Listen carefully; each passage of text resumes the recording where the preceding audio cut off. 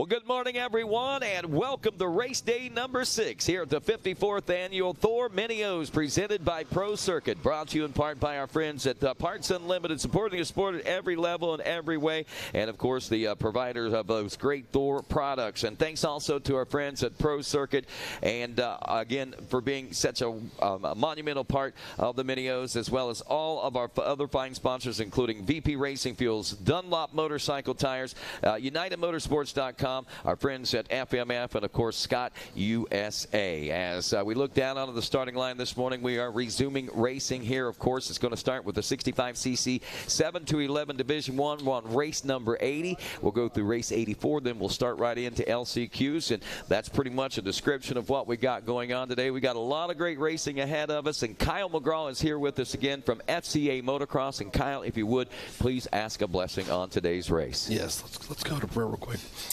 So, God, we thank you for today. We thank you that you've been so good. And, God, we just ask that you watch over us today. You keep all the riders safe. You keep the flaggers alert.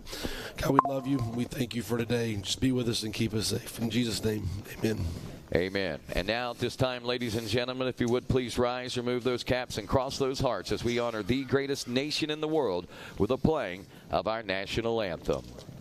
Oh, say, can you see by the dawn's early light what so proudly we hailed at the twilight's last gleaming, whose broad stripes and bright stars through the perilous fight o'er the ramparts we watched were so gallantly streaming, and the rockets red glare, the bombs bursting in air, gave proof through the night that our flag was still there. Oh, say does that star-spangled banner yet wave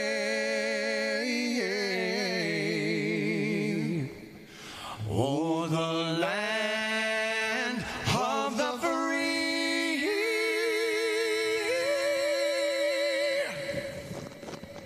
and the home of the brave. Let's go racing. And there you go, folks. The stage is set and racing action is about to resume here at the 53rd Annual Thor Mini-O's presented by Pro Circuit. And, of course, as we look down on the line, our race number 80, the 65cc 7 to 11 Division 1, getting set to blast off into turn number 1, including riders like Andre Williams, Benjamin Baumick, also looks like Alejandro Gonzalez, Tanner Buckman, Hudson Workman, Dominic Steele, Parker Beckington, Deegan Sugamelli, Jacob Riley, Enrique Rodriguez, Weston Otto, Charlie Fitzmaurice, Carter Holmes, Micah Lastovaca, Tanner Buell, also Matias Gomez Arula, Christian Oxa, Gavin Wellseen, Jackson Jones. They are off and rolling into that first turn, keeping an eye on those for us. Wes Kane, Jackson Jones, also Daxton Gibbs, Jao Ferrara, Racing Kyler, Ryder Anderson, Brandon Steele, Grayson Junke, also Lucas Bush. We're looking at Deegan Stewart, Levi Letty, Gunnar Wilson, Joshua Pearson, Jet Raw, also Julian Martin, Uriah James, Mason Schmelzer, and Ryder Likens. Checking out onto the racetrack now as we make our way around this one, Wes Kane. We've got I'm trying to get missile lock on that leader. The riders at the top of the 45 or 48. 48. Deegan Sugamelli, I believe, who we are looking at right there. Ocala, Florida's Sugamelli, backed by Thor, of course, Bell, Dunlop, and also our friends at RD Construction.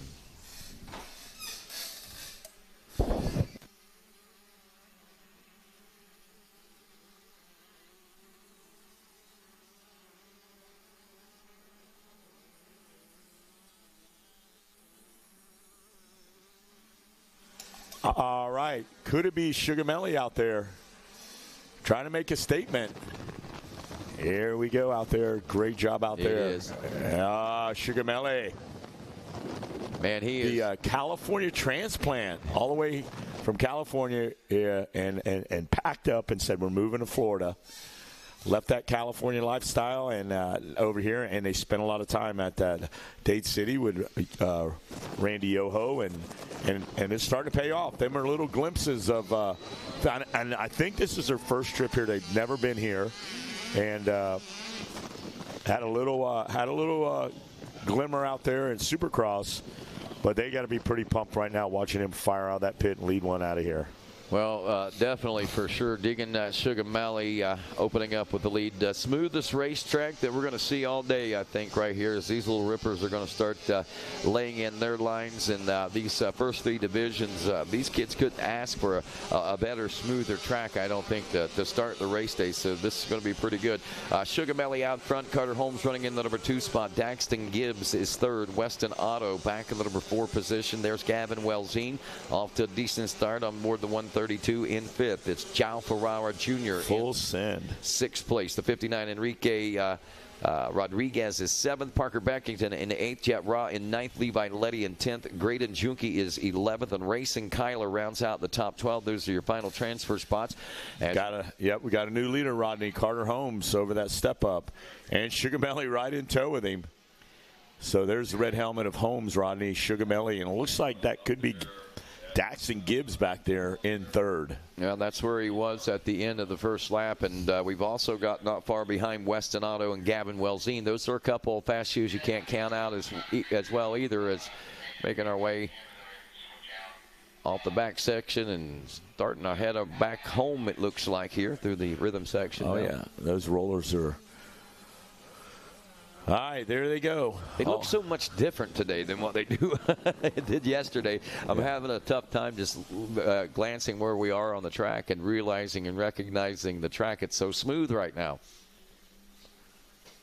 Into the switch lanes we go. Our new leader, the 77, Carter Holmes, and he's starting to put some real estate. But look at this. Things are starting to heat up back in 3rd. There's Welzine. Shuffle in there. Do you see that? Holmes went to that outside line. And Sugar Melly stayed right in there, so Sugar Melly rolls back up in there. But here comes Gavin Welzine now. I believe it's Welzine that's going to jump up in there. Western Auto. That's K-Dub's guy right there, Western Auto. Yeah. And there they fire out of the pit. So at the end of 2, Holmes and Sugar Melly, Gavin Welzine does secure that number 3 spot and is working on Sugar Melly right now for the 2nd place position. Daxton Gibbs in 4th, Rodriguez Beckington in 6th, Ra 7th, Racing Kyler in 8th, Letty Otto. Otto dropping several positions back to 10th. Junke in 11th, and Jao Ferrara Jr. has dropped off to the 12th place position. So Jet Ra in 7th. Jao Ferrara Jr. I got the jaws and all that kind of stuff mixed up in my mind. But there, I got it all sorted out. All right, back to the track itself. Look at this here. Yeah. Man, and they're going at it right there, yeah. Welzine took it, man. I mean, he's not only taking it, he is starting to put some distance. He's laying chase now to Carter Holmes. I think that Welzine is looking ahead to a possible Moto 1 win. That's what he's thinking right now. The big question is, does he have enough time to make it happen? And we are on lap number 3, so we still have a little bit of time. But the other question is right now, no, it's paved. Is it paved right now, or is it bad road? It's 20 miles of smooth road, if nothing else, right now. Sugar Melly, Welzine, then Sugar Melly. Daxton Gibbs now working on a 3rd place position away from Sugar Melly. Got Enrique Rodriguez back there in the number 5 spot. Can't be counting him out either. Just a few seconds, but anyway. The race is on. On it. A couple of guys back there, notables. There's Weston Otto back in 10th. You got Yannick, Fairbear, Williams, Butte, Anderson, Lastov, Castrada, Lavin, Bush, and Yucca, all in your top 20, brought to you by our good friends at Dunlop. And there's the Progressive Live drone if you're watching on Racer TV. Rodney, up out of your seat, what do you see? Man, I see poor 48 Deegan Sugamelli has been under fire since he got that hole shot. And Carter Holmes checking in with third lap complete with the lead. Gavin Wellsine taking over the second place position. Daxton Gibbs now moves up to third. Enrique Rodriguez is fourth, and Deegan Sugamelli, like I told you, under fire there on that lap right there. 3 riders getting by. Another one of the scenarios, one rider pushes him out of his line, gets him out of his comfort zone. The other 2 right behind him take advantage of it as well. So Sugamelli going to be trying to fire back, but a very respectable 5th place position right now with backing him back in 6th. Kyler, Ra, Letty, Otto in 10th. Andre Williams now 11th. Tanner Butte rounds out the top 12. Well, it's all about timing. Sugamelli, first time here after moving from California, and then it's just like when you're looking at Getz out there, there's a timing when you think it's right, you get in there, and then you're going to learn some stuff. But what Sugamelli can take from here this week and go back and regroup and get ready for the ding out in Oak Hill, that's what they're going to probably end up doing there. They're going to work hard. There's our guys out there making sure everybody's okay. But you got to get in there and engage yourself right now. And if you're Sugamelli, you're doing a great job out there battling with these guys. You're probably going to be racing for the next 10 years. Oh, yeah. Definitely a great learning opportunity for him. And certainly you can see he's got all the right pieces to the puzzle. He's just got to get them put in the right places. And once that happens, Sugamelli is going to be I really believe, going to be one of the key players in this group of riders that is moving up through the ranks together like you were talking about. Well, one thing I always say, if you can win on Dade City on Saturday night, you can just about go anywhere and do justice on a dirt bike, because that place is a hornet's nest down there of locals that are hard to beat on Saturday night. So if you can handle them, you're ready to go elsewhere for sure, and that's where they're camped out at. Well, I'll tell you what, right now Wellsine is looking for justice for himself and a win, as he's looking for Carter Holmes ahead of him, and he is reeling him in little by little as we watch this one unfold. Holmes checking in with a 2:681 lap time on lap number 4, 1:59.3. So 1.3 seconds faster was. And that 2.5 second gap has been reeled in from about 4 seconds now. Not cut in half, but 1.5 seconds. We got still a little bit of time to go. So Wellsine inching his way towards Holmes. Gibbs still back there in third at Rodriguez, Sugamelli, Kyler, Beckington, Ra, Letty, Otto, Williams, and Tanner Butte now rounding out the top 12 as we are watching our number 77, Carter Holmes. This is your leader. This is the final lap of racing, and Wellsine had best be getting better than 1.3 seconds faster lap if he wants to bridge that 2.5 seconds that he has to. Great battle going on right there. Beckington, Raw, and Letty. Otto, 7th, 8th, 9th, and 10th. It is heating up as they are jousting for position to get the stage set for moto number 2. Rodney, what do you see up there? There's Holmes right there. There's Holmes right there, and there is... Wellsine knocking at the door. Wellsine still a couple seconds back, and I think Gibbs is back there somewhere as well. Knocking at the door. Hey, who's there? It's Gavin Wellsine, and I'm coming through with vengeance.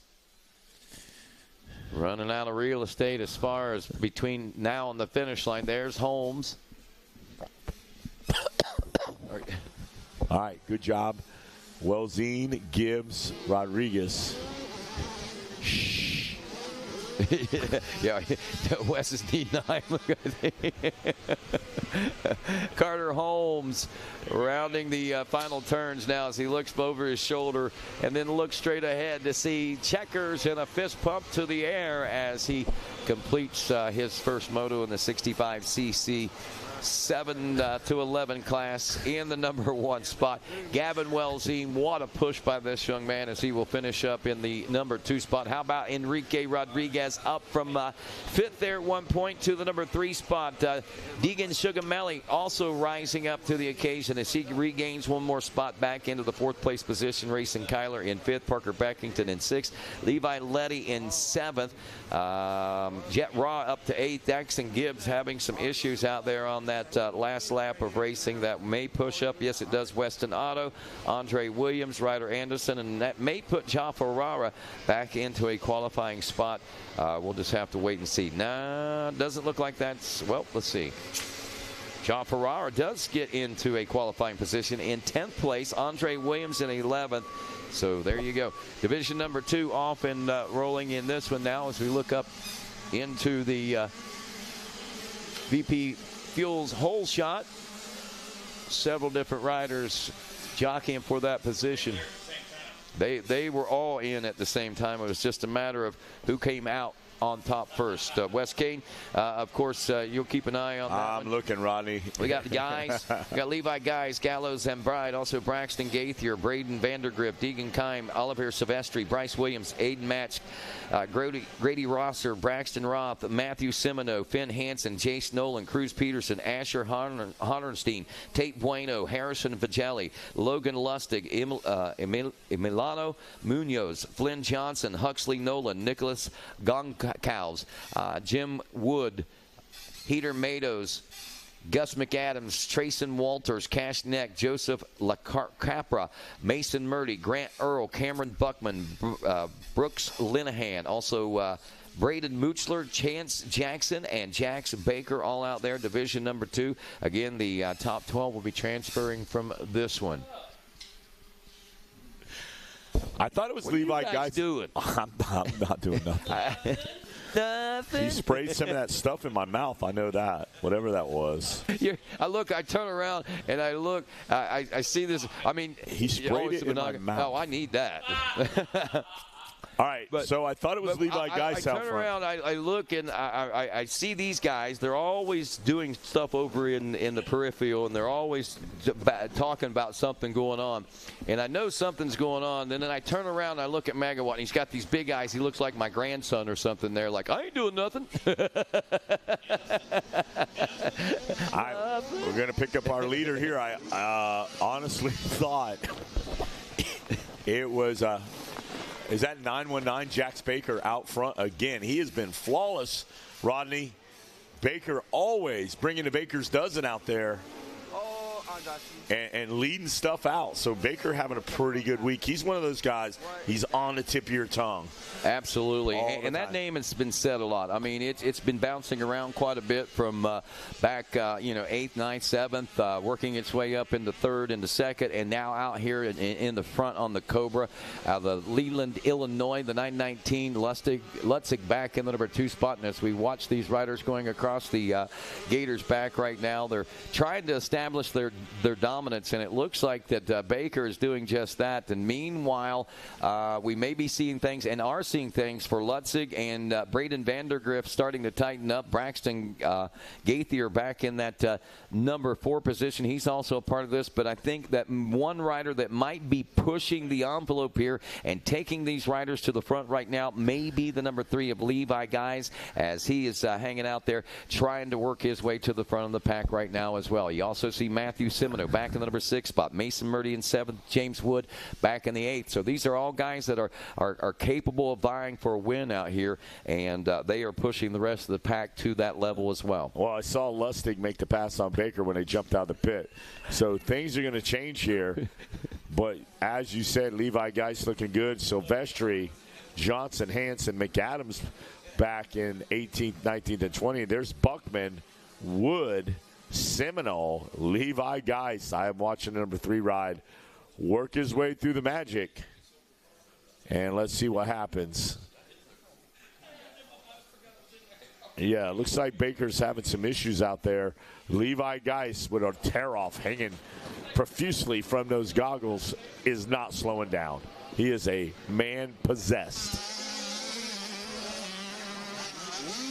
There he goes, Geis to the inside. So Geis rolls down to the base of the pit, picks one up. There's the number 3s. Keep eye on him. Geis fires out of that pit. He actually got 2 riders down there as he swooped down into the pit, fired out. So Geis moves up to second. Lustig there. So Geis, like you said, was the one to watch in this one. Baker back to 7th, Rodney. Absolutely. I saw him in the number 5 spot, and then I saw what was taking place out there, and I saw how quickly things went, and I knew that Geis was making that push. So right now, 3.7 seconds behind. Now get this, Lustig has taken over the lead on this one according to timing and scoring. You didn't see what happened out there, but in theory, he's a little bit faster than Lustig right now. So with Lustig, 2:04.3. If guys can continue to make that push right now, then we may see him challenging for the number 1 spot here as well.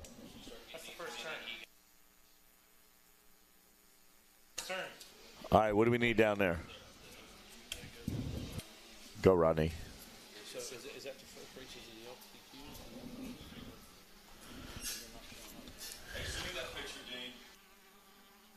No, hang on.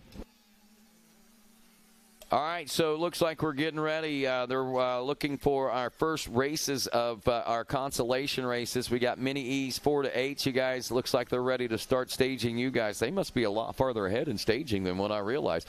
Consi 1 and 2 of the Mini E 4 to 8 Limited.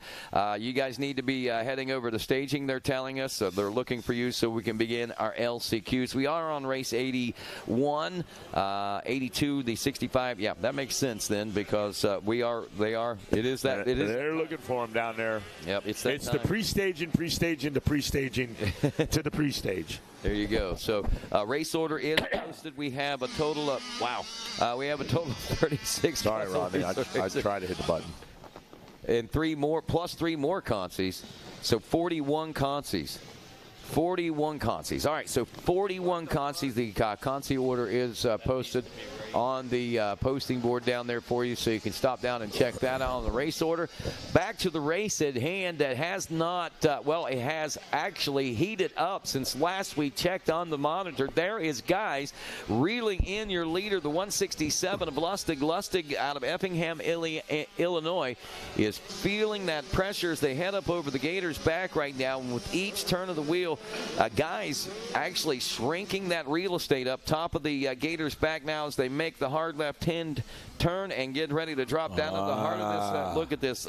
We see guys right there. A 3rd and 4th place battle shaping up as well as they're going wheel to wheel also. But all eyes, I believe, on Geis up front. Oh, Geis now with fire in his eyes. Look at him standing up through those turns. Here they go. They go up to the top. They're going to make that bottleneck, and they'll head down the Kevin Windham noted 20 miles of bad road. And Geis, look at it. It's getting a little rough out there on the outside. Look at it now. Yep. Tail fishtailing it down through there as he tries to find that loamy rut. Geis goes to the outside, though, in that Thor Powell left-hander. Now, that's the traditional 20 miles of bad road. We added 30 miles of bad road down the Scott Highway there yesterday. No, the highway has always been the bad road. The highway. So that other piece over there is the add-on. Well, anyway, yes, sir. You got the toll booth coming out of there. That's what we do. Hey, the switch lane, you can take the bypass right there. So there he is. Geis still chiseling away at him. And he got a little bit out. Geis is a little faster in different places, but right now this is where Geis is dangerous coming down into that Gator pit. He hangs in tight. They're right in front of us, and they dive down in there. White flag out for Geis, Rodney. Man, look at this battle going on back here. It is not relinquishing whatsoever. Oh. I thought the guys was making the pass there for a moment, but Lustig has really risen to the occasion. And now this right here is where Geis is fastest. 2:01.7 dropping in and out of the pit. And a 2:01.4 is what our leaders are turning right here. Mason Murdy has moved up into the number 3 spot, by the way. Braden Vandergrift dropping off to 4th. But again, all eyes on this prize up front for first place. Everybody out on Racer TV right now enjoying that Progressive Live drone shot out there as Geis right there, Rodney, ready to pounce. All he needs is just one little smidge of a break. But Lustig still holding court. He's like, no way, Jose, not on my shift. You are not getting around me.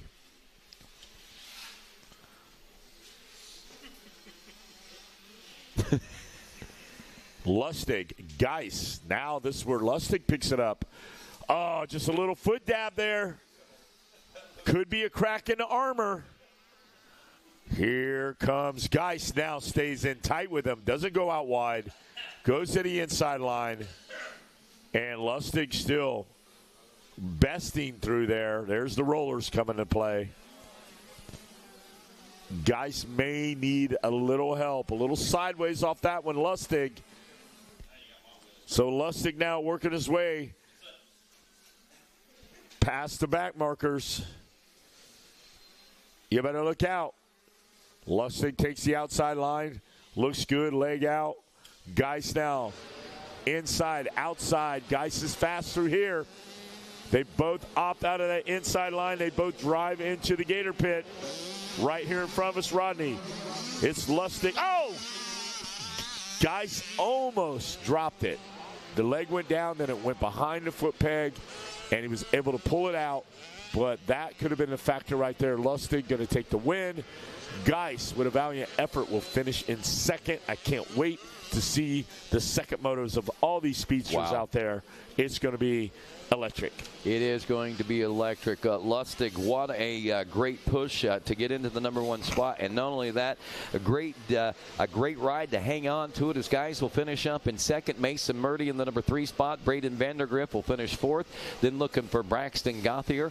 Then Matthew Simoneau, Cameron Buckman, Heater Matos, James Wood, Jace Nolan in 10th, Braden Muchler in 11th, and Tate Bueno to round out the top 12. Again, remember the official results are what's posted over at the posting board. Right now we're good through Wood, and looks like we do have Tate Bueno moving up, so actually Braxton Roth will take the final transfer position, as we did have a couple of little changes there at the very end. Muchler having some issues dropping out of transfer spots. See, Division 3, 65, 7 to 11 off and rolling now. J.C. Ray Jones, Donald DeMero, Steele Leonard, Chance Oldberg, Mason Giles, Parker Langer, Ryder Palmer, Trevor Gustav, Mason Schaefer Howe, also looks like Brent Bentley Mara, Rowdy Rab Jones, John Everett Pastero, Grayson Dempsey, Ryan Cesaretti, Parker LeBeau, Owen Seeley, Aiden Held, Tucker Tix, Addison Likens, Lorenzo Ricken, Brim Brockmuller, Forrest McPherson, Carter Hildebrand, also Absher Hall, Hudson Francis, Revan Thompson, Kason Neck, Grant Woodring, Billy Cassidy, Armin Nunez, Joey Carpacopa, Gavin Audette, Jax Keller, and Leonardo Gonzalez, Adar, San Juan, Del Rio. And look. Jax Keller or Audette or one of those out there may had got the whole shot. I can't get a clear read on it. Jax Keller. I might have said Teller, but you never know. I was. I don't it says it right here. What's it say? It's Rodney? Keller. If I said Teller, I meant Keller. What? Yeah. Yeah. Like JoJo Keller. All right, here we go. They are making some power out there. Looking good. And I'm looking for our leader. I'm trying to get a read on that number. It's 9 or 1-9 or as he comes through, he'll be buzzing a tower here in a minute. It's the 160. If my eyes aren't deceiving me. No, 190, 160. Lorenzo Ricken. Oh, no. Well, down and doesn't look to be in a good position right now as he's trying to get out of that bike. We got things happening up front here. And wow, look at this. One rider is pushing through the pack right now. And I believe that was the, might have been LeBeau. Let's see. We'll check them out as they come through. Lorenzo Ricken still your leader. Parker LeBeau of 74 into the #2 spot. Chance Olberg is third. Forrest McPherson in fourth. Rowdy Rab Jones in the #5 spot. Tucker Tix is 6th. Brock Bremmuller in 7th.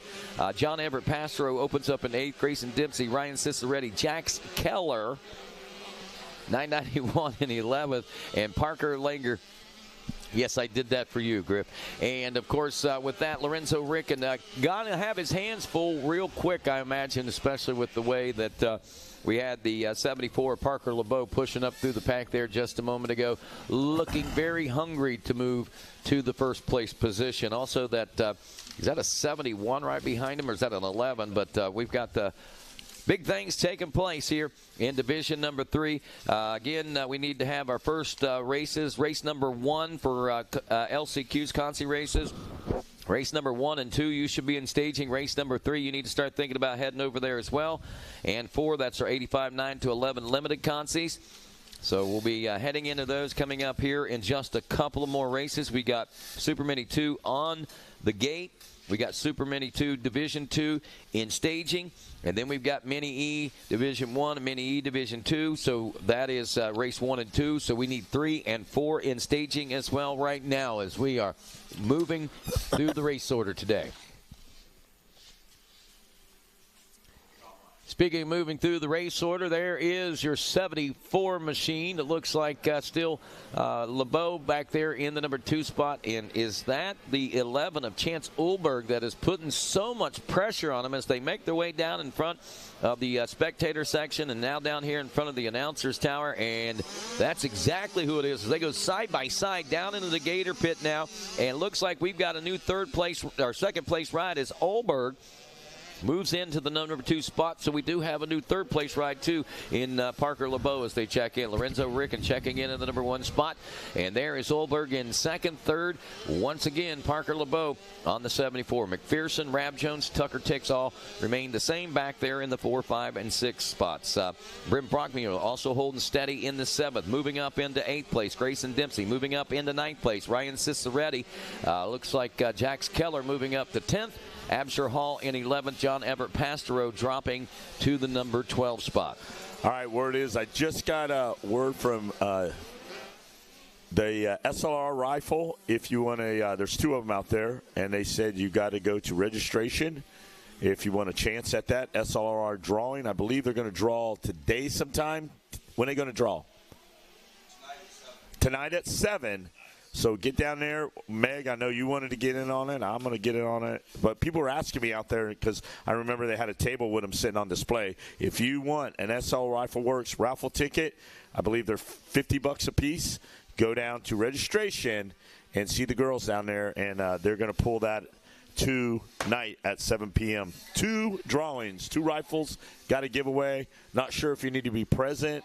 I think you have to sign your name, and you're good to go. So I'm going to get in on that for sure. I can't believe you haven't already, West Game. Hey, been busy up here. It's been a Pier 6 brawl just in the tower, calling these races. They in, out, go. Here we are. Ricken, Ulberg, LeBeau, McPherson, Rab Jones, Tix, Brockmuller, Dempsey, Sharetti, and Keller. All up in your top 10. Absher Hall knocking at the door. Pastua back in 11th and 12th. Cassidy in there. Audette. And keep your eyes peeled. And that brought to you by our good friends at Dunlop. 2 laps in. 2 laps complete. And it's Black Friday down there. Jeff Cernick and the boys say, hey, I want to travel light out of here. Just go over there. They got the tire deal you're looking for. Don't slip on it. Grip on it.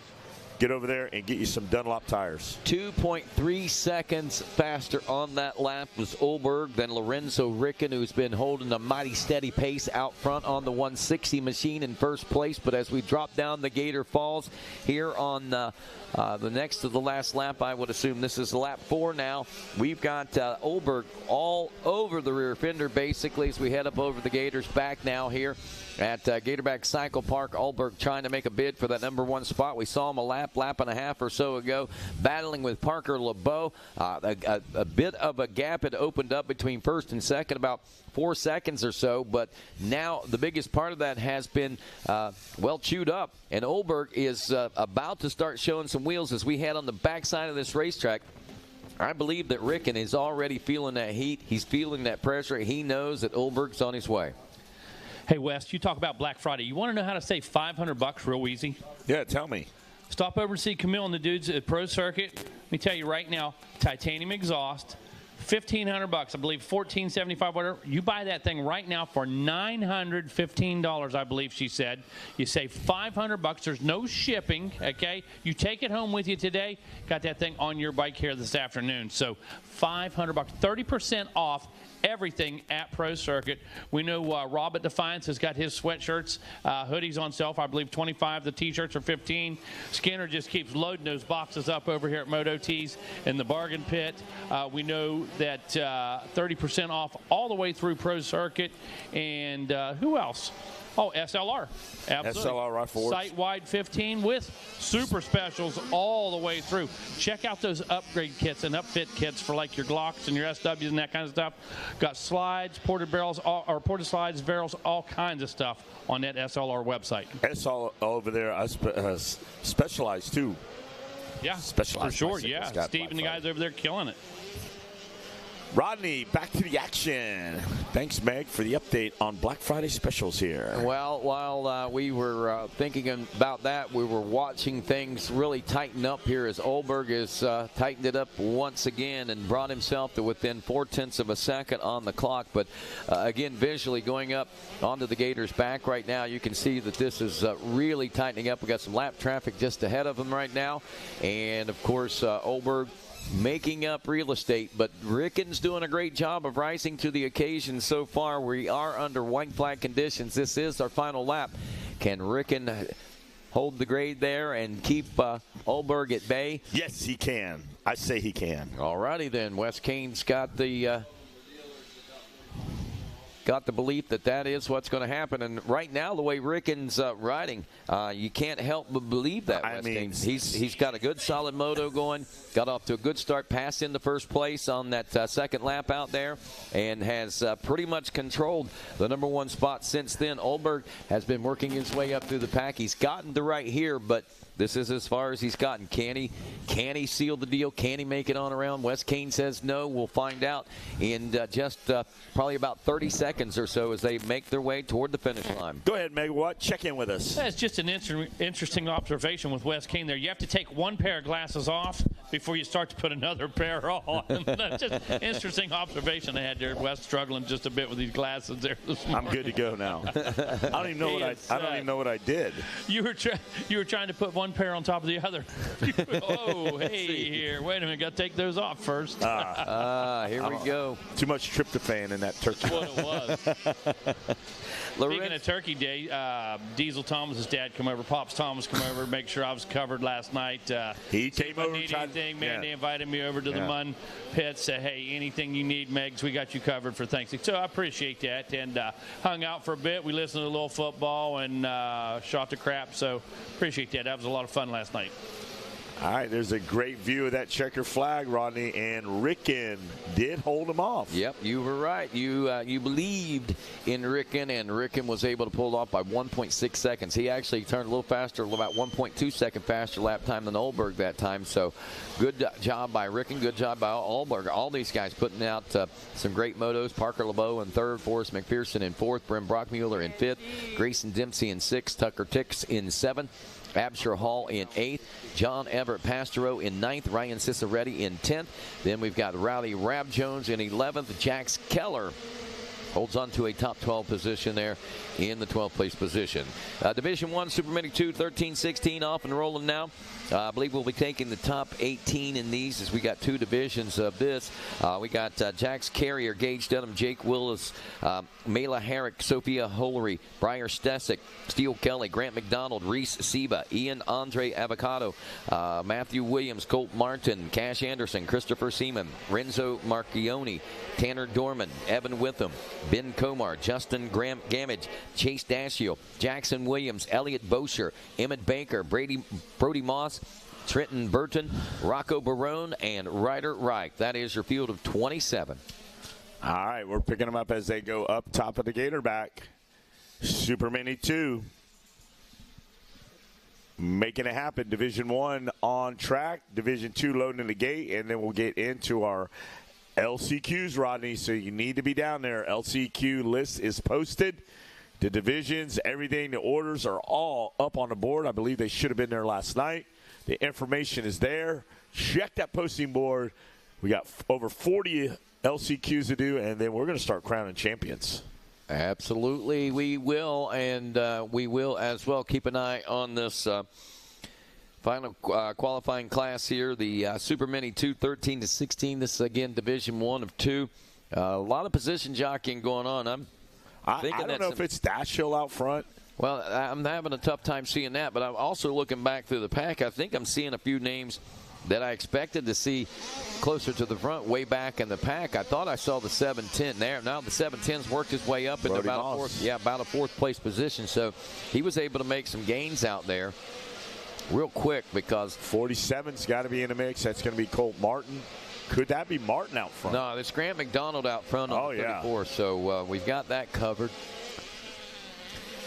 But the big question is what's going on behind McDonald. Elliot Bosher in the number 2. There's Colt Martin in 3rd. Brody Moss in the number 4 spot aboard the number 10. Reese Seba is 5th. Dashiell, Chase Dashiell in 6th. Briar Stesic in 7th. Tanner Dorman in 8th. Jace Willis 9th. Ian Andre Avito Marquine in the number 10 spot. Then Mela Herrick, Cash Anderson, Gage Dunham back in the number 13 spot. Evan Witham, Justin Gamage, Steele Kelly 16th, Ryder Reich, and Ben Komar, your final transfer spot. Rocco Barone, Jax Carrier in the 19 and 20 spots just outside transfer positions. All right, McDonald, Bowser, Martin, Moss, Seba, Dashiell, Stiek, Stesic, Dorman, Willis. Is that a battle with Martin and Moss going on right now? Martin about to get after it. Him and Moss now linking up. Let's see what happens out here as they head through that Thor Powell left-hander. I mean, hey, you get tagged on that one. That's going to be there, the Thor Powell bottleneck. And I haven't seen anybody go that fast around that. I don't know that I ever have. I mean, he never lifted. He went to the outside and made the pass. I seen Deegan do some wild things over that, but I've never seen that. Yeah. So here we go now. McDonald trying to wrap up lap number 2 in control, and barring no mistakes, he'll do that. The battle's behind him right now. Bosher, Colt Martin, Brody Moss, and look at this. Here comes Seba, and I believe Chase Dashiell's in, throwing his hat in the ring, and not far behind them all the way back. Stesic's back there in 7th. Dorman back in 8th. These guys are kind of tight right here. Martin now trying to get on Bowser right there. 305 Bowser looks over as they jump out the Gator pit, and he sees the 47 ride, but Moss, Seba, and Dashiell are all pushing the envelope. There they are right there. There's your guys. Wow, we got trouble up front for Graham McDonald. Or no, that's McDonald way out front. He's 6th. That is still the battle for second. Martin, Bowser, and Moss going at it right now as they are making their way across the top of the Gators back now, about ready to drop down. It is still Bowser, the 305, I believe, in command of that spot. But wow. Yeah, I mean, Graham McDonald is gone. Yeah, he is. He is in another zip code area code right now. And he's loving it right now. Yeah. McDonald all by himself, leaving Bowser, Martin, Moss, Seba, and Dashiell. Dorman comes into the fracas now to deal with this. Remember, guys, we got Division II Supermini on the gate, and look, they're already lining up. All these many E-Riders are getting in staging for their LCQs coming up. It's going to be lickety-split as we get through here. Race 1, 2, 3, 4. You guys are all due in staging right now for the LCQs. Race 5 and 6, you need to start thinking about it. You'll be heading over here in a minute as well. There's McDonald now, buzzes the tower. And here comes the rest of the crew, the rest of the gang.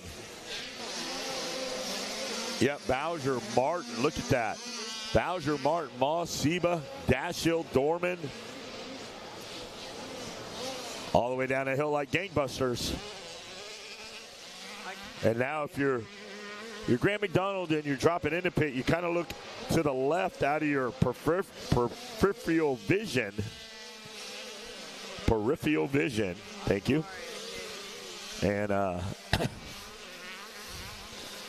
you're getting a hooked on phonics lesson this morning. It. Hey, I mean well. I love you too, man. All right, here we go. Apparently you guys can see How about steady as she goes now for your leader. Smooth sailing ahead. 3 sheets in the wind. Is Grant McDonald. Color Me Gone. And the race now for second, third, and fourth is now starting to isolate itself away from fifth and sixth. As you can see, McDonald out 20 miles of bad road all by himself. Where is Kevin Windham? Where is Windham when you need him? There's second, third, fourth, fifth, sixth, seventh, all out by the road. And coming in to the center field, he'll be coming down the main straightaway down into the twisties, will be Grant McDonald. 1, 2, 1, 2, 1, 2, 1, 2, 1, 2, 1, 2. There you go. Now I can hear myself. So I'll be tripping on my words. It felt like I was calling a race with my hands over my ears. It's not easy to do. All right, there's your leader, Grant McDonald. Looks good. Old McDonald had a farm and a heat race win. We'll make him happy.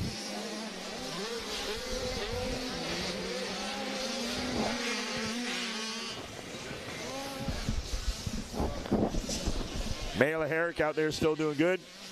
Gage Dunham looking for that breakout ride. McDonald still a force to be reckoned with. Pop McDonald got to be happy. Martin makes the pass on Bowser now. Martin down at the bottom of the pit. Sweeps to the outside. There's Grant McDonald on Racer TV. Cool, calm, and collected out front. He definitely is making hay while the sun shines. He is riding Griff. He is riding a ride that dreams are made of here at the 2024 Mini-O's, presented by Pro Circuit, brought to you by Thor Parts Unlimited. 53 years in the making. There he is right there, Grant McDonald. He's got the farm and the whole enchilada with him right now. You got enchiladas? Well, old McDonald had a farm, and he's got and Keegan's coming up. Keegan's coming up with some. What is that, Keegan? Woo! I love it.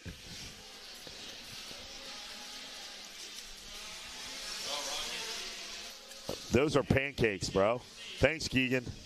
Oh, those are the pumpkin spice pancakes. Yeah, the beautiful. Char, I believe, made the sweet potato. That's it. Potato pancakes. Yes, very, very good. Grant McDonald out front of this one and taking the checkers in the win here. 5 laps down, now 6 out. Now, well, I should say 5 as McDonald takes that win. Colt Martin in the number 2 spot was running about 12 and a half seconds back. At the checkers, he is 14. Then Brody Moss moving up, getting around Bosher and Seba both dropping back. Martin and, Moss and Tanner Dorman moving up. Also Chase Dashiell moving up. Elliot Bosher and Reese Seba now running 6th and 7th. That's where they'll finish.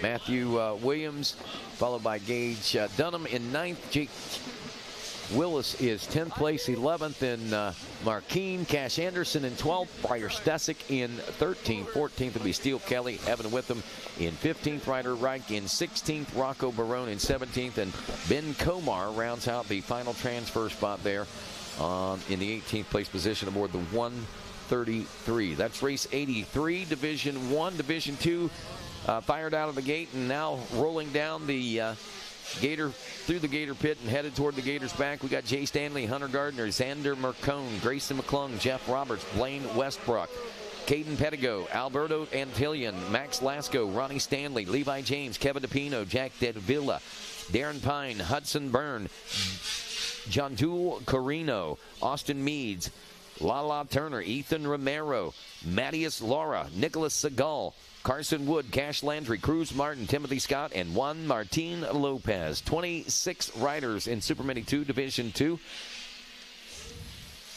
And it looked like Kawasaki out front. We'll get a look at him.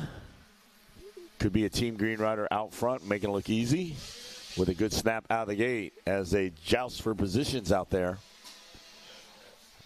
There they are alongside, rider having a little tumble there. Yeah. And hopefully he's going to be okay. A little high speed there. That 20 miles of bad road can be rough, huh, Rodney? Absolutely. That's why they call it that. Oh, yeah. That's how I got its name. I am trying to see who our leader is out there. Team Green Kawasaki rider. It's got to be Ryan Holliday's sent one of his troops out here. And let's see what it is, Rodney. Oh, of course, it's Carson Wood. Yeah, I wouldn't do it, but Carson Wood. Out front, Carson Wood with a snap out of the gate, Rodney. Absolutely, and Carson once again proving his worth there for the Team Green Monster Energy folks. And, of course, we got Fox, Oakley Pro Circuit, HBI Racing, Dunlop, Renthal, Maxima all backing that young rider. So we check back to second. Kevin DePino, Lala Turner gets off to a great start there on her gas. It is Ethan Romero in fourth, Austin Meads in fifth. In sixth, there'll be Cash Landry. Seventh, Nick Segal. In eighth place position, Timothy Scott, Caden Pettigo in ninth. Then it's Juan Martin Lopez, Jay Stanley, Hunter Gardner, Mattias Laura, Alberto Antillion 14th, Blaine Westbrook in 15th, Ronnie Stanley 16th, Levi James in 17th, Jack Davila from San Jose is the 53 machine, your 18th and final transfer spot at the end of one. Again, this is where they want to be at the end of 5, but right now this is where they're starting out, so let's see where they're going to finish up. And that top 18 brought to you from our Dunlop leaderboard after lap number 1. Thanks, Meg. All right, Dunlop got that Black Friday. Get over there, folks. Load up. Jeff Cernick, Rob Fox are making deals so you can put Dunlops on wheels and get on out. Carson Wood out front. There's Delfino, Turner, Romero, Meads, and Laundry. Couple guys I'm looking out for back there. Lala Turner up in third. Not let them give her the bamboozle right now this morning. You know, I got to say, I didn't realize Lala was actually as young as what she is. I've been so impressed with her abilities and what she's been able to achieve. Yeah.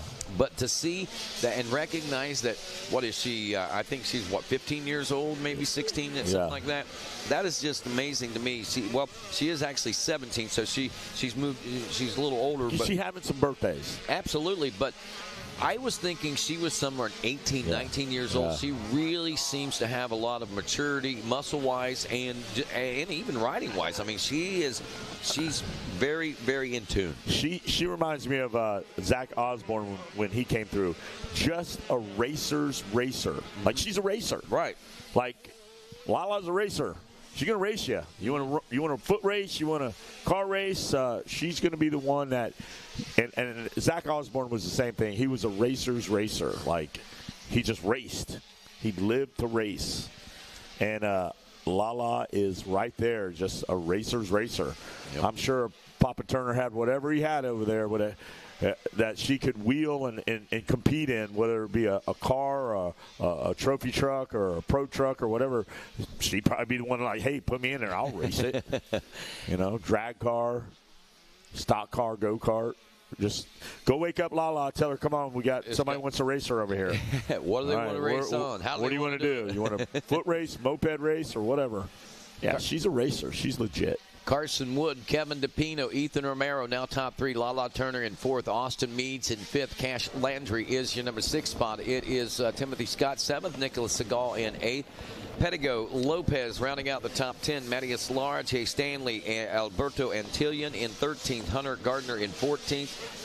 Blaine Westbrook, Jack Davila now moving up from 18th to 16th, securing what looks like a better start position in the second motos. Ronnie Stanley in 17th, Levi James in 18th. Jet Roberts still just outside the top 18 in transfer positions. As we wrap up now, lap 3, there is Wood, DePino, Romero, Turner, and Meads checking in your top 5. Now, there seems to be a bit of a battle that is shaping up there amongst our top 5 as we check in here, West Kane.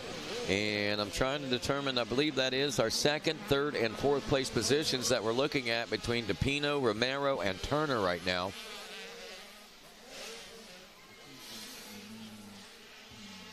Romero, Turner, and Meads. DePino might be a little further ahead as we look ahead there.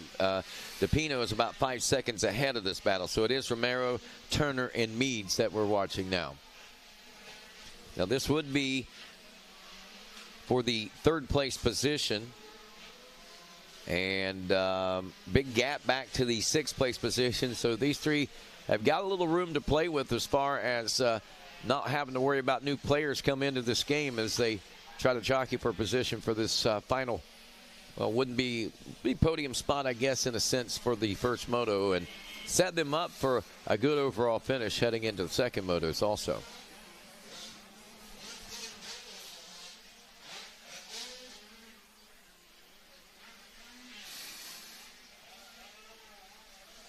And again, becoming a fan of what's going on instead of announcing the race. That's we're watching these leaders work their way around and continue to wage war and battle for that. There's Romero, checking through, I believe, with a lap complete. There, actually, Carson Wood has checked in with his first lap. There is DePino checking in, and here comes Romero now, and Turner and Meads in this battle. Let's see how it's shaping up now. Still no change in positions other than the fact that they are only tighter in this battle. Has turned into a battle for fourth place between more of Turner and Meads at this particular point, as it looks like Ethan Romero getting a little bit of a breathing room as they're dropping down into the Gator pit, heading toward the Gator itself. Over the Gator's mouth now, and headed to the Gators' back. Lala Turner still hanging on to that fourth place position aboard the 99, but she may not be in a good position to hang on now, as here comes Austin Meads. Turner shuts the door down, and Meads not able to make that pass as they drop back down into the heart of this racetrack now and start heading out back toward the Gators' Tail and the Scott Highway. The 20 miles of bad road, and here he comes again. Meads trying to go around the outside on Turner, making a bid for that fourth place position. Clear shot right there on Racer TV of Carson Wood. Here comes that battle. There's Wood again, now trying to work his way through those. Look how deep the ruts are in there already. Consies are on the gate. Carson Wood on Racer TV. Buzzing the tower. There he is, Rodney. Get a look at that young man. Absolutely looking good there. Stellar. A stellar performance. Stellar. He is stellar right now. DePino in the number 2 spot. Romero in third. Again, Turner and Meads. That's where I've been watching that battle. And checkers are out for Carson Wood as he takes the win. DePino. What a shot. He took the shot. Shots fired by Carson Wood. There's Romero checking in now. Where's our fourth and fifth place? Did Meads, did that subside? I haven't seen it for a few moments. There is Turner, so it looks like that has changed up a little bit. So Meads does get around. All right, so, we'll be taking the top 3 out of 2 consies, top 6 out of 1 consie, so you can plan accordingly. By the way, Meads did make that pass and stick it on Turner, so Turner now in 5th. Cash Landry will finish in 6th. Timothy Scott looking for 7th. Pedigo, Laura, Segal, Stanley, Lopez, Antillion, Davila, Gardner, Westbrook, Levi James, and Hudson Byrne are looking to be our top 18 transferring spots. Again, check the posting board. The official results are what will be posted. We are headed into Mini E 4-8 Limited. This is our first consie. And I believe we have, 41, if I'm not mistaken, total consies to go through today before we head into Moto number 2. Again, top 3 if we've got 2 divisions, top 6 if there's 1 division in these LCQs that we're heading. If we have a single LCQ, it's 6. If we have a double LCQ, it is the top 3. Yep. So we're looking for 6 to fill the last 6 spots. So K-Dub in the house. Good to see him out there. Yep. Man, I wish and I believe you were saying the same thing what I kept saying early on. The buzz out in the back. K-Dub, jump in here real quick. Let Rodney fill his face full of sweet potato pancakes Keegan brought up. But hey, K-Dub, good morning. Good morning, bud. Good morning, West King. Good morning, Gatorback fans. Yeah. K-Dub in the house. Hall of Famer here. Yes. It's a Hall of Fame. It's a Hall of Famer Friday here. Not only Black Friday, it's a Hall of Fame Friday when you got K-Dub in the house. That was a tremendous experience. Such an honor. So. Hey, you deserve it, man. Thank you, bro. You did it. You rose to the occasion, and you've been a statesman and a representative and a good citizen, I might say. Well, thank you, Wes King. You might have got that Grantley Herbert Award back in the day. Well, you could probably still get it. It's eligible for everybody.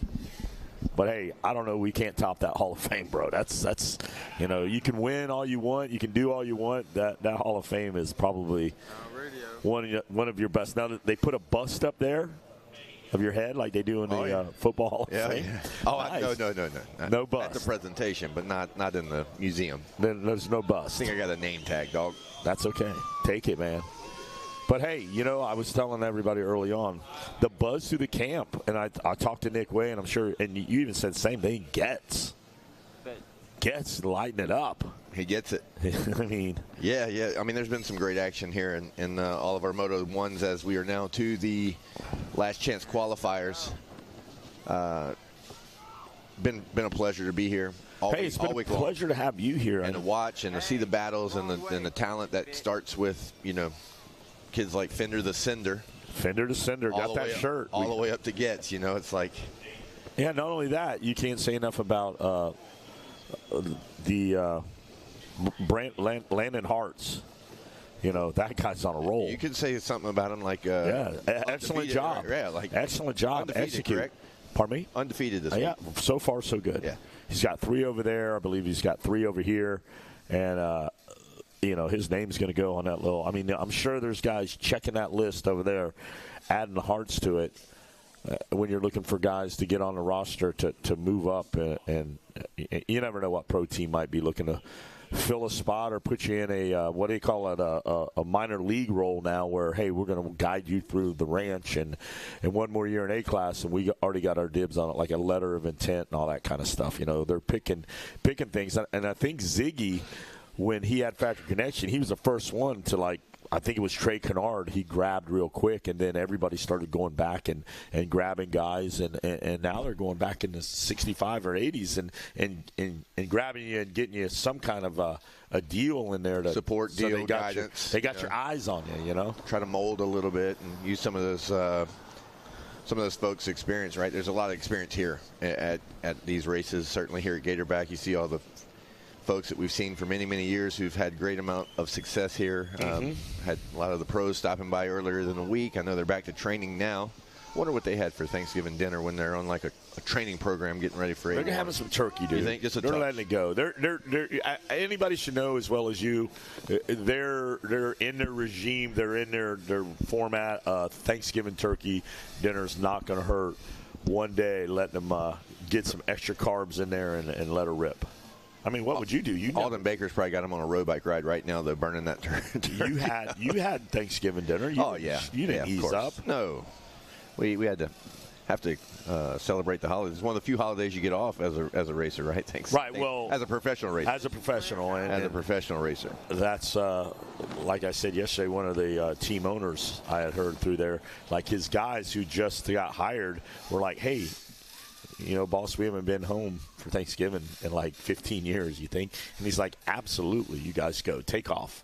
And, so things happen out there like that. You get in a regimen of the amateur program where you're steadily hitting these things. It's way different for the professional guys because you want to go home for Thanksgiving dinner with family. And I'll be honest with you, as I was cruising through the pits, I mean, obviously my wife and kids aren't here this morning, but, you have that family feel here where you go and visit and eat with so many friends and family that you've been around for many, many years. Yeah. So great times last night. These poor refrigerators in these motorhomes, though, they're kind of small, right? And there were so many leftovers by all the campers that I went by. Moms, dads, they were cooking, frying, baking. It was awesome. I was pretty full. I was. What did I say? I was full as a tick last night. I even went and got a root beer float. Yeah. Well, you weren't that. You went and saw the Martins? Yeah. Okay. Good. Did you get some? No, not last night. You're going to make it up today. I'll make it up today. But today will be a twofer. Couldn't find Kelleher. You were looking for him. You were calling me. Yeah, we were actually going to go over and hang out with him. We were. And break bed. All right, we got the white flag out on this one. Mars, Wheeler, Gleason.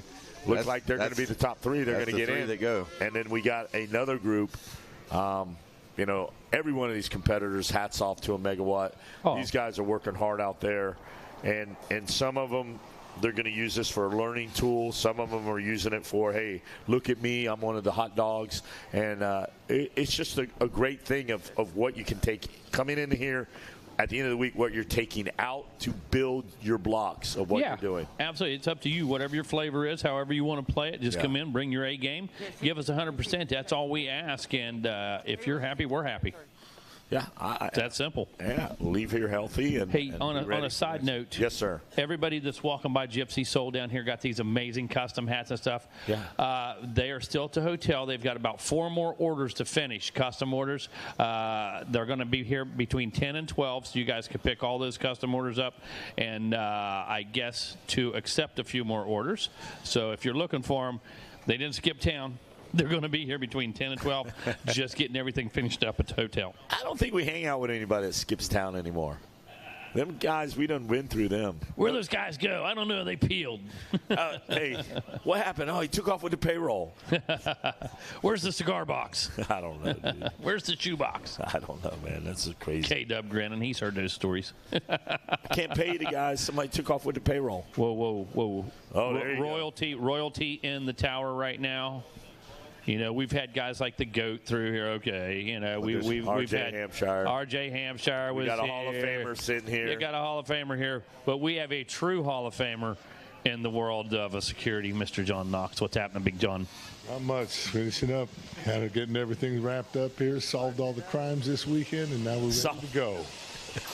I love it. CSI, crime scene investigation. Hey, and side note, not only do people see John out there rolling around, this guy had an epic football career. Oh, yeah. He's got I got a national championship ring, but it wasn't epic once I hit the NFL. They were a lot bigger and a lot stronger. Yeah, but you suited up for the Oilers. You were down in Houston and ruffled them up. But, hey, that championship ring's got to always look good on that, wherever you got it, John. 76 with Pitt. That's what I thought. Yeah, 76. Oh, yeah. And I love just showing it to Tim Cotter. Oh. I love Griff. Oh, yeah, Griff, they hate me. Hail to Pitt, baby. They have a special bumper sticker just for you. Oh, yeah.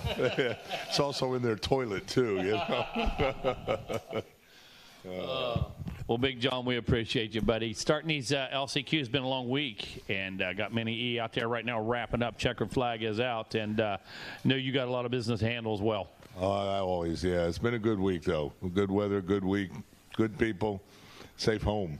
Awesome. Good to see you, buddy, for sure. Something about Big John, man. We've been friends for a long time. We go way, way back. But when I'm getting just a touch sideways and I come around the corner and Big John lays those eyes on me. Oh, yeah. I'm like, whoa, bro, I'm straightened up. Absolutely. That's all it took. And let me tell you, I mention this all the time, Kevin. At the top of his stats, you mentioned the ring, the Oilers. It's amazing. Ricky Carmichael absolutely will not travel to Europe or wherever without him. That is RC's personal security. That started back in the early days of RC going to MX of Nations and some of the races over there. But he said, that's it, Mega. He said, I don't go without that guy there. That's my guy, Big John Knox. He's got to have it because he can still get in that three-point stance and light you up. All right, here we go. LCQ's out there going at it. We're watching our guys that got the green flag. They'll reboot here, and we will take the top three. Top three is going to be Liam Shimwell. Shimwell looking good out there, trying to solidify himself a spot into the second moto. So it's going to be good. Top three, same thing, come down on the podium.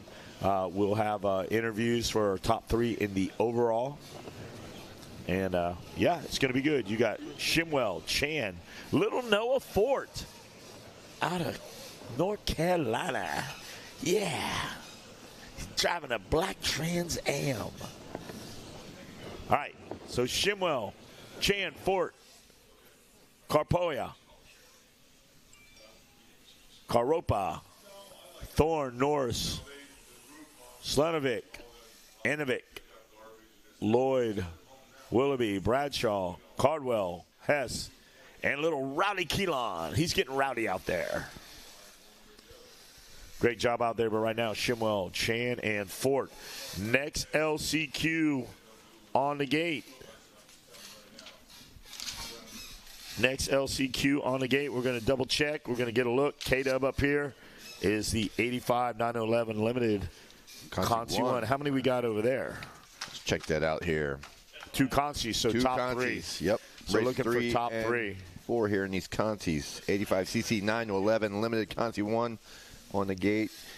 And Conti 2 in staging. These are going by fast, Wes. Green, white, checkered, right? I can't wait till we start getting right into Moto 2. Yeah, we're going to get in Moto 2s, and that's when everybody get to see. You get to mix them up now. Everybody's invited to the party if you make it through the process. Shimwell picking up the white flag. 1 to go. I'm sure he's excited to see that. Okay, got a little adjusting going on here, though. Carcopa up to second now.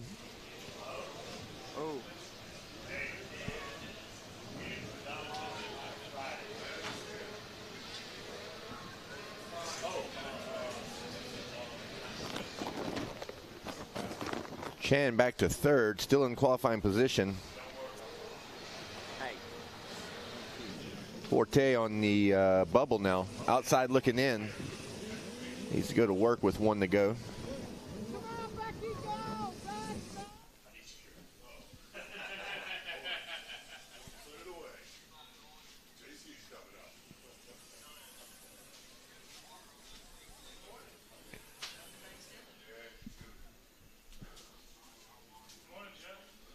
All right, coming up to the booth. No, you say right there, K-Dub. I got 2 legends up here. I'm gonna put the headset on Jeff Cernick up here from MX Tire, and he's got a lot of something to tell us about. I hope it's not a K-Dub story. He's got some. Oh, no, I would never say that one. No, we're good. I just wanted to come up and say, hey, happy day after Thanksgiving. I'm all full. Everyone's good, and what a great event. How many tires left? How many tires we got to sell? I got to sell a lot of tires. I got a big sale on tires. That sale starts now. It is on. The sale is on now. So more champions have won on Dunlop tires than any other tire in the world. It's proven. The numbers speak for themselves. They Listen, don't K-Dub, lie. 3 They don't plus lie. 3, 6. 4 plus 2, 6. 5 plus 1, 6. Heck, 7 minus 1, 6. It all adds up. The numbers don't lie. That's right. Number 1 in dirt, Dunlop. No doubt. What I love to see is when we leave the race, like these families, they're prepping, they're ready to go for the upcoming events. Don't just buy enough for today. Oh, Get you through the winter. Absolutely. And let me tell you something. December 1st, those tires won't be cheaper than they will be this week. So I don't know what anybody's guarantee waiting you. on.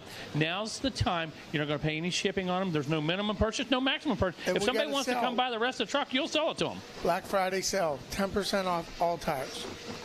That's as good as it gets right there. You're never going to buy them any No. cheaper than that today. No, because already you've got the cheapest tires, the cheapest price on Dunlop tires There's that no you can doubt. find. Now you're taking another 10% off. I want to empty the trailer. No doubt. I want to go home empty. Absolutely, absolutely. Camille's had some success over here at Pro Circuit. I know you're picking up business right now. Yep. And how cool is it? All these guys feel the same. Moto Tees, Defiance. Everybody said, hey, we would just as soon put it on sale, let you guys take it home. Christmas presents, stock up for next year. Yep.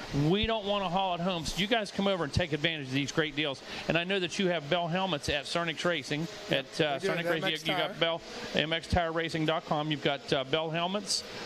You've got all the eyewear and stuff that everybody needs. All that stuff's on sale. Clothing, eyewear, goggles. Buy Sure. one, get the second half price. Holy cow. That's a And then fantastic deal. We got the new Alpine Star goggle, the 100%, and the Scott.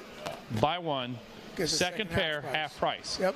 Holy cow, and that's across the board on goggles. Whatever goggle. Wow, that's incredible, Jeff. That's it. Holy snikes, that's a great deal. So we're here. Like I said, I want to thank everyone for coming out. What a great week. I love this place. I love coming here. I think it's been 25 years I've been here. At least. Isn't that something? Haven't been home for Thanksgiving in 25 years. How about My it? wife loves me. You bet, man. But no, Absolutely. it's all good. It's all awesome. good. Well, hey, and we love you too, bud. You're the guy. We had a great time on the show the other night, It was a and great it was awesome for some of these younger kids who recognize the logo. you know, but really don't know maybe some of the history and say, wow, that old guy has been around. It's hard to believe, but yeah. Yep. For but sure. It's good. I just want to thank everyone. That's why I came up. I want to thank everyone. Hopefully they had a great time. And like I said, what Wynn and his crew has done here this week is amazing. And that's why this event is the event it is. Absolutely.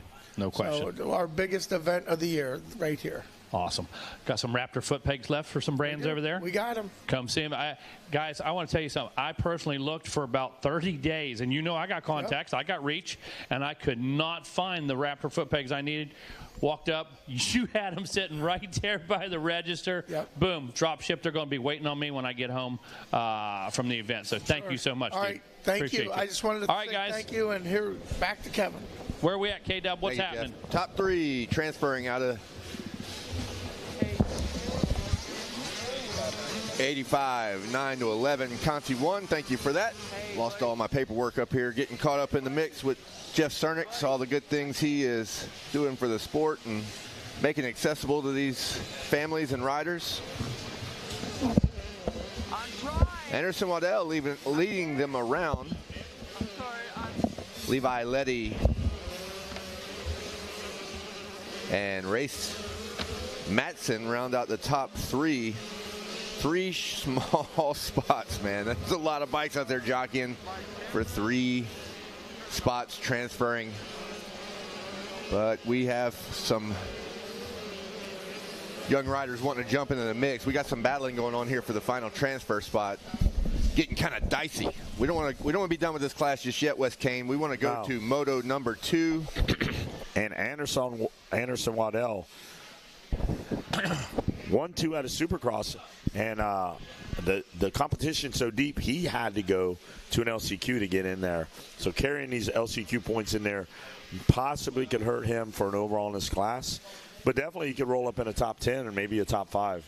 And points are points between the Supercross and outdoor and Waddell.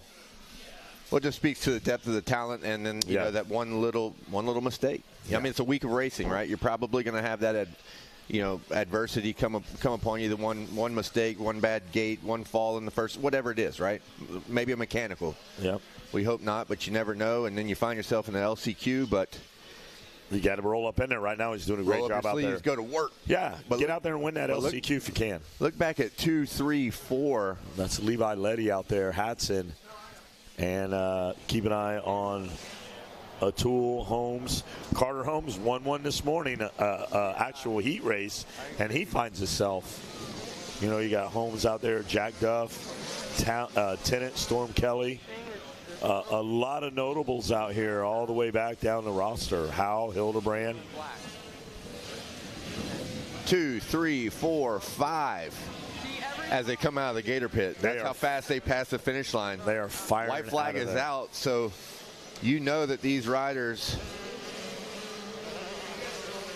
in 4, 5, and 6. Jack Duff 6th. Yeah, Jack Duff's one that's really starting to get into his own. Wyatt Duff, his brother, definitely can handle business out there. But look at this coming out of the Gator pit right now. We're side by side. That looks to be O'Toole and Holmes firing over the Gator back. All right, there's the transfer position right there.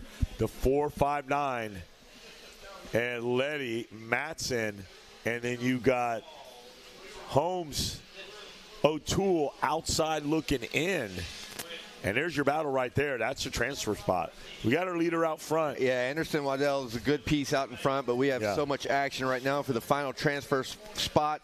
20 miles of bad road they have to navigate one more time as the white flag is out. So it's not that bad right now. Not right now. It's early in the morning, but these guys got to go if you're outside the transfer spot. A lot of pressure on Matson right now as he's holding the final transfer spot. You have about a quarter of a lap to go, Wes Kane. These guys got to get rolling if you're on the outside looking in. Transfer spots are important. They're just as much excitement back there as your race leader. He's out there with a start. He's going.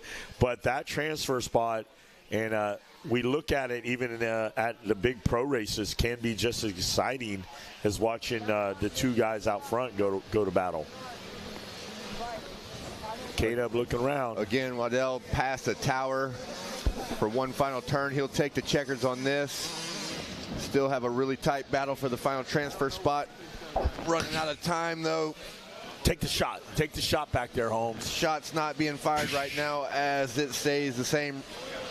No, it does not stay the same. No, you better look. Just by one. Letty drops back to third, but that's still enough for a transfer.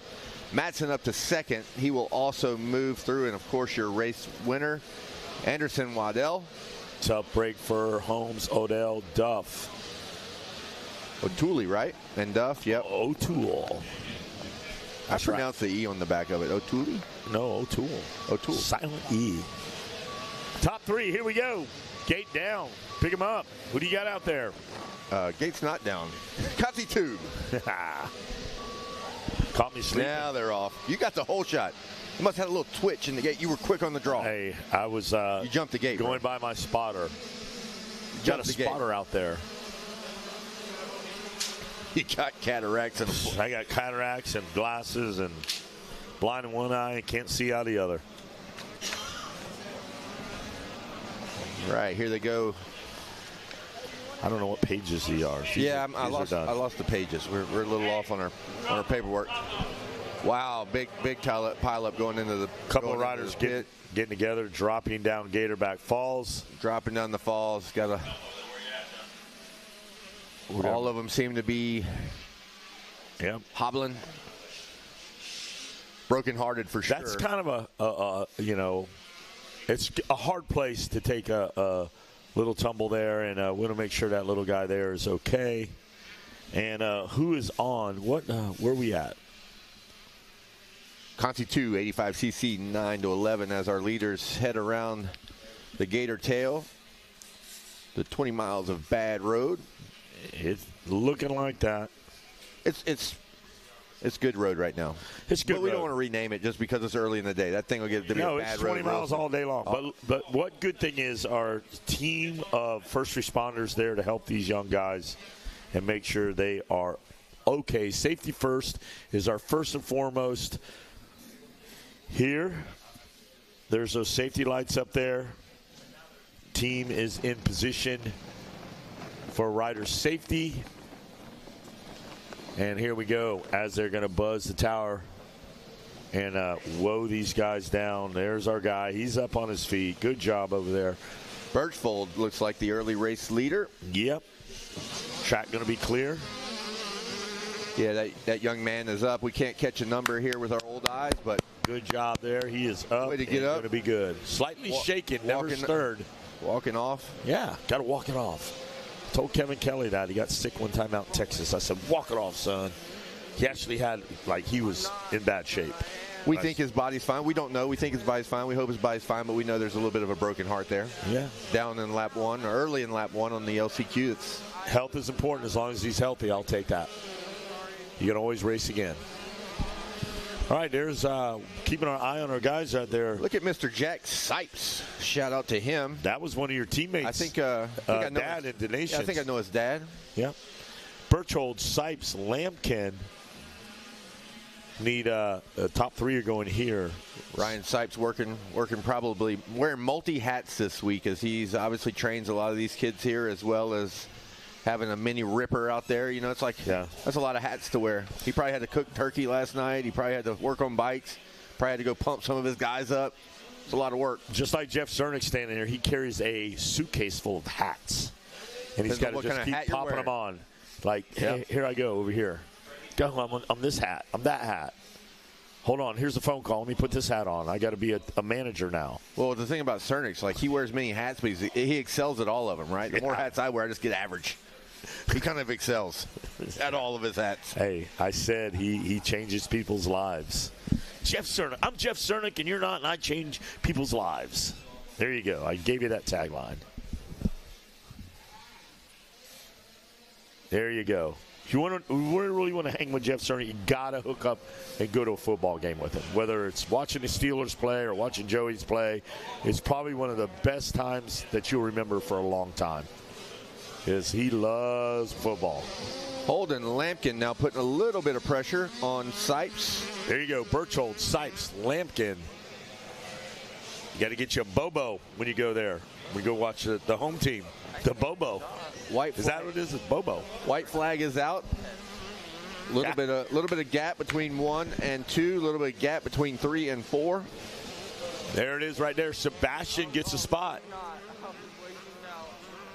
Phalo. Lampkin in third, still looking good. Sipes got to be pretty happy right there, K-Dub. Yeah, there's a lot of pressure right now between Sipes and Lampkin. They're getting into a little battle. I think it's important for these young riders to realize, hey, we're going to the big show. We're going to Moto 2. Yeah. Probably not get too dicey for the one extra gate position you'll get for the final Moto. You're going to be on the outside, you know. Yeah, hey. You know what? Don't do anything crazy if you're Jack, Sipes, or Holden Lampkin right now. Take it home. If a 2 and a 3 doesn't really matter. You're going to Moto 2. Yeah, you got to continue the next level. This is not a situation where you want to risk it for the biscuit.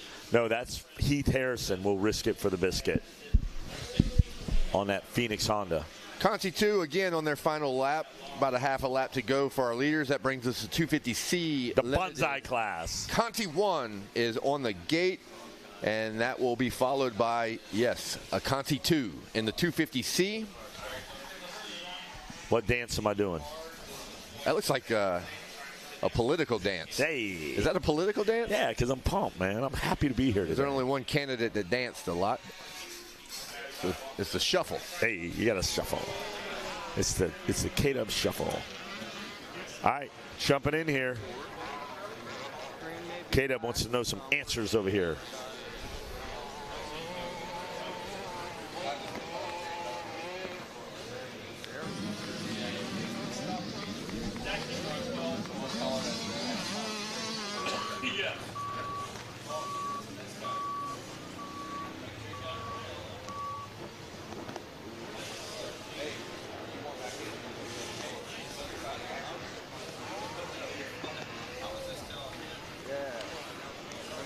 All right, here we go. Conti's on fire. I can. Yeah, okay.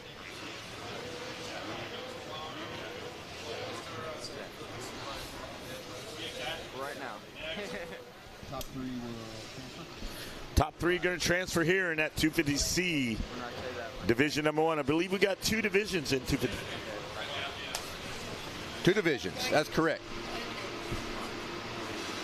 Jeff Cernick passing out handshakes. Ready to bring the week home. I'm glad he's passing out handshakes and not naps, because that could get dangerous. Oh, no Scorpion this minute. Oh, Jeff. All right, we're off. Ow! Jeff just pinched me. I hurt. Get you right under the bicep in that little sweet spot right there. You don't have to show me like that. Ow. You can just tell me about it. You don't have to actually. Feels like a scorpion biting you. Don't have to actually put the move on me, Wes Kane. All right, some early race jockeying. Obviously, they're lap 1. Things are still really tight, but you can see some action building as, again, only 3 go. That's a pretty stressful situation. A lot of guys out on the track. 2 Contis, that's a big deal. 3 spots. I don't like to feel that pressure early in the morning, the day after I filled my face with a bunch of turkey. Oh yeah, I can only imagine if they heavy last night that it can weigh heavy this morning. But like you said, I mean, the top 3 again. You go into this and oftentimes riders think, well, I only got 5th, or I only got 8th, or I only got 7th, or I got 2nd. I didn't win. Man, when you look at the numbers out here, just to be a part of the top 10 is just remarkable. And at this particular point, in this 250C limited class, whenever you're looking at 33 riders on each gate out here, Kevin, and you're looking at only 3 positions get a chance to go to that second moto, just making the second moto at that particular point in one of the top 40 is absolutely a great achievement. Absolutely, and this race right here will carry for these riders as much pressure as any moto they've had so far this week, especially when you're right there on the bubble. All these riders seem to be really tight. 1, 2, 3 pass the finish line. Let's see who they are as they check in here. Sepulveda, I believe, is who we got out there. Maximilo Sepulveda, then Ashton Adams and Tyler Goins are going 1, 2, 3. Carter Treschel and Brian Uska is right outside the top 3 positions. But again, those are the positions that are going are the top 3, so we'll see how things sort out. As you look back, it's about a second and a half to the 4th place position, Kevin. They're still jockeying up front there between the front 3. Those front 3 guys want to establish dominance between themselves, and in the process of doing so, you look back, it looks like they're starting to get a little bit of a breakaway as they drop down off the Gators back and head out back. Yeah, these riders in our 250C limited class need to if you're in the transfer spot, you don't want to do anything crazy, right? You don't want to get in the battle too much, make a mistake, as it looks like our 2nd place rider, Adams, now making a little bit of gain on our leader, trying to put some pressure on him. Be interested to see how aggressive they get for each other, knowing they're both going to the Moto 2 at this point. Keep that baby on 2 wheels. Do you like how when they went by the finish line, I just handed it off to you? You know I did that, right? Yeah, oh, absolutely. I saw that name right there, and I was like, thanks, Kev. Yeah. I'll leave it to the pros when it gets to that point. When you get a name like that, it's tough, man.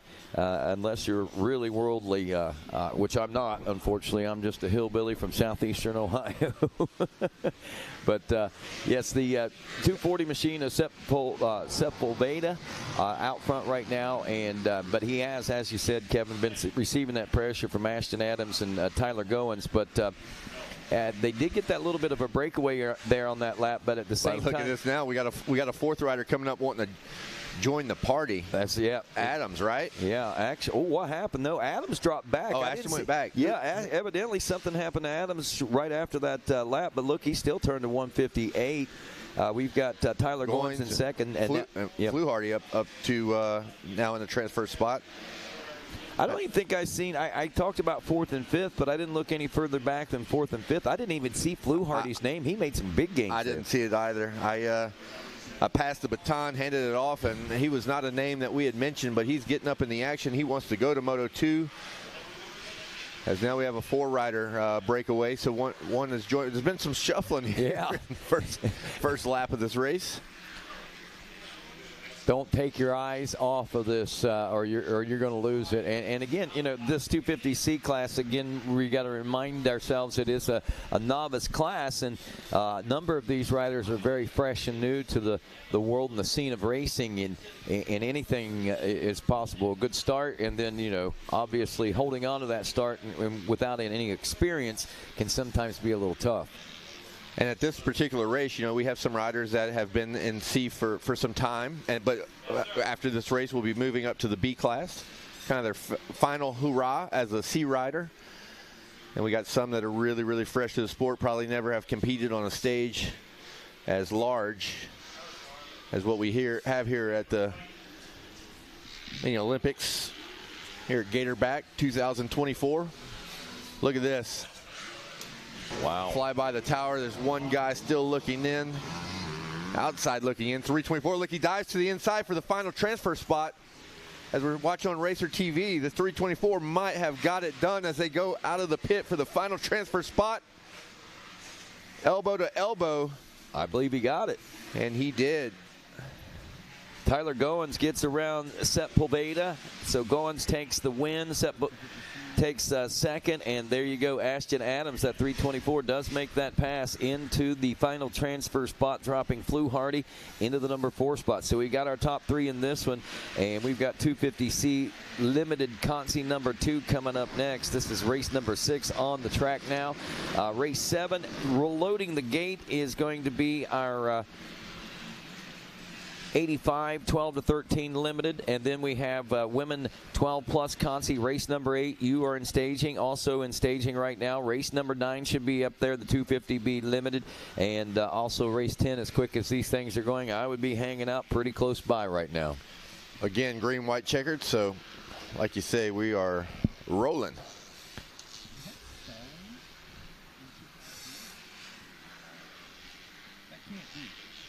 No.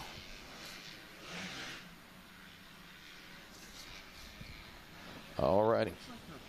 got a rider out there with the blue plates on. We're gonna have to try to identify that rider when they come by. All right, I'm looking for the name. I don't see Stallings on our lineup right here, though, in our 250C limited.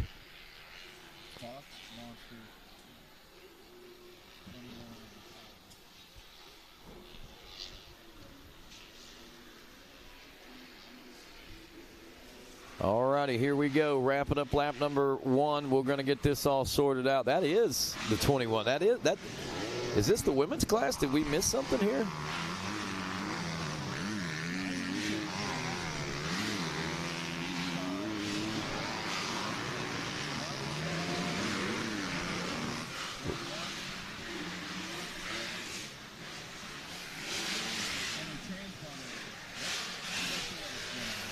All righty, stand by. So we do have a little bit of confusion. Stand by.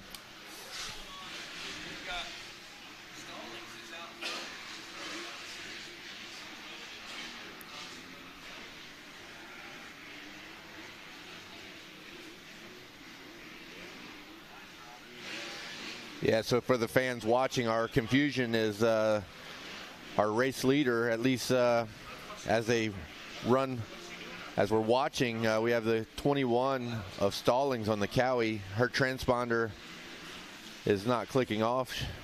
Hopefully she didn't go off on the wrong gate. Well, according to timing and scoring, our 250C limited junior lineup is looking like this. So regardless who's on the track in the mix of things, whether it's a mistake or whatever the case may be, or maybe by design, I don't know. We're trying to find out right now. But Joseph Buskirk is actually leading the 250C limited Conti class. Jacob Kingsfield is running in second, and we got Parker Weber on the, is that the 847, I believe? 847, yeah. In that third, the final position. That leaves Caleb Thompson on the outside looking in, as well as Trey Johnson.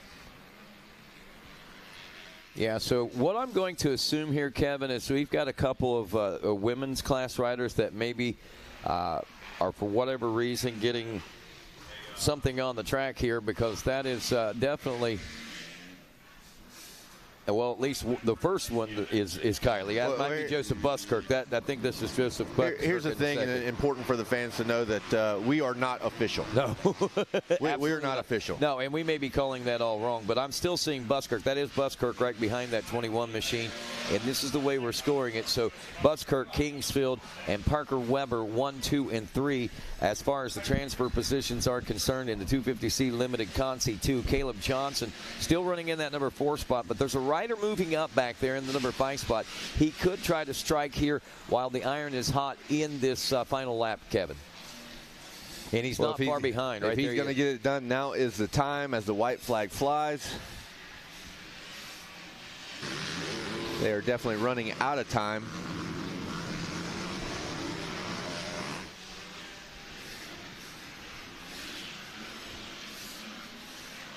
So Buskirk leading this, Kingsfield in second. I'm still back there looking for Thompson.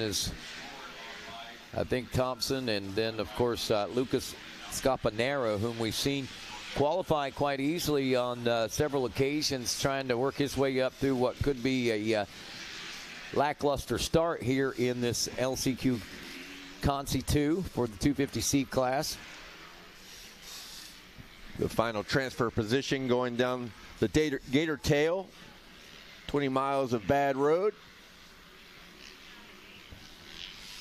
If you're Thompson, you got about a half a lap to go. Time to go to work. Riders inside, riders outside, switching it up.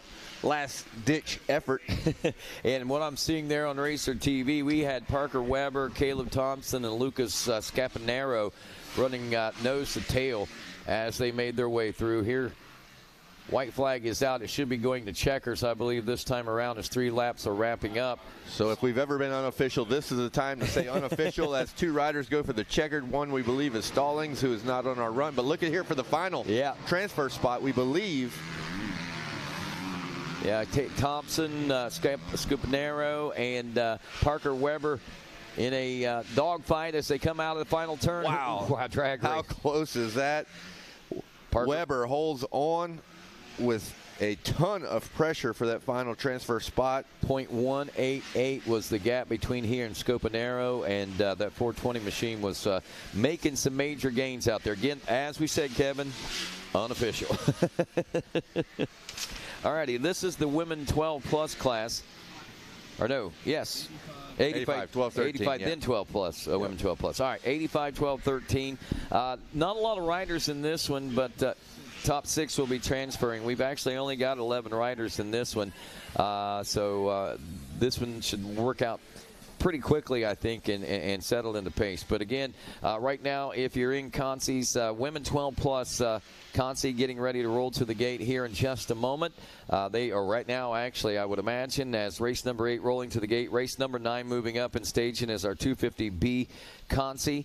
Race number 10 then would be our Supermini 12 to 15 Concy. Race number 10 you should be in staging. Also race 11, 51 7 to 8 limited. You guys might want to start making your way over.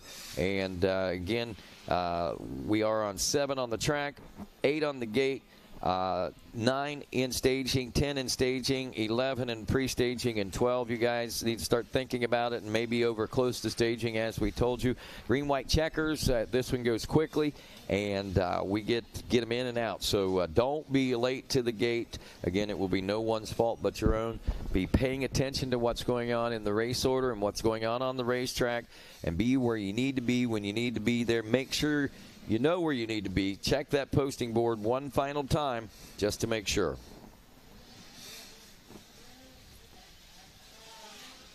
Wrapping up this first lap, we got the 2-1-1 out front in this one. That is Caden Broussard from Lafayette, Louisiana. Out of Micah Meadows, Renthal, Twin Air, Scott Risk Racing, and a Cherubi's back machine. Trying to make the grade and make the gate for the second moto out there.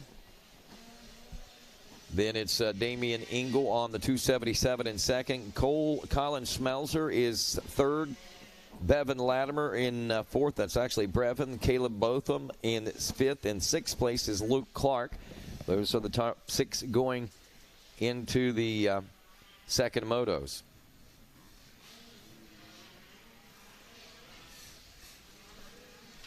Again, a big thanks to our friends at Thor for providing us with the amazing Thanksgiving feast there last evening with the turkey and the veggies and the desserts and all the good stuff going along with it. Thank you very much, and thanks to all the people that came out and enjoyed that.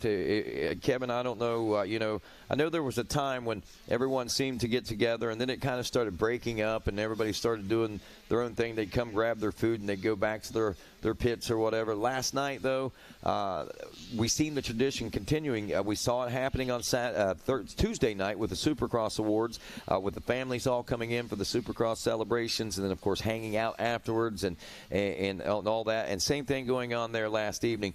I'm seeing kind of a revival of tightness back in our moto families, it seems. Yeah, like. for sure. I managed to make my rounds. I think I ate 7 times last night. So I had a lot of fun. And like you say, it's not only good food, but it was some really great fellowship last night as well. So enjoyed the night, enjoyed the day of racing, had some action. It was a pleasure to be up here calling some of them. It was very, very exciting. And we capped the night off right with some great fellowship and some old friends. Absolutely. A lot of things to be very thankful for. Thanks again to the CMA, the Christian Motorcyclists Association, for helping serve that up last night and just making the night right. That is still out front, Broussard aboard the 211. Damian Engel still in the number 2 spot. Schmelzer, I believe, is 371. Still hanging on to the third place position. It's kind of stretched out a little bit. I don't see, there is a little bit of a challenge, I think, going on maybe for that 4th or 5th place position right now. But there's the 321 of Shipes. That's your 7th place ride. Brennan Ballinger.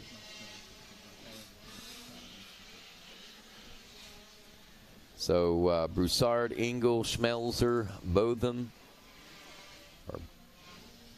Latimer, and then Luke Clark is your final transfer position there. There was a pass in that top 6, but no one dropped out. Seems like our contenders for Moto 2 are pretty solidified. Yep. Seems like all they got to do is take it to the checkers, which will be They have a half a lap to go, I believe. Yep. Bring it home, baby. Don't do anything crazy. So race 8 on the gate next is the women 12 plus. Now this is exciting, I think, to be honest with you. When you look at the big picture on this one, the women 12 plus. When's the last time you've seen a consi of women 12 plus? I mean, maybe we did last year. I don't recall, but I mean, one this big. There are 25 ladies in the women 12 plus class that are going to be vying for one of the top 6 positions here, the final transfer spots, and that is just, to me, is super exciting. Again, you know, we see the resurgence in the youth classes, the mini classes with the 50s and the 60s, and the women's classes growing the way that they have over the past 5 years. It's just major growth in the women's racing. Yeah. Not only to mention the consis in their classes, but how many of them are not sticking to the women's classic and competing at the highest level, I believe, that I have ever seen in women's racing. Absolutely. They're throwing down. You know, probably about 6 or 7 years ago, it all became very apparent to me.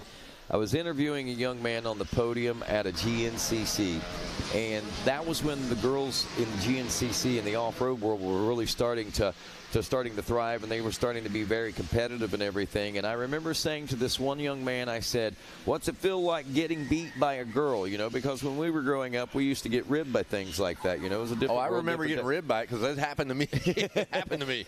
But here's what, he no embarrassment, no shame, nothing in his voice, and it opened my eyes to a whole different world whenever he said this. He said, she's fast. That was the only 2 words that he said about the whole thing.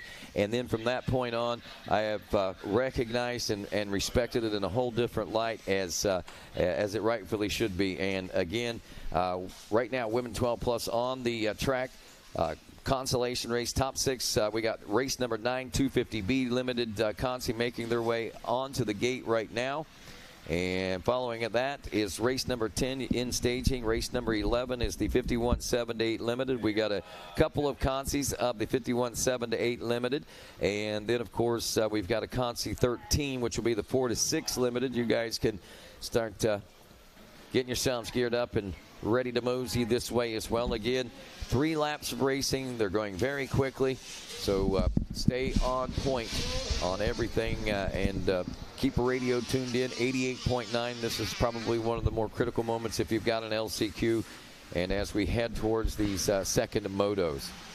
All right, we're wrapping up this first lap in the women 12 plus class, and we'll get this one sorted out. This is seeming to be highly competitive throughout the entire lap. No true breakaways or anything, but we're going to be looking at the top 6 as they check in with us now. Kevin Windham. Yeah, they're checking in here. The leaders, Herrick, off to a really great position and great ride so far. I said, now I might have told a little bit of a fib right there. I said no great breakaways or anything, but I'm sorry. Mela Herrick actually does have a big breakaway, about a 12-second lead over the rest of the field right now. But behind her, for those final transfer spots, things are pretty rough. Tressa Raw, Joanna Fake back there in the number 3 spot. Then Sophia Hillary, Brielle Smith in the number 5 spot, and Piper Harris rounds out 6th place. There is a bit of about 2.5 seconds back to Kylie Inman, but there are a couple names out here in this one that I would expect to see in those top 40. So I'll be watching for Kylie Inman to put some pressure on to try to break into that top 6 and secure herself a transfer position as this race moves on as well. But time will tell. We're going to lap number 2 right now. Leader definitely breaking away a little bit, but going back to 7th with Kylie Inman, she's sitting on, she needs to gain about 2.5 seconds as right now. Currently she's on the outside looking in. Well, here comes your leader down over the Gizmo Mod spectator tabletop area out of that switchback, now down below the Yamaha announcer's tower, but back behind her, there's 2nd place making her way into the realm, and 3rd not far behind, Tressa Raw, Joanna Fake, Sophia Hullery, Brielle Smith, and Piper Harris were our top 6 a lap ago. And as we wrap up this second lap, we'll see what kind of changes we got as they make their way below the tower. Herrick kind of called you out by her riding. She said, no breakaway. What you talking about? I know. She did. Look. What you talking about? I believe we're going to be looking at probably somewhere in the neighborhood of about 25 seconds, I would imagine. That sounds like a good guess. She just cracked a 1:57.5 out here. So. She is ripping right now. Look at that. 24.3. Raw still. Good eye. That was like you're just calling it. No data. You're just going to throw that out there, and you hit it by about you missed it by 0.7 of a second. I've been doing this for 30 years, and I got lucky. There you go. A little bit of luck goes a long way. It does. As Inman has now chewed away at the gap. It was 2.5 last lap. It is now 1.4. Significant, as we know, because that is going to be for the final transfer spot. White flag flying. If she's going to get it done, she's got to do it right now. So Mela Herrick on a breakaway. She'll be pushing probably close to 45 seconds or so by the time we reach the checker flag and the battle for the second through sixth place positions. But again, all eyes are still back there. Kylie Inman, again, a second and a half back. She only gained a second or so that last time around, Kevin, but we're into that position where once she gets into that, she gains another second, and she gets close to, say, 3/4 of a second or so from her. She's really starting to feel that she's making those gains, so she's going to make those extra pushes. She's going to pop out a little hotter, a little harder out of some of those turns, and that gap is going to shorten up and tighten up likely quicker than what it did just a lap ago. We'll see if my theory holds true or not as these riders continue to motor their way. They're over on the backside of the course now. It looks like they're making their way out of 20 miles of bad road and down these rhythm sections, now headed towards the spectator side of the Gatorbacks. Herrick has checked in. She is heading back to the pits, start her recovery as we start having her eyes focused on Moto 2. She is securely in there. Well, I can say that likely there might have been an issue for Mela Herrick. Under normal circumstances, we would have seen her qualifying straight through. Pretty safe to say with her performance here in Conti number 1 of the women 12+. Yep. And Teresa Ra. Let's check out that theory for our final transfer spot here. Fake in third. Sophia Hullery in fourth. Brielle Smith in fifth. And the sixth place position as they cross the stripe. I think we're going to see a switcheroo, huh? Yep. Yes, we do. Like I said, I've been doing this 30 years, Kevin.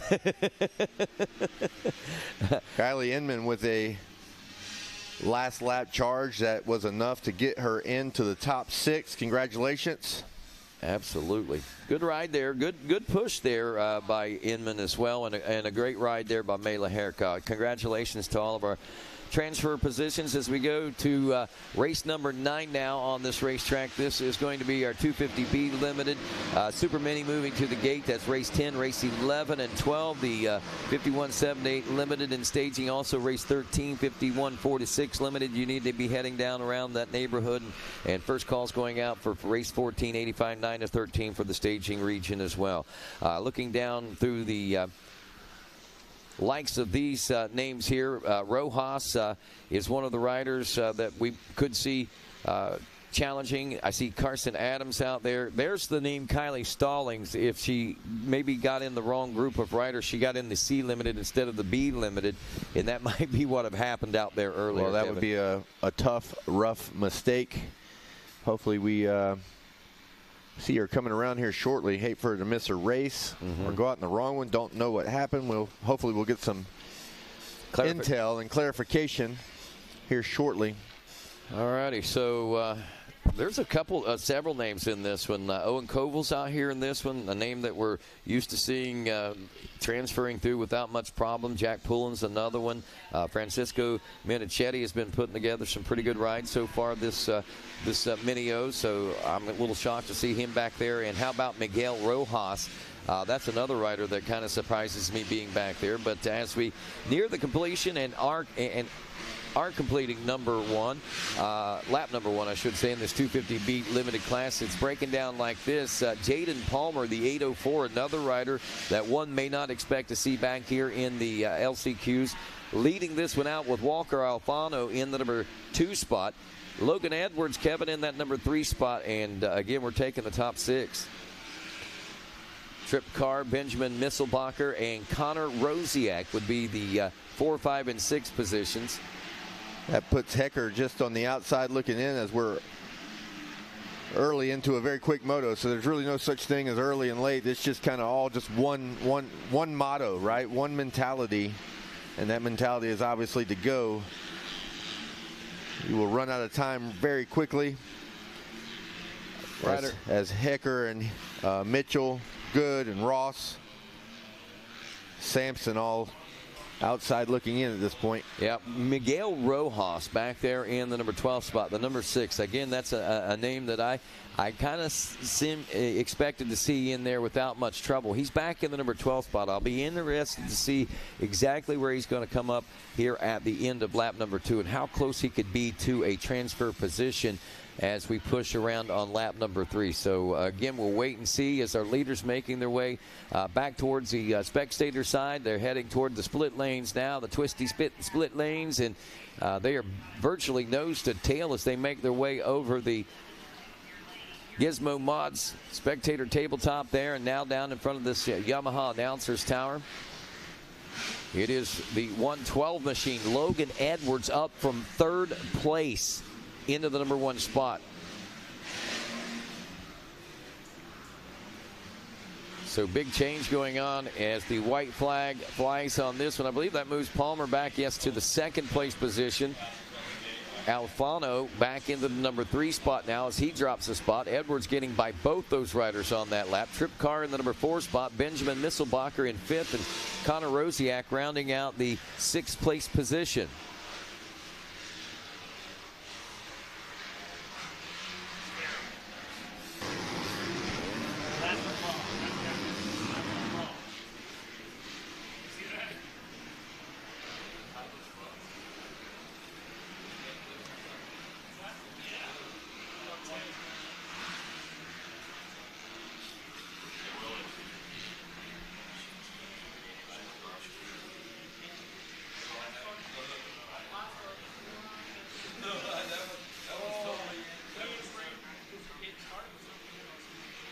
Our leaders are down the 20 miles of bad road, the Gator Tail. Things look pretty good for 1 through 5. I think the final transfer spot maybe getting a touch dicey here.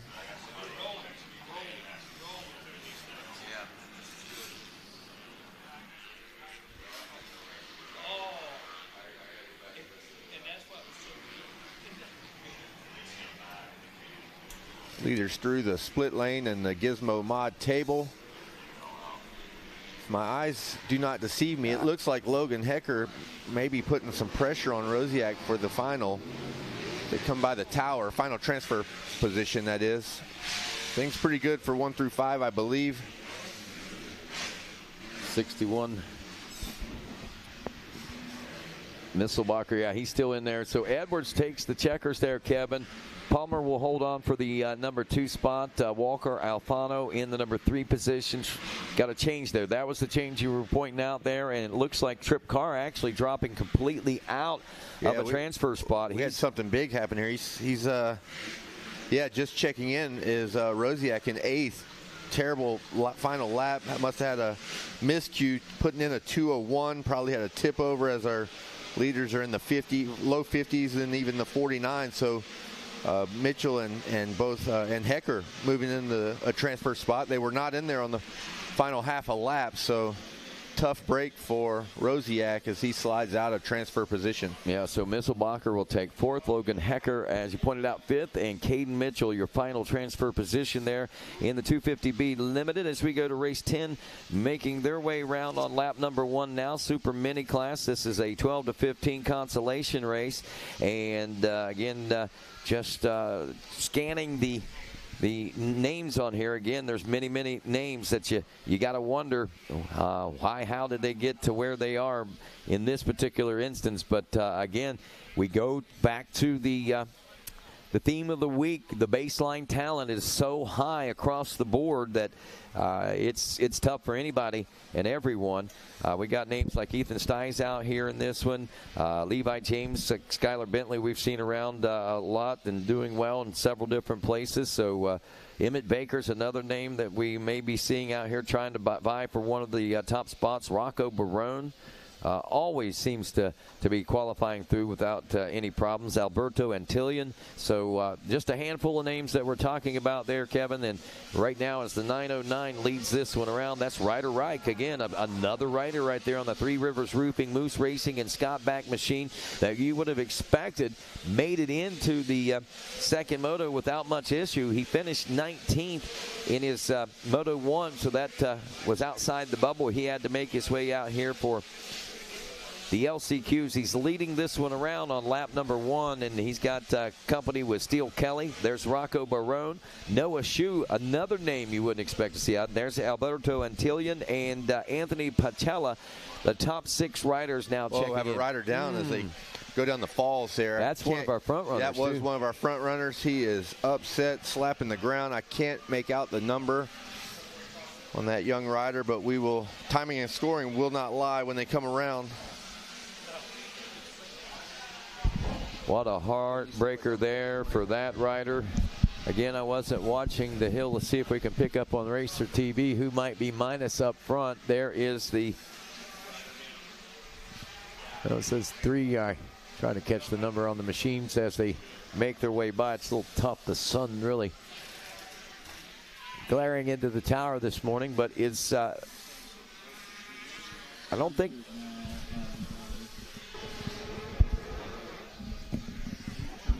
okay, it was the 833 of Rocco Barone, so that would have been your third place ride. So I was thinking that looked like still Reich and Kelly. I thought they may have gotten through it. They're still very tight. When they came through the finish line, they were about a half second apart, and a little more than that now as we look out on the racetrack visually, but not much. But here comes a battle now for third place as it is rolling coal right now. We should be seeing, I believe, Pacella and Antillion. Noah Shue in that one, probably Caden Pedigo and another rider or two trying to make bids as well. So is Reich, I believe, has dropped to the number 2 spot. So Steele Kelly, I believe, will take the white flag under the lead position here. We'll double check this. Yep. There he goes. So Steele Kelly, your leader, Ryder Reich, now dropping off to the number 2 spot. That should move Noah Shue up into a third place. Actually, yes. But it's actually Alberto Antillion in the third. Anthony Pacella in the fourth. Noah Shue hangs on to a top qualifying position, but drops to a 5th place position. And there's Miles Hadley. Didn't even have him on the radar just yet. He's already moved into a qualifying position aboard the number 7 machine out of Butler, Pennsylvania. Yeah, and for the family of the 833, Barone, he is up and rolling. Unfortunate break to take him out of qualifying position, but he did remount and rolling around the track. Just unfortunate fall for a rider in a transfer spot. Well, again, that's the level of competition that we wield here at the Mini-O's. Again, going back to the baseline talent, the term that Ricky Carmichael used earlier this week, and pretty much wrapping up and summing up my whole surmise of what we were looking at coming in to this Mini-O's, and it has proved to be the point time after time. We do have a couple of breakout riders, as we expected to have, but man, the baseline talent across the board has kept it at a minimum for sure.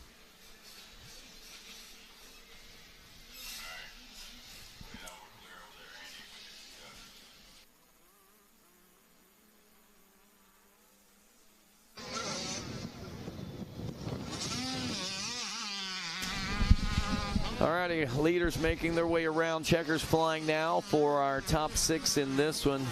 See if we got any changes. Steele Kelly putting together a near flawless LCQ moto through those 3 laps. Got off to a decent start, able to pass into the lead. Ryder Reich, also a good ride for himself, finishing up in the number 2 spot. Alberto Antillion I'm sure wishing for a better start, but a solid third-place finish. Making his way onto the gate, Anthony Pacella in fourth. Noah Shuey will hold on for fifth, and a change there in the sixth-place position as it looks like William Fisher, the 236, is able to push his way into position out of Claremont, Florida, and that's your top six.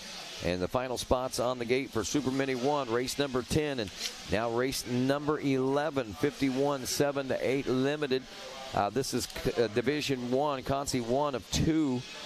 Race 12 will be our second. Consi will be taking only the top 3 in this one, I believe, Kevin. Yeah, 2 Consis in this race, so that this will be a bunch of riders jockeying for the top 3. It's a little increased level of stress. Half the spots. Yeah. And you know, interesting, it seems like these kids have all matured as racers, especially by this time. They know what this moment means right now. So many of them and so many just digging as deep as they can. But again, here we are. We're faced with riders that we generally don't think that we would see in an LCQ like this. Matthew Semino, the Semino name, we're very in tune to that name and the speeds that Matt loves to ride. Yeah, and he's out here in this one. I see that Deegan Bartholomew, another rider that has had some decent rides himself, out here in this one. So again, who's who, and anybody can get in here at the Mini-O's. And like we said, baseline talent. Everyone is so good this year. There's even Cruz Schneider out there. Yeah, well, Cruz Schneider's not only out there, he is in the lead as he checks in on lap number 1 on the 444. Young rider from Hammond, Louisiana. Matthew Semino, Zachary, Louisiana. Louisiana is represented. Yeah, they are. Here in this race, riders running 1 and 2. Who's in third? Jerry Urbanowski III. Thank you for that. Toledo, Ohio. That's not little ways north of Troy. Did you ever get a chance to race at Kenworthy? Oh, Troy? yeah. Yep. Yeah, that's man. That was my home national. Loved doing the nationals there. Would pull off the road sometimes and grab me a fresh ear of corn, big cornfields, and I remember the one year that we could have raced jet skis. Yes. In Troy, Ohio. One year that race had to be canceled or postponed, I believe. We had done a lot of testing that year for our 125s and our 250 Premier class at that time. That was before 4-strokes, but we had not done a lot of jet ski testing. So we canceled that race. The big flood in Troy, Ohio. I believe that was 03, if I'm not mistaken. Something that Troy, Ohio and most of Florida had in common was zero elevation. Yeah, Super flat. There was no drainage, Kato. It was amazing. It's only about 4.5, 5 hours from my house, so that was a staple, on the tour for me. And like you said, everybody's got the jokes going on, the jet skis, the hydro boats, the whole thing, and it was incredible to watch that thing unfold.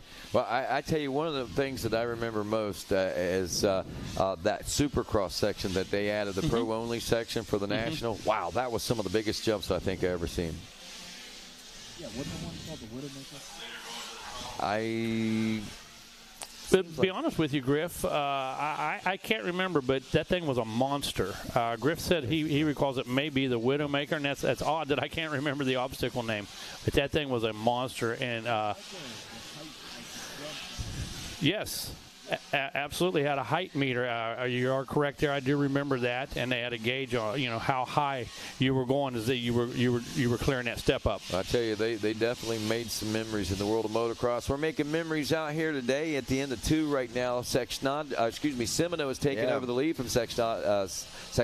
Shake Schneider, yep. And Urbanowski in the number 3 spot. He holds steady there. Emiliano Munoz about 2.7 seconds back.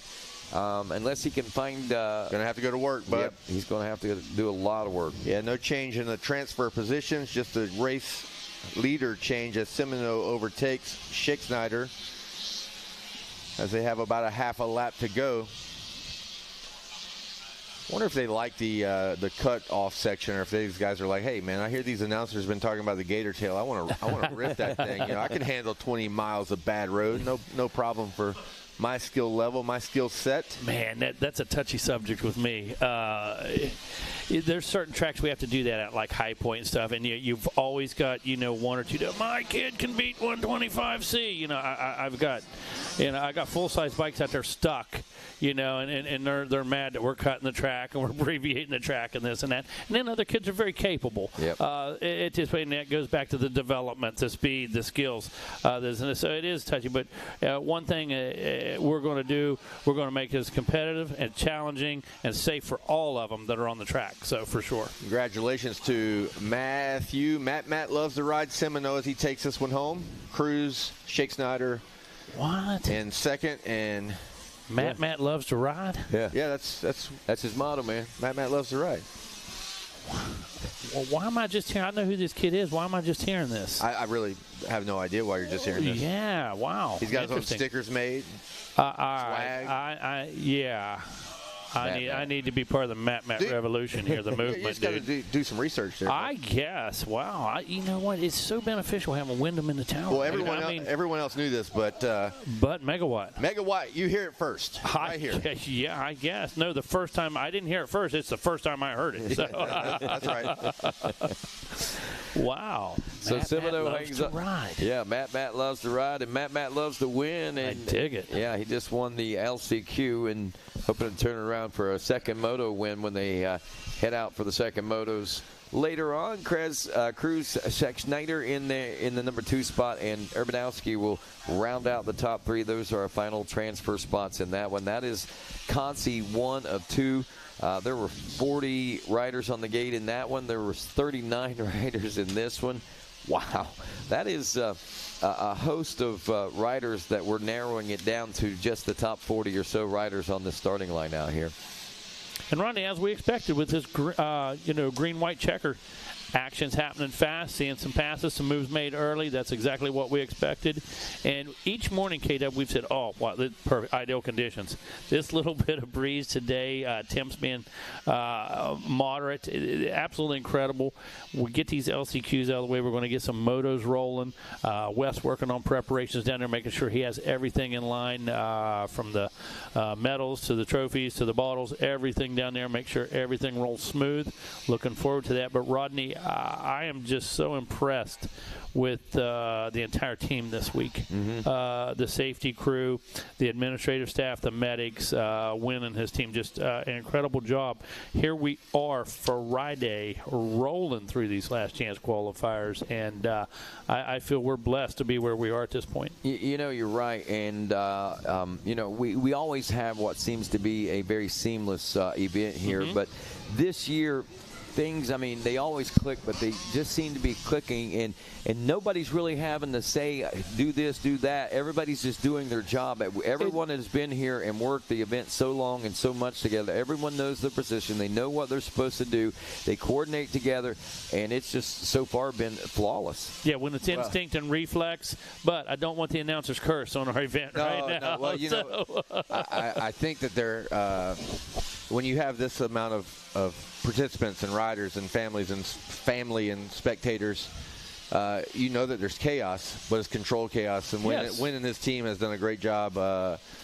His family, his team, a lot of folks here. Talking to Big John earlier, the list is long for the folks that make it happen. We appreciate all of them. It's a pleasure to be here and watch it unfold. I'm up here in the tower, so I hear the communication. Yes. And it's a lot of it going on, and they keep us all marching in the right direction. And Florida has presented a stellar week of weather. We've had a little bit of chill in the air in the morning. We've dealt with a little bit of fog. I heard there was some rain coming in. I think those chances have diminished, but Florida never fails, and it's a great time for a lot of us. A lot of the folks probably feeling like snowbirds coming down from freezing temperatures from where they're from. A lot of northern folks here.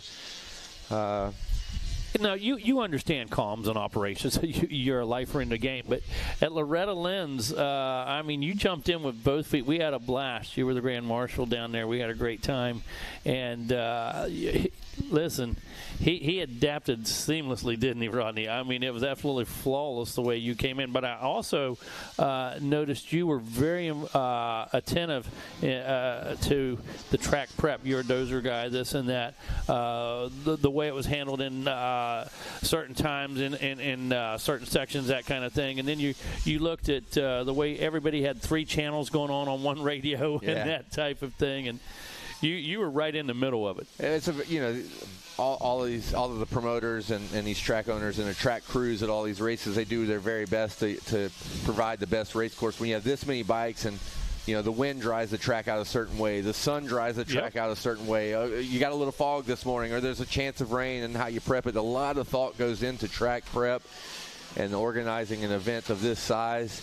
The good thing about it is everyone who does it has been doing it an extremely long time. They learn from their mistakes. They move forward just like we did as riders and as we do as announcers and as we do as promoters. And with as many years as we've been here at Gatorback, they've got it about perfected. I'm telling you. Again, everyone doing a great job as we are off in Semi 2, 85cc 7.8 Limited, moving right along.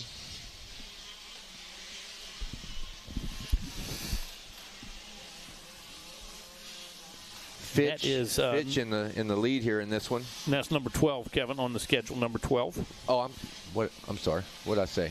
No, you said the right one. I'm just letting everybody know where we're at. Thank you. I leave out pertinent information from time to time. No.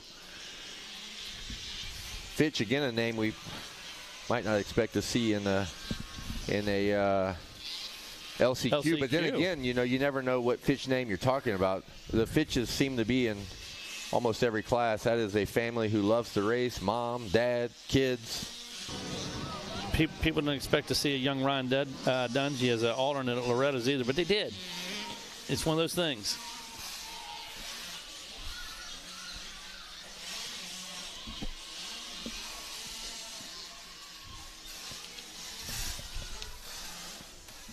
Checkers out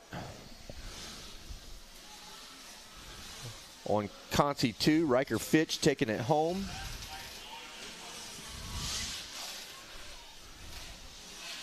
Another Louisiana boy, Weston Anderson. Got a lot of Louisiana folks racing this morning.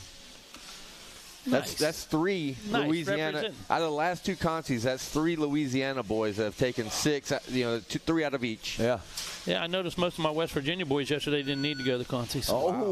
Whoa. Yeah. Hey, where's Wes Kane with his sound effects? Because shots were fired. Shots fired. From the trailer. Believe that, Griff Carter says. Got to get up early, huh, Griff? Bradley Gardner taking home the final position there in 3rd. Congratulations to those 3 riders. Moving on to Moto 2 of the 85cc 7.8 Limited. What's next? 4 to 6 Limited. Conti number 1, 51cc 4 to 6 Limited. Race number 13.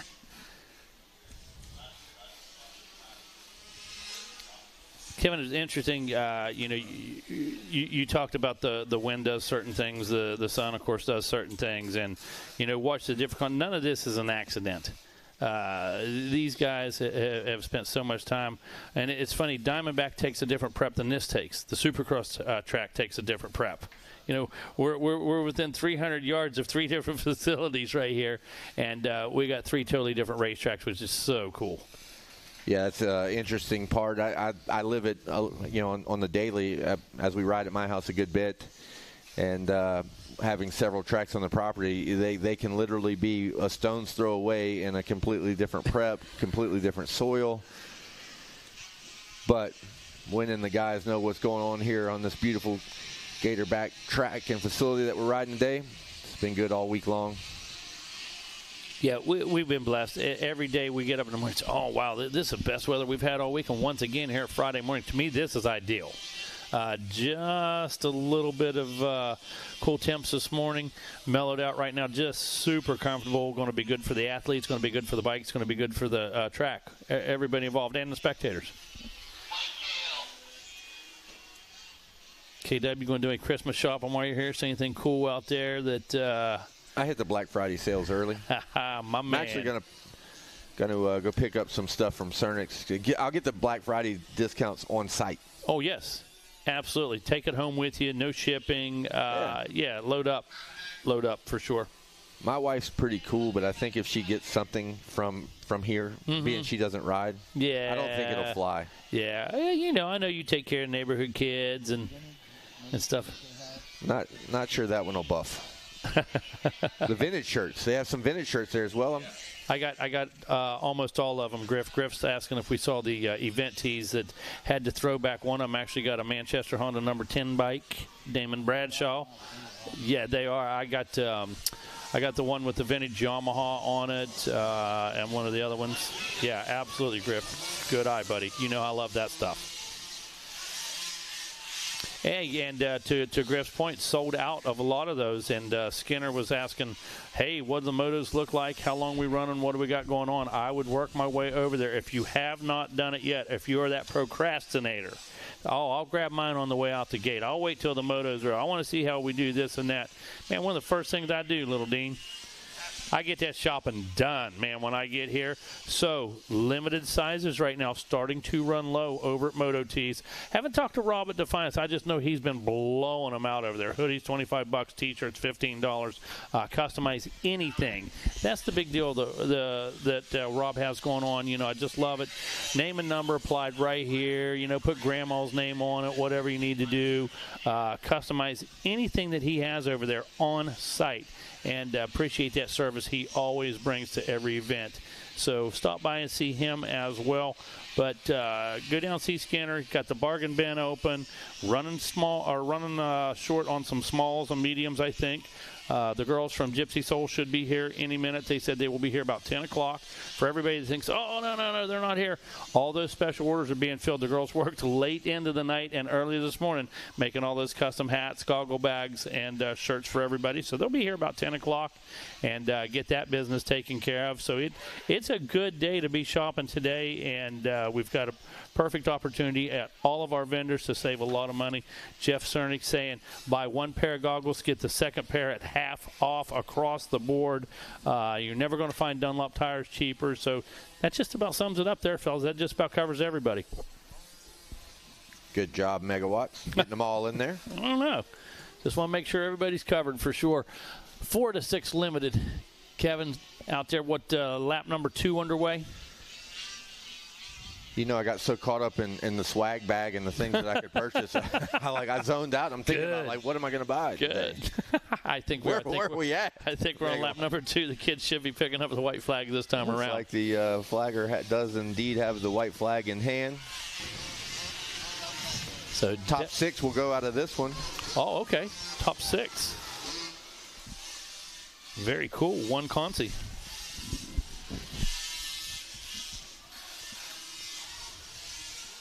Coming up next, that's going to be race 14. 85, 9-13, Consi 1. Only one Consi there as well, so going to take 6 out of that one, Kevin. Looks like going to have a total of 41 Consis.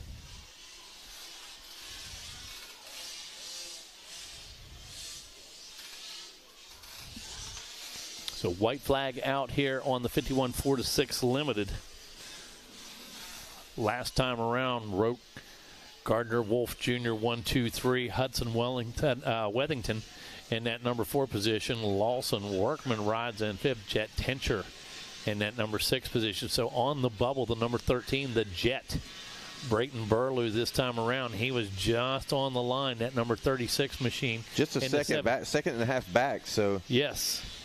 Time to go to work. For sure. Do work, young man. Outside looking in right now with about 3/4 of a lap to go. So never a better time than right now if you want to go see Moto number 2. Yeah, not a great place to be, and it sounds creepy too. Outside looking in, want to get up there, want to make it happen. It is scary. It is. It's definitely scary when you have the helmet on and you know how bad you want to move on.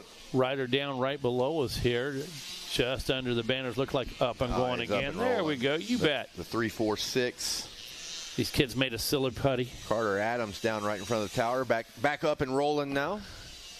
Yeah, he made a silly putty. Just hit the ground, jump back up, bounce. Lay them on a cartoon. They'll pick up the print. It'd been a while since I'd seen riders of this age riding, and every time you hit, you go to them when they're in a fall. It seems like the end of the world. Something's definitely wrong with this kid. They're crying, bawling, and hurt.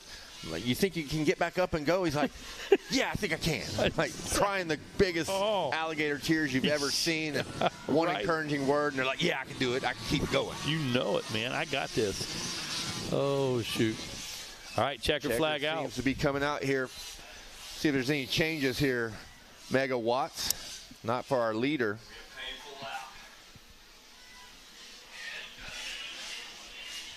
So waiting, there it goes, starting to refresh. Oh, yeah, there's a little shake up there, Roke. Looks like Wethington, yeah, he picks one up there. He moves up. So did Cameron Wolf. I'm going to have to get my glasses here, Kevin. Can't quite read that. Yeah. Oh, Wethington picked up two, didn't he? Yep, sure did. Oh, nice. Very good. Workman also in there. Tincher and Moreland, your top six.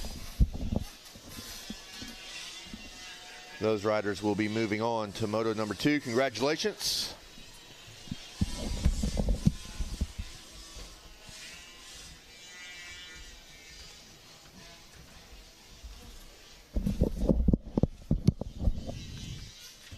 As that brings us to what, Megawatts?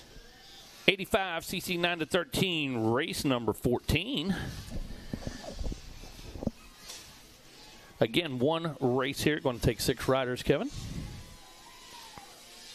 One Consi. In staging, we've got our Schoolboy 2, 12-17 BC Consi. 6 riders that's not a lot of riders, but that feels. I'm gonna go with twice as good as rolling up to the line going, we take 3. Yeah, it's kind of the math, you know. But it just feels twice as good. It's about 100% better, isn't it? Yeah, it is. Like, you mean I got to get top 3 in this race? That is a pressure cooker. That is it. Let's just start things off with as much pressure as we can. You need a third or better, or the week's over. So let's just clarify that pretty much means, hey, you got to go out there and ride a flawless race. We're in a contest, you got to ride a flawless race. Any tip over, there's not enough time, and there's too few positions to, and then, generally speaking, remount and hold a transfer position. So relax, hit your marks, but you can't make any mistakes. Yeah, be super relaxed, right. But don't make a mistake. Yeah. Oh my goodness. So as we say, this gate just about to drop here on that 85 9-13. Again, in staging, Schoolboy 2. Schoolboy 2 in staging. That, of course, is 12 to 17 years old. And in pre-staging, Conti 1 for our 65cc 10 to 11 limited. They're off, Megawatt. Off and firing. All riders making it through the first turn. That's a good sign. The Gator Pit is abuzz with the sound of 85 cc's. Wow, great jump right there, trying to get an ID up on the screen. Who is that, Dean? Let's go to the young eyes. Call it, Dean. Dean hits the super zoom. Yeah, he knows how to work it, man. That's our guy. He said, I got to feed the assistant Megawatts, old ass. Now this whole time I thought he had young eyes. I didn't know he was using technology. Oh, dude, he's the best at it.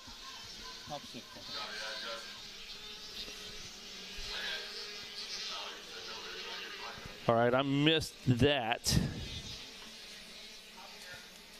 What'd you miss, Mega? Well, it had a little feed in the ear there. Yeah, well, we thought there was 2 Consis, which would mean it was top 3, but it is in fact. No. I knew there was one, number 6. Yeah, so that's going to be top 6. You're right. I'm wrong. Well, I get used to it. I get used to it. You said it was 100% better to have 6, so I thought you were clear on that. I said that today? Yeah. Was that today I said that? Oh. About 2 minutes ago.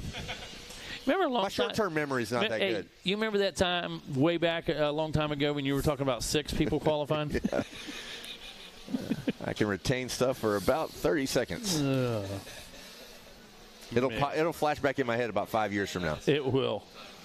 And like I said, what's funny is I remember your career better than I remember last week. I remember the 90s way better than last month. That's our guy? Yeah, Aiden 24. Steinbrecher. Steinbrecher here with the early lead. Lucas Wittenberg in that number 2 ride on the 22 machine. Oh, the 12. Egger. Come on, technology. Man, we just got done talking. Kevin Windham just got done talking you up, and you throwing me bad info. And that's like sabotage right there, Rodney. I don't know, man. Well, Steinbrecher Let's came make out. Mega look stupid. I do that on my own. I don't need your help. Okay. No comments there, Griff, and Rodney back here being a smart aleck too. So. Yeah. Steinbrecher came out of the pit to the finish line with a little swag.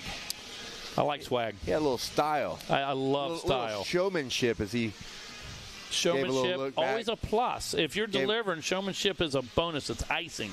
Like that cakewalk you missed out on the other night. Little whip, little turn down, little look back. Make sure that green flag was flying. Love it. Little check up from the neck up. What's up, fellas? He will be, let's see what he does when he comes around to receive the white flag. Let's see. I'm excited now. He's setting the bar high as he's off to a large lead here with about 1.5 in the books. Kevin, in the big leagues, we call that comfortable. He's comfortable. It's a comfortable lead. Yeah. My guy, I told you I got to, I had the pleasure of being at the Hall of Fame with guys like Lachine and stuff. And, dude, I was so bummed. Yeah, I was at SMX. I was about to figure out which name you were going to drop because I knew there was one. There was one name that was not going to be dropped when you said I was there for. Yeah, man. And but did send you congratulations and stuff. Did. And it's a huge deal.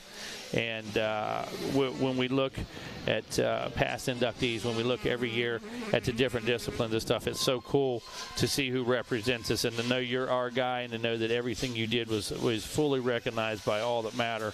That was awesome, dude. Thank you. Great night. And, man, what a stamp and a validating moment on a career. And such an honor. It was a great night, great experience, one that I will never forget.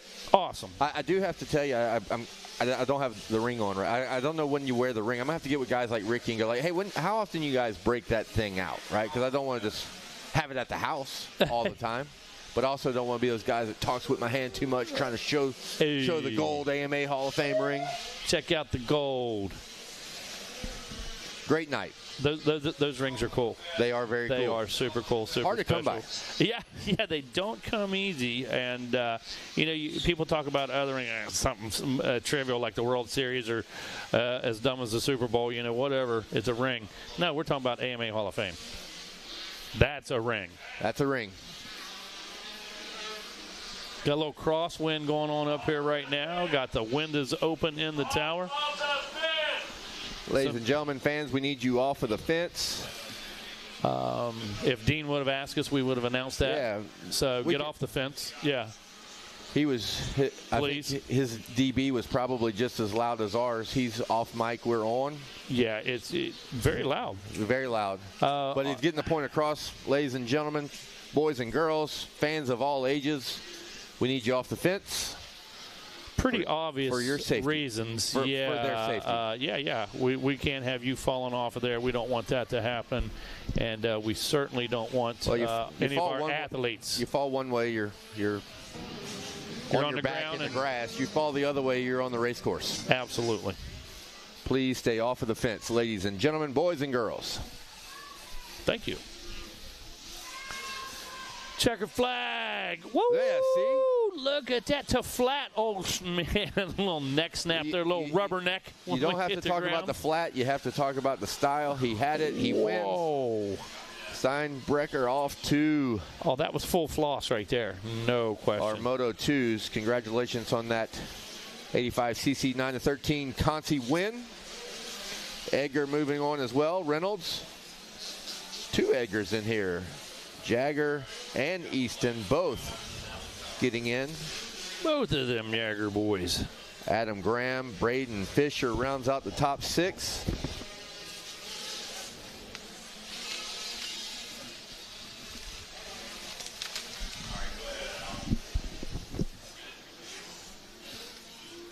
As that brings us to race 15. Schoolboy 2, 12 to 17. BC locked and loaded. You are correct, sir. Race 15. Well, Schoolboy 2, 12 to 17. That means I'm, about 500, right? I've been wrong. No. In that moto alone, I've been wrong once and right once, so there we go. Sounds like 500 to me. It's a cold wind.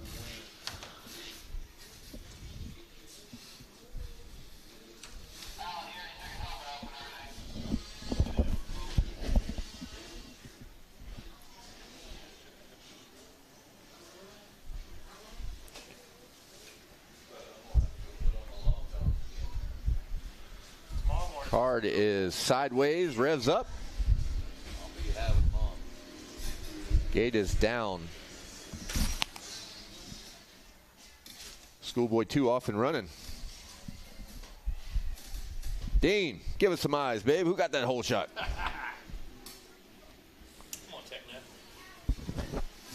Would it be the number? No. That looks like the 111, right?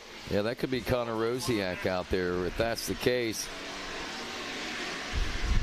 Connor Rosiak is, Magic Racing ride there. He finished 19th. Another one of those riders just outside the bubble, I believe, in his qualifying, if memory serves me correct. But so he starts off with a strong start here. Another rider that, a few riders out here that have my attention. Logan Reniger on the number 2 out there in this one. Michael Quadra, the number 9 out of Old Bridge, New Jersey in this one. He was in a qualifying position, and he ended up there on the last lap, had some issues, and ended up dropping out of that one.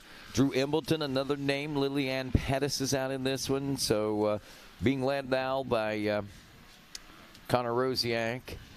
Kane Bolasina. Wow, there's big names in this one. I mean, names, again, White Bass. But, again, when you've got 99 riders in a class, you're going to bring out the very best. We've talked about the international flavor, riders from Canada, South America, all over the place. Hopefully have some good numbers. We'll do a little research this afternoon. Let's investigate that. A matter of fact, Griff, I know you're the numbers guy. We'll find some of that stuff out, maybe how many countries represented, that type of thing. And maybe if we can do some research, that would be amazing. Because I want to tell you, we're going to be surprised when we see the reality of this, Rodney.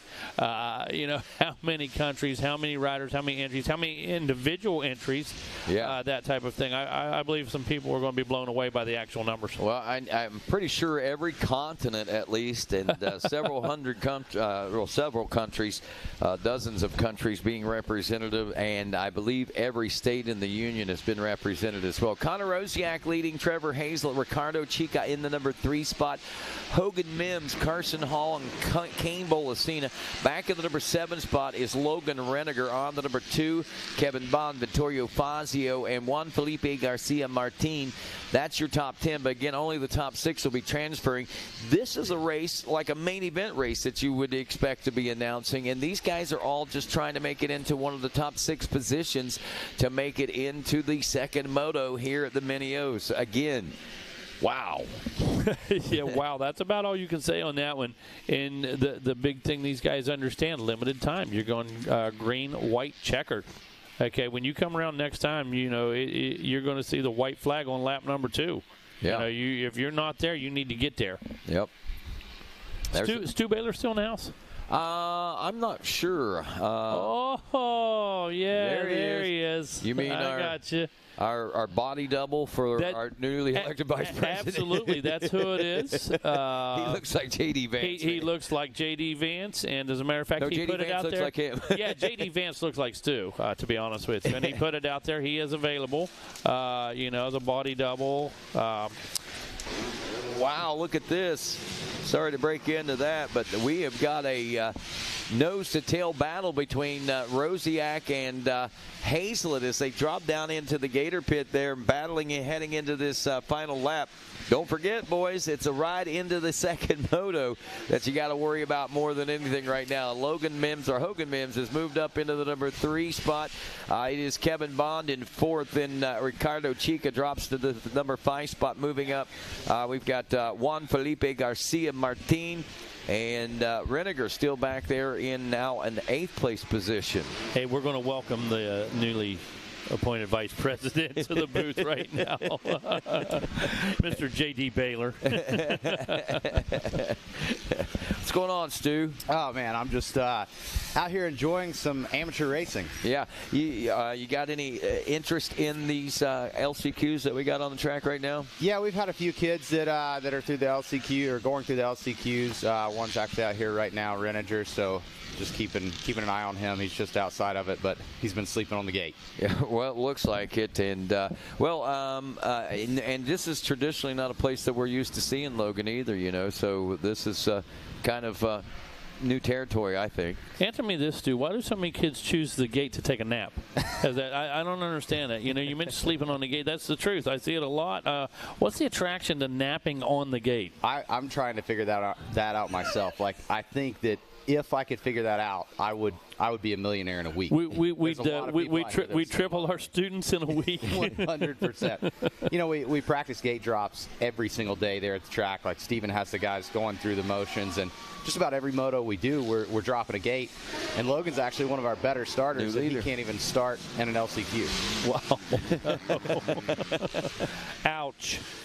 Hey, sorry to break in there, but Connor Rosiak and Hazlett, that battle going on between those two. Hazlett actually ends up winning this one as he takes the win. Rosiak will drop to 2nd, Hogan Mims in 3rd, Kevin Bond in 4th, and 5th, Ricardo Chica and Vittorio Fazio will round out the final transfer position there. Looks like Logan needs to go back to work on those starts a little bit. I think we've got a lot of work to do. There's quite a few guys that we've seen, and now we see a new class starting, and it's fun to see these kids as a whole. The whole family's down here. This last ditch effort. You see the parents, I think, are more amped up for these LCQs than any race I've seen all week. I mean, listen, I heard you guys talking about people getting on the fence. Like, I'm surprised their dads aren't out on the track watching them lead the start. Like, they're booking it. They're going somewhere and going somewhere fast.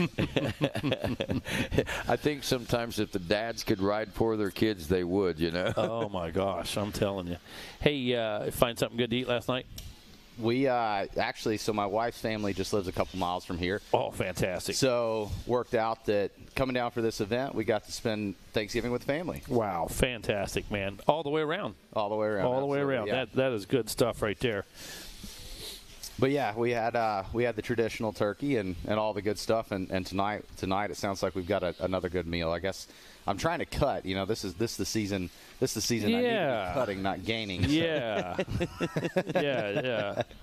Griff said it's bulking season. Yeah, it is what it is. I guess it could be bulking season. Normally, traditional Stu Baylor would be bulking season, but man, I've got just a couple more years left in the tank, and I've got to make a statement before I'm done. Yeah. Yeah, and you're known as one who sets limits and guidelines. Yeah, you're known as that.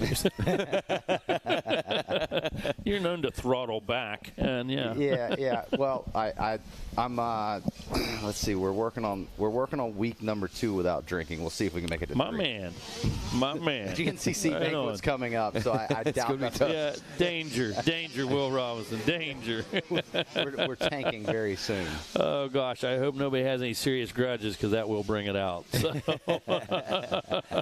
Lap 1, 65, 10 and 11 limited Conti class wrapping up, and it's Carson Sebastian holding or establishing the early lead in this one. It looks like 4.8 seconds over James Wood, the 252. Tanner Butte in the number 3 position. Then we've got Chance Jackson, the 899 in 4th. Gus McAdams in 5th, and Addison Boy in the number 6 spot. That is your final transfer position just outside the bubble right now. Mason Giles and Jason Weiss, also Brindley Shepard and Braxton O'Brien to round out your top 10. Mini Senior 12 to 14 coming up next. Mini Senior 1. Those guys are on the gate in staging. We got Conti 1 for our 65 7-9 limited, and pre-staging Conti 2 for 65 7-9 limited. So following Mini Senior, a couple Contis in our 65 division. So once again, second motos, we will, once we get through all these LCQs, and we are still a ways away from going, but again, we are working very quickly. We're on race 17, I believe, of what is it, 41, I think, what we're seeing right there. So we're basically almost halfway through the consies right now, so that tells you and gives you a good indication what kind of pace we're on. So be paying attention and recognizing and realizing that those second motos are coming up today, and they will be coming up very soon. On the pace that we're on right now, we could probably see those early afternoon. Yeah, I think so, Rodney. And on a side note, the wind may pick up just a little bit. It's not an issue yet, but make sure you got your canopies, your awnings, all that stuff tied down. Make sure everything's secured.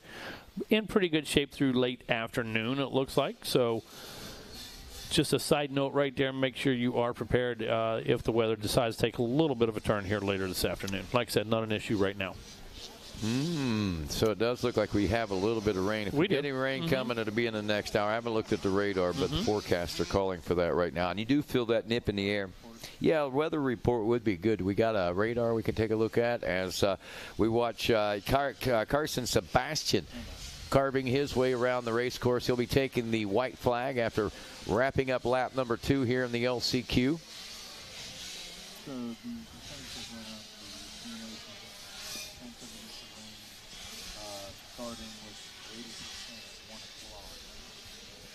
Okay, so we've things are looking up on the weather report. It's looking like I guess now about 1/10 of an inch. We're looking, I think, closer to a quarter before. The percentage of it happening, the possibility of it happening has gone up, but the impact hopefully has gone down a little bit. Yeah, for sure. Appreciate Ted. Ted's our Doppler weather update from meteorologist Griff Cotter in the trailer.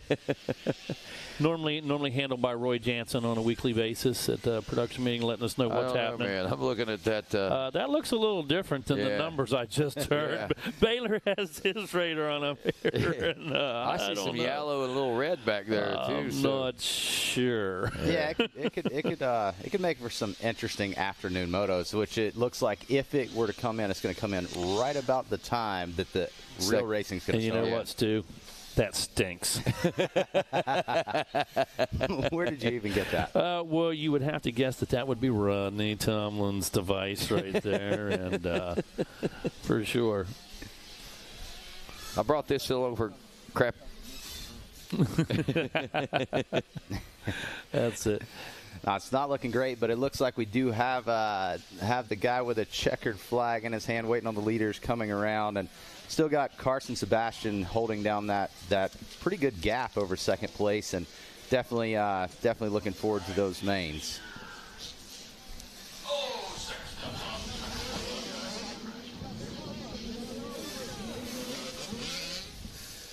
All right, so Stu Baylor's right. We're on our way home to checker flags and glory for the LCQ ride here for the 727 of Carson Sebastian as he takes the win in this one. And then about 4 or so seconds back, we're looking, there's James Wood in the number 2 spot. This one got a little spread out, 13 seconds back to your third place position. Only a couple more seconds separating each position there on back, but big gap between second and third as Chance Jackson will expect to see checking in the number 3 position, as actually I was wrong. It was Mason Giles making the pass there, so that 2-second gap got eaten up a little more. Jackson will finish up in the 4th place position. Gus McAdams in 5th.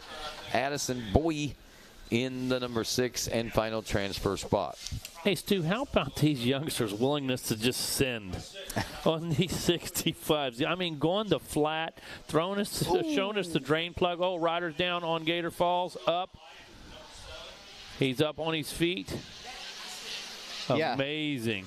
But these youngsters, you have to tell them to Shoals every now and then, hey, easy there, Turbo. There are definitely times where, honestly, a lot of times it's actually the parents pushing the kids to do it. And, of course. And it's like, hey, let's work on this. But then at the same time, like it's a matter of trying to match their capabilities. Yes, always. With what they're looking at. And that's the tough part as a trainer, trying to make sure that they're comfortable and confident in what they're about to do. So, you're thinking one thing, and they're thinking way bigger. Absolutely, absolutely. And you get to watch them day in and day out, and you kind of learn those riders and know what their capabilities are. And we've got a lot of people that their ceiling's a lot higher. Sure.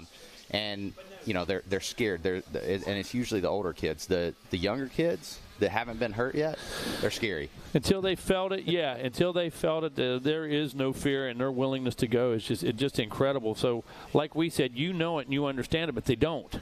Yeah. To them, let's go bigger, let's go further, let's go higher, and you just really have to regulate that. And I encourage the parents to take your advice right now and be real with the capabilities and the goals and the limits. Yeah. I mean, we've got like Lewis and Smart. We're down there a couple weeks ago, and watching those kids ride is just it's impressive. Like, I can tell you when I was a kid, which I know the bikes were obviously much different and there weren't facilities on every corner, but when I was that age, there was nobody doing that. Like, Adam Cincerella wasn't doing what these kids are doing today. No, you didn't see Cooper Webb. You didn't see Cianciarulo. You didn't see those kids riding like that. Absolutely not. No, it's impressive. I mean, even just coming to these events and watching the speed of some of the kids in an LCQ. Like, you got to think, these are the kids that are scratching to get in, and you watch them like they're structurally sound, really good riders, and they didn't make it. Like, it's crazy the speed that everybody's carrying now. Now, what is a little odd to me is sometimes I wonder if today's GNCC kids, they're technical, the speed, but you, Thad, Lane, your brother, you guys would bang bars on a mini bike. You guys weren't afraid to get in there and really, really mix it. When that white flag come out, we'd see 3 lead changes on a white flag lap with you guys. Right now, everybody's so precise, and they're so, I don't know what I want to say. Each guy could get an advantage somewhere and this and that. You guys didn't look for advantage. You just went for it. Yeah, it's definitely changed a lot. I think a big piece is the facilities and, like, kind of beating in the head. Absolutely. Like, even at an early age, you're trying to train the kids to be a pro. And at that age, when I was 12, 13 years old on a Supermini, like, it was, I've got to win. I don't know how I'm going to do it, but I came to win. And, feet could be off, your body could be dragging, but you came to win. And that's not necessarily the case anymore. Like, even watching my cousin Caleb Wood, like, obviously just came off the Superminis for this race, but watching him, like, he's very precise and that's what my point was. Yeah, so it's definitely a big difference from when I was riding the youth class. Looks like we've got the white flag coming out for these guys. Man, these motors are quick. If you don't get that gate drop, you might as well hang it up. And again, names that we never say in an LCQ, names that are not associated with that, because these classes were so big trying to whittle the talent down. So 6 going in this one. I believe we only have 1 in this one, 65, 10 to 11. Oh, no, this mini senior, of course, 12 to 14. My bad. Just one of those coming up, 2 of the 65s. Yeah, watching some of these kids, I mean, it's, God, I just got to keep saying, like, it's impressive. Like, even year after year, like, you see the development, like, the entire sport is fast. It's faster than it ever has been. Yeah, and even just as recent as your mini days, the bikes are so different. Yes. Holy cow, you go look at some of these bikes on the showroom floor, the Husky, the Gas, the KTM, even the new Yamaha stuff, they look like works bikes. Versus what we were riding. The only one that's the same is the Suzuki. That's it. No. And you know what? It works for so many people. That platform, that delivery and stuff, it works for so many people, and then they make decisions or move on or this or that to something else. But no, it too is a good platform. But at Loretta's, when they unveiled those new Cobras, they unveiled those. Are you joking me? I mean, hand-cut parts look like billet brake levers and stuff like that, hand machine parts. I mean, this stuff is light years beyond what we rode. Even the 50s, like, man, just seeing the 50s, or the electric 50s, like the attention to detail. Rick Michael and your dad, they would go down the line and adjust everybody's clutches on them Marini KTMs back in the day. You know, you had your washers and your calipers in your butt pack, didn't you? You had a set of calipers and you had the washers for the clutch springs because they were roached by the time you got from the pit to the start. Your dad and Rick were putting washers in for everybody. Definitely. Well, let's call some racing. We've talked a lot about this one, but yeah. So checking in with the checkered flag, it looks like we've got 6 new faces we're going to see in the main here. So Bryce Atkins holding down that lead with Kaysen Aldridge sitting in second. Braden Benz in third, Tucker, Duranto, and let's see if there was any shakeup there. It looked like we have some close gaps there with those next couple positions and some racing coming right down to the line. Again, 201, 200, 203, that's what it's going to be. You know, it's hard to close a gap when you run the same speed. It definitely is, but this track is starting to get a couple more passing opportunities, a few more lines developing as the day goes on, and you know it just gets that much more throughout the day. That's what's so cool about our progressive drone shots. You really get to see how it develops, what it looks like now, what it's going to look like at 2 o'clock, that type of thing. Really a lot of good shots there. Yeah. How does the drone fly in the rain? I would assume up and down, left to right. You know, it doesn't. Griff Cotter is saying that it is going to stay grounded for the rain. So, I guess after the rain, you get to see the difference before and after. You better believe that for sure. To Dean's credit, we're talking the overcast stuff that will keep the moisture in even more. I don't foresee the sun coming out and burning the moisture right off with a passing shower. So we'll see how it plays out. The track is ready, though. Stu, it's not going to be affected by that rain. No, we're not going to have enough rain to really affect it. And, again, our crew knows exactly what to do. And every one of these riders, 50% of them are saying, yeah, let it rain. Let it rain. Yeah, to be honest, like, you know, not to upset anybody, but I've heard that the track was a little more hard packed, a little drier than in years past. So a little bit of rain may open this thing up. And obviously it could have been the track crew just making sure that didn't get it too deep before this rain. So a little bit of rain on top of this. Obviously, there's some good elevation to be in Florida. Most of it's going to run off. You throw the rippers back around this thing, it's going to get deep, it's going to get gnarly, and it's going to make for great racing. Yeah, so we're set up for it. And everybody's different. Our opinion of hard pack's a little different. Everybody's opinion of deep is a little different, right? Most definitely. And you know, me personally, like the gnarlier the track, the better. This is not a racetrack for me right now.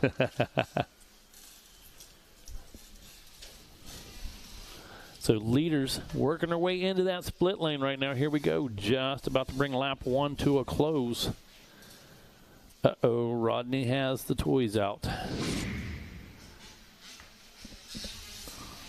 Wes Kane on deck right there. Going to come in. You want to sit with Stu a little bit? Absolutely get Wes Kane in here with Stu a little bit. Got the toys on deck. The two of them, that might be bad. 5 minutes. I need to send some money to my sister. I'm having some. How many more we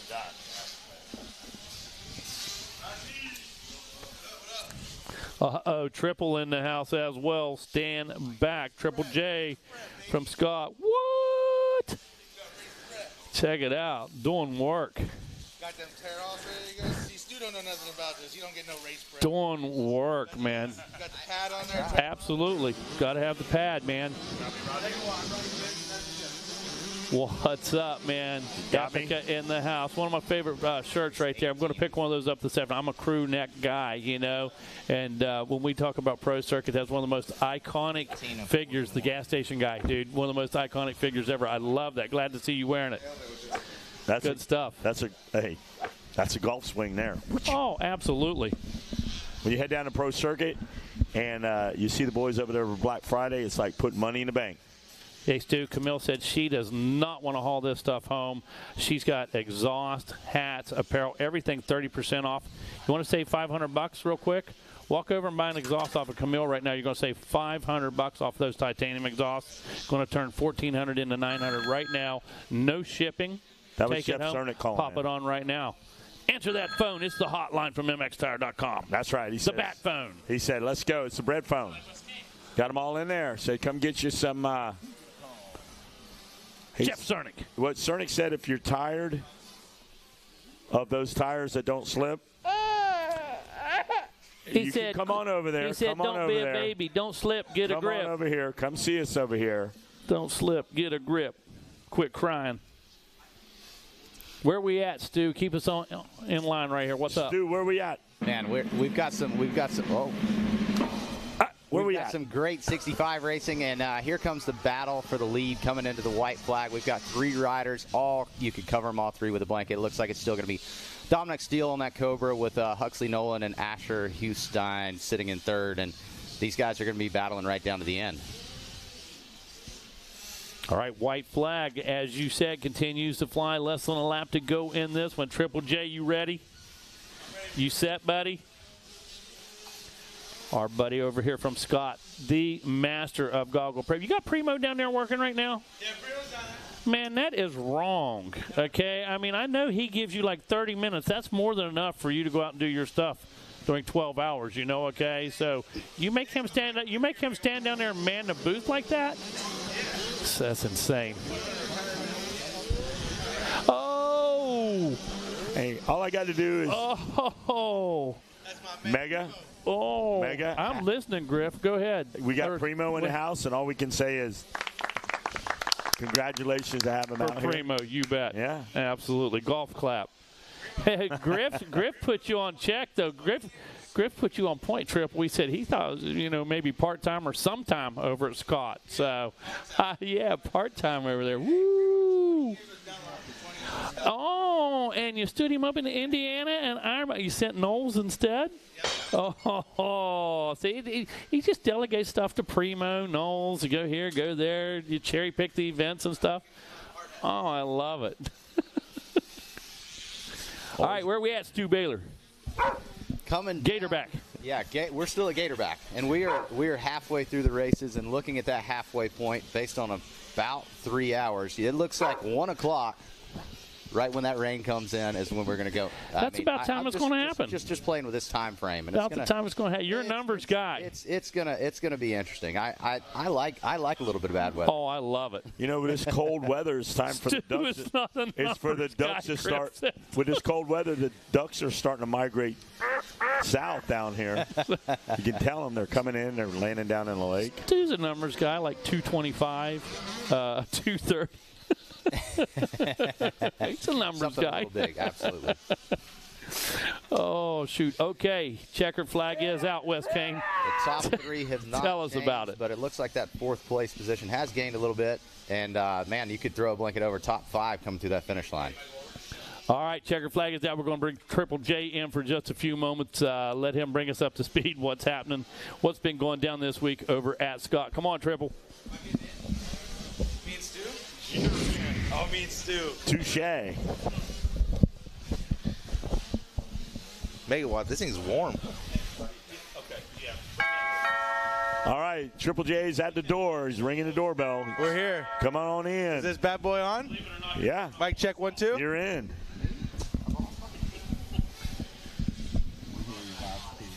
Loud and clear, boys. Come on in. It's Friday. It's Black Friday. It's everything on sale day. Man, we getting rain, you think, boys? We getting rain. No, we're not even thinking about that. Stu Baylor comes to town. He brings the GNCC weather with him. What are we doing out here? We've got to stay away from GNCC weather. That's a fact. I'm over it. I'm over it. Yeah. What kind of weather the Shoals have now? The Shoals is perfect right now. It is absolutely perfect. Hey, big shout out to Shoals getting a qualifier. Yeah, I'm pumped That's on sick. that. I'm pumped on that. Congrats, guys. Congrats. That's super cool. I'm glad to be a part of that. We've got a great facility and some big names to make sure that it stays that way. And I think right now we're on a really good track to have some really good racing there, and got some big plans before that qualifier to add to some parking and make some big track changes. Yeah, and you guys do a really good prep camp too before make the track 10 Commandments, the whole 9. You guys have really stepped up and tried to be the place to be not only just for Loretta's, but just for year round. Yeah, definitely. Being in South Carolina, it does allow us to ride year round, which is great. We've got a sand track right down the road, so we never have to take the time off, which is killer. And for a lot of people coming from up north, it makes the traveling a little bit better than coming all the way to Florida. And you get to ride ruts. You're not just riding sand day in and day out. And obviously, there are places in Florida like the one we're looking at that doesn't quite have sand. So but yeah, we've spent a lot of time and a lot of effort into trying to become the place to be for all things motorsports, not just off road. Honestly, our focus the last couple of years has been more motocross and supercross than even the off road side. That's awesome. Yeah, these parents have invested time and day, money, energy. And it's cool to see all of it come together this week. I know I had Thanksgiving dinner over at the Sandbox, and Mr. Jason Baker was like, man, you guys have put in the work, and it's great to see, everybody seeing that work pay off. And that's what that's what you do. It's cool to, because you don't know, right, until you get here, like, is it all worth it? And then you go out and you maybe last year you didn't make the mains, and then this year you make the mains and you get top 10. So it's like, it's cool to see all these kids progress and get better. And places like yours, places like Moto Sandbox, places like GPF. It's cool to see all these kids put in the work and then see it all pay off. Yeah, definitely. It's really rewarding as a trainer or an owner, getting to see these kids come out and do better than last year, or some of our kids that were scared to race last year that are now here and competing. Yeah, this one's a big pressure. Yeah, definitely. I mean, even my cousin Caleb, who's a multi-time national champion, terrified. Went to 250B, terrified. Yeah. Just a really big change. But, he spent a week on this new bike, and trying to come out here, it was intimidating all week. When I showed up, though, I think I lit a fire. I got here awesome. yesterday. He had his best result yet. So that's cool. Yeah, it's good to see, and like I say, that stuff's rewarding. I mean, when Caleb started riding dirt bikes, he started a little bit later than we did as kids, and yeah, I mean, I've watched that kid develop into a national champion and go back-to-back overall. Yeah, that's cool. As we're looking, Semi 2, 65cc, 7 to 9. Yeah, Mickey Fluhart looking good out there. Scott guy. Yep, Fluhart, Massey, Langer, Daxon Diekfeld looking to make his way in there. I believe we're taking the top 3 out of here. Yeah. So great job out there. Yeah, let's put the other screen back up, Rodney. Yeah, Mickey Fluhart had some success in Supercross, and I think he's going to try to carry it over here to motocross. Sometimes it's a long week. It's hard to put it all together. But as we were just talking about a little bit ago, it's just learning, getting your expectations and growing onto the next moto. All right, so Mickey Fluhart coming up next. That's race 19 on the track. And we're going to look at next is going to be that Consi still out there. Yeah. We'll pick up the next sheet. Keep these guys going out there. Race 20 is going to be 450B limited Consi 1. We're doing it. Yeah, we got that one. How many are we taking out of that one, Wes Kane? How many Consis are there? If there are one Consi, they take 6. Looks if like there's 2 Consis, they will take 3. Okay. Yeah, it looks like there is 1 Consi for that one. So we can get 6 guys out of there. Make all right. Well, there's Fluhart. Taking the top 3. Fluhart comes in, rifles out of that pit on lap number 1, gets the white flag. Fluhart looking good. So Fluhart ripping. Fluhart, Massey, Dinkfeld moves up there. Yep. So a little Dinky Links out of Pennsylvania. I stopped by those guys last night. They topped me off with food. They're like, take all you want. Did you have a food hangover today, Wes Kane? I actually did. Yeah, because old man Diesel Thomas's dad, Pat, tried to bust in my camper to have a little jeer, and I was like, bro, I'm done. You're like, hey. I can't take this. He went over and hung out with Meg. But Fluhart, Massey, Dinkfeld, looking good up there. You want to make that next round. You want to get in that next moto. We're getting to the closing of this thing. We got 2 days left of racing, and you got to put all the marbles out there and just go for it. Yeah, podiums are going to be set. They're down there now, getting the medals situated, the number plates, and we've got that. We've got a champion bottle for the champion. Yep. Top 3s right there. We'll be able to grab them. Yeah. And get this thing moving for a celebration. And it's not far away. I mean, I think we're on 20 out of 40. Meg's keeping his got the finger on the pulse of the consies, you don't want to get caught like slipping, like, oh no, that's the last one. Now what? Right. We'll start letting people know we're staging up moto number 2 and Crown and of so Champions. forth. I got K-Dub over here. He is on ready to go. Our guys over here from the Shoals are pumped. He's turning that phone over. You got to have that private screen. Like the blackout screen. Well, actually, I was looking at deer pictures, if you want to be honest. Yeah. He's like, the Shoals cameras are good, but I'm not looking at the track. I'm looking at the trees. Yeah, we're got time. Yeah, where's this buck at? I got to find this thing. Yeah, let me tell you what. Oh, right her down. Right her down the left, right before you go down into the hole. Oh, bad place to go down. Number 15, it looks like. That's number 15. Is that 15? Am I reading that right? It was hard to see. Yeah, that's a good one there. But Stu, I mean, for you, like, you got kids in your consi.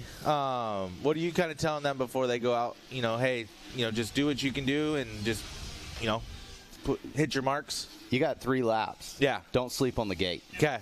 I think my exactly what I said last night before dinner was, I am a notoriously bad starter, dead engine, and I think I could beat half of you guys off this line dead engine. I've seen some of your dead engine starts this year at GCC. It's pretty terrible. So, and I swear, I mean, he can start. He can start, but there's a couple of them where he's just kind of like, scratch his head a little bit. I think he looks at a deer pick and then he takes off. And the next thing you know, he comes through the 30-minute mark and he's in second. I'm like, where'd this dude come from?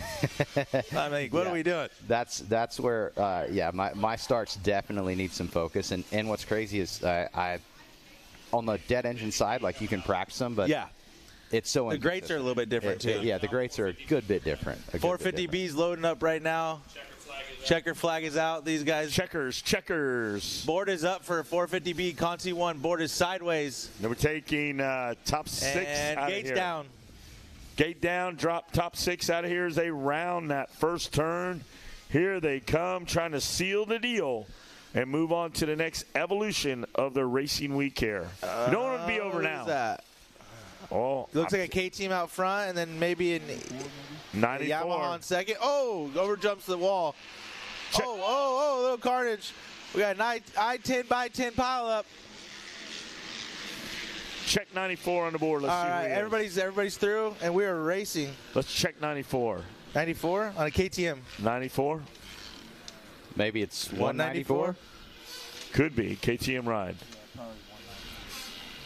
All right, we'll pick them up when they come through, but you can see the competition is fierce out there. Yeah, these guys are going all out, West K, and they are not wanting to not race these mains. They want to get it into the main, and they are going for it. Yeah, top 6 get in. So Dad's over there, crew chief or mechanic. He's like, hey, seal the deal. Just give me a top 6. Don't ride over your head. Don't try to throw it away. Get 6 is the magic number. Yeah, 6 is a win. Let's get it in. Top 6 is as good as a win for any of these guys that want to make it to the next round. And all 6 are right there battling. 6-6, pick up sticks. Here they go. 1, 2, 3, 4, 5. Into the S's. Hard 6. Come in. Double down on that, guys. Here we go. It looks like a Yamaha front. Nelly. Well, there he is out front. The number 220. Number 94, number 61. Call him in. White flag out. Green flag go. Green, white checker. Yeah, the 220 on Yamaha is racing to the front. He wants to take off and get a clean track. KTM still in suit.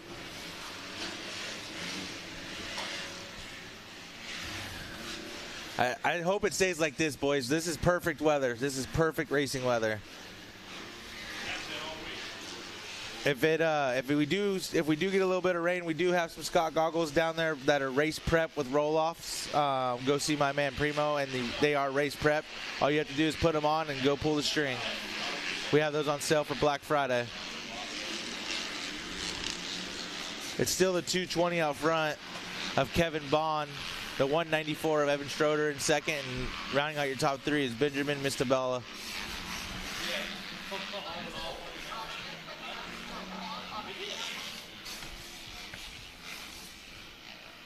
All right, here they go.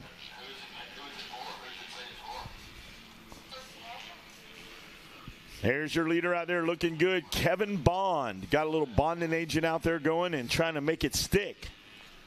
He's got Gold Bond. He's got them dentures in there. Kevin Bond, Evan Schroeder, Benjamin Misselbacker, Miguel Angel Rojas, Walker Afano, and Ryder Scotus. Looking good. Keep your eyes peeled on these guys. Soda, Matella, Hall, Mayes, Sampson, and Tyler Lynch. The Lynch Mob. Dad's painting another helmet back there. Get in the main. I'll paint you another helmet in the van. Wes Kane, these guys are getting close right here. The 61 of Benjamin Misselbacher and Kevin Bond are going to be battling for this lead here shortly. White flag is out. Yeah, that means go time. Not surrender. Sense of urgency. There's no surrender in there. It's going to come down to the survival of the fittest here.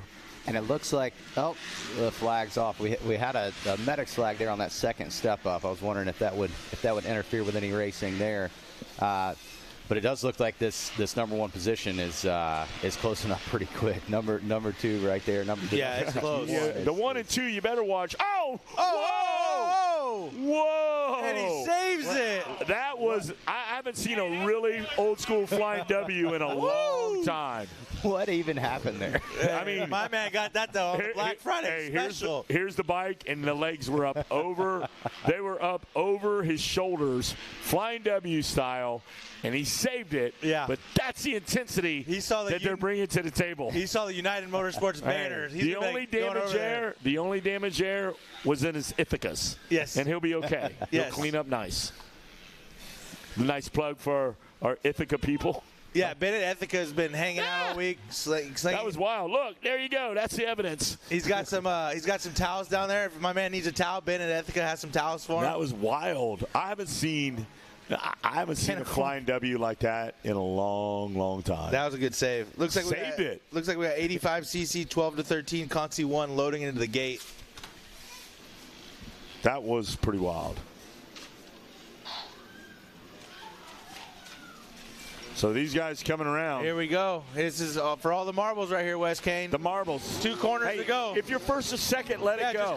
Just cruise. Let it go. Yeah. Here's the race right here. The guy in 5th, 6th, and 7th. Carson Hall in 5'10" needs to make a move right here. Can Lynch get in? You got to get top 6. Ryder. All right, there you go. Boom, boom. Bada boom, bada bing. They're clicking off. There we go. Oh, who is it going to be? Oh. Lynch missed it by 3. Top 6. Top 6. Street Gang, Lake Worth. Here we go. 6 on 6. Pixie sticks, like Wes Kane pick up says. sticks, man. Pick up sticks. Hard 6. Throw them hard 6s. 12-13 next. Looks like Kevin Bond, Misselbacher, Schroeder, Skredos, Rosiak, and Mattiello for your top 6. Hey, I got some good stuff happening. T-Rex throttles and triple clamps are AMA legal in every class. Champions choose T-Rex. Blue Crew, they still got those gift bags over there. Go see them over at Altless and take one home. Surefoot, those guys are great. You wonder why you ever rode without them. Ride better, ride faster, ride stronger with Surefoot. UnitedMotorsports.com is the leading source in parts, gear, and accessories and more. UnitedMotorsports.com. Ride to your adventure. Geomax Tires, they got them over there. Jeff Cernick, head over there and see our good friends. Take some home. Moto Gravity Combine is a non-for-profit MX training combine. We are volunteers committed in helping making racers reach their full potential. And Minton Racing is a family business that specializes only in Cobra motorcycle sales, parts, service, and trackside service. There you go. Got some reads in there for you, little Dean. Wes Kane, I just got the word. If you're waiting on an order from Gypsy Soul, that's Gypsy Soul. It is ready to go. Hey, better than Gypsy Tales. Let's get Gypsy Souls. Gypsy Tail. I don't know. He's a good guy. He's all right. Yeah, he's all right. He needs to come to some more races and really get a feel of what's happening out here. A lot of speculation when I listen, and, you know. I haven't listened. Yeah, let's go. Here we go. All right, here we go. Here we go. Who we got? Looks good. First lap, about to go over the I'm glad that you asked. We're going to see when he comes through and gets that red. Wes Kane, you're supposed to know these things. Hey, I'm reading reads over here. I'm trying to help out the number good 70, people. Jackson Vick leading this one. Oh boy, Jackson Vick. That's a name that we probably weren't expecting to see in the consies. I don't think so. I don't think he was expecting to be in these races. Yeah. Yeah, bingo needs a bingo. Yeah. All right, Vic, Soretti, Shoe. He's got a commanding lead. He's Donato and Pasilla in your top 6. Guys outside looking in, Blanton, Size, Johnson, Hadley, and Likens. Gavin Reynolds as well. What do you see over there? Look over that finish line. What do you see over there? Looks like they're coming down the hill. Jackson Vick with the commanding lead. Just like you said, Wes Kane, his dad's like, hey, you get this whole shot and just bring it on home. Yeah, do a checkout. Yep. 10 items or less. Express lane at your favorite market. Uh-huh. You know what I'm saying? Hey, I know what you're saying. I can pick up what you're laying down. Down that 20 miles of bad road, here comes your leader right there, Jackson Vick, looking good. He's getting a little real estate now between him and our second-place competitor. That's where you want to be. You want to check out Vic. Let everybody else, Soretti, Shoe, Goncalves, Donato, Pasilla, Blanton, Stiles, Johnson, and Hadley hash it out. I think with this track prep today, Wes Kane, we're going to see some good racing. It's going to be a little more open, not as rough, I don't think, unless we get some rain. But oh boy, what do you think, Stu? I mean, you've seen some track prep in your life. Yeah, you think it's going to be a little faster track? So it's one of those things where I feel like it can provide better racing if you're paying attention.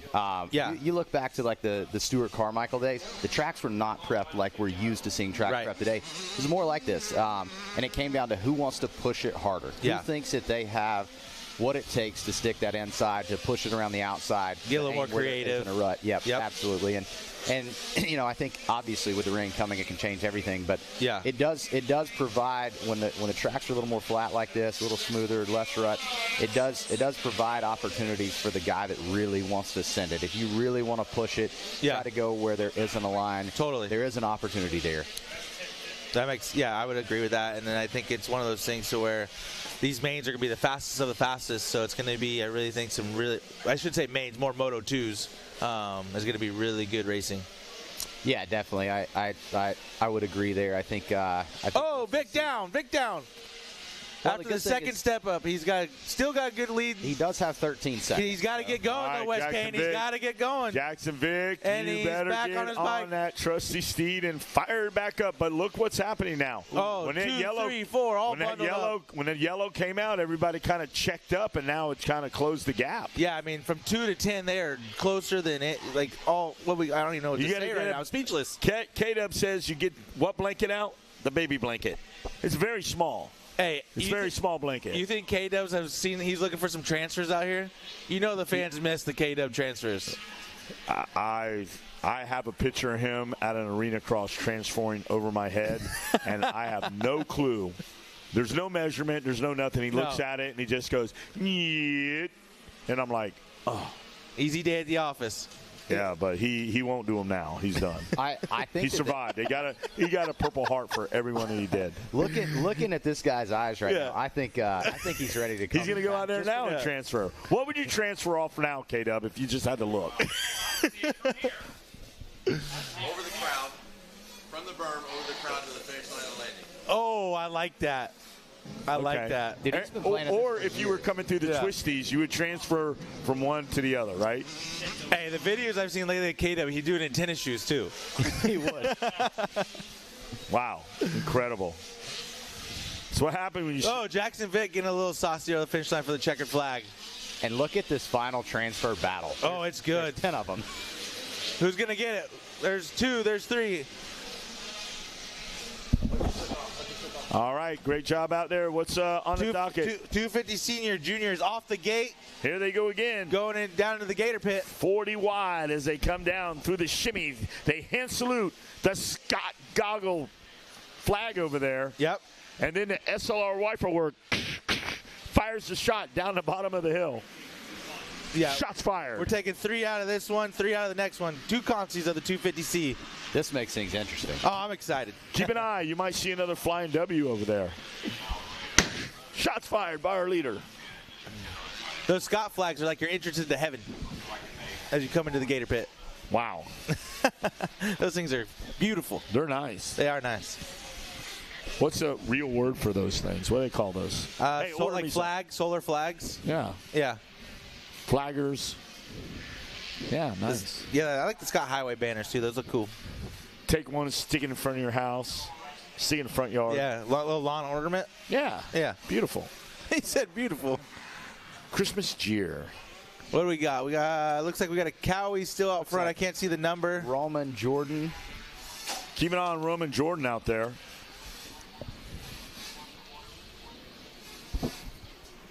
These guys are starting to separate a little bit.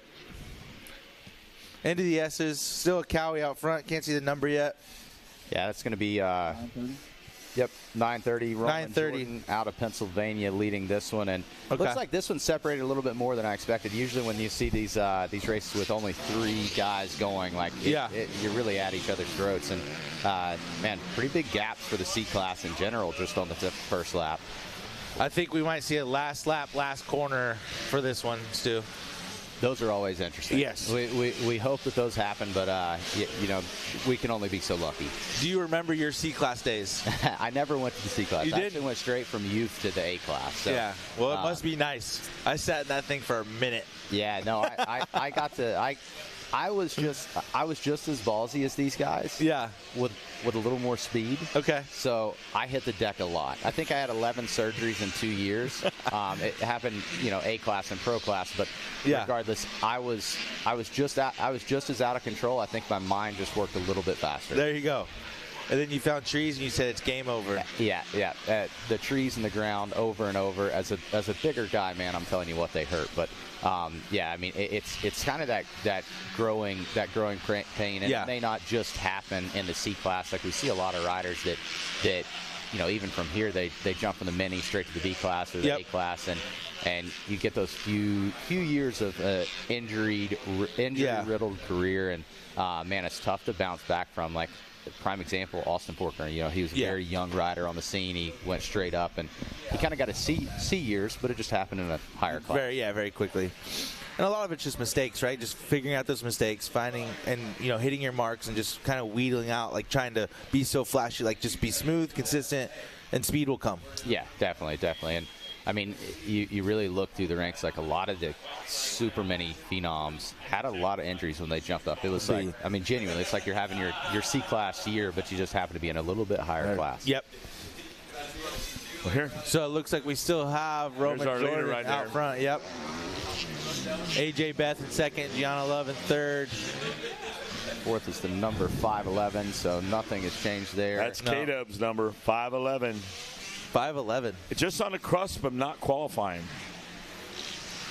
Got to get him in that qualifier. So the 5'11's got to get moving. White flag is out, and he's got one more lap to try to get this thing into the second moto.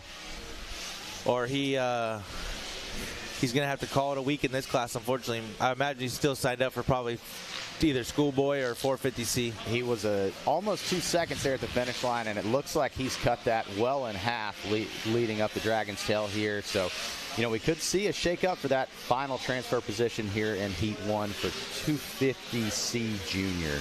All right. Great job out there, guys.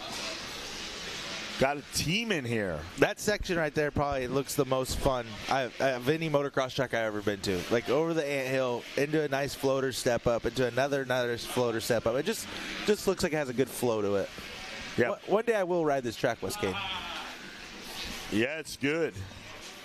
Guys get some air over that floater. Great job out here by these competitors. And Oh, and we've got to pass it. It is look out. Going around what the do you see, Stu? Up there, so we might have a new rider taking that third and final qualifying position here in Moto and Shuffling of the deck is happening now. Oh, yeah, these guys are going in. They're going out of the rollers into the right-hander. They know what's on the line. Yep. We talked about it earlier, Stu. We might see something special here. He closed the gap. He went around the outside, and I think just lost a little bit to that inside line, going back up the rollers there. Split lane. See if anything happens. Wild coming down to it. He knows what he's got to do. You wanted to see that last lap, we got last turn punt. Here we go. 2 corners to go. Our leader is about to go up the hill. Oh, no, it looks like he's having a little bike Is that bike issues? Not sure what happened. What happened? Knee. And it looks like Roman Jordan takes the win in your first Conti of 250C Junior with AJ Beth, Gianni Love. And they are going to the second moto, West They're Kane. high-fiving over there. Dad's happy. Everybody is super pumped. Black Friday throughout the pits. I talked to the Unruly guys. They have got it going on back there. Black Friday sale. Got a big banner out there. Yep. Just about anybody out there probably wheeling dealing on your way out. Yeah, no, it's a great day to shop. If you want to load up at going into winter and get your Christmas shopping done, hit these vendors up. They don't want to take this home. I know, Scott, we don't want to take it home. Nah. Come see us. So thank you, boys, for letting me come up in the booth. It's always a good time. Hey, anytime. Happy Black Friday. And Triple J. Stu, good luck to you and the Shoals team, and then we'll see you at the GNCCs. Absolutely. Looking forward to it. Going to be exciting. Thanks, boys. Thank you. Amazing.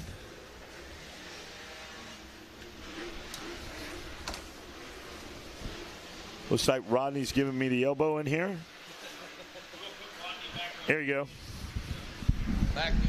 I think you're hot. Back in the swivel chair. Oh, I am hot. All right, here we go. Where are we at? We got race 22 wrapping up. That moves us to race 23, it looks like there. And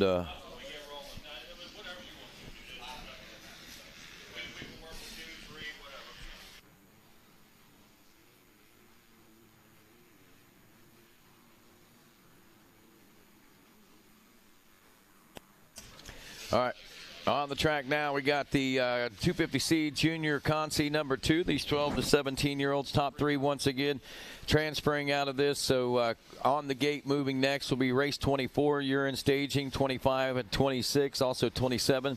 Consi 250C Consi 1 and Consi 2 28. You guys can start thinking about heading over there as well. Again, rolling through these consolation races at now number 23 of 38. 41. Yes, 41 plus 3. 38 plus 3. Little math involved in figuring that one out, Rod. Yeah, well, that's true. You got to put that plus 3 in and down there because we did have 3 more races to run whenever they printed this morning, so we'll have that all sorted out for you later on today as we're wrapping up lap number 1. Kevin Windham back joining us again as well, and Stu Baylor. Lucas Corcoran here with the lead early. Recognize a rider out there.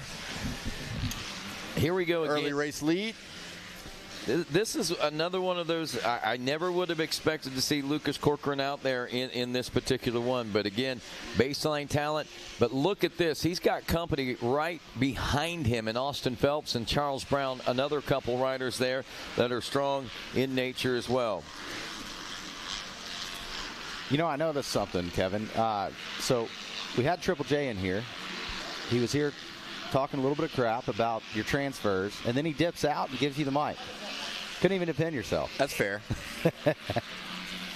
So the transfers, is that, I got to know, like, does Supercross shut that down? Why do guys not do that anymore? Or they're just not man enough? Well, I don't know if it's anything to do with manhood. I think it's just insanity. I look back at some of the transfers that I did, some of them that I did not make. I kind of don't know what I was thinking. Not the smartest move, but it was later in my career, not a huge threat to win anymore, so let's find a way to be a little bit unique. I can say I honestly look forward to the transfers over the racing in most cases. Like everybody was wondering like what you were going to pull off. Where's he going? Yeah, where is he going? Like what is he thinking here? And usually like you kind of as a fan and spectator you play it out in your mind of what could you transfer, and you did something to a whole nother level. Well, over time they grew, and the price got pretty large at the end. I had some get-offs and some cases. YouTube famous at some point with some crashes. Look at the battle here for the lead as they come by the tower. Now this is, again, I heard y'all talking about just before. It's one of those things where, hey, everybody wants to win. We're all racers. Gate drops. We're all thinking about winning. But do not do anything crazy because both Phelps and Corcoran are in transfer position. You do not want to ruin that. Pack the bags early and load the bikes up. That is not a situation you want to find yourself in. So hopefully these two guys can keep it nose to tail, keep it smart, keep it safe, look at the bigger picture. But as we go back to Brown, he's in a slightly different situation here as he is feeling some pressure, and this is for the final transfer spot. Riders in and out as they come up out of the pit over the gator back.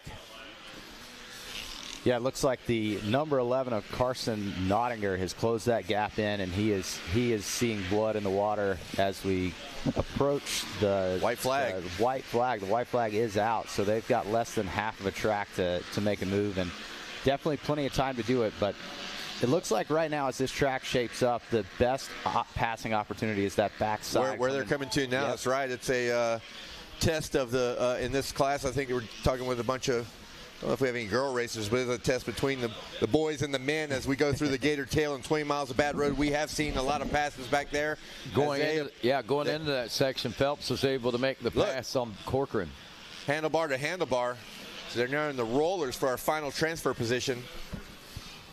Looks like number 11 going around the outside trying to make it stick, and he actually gave up a position to a rider there on the inside, doing whatever they can. And in that position, obviously they know what's on the line, and they have to make it happen. Well, that would be Eli Bassett wants to get in the battle as well. So again, pretty solidified here in our 1 and 2 positions, but we have some action brewing with just a couple turns to go. Here they are, tire to tire. Do we see a punt? I don't know if it's quite close enough. That's the number 70. Yeah, Bassett's got that. That's Bassett. Came around, checked in last lap in 5th. Looks like this young man has made 2 passes as he does take the final transfer spot. Wow, impressive last lap charge there.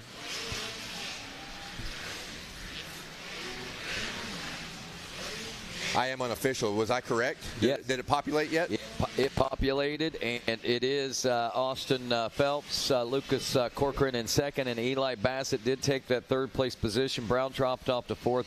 Nottingham, whom was challenging at one point himself, drops off to a 5th place position. So Bassett really making some big gains out What there. a last lap charge for that young rider. Race 24 on the line, 85cc 9-11. Yeah, 40 riders. 40 riders in this one, and this again is one of those where we're only taking the top 3 riders. So this is where the racing, I feel, gets much better. You know, all the dads are fired up on the line. We've got to get the podium here. And what's crazy is I've had to break this. Even some of my higher, better riders that are at a pro level, you're not doing this for your dad. If you line up and you're worried on lap 1 of a bad start that you're upsetting your dad, you've got the wrong mindset already. You got to line up knowing that you're doing it for you, and it's a tough thing. Like, I know, obviously, as a parent now, like, you do want the best, and you're definitely going to push your kid to do that. But a lot of these kids, they're riding in fear of what might happen. That's true. Very true, and we can see who's the most scared. There's a pretty I do. His dad is hard. I do also see that. You can talk to riders and you see if their ride is a fear-based ride. Yeah, you definitely can. It definitely can be pointed out and noticed. Now, how do you attack something like that? I mean, you've got 2 mindsets that you got to try to beat there. You've got a parent that you've got to try to talk off the ledge there, and then you've got a kid that you've got to convince that he's got to do it for himself and not his dad. I'll be honest, like, my dad was hard, and you look at most of these top riders, like, their dads are hard on them. They want the best, and they're going to push that kid, and, you know, sometimes riding out of fear to get a little bit of speed is good. And then at some point you got to make that switch to, hey, I'm doing this for me. And that's a tough transition. It usually, you know, you're 16, 17 years old by that point where you really know if it's for you or for your parents. And, yeah, it is difficult. Sometimes I have to tell the parents to back up just a little bit. But, no, I wouldn't change it. Like, my dad was a hard ass, and I can promise that he got the most out of me and my brother. I mean, just looking at results, a lot of these top riders, their dads were hard on them, and, you know, I think that discipline is good. And we can see the kid that's running up front. I guarantee his dad was in his here on the starting line. Enzo Fialo from Tallahassee, Florida, the 122 we see going by there in the lead with Jake Wheeler in the number 2 spot. We've got Owen Solomon back in the number 3 spot. Christopher Bannock, another name you expect to see out there. Tanner Cannon, Micah Nix, Braden Muschler, Kellen Drone.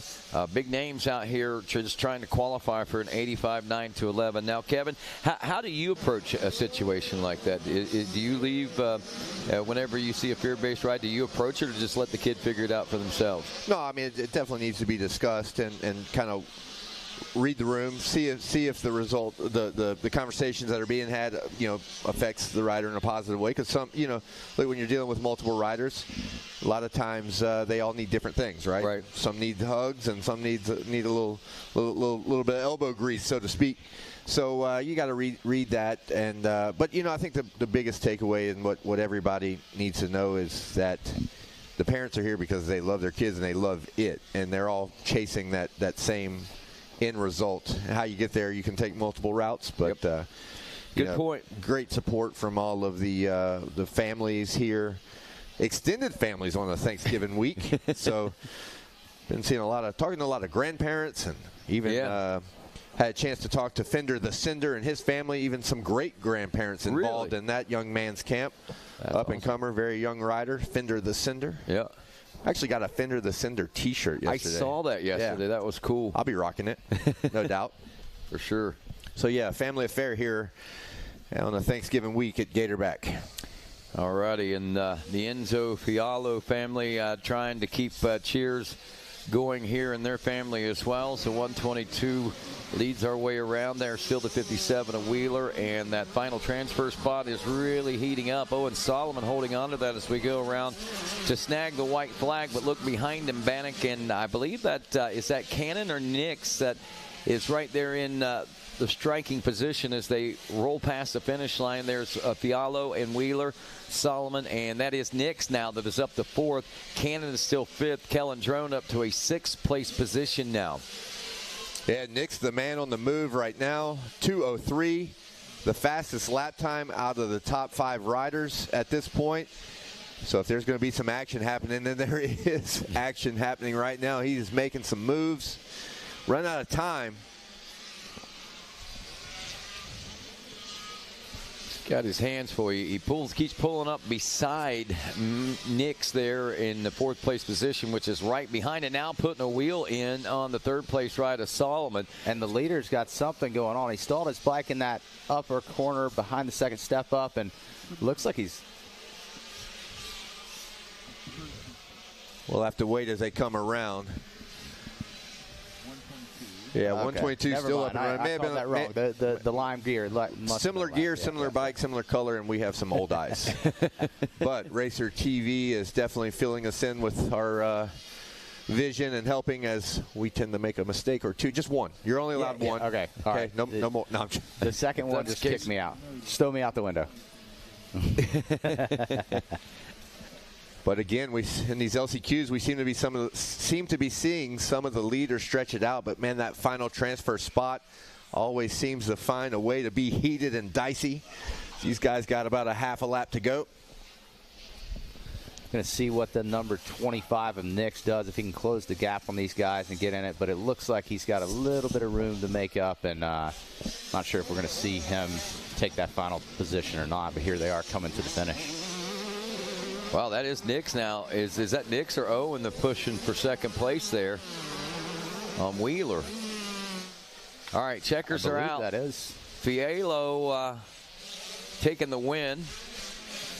Jake Wheeler, I believe, will take second. Yes, he does, and that was Nix. Nix was pressing. Final lap charge yet again. That's 2 consies in a row where big things happen on the last lap.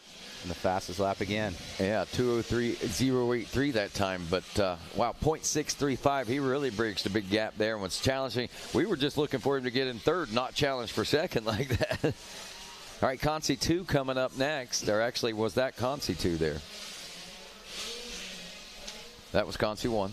So Consi 2 is coming up next. And again, I think that we're looking into this one, seeing, again, some names that are going to keep this racing exciting, similar to what we saw there just a moment ago, as our leaders now making their way across the top of the Gators back right now. We'll try to sort these guys out as they make their way into view here. 5:23. That's Cole Talent out of Covington, Georgia.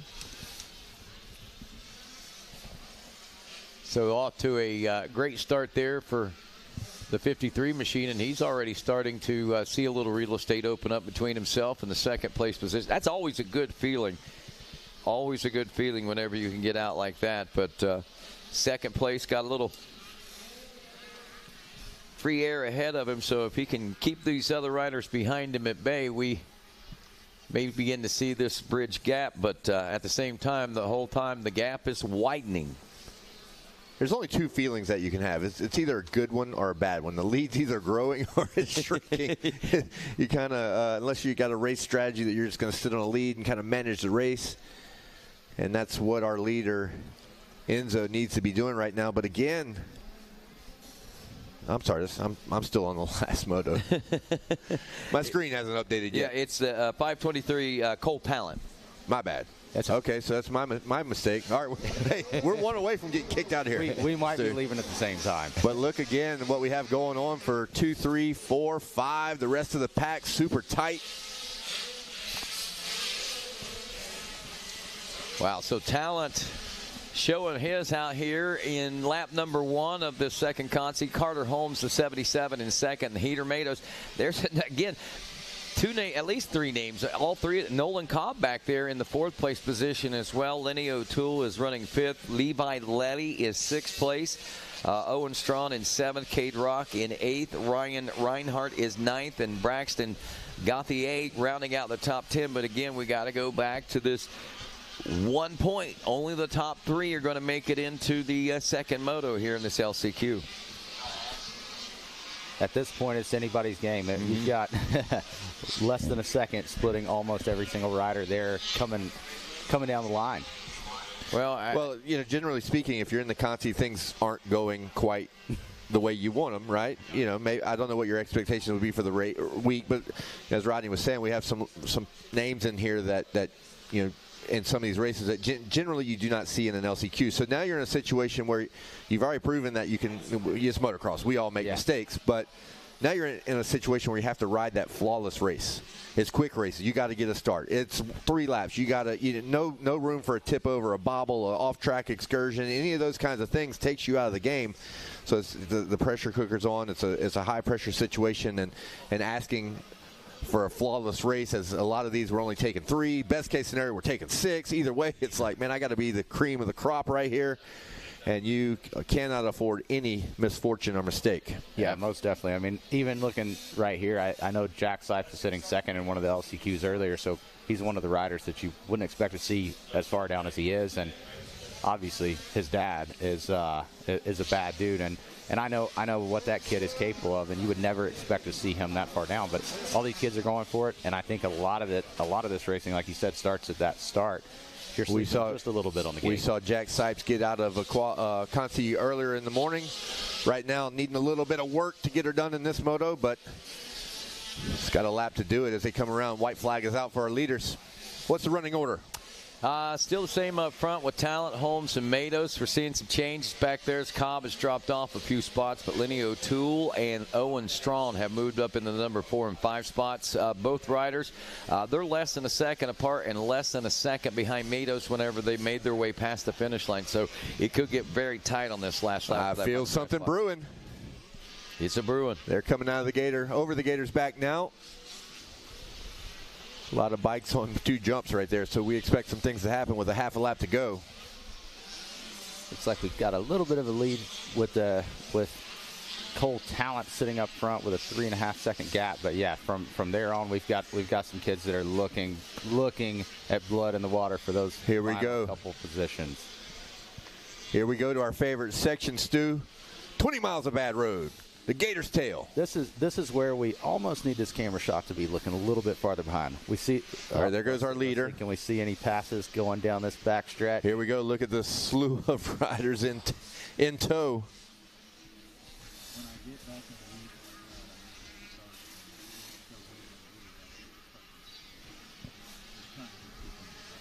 So listening to the production crew, so they actually keep the leader on screen at this spot so that multitasking, so that they can tell our guys when to drop the next gate. Man, it is honestly not to take away from the racing that we have at hand, but it is impressive to watch the production at events like this. This and Loretta Lynn's getting to call some of these races, seeing how precise these guys are to get all of this racing in such a short time. Here we are in the twisties. I believe we may have had a change.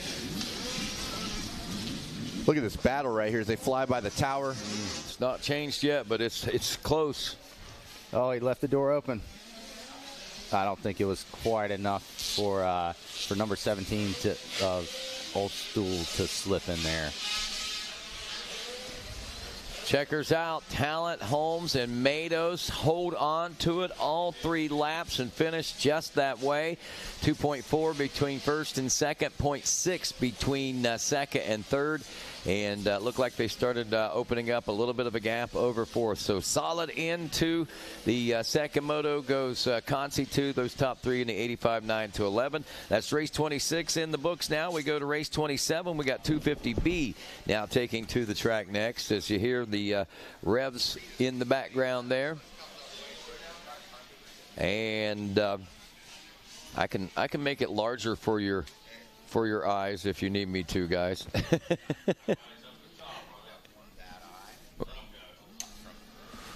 Rodney, I know why you want that computer screen, because it's definitely on the lead. Like, it gets the whole shot. My computer screen seems to be outside of transfer position. Small delay. Yeah, it is amazing how that works. But the folks at home even have a great signature or a great way to watch it and know for sure what's going on here at the tracks is in real time. I mean, literal real time whenever it goes out over the web like that. 250B Consi off and rolling now. This is race 26. This is the first of one Consi, so top 6 will be transferring out of this. 250C will be following this. There are 2 in that one. So 27 and 28 in staging, 29 in staging, and race 30 you guys need to start thinking about being over here as well. So 30 should be in staging. As gates down on this one, race is on, and riders trying to get it sorted out. Seeing that name Reniger back in there again. Let's see, Ricardo Chica, a rider that we wouldn't necessarily expect to see out here. Hogan Mims, Deegan Bloomfield, K1 Matty Ola, Chase Lawton, a relative who's who in the LCQ here. Wyatt Bass is back there as well. This is crazy stuff, man. I mean, again, I said it coming in. We have got a deep, deep talent pool in motocross here in 2024. You know, earlier you were talking about the live view timing in the Racer TV. Mm-hmm. You know, just when I thought every race fan in the world was here, if they're not here, they're tuned into here. I get so many texts through the day that comment on the racing and the commentating and all that stuff. So access to this race course and the viewing and the timing, it's certainly next level. And everybody at home is enjoying this and getting a bird's eye view of the action here. I thought everybody I knew was here. They're not, though. But I also get texts from a lot of people at home. Tons of fans of the sport. That's amazing. I think I love that. And if they're not here, their heart is here for sure. And Chase Lawton's heart is here, and he's pounding right now. His heart is pounding as he's got the early lead in this LCQ in hopes of getting in. Eli Gross back in the number 2 spot aboard the 71. Ricardo Chica is third, and it's Hogan Mims, Christian Merman, and Logan Reniger back in the number 6 spot. That's your final transfer position. But look behind them. They're close. Caden Mitchell, Tyler Lynch, not far out of the final transfer spot. They're going to be making a bid for that, and we'll also have to keep an eye on Maddox Hickey and K1 Mattiola just outside the bubble. He's back there in top 10, but he's within a couple of seconds of a transfer spot, and he's hungry for it. Absolutely, and talking a little bit about the commentating, you know, Kevin talked about that just a little bit. Calling this racing is much more difficult. It is. I really take my hats off to all of you guys that are able to do this, because unlike pro racing where you kind of know the guys that are going to be there every single weekend, these are a lot of new names. You come to these events and it may be somebody that you've never seen before that's winning a moto, and being able to see that rider and pay attention to that rider and learn him really quickly and have something to say, like, I got to say it's kind of impressive. So you want me to give you a trick? I'm new to this game. You want me to give you a quick trick to the trade? I'd love to hear it. So when you're doing a rundown, if you get to a name that you don't know or hard pronunciation, just hand it off to the man to your right. But there was That's three the way to do it. classes that I didn't talk about the riders because all three of the first and last names I was going to find. Pass it to your right. Yeah, yeah. Thanks, guys. Sometimes I think he makes them up. I do. You have to sometimes until somebody comes and tells you any differently. And a lot of times I make them up on my own, and the right are really close, which I find exciting for myself. Chase Lawton, Eli Gross, and Ricardo Chica were 1, 2, and 3 at the end of 1 as we wrapped up lap 2 again, taking the top 6 in this one. Lawton still out front and Gross, but we got some changes going on back behind him. Chica has dropped back to the number 5 spot as Mims has moved up a spot. Christian Merman moving up a couple himself into the 4th place position. The number 2 of Renegert still back in the number 6 position. He's still got Lynch and now Mattiola up from 10th into 8th. And Mattiola's coming with a head full of steam right now, turning a 153.3, which is right in the neighborhood of that 4, 5, and 6 ride. And Kevin and I are looking at a screen. There we go. We're hooked in here. You're actually on the live score, and you can see back home. Yeah. And it is doing much. I know. That's what I've always found amazing is that our system here updates slower than the live view timing online. It's actually kind of impressive. I mean, you can sit, for me, like you can sit in a deer stand and watch these results. And you know in real time exactly what's going on. And believe me, I just came from hunting. I got in yesterday, and I was watching the results down here, trying to pay attention to my guys, make sure I knew what was going on before I got here. And it's definitely cool to see. And it looks like right now we see some rain coming down, just a little bit, just a little light sprinkle if you look out in front of us. Nah. Not going to happen. Well, let's see. 11:09. It's right on time. Actually, it is. Oh, Kevin's showing deer pictures over here. Hey, you know, our radio station's got a big rack competition going on right now. We're looking for biggest rack and prettiest rack and everything. We have seen some beautiful deer out of southeastern Ohio and also western West Virginia. And right now we're getting ready to see some beautiful checkers fly for Chase Lawton as he takes the win here. Eli Gross in that number 2 spot. Mims, Merman, and Chica were all battling back there for that 3rd spot position. It looks like Christian Merman will win out on that one as Mogan Hims. How about Hogan Mims drops to the number 4 spot. Logan Reniger up now from the number 6 in the 5th place. Ricardo Chica will round out the final transfer spot after some trouble there on that last lap and a half or so. K1 Mattiola, tip of the hat to that rider. He didn't make it into the main. But what he did do was ride an impressive race there. A 152.394. One of the faster laps of the moto, and especially coming through traffic like that. So tip of the hat there to Mattiola. Again, not going to make it into the second moto, unfortunately. Here comes our 250C class. This is Consi number 1 of 2, race 27 on the racetrack now. And again, top 3 will be transferring from this. We've got 38 riders once again to narrow down to the top 3. Again, the odds are starting to be very obvious of how hard it is to get into an event here at the Mini O's. It definitely is, and as we see this rain coming down, I would say that it could make for some interesting C-class racing with a little bit of slick spots on this track. Well, you know, the one thing that you got to hope that these guys is prepare for the visual aspects of Correct. it. You know, have angles ready to go, and also being ready for the grips and stuff to get wet stuff. But vision is going to be very critical here. So if they're prepped for that, that's going to be key. In 3 laps, you can burn through a lot of... It's amazing how you can burn through 9 tear-offs in 3 laps. Yeah. Yeah, it happens, and that's a great point. The rain is falling, but the track is going to hold it well for quite a while. We'll see what is in store, but right now it's no harm to the track. We'll see how they come off the grate. That could be an issue, and you could obviously have the vision issue, but track's going to hold it for a little while, Stu. Yeah, I think so. And man, I said it already, but you think Florida, you think flat, and you think sand. And this says nothing like that here. little bit of the shine on these faces. Could get a little slick if this rain does hit. But yeah, overall it looks like the track is prepped to hold some rain right now, and I think if anything, it's going to make the racing much better throughout the day. As I watched our top 5, 6, 7 riders coming out of the Gator pit going over the Gator back in 250C, they are not having any traction issues. The Dunlop's still hooking up because they were scrubbing.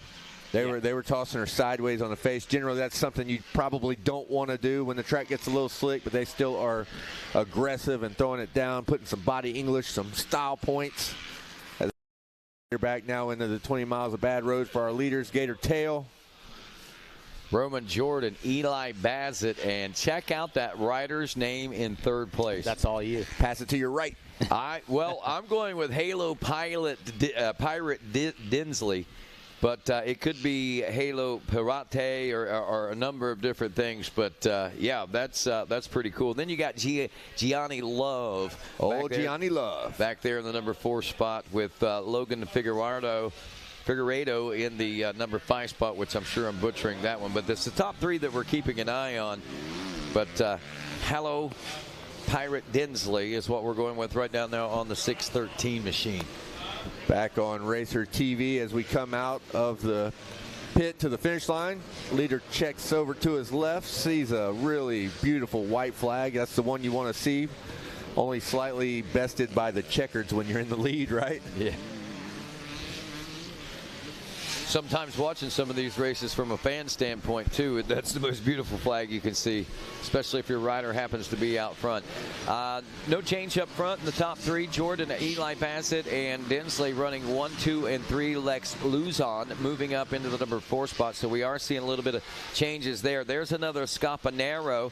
That name has been very prevalent here in the 2024 Mini-O's. Thomas this time in the 7th place position. He's got some ground to make up, but another one of those riders that can make up some quick gains pretty quickly. Unfortunately for him, this being the final lap, he's got probably about, well, several seconds to make up, because it looks like the gap between 3rd and 4th is pretty monumental when you look at timing and scoring at 7.5 seconds. Yeah, the top 3 are pretty solidified in here. They need to just bring it home, make sure they make wise decisions. Pretty significant gap back to 4th. It is moto and anything can happen, so they need to just keep it locked in, be smart, take her home and go to Moto 2. As we have Jordan going through the twisties, split lane over to the Gizmo mod table.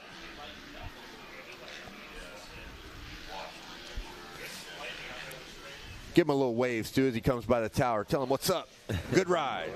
Absolutely. Looks like the top 3 are not changing down this one, and going to have those same top 3 of Roman, Jordan, Eli Bassett, and number 3. Dinsley. Right? Dinsley. Just go with Dinsley. All right. Perfect. I can pronounce Dinsley. Guys, I want you also to take notice as the track is getting more and more well defined out here.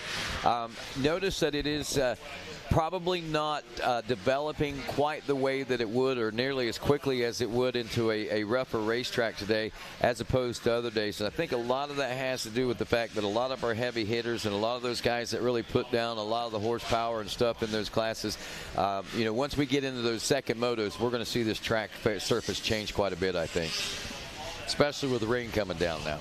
I think so, and not only just not having the guys hitting the throttle as hard starting this one out, but also I think the track crew anticipated this rain. Obviously we saw that there was a good chance of it raining today, so you're gonna take a little different procedure when you're out there on the dozers, trying to make sure that this thing is tracking a little bit tighter for a day where you've got rain on the radar. Yeah, very good point there, Stu, because you don't want to open it up as much and let that moisture get in as deep. You want to try to keep it as much on the surface as possible. I think Kevin's really hoping that the bottom falls out. I know he likes to hop in a dozer, and we might see him dip out if it really starts raining. I think he's enjoying his seat in the tower watching the racing, though, really. Well, I like the tower because it all seems doable for me, right? I picture myself still being able to have a super fast lap time, have picked the right lines. You know, like I said the other day, the further you get away from the action, the more I feel like I can do it. Then I put on the helmet, and things aren't quite like they were in 2010. Has it been that long since you? I retired in 13. Yeah, 2013. So, yeah. Wow. I've seen the videos. Did do a little return to action. We Travis Pastrana and we were talking about Sipes earlier. Ryan Sipes and I, we went and represented Puerto Rico, raised some money, had some fun. Won the B main, which was a shocker, which got us into the A main. I was like, dude, I just want to tap out. Like, you mean I got to do this 2 more times? Oh my gosh, one and done, baby. But yeah, it was great race. I don't know if we could actually announce that as a coming out of retirement party, but nevertheless, great experience. And for the fans, they love it. I was proud to race that race again on American soil up at Red Bud and represent Puerto Rico, raise some money. They had just been ravished by a hurricane. Yeah. And, it was a really good thing. There we go. You just got a mistake race there by the production team. I can stay in the booth a little longer now. I got two mistakes. Stu still just one mistake. Well, I'm gonna try to pronounce the first 3 names. So if I get a mistake here, I might be right with you. So looks like checking through after lap 1 on 250C, the top 3, the guys that are most likely going to go through is going to be the 72 of Cameron Green, number 8 of Carter Drischel. Is that a mistake? Did I get it? That's close. Is that Drischel, okay. yeah. Drischel, okay. And 3rd of 17 of Dawson Way. Oh man, you got it's Dawson. Oh, okay. Yeah, they pronounce that French like, no, I'm just kidding. All righty, so that's your top 3 after 1. Gap, again, they were a little bit under some pressure. You got Preston and Miranda back there who was running in the 4th place position. On the number 55, Carter Clay, another rider back there, looked like he might be one on the move, trying to move up through the pack. But I know it's hard to note novice class riders, but Kyler Opplinger is a name that I would also keep an eye on. Depending on how things go in the 2nd and 3rd lap, he could make some gains, I think. Because those guys very close. If you look at the times, all half second to a second apart in between all those positions. Yeah, absolutely. Even coming down to that 4th place rider, less than a second out of that transfer spot with Preston Miranda sitting right there close. And man, you know where the passing opportunities are back in the back. We'll see if anything changes here. It looks like our leader is staying the same. Yep. With the number 72 of Cameron Green. And he's got his fan club here with him. I hear him erupt every time he comes by the tower here.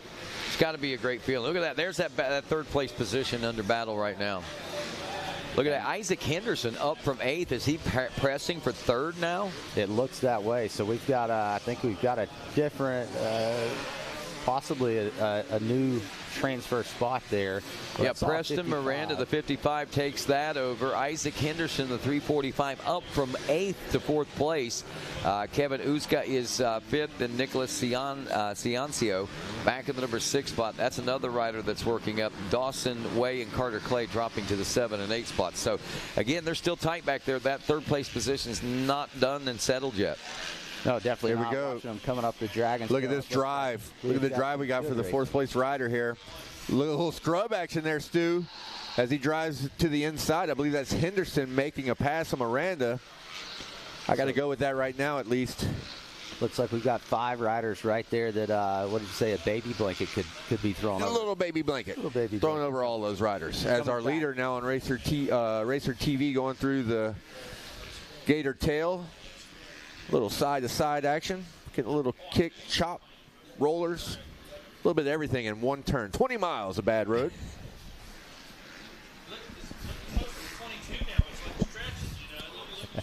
Now, Rodney, you've been around here a long time. I want to notice that our leader here, Cameron Green, coming to the Twisties. Is that an official? That's a West Cane? That's a West Caneism, yeah. I kind of like calling the Twisties. I do too. It does sound. It's fun to say. If nothing split else. section, but split section's cool. But yeah. Twisties is just really cool. Also, as our leader now over the Gizmo mod, give a little salute to his fans, like you said earlier, Rodney, on the fence, cheering this rider on to hopefully a 250C last chance qualifier victory.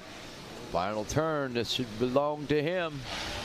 let him get through the action. Ella, what do we got? Got a bunch of stuff happening here. Ooh, is that for second? We got a battle for second and third, and I believe one slightly outside the transfer position. We're going to use your screen. Update it there, Rodney. Mine's delayed. Mine's lagging. What we got going on here? So the 345 has moved into the second position, coming from, I believe he was sitting 8th or 9th on that first lap. So Isaac Henderson coming in with a hard push for second. Miranda, the one that really got bumped out. He was in position with one to go and slides outside of transfer position. Tough last lap for that rider. Yeah, 250C Conti. That was that's been some exciting racing. No, that makes sense. We're on 250C. This is race 28 on the track.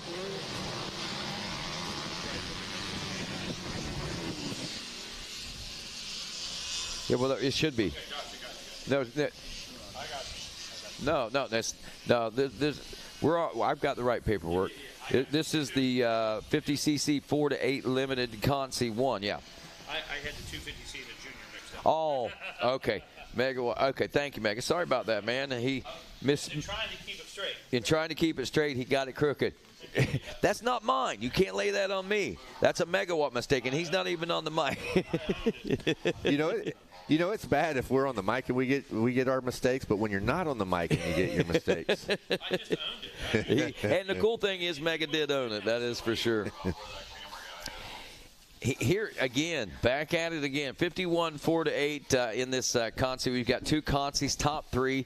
Little guys, 41. There's 82 riders that haven't made it to the second moto yet. 6 of these 82 riders. So there's going to be basically about 74 riders that are going to be sitting on the fence side, watching and cheering the rest of these riders on in this 51 4 to 8 class. And that is some amazing numbers. And again, just an amazing achievement to be able to make it into the top 40 here. So who's going to come away with the top honors at the end of lap number 1 now as we check in? Owen Burmeister, Cruz, Snyder, yeah. Chase Snyder. Yes. You know why I know that one? How do you say that? Because he's from Hammond, Louisiana. Sheck Snyder, right? Cruz, Shake Snyder. That's it. I get tongue-tied on it. Luciano DeMuro, and that's your top 3. Now, what's funny is there used to be someone that had the same name that I used to call, and it was Sex Nadre. And when I was calling it Sex Nadre, they came up. It said that's not it, and told me it was Sex Schneider, and I was like blown away. So it's been kind of a tough toss-up between me, but I think that's. I said, and I understand. My mother's maiden name was Napier. They called it Napper in West Virginia, Napier or whatever you want to call it in other places. So. Napier. Yeah, there you go. There's a lot of different pronunciations that you can go with. But anyway. The one thing that you can say about these front 3 riders is that they're gunning, and they're in position right now to be second moto contenders, and their names will be listed among the top riders as we head out, if they can hang on to these top 3 positions. As we watch Racer TV, we're focused on the 444. That is, in fact, Cruz Shake Snyder. And I believe he may be our race leader at the moment. Yeah, he has taken over that lead, and looks like he's pulling away just a little bit on our second place as they come right here in front of us, in front of the tower, heading towards the finish line with 91 still sitting in second place. And only sliding back 1 there for Owen, one position. So the top 3 not going to have any changes here for this lap as the white flag comes out.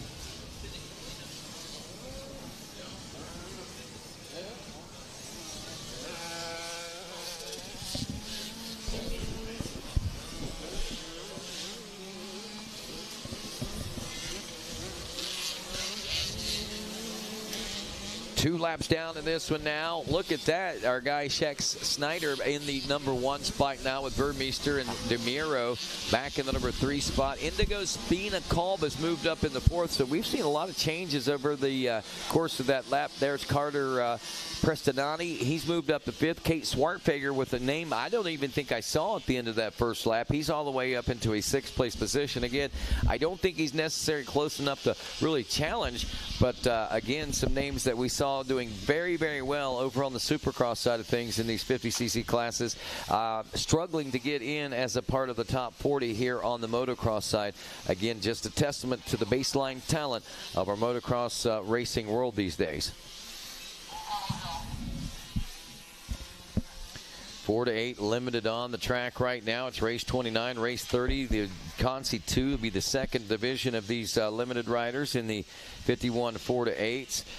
Then in staging as well is the Schoolboy 1 class. That is race 31, and then followed then obviously by race 32, which is going to be our 65cc 10 and 11. The first of, I believe, one Consi in the 10 and 11, but we got a few Consis, couple Consis in the 7 and 9. So here we go, Cruz. What you gonna do, bud? Give us a little fist pump or something. Little style check there, as Cruz Shakesnyder takes Consi 1, 51cc 4 to 8 limited. Impressive 8.8 seconds. He gained about 5 seconds on that last lap. Didn't relinquish anything. Burmeister and DeMuro will round out 2nd and 3rd, so no change there, but good pushes still by. You got to give Kate Swartfager and Culp a tip of the hat, though they did make it into the main. They certainly made a name for themselves out here in this first Consi, as we are about ready to roll into race number 30 as the gate set to drop on this one next. And again, 41 riders that we're going to be watching, try to narrow down to the top 3. They are off and running. Looks like all of them made it through the first turn. That's a good thing.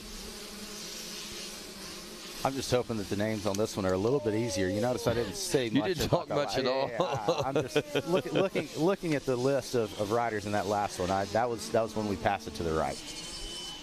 Well, probably to the left would have been better on that one. That's a Louisiana rider down there. Yeah, so they've got the French names down there. They have a lot of tough ones to pronounce down in his area. Yeah. So what seems so foreign to us, say, I mean, it's second nature to him. He'll just start reeling them off.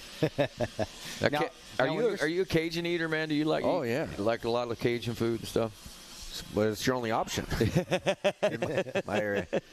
Look at this battle right here. Leaders, what was number 3? I'm trying to pick up the number on the yellow bike, having a tough go. Can't quite pick what up. What number 3 we got there, Rodney? 761, I believe, is going to be the Cobra leading this one. If it's 761, that would be Weston Anderson. That would be Denham Springs, Louisiana. There we go. Another Louisiana boy. He knew exactly who it was. So when you're speaking a French last name, which is very big in your area, like do you get that? It seems like when the guys from Louisiana speak the last name, like they almost speak from their belly and like pronounce it completely different. I generally pass it to the right, just like I do when I'm on the mic. It's tough when you're the only guy over here on the right. Look, my wife's grandfather. I go to Christmas. I pick up about every third word of what he says. Been married for 25 years. I still can't understand. Oh, deep Cajun. Deep stuff, man. Yeah. Deep stuff. Weston Anderson from Denham Springs there in Louisiana. Aye. There we go. Caden Wood in second. Wake Davis running in the number 3 spot. Then we've got Bryce Hollinger, Kyler Lee, and Cash Lilly outside the transfer positions. That's after our first lap complete. Looks like Anderson having a fairly comfortable jump on this one as he enjoys just over 4 seconds after the first lap. It was right at a second separating second and third as we see them making their way up onto the gator now. Yeah, a lot of action there. Sorry to jump in there between Wood, Davis, Hollinger, and Kyler Key. Anderson is out to a good one, but again, final transfer position. There is a battle brewing. Love to see it, love to call it. Sorry to jump in on you there, Rod. Do you do just exactly that? That's what we like to see, Kevin, and that's exactly what's going on. And again, you know, these riders, there's a couple names back here like Enzo Webeling. He had a pretty good run over in the Supercross side of things as well. There's Joseph Capolino had some pretty good. Rowdy Keelan even back there in a 13th place position. So these are names we expect to see moving up through the pack. Now, where they be able to make the pass into a top 3 position, again, baseline talent here has began to show us that it's difficult. Most definitely, and you even see the number 3 there that was battling for the early lead has slipped all the way back to 11th. So bummer for him, and it's tough with these kids in the 50s. Like, it's hard to tell them, like, hey, you're in a transfer spot, just settle. But obviously going for it. Everybody, like Kevin said, everybody comes to win. You want to win. Yep. That's why we line up, for sure. If we know we can't win, we want to learn how we can win, and we go out and we push ourselves to try to make it happen. And the white flag unfurls for Weston Anderson. And now Bryce Hollinger up to 2nd place position as he is around Caden Wood, Wake Davis. Well, the Hollinger he wasn't even in the top 3 at the end of that first lap. I want to say he was sitting 6th. He was 6th, 5th or 6th place. Look at that lap time, a 1:55.2. Our leader currently a 2:04.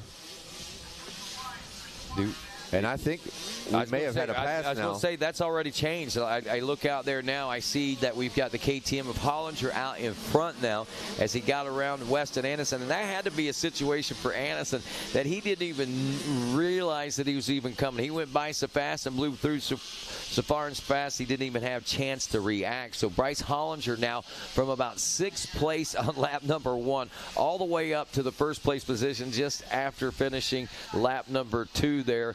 And heading into lap 3, Hollinger in 2nd, Caden Wood in 3rd, Wake Davis still back there in the 4th place position, but we'll see if there's going to be any challenges met. Again, now the rain continues to fall. Looks like it's getting a little more steady and a little heavier right now.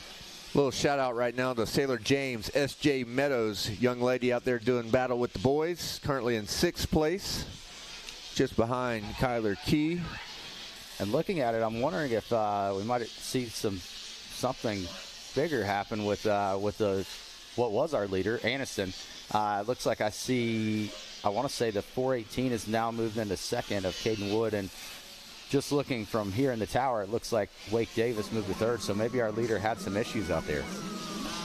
We'll see if we can't get to tell the tape as the riders make their way by now here in front of the tower, right in front of our very eyes, and checkers are out. And yeah, looking at it right now. Tell us how it shook up there, Rodney, as you have the latest info, the info that our fans at home have.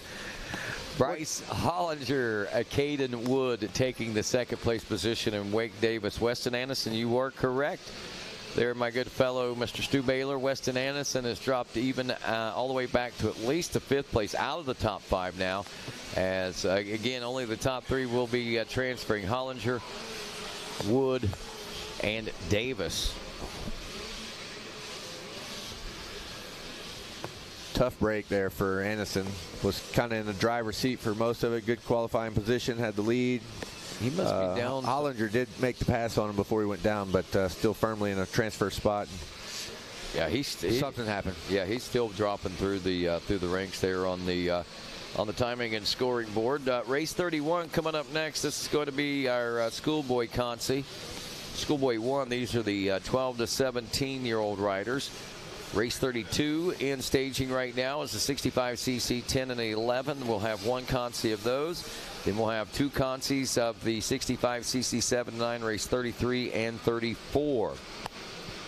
Again, guys, especially those later those later Moto 1s and those later races this morning and late yesterday, make sure you're checking the posting board.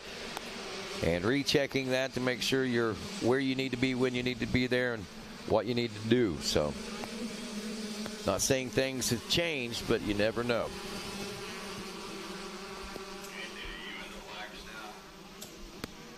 Big names. Darren Pine in this one. Jeffrey Drysdale, another rider in this one. Quade Edwards, we see oftentimes in it battling for top 10s and top 5s here at the Mini-O's and many of our other large races across the nation.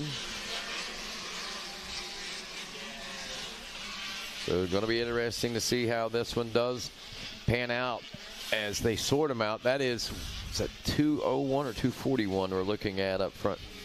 241, that is going to be Brady Olson out of Dipping Springs, Texas. MX Tire, MXT USA, and Adventure Moto sponsored ride.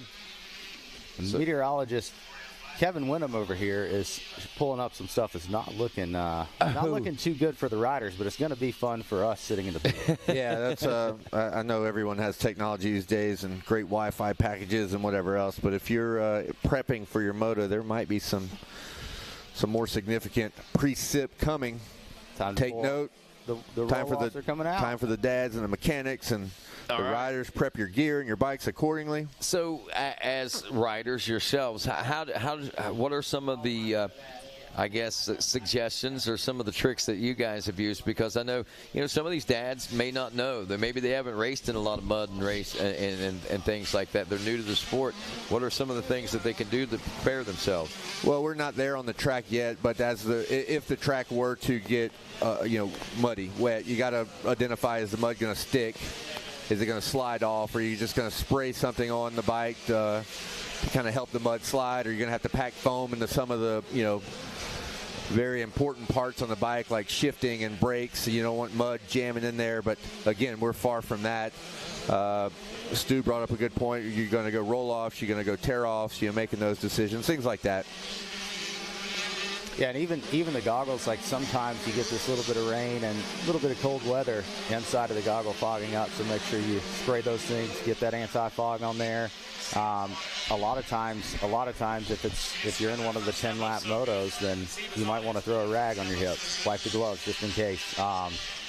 Never know what might happen, but I see, especially at Loretta's, not as much here, but obviously that track gets a lot muddier, and a lot of kids come completely unprepared, just never anticipating the rain that almost comes every year there. Yeah, you would think, but yeah, for some reason those aren't the things that stick out. Brady Olson, Reese Seba, Briar Stasic, Quade Edwards, Logan Webb, and Mason. That's one of your names. Burgess? All right. Bourgeois. I knew it was different, but is he from Louisiana? No, he's not. But well, then I don't know how to say it. I'll give you that. It does look a very Louisiana last name. It does look Louisiana-ish.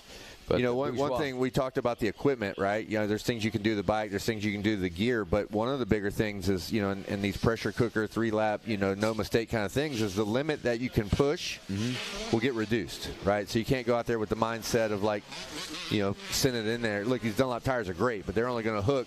They're not going to hook on a slick spot or a shiny spot, or if the mud gets too intense. Again, we're not there yet on the race course at all. The track's still racing very, very well. Still a lot of energy and scrub and style points being checked in by these riders. So we're not there yet on the track. But if it does get to that point, it's also the mental adjustment, right? There's things you can buy down there, but there's also some things you can't buy. That's true. It's kind of mental prep and a race strategy inside your mind of not pushing that limit, because the limits will come down. Very, very true. Olson, Seba, Stasic, Edwards, Bourgeois, and Logan Webb, your top 6.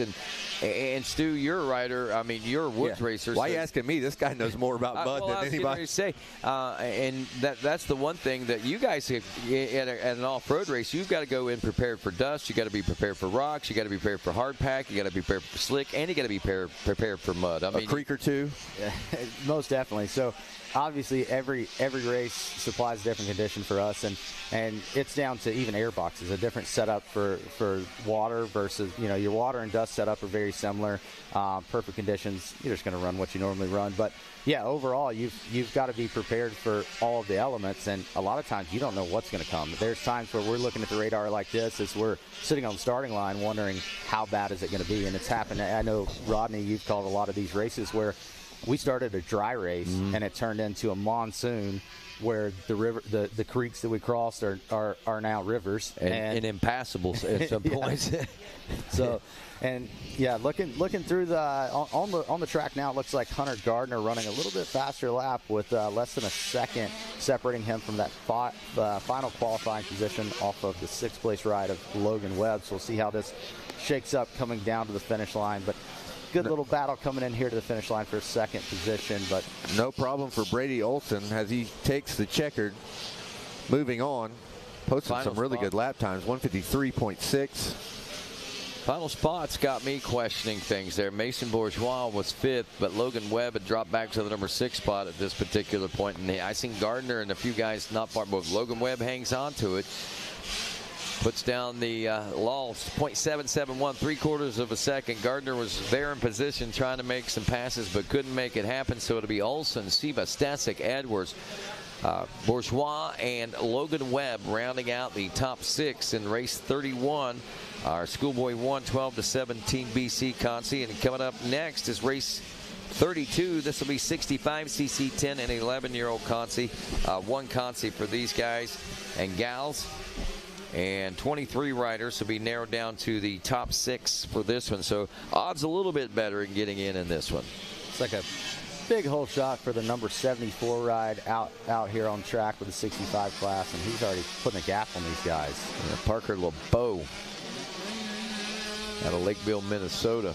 Parker, again, you know, we've said this so much, but sound like a broken record, but again, a name that you don't expect to see out here in an LCQ. I love that. I love the fact that we're getting surprises like that. Yeah, definitely. You see there on the motos, it looks like he had a DNF in that first one, so that's going to be the issue. And don't love that for him, but you know. luckily, most of the manufacturers are here and able to get these bikes back going. I know I got to spend some time with the Cowie guys yesterday and watch them bringing bikes in and out, and just, you know, having a good laugh with those guys as guys come in and out with a little bit of a lack of preparation. I think a lot of these guys are here, and it's like, wow, like this is what you brought to race. Well, they're hoping maybe the Blue Crew or the Team Green or somebody will assist them in some way, shape, or form and get them on the racetrack. And oftentimes that is the case. You know, I mean, I think I'd rather have, you know, a good factory mechanic working on my kids' stuff than me working on it, honestly, personally. I agree. I've grown up around dirt bikes my whole life, and I can work on them, but yeah, as far as my kids' stuff, I think. I thought you were going to say something about me. I've been around you a long time, Rodney. But yeah, that too. All righty, what are we coming by the tower over the Gizmo Mods as our leader. Yep, still the 74 still out front. Chasing him, it looks like the number 300, which is Peter Matos. That might be a better one to pass to my right, but I'm sticking with it for now. That's what we go with. So green flag out on this one. Matos and LeBeau. LeBeau actually leading this. Matos running about 1.8 seconds back. Now, the field behind them that's pushing, we got Gus McAdams about 6.6 seconds back, and then the pack is very tight between he, Braden Paxton, Carter Hildebrand. We're looking at a second separating those three as they went by the finish line. Chance Jackson back in the number 6 spot, the final transfer position. A little off that pace, but got a bird's eye view on what's been taking place in that one. There's those guys. I think they're heading across the back of the gator now. That would be 3rd, 4th, and 5th place positions we're watching, and starting to stretch out a little bit, it looks like. Yeah, it looks like the top two have put a little bit of real estate in between themselves and the 3rd place guys, but still a couple laps of racing left, and everybody's still fighting for that final transfer position. Looking out across this, when they came by here, less than a second separating some of these riders. Yep, a couple of larger gaps in this one as well, but we'll see if we can get any riders that can find a flow out there and start making some pretty big passes. Joey Carcopa is out there. That rider, I believe, if I remember correct, is pretty good at passing, but, man, he was 15 seconds down, so he must have had a monumental problem on that first lap. So if he can bridge just that 15-second gap, I think at this point would be a lot to say for his ride in this final attempt to make it into the second moto. Pass it off to me, Rob, because I just want to say the leader's now through the twisties.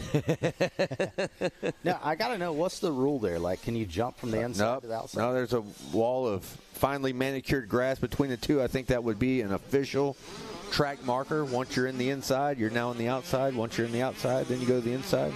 I didn't see any markers as an off-road guy. I've got 25 feet. Right? That's part of the track. I just wanted to say twisties. I didn't want to give an AMA official. We'll have to check with. Look. So here's the one thing. I know all the listeners know this because we make many mistakes, but we are very unofficial. I would say refer to the rule book or the AMA official on site. Nothing that comes out of my mouth is very official. Looks like sounds good though. I'll give you that. Parker LeBeau, Heater Matos, Braden Paxton up, Carter Hildebrand up, Gus McAdams down into the number 5 spot, but still in a transfer spot. Brock Woodford now into the number 6 spot as we do see some changes taking place there. Is that Chance Jackson maybe having the issue? I think it is. Chance Jackson was in the top 6, but he has now dropped way back. So he's a rider, if you're seeing with having some issues, that's probably him out there right now. But still, I think we still got 3 riders battling for the final. Yeah. Right, yeah. They're over the Gatorback now. Looks like the rain has stopped for just a brief period, but looking at the radar. Well, all weather men can be wrong. See, that doesn't even count as a knock. If I was wrong on the weather, everyone's wrong on the weather. You're right. You could get paid for being wrong on the radar. I didn't know radars lied, though. It looked pretty yellow. It looked like it's coming. It may have changed in the moment. Leopoldo Gonzalez Adams, I think, is that might be. But anyway, the number 999. I just wanted to give him a little shout out there. He actually is knocking on the door. He has made some pretty big gains out there to try to push himself into a top 6 position. So we'll see whether or not the 999 is able to do so. Turning a 222 the last time around, he'd passed a few riders to get to where he was, and he'd reeled in Brock Woodford in the process. Here we come. Down to the nitty-gritty, lap 3. Look at this outside line right here. This battle for the lead heated up all of a sudden. Not enough to get it done, but still hunting a way to make the pass. And look, you're in, bro. Don't jeopardize it on the last turn. I thought he was diving underneath and threading needles there going into the Gator pit there for a second, but yep, got it all sorted out at the bottom there. Is that Braden Paxton? I think now diving into the Gator pit after a 14-second gap between second and third. Things are currently the same here for 999 as he dives to the inside trying to get it done with a turn to go. That's for the final transfer spot, and it looks like he just fell shy. So Gus McAdams will take 5th, and Brock Woodford will be your final transfer spot. Leopoldo, man, good effort there.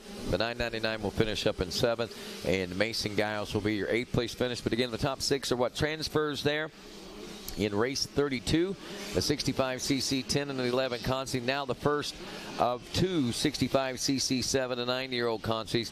Again, 35 riders in this. Top 3 will be transferring and making the cut in the grade very, very tight. Here we go.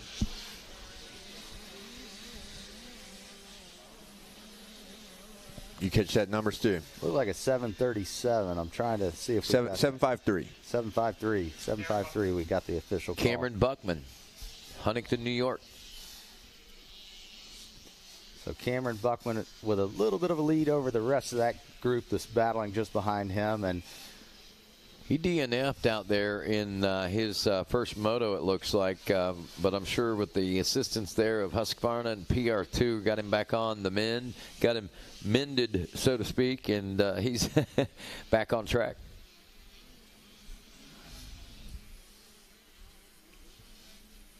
And it looks like he's actually starting to stretch this one out pretty good over the rest of the field. So a pretty good indication that DNF and obviously the sponsorship from Husqvarna itself relating to the fact that generally we don't find him in LCQs. But like we say, so many variables out here this week, from parts and bikes to riders' mistakes, mental errors, and things like that.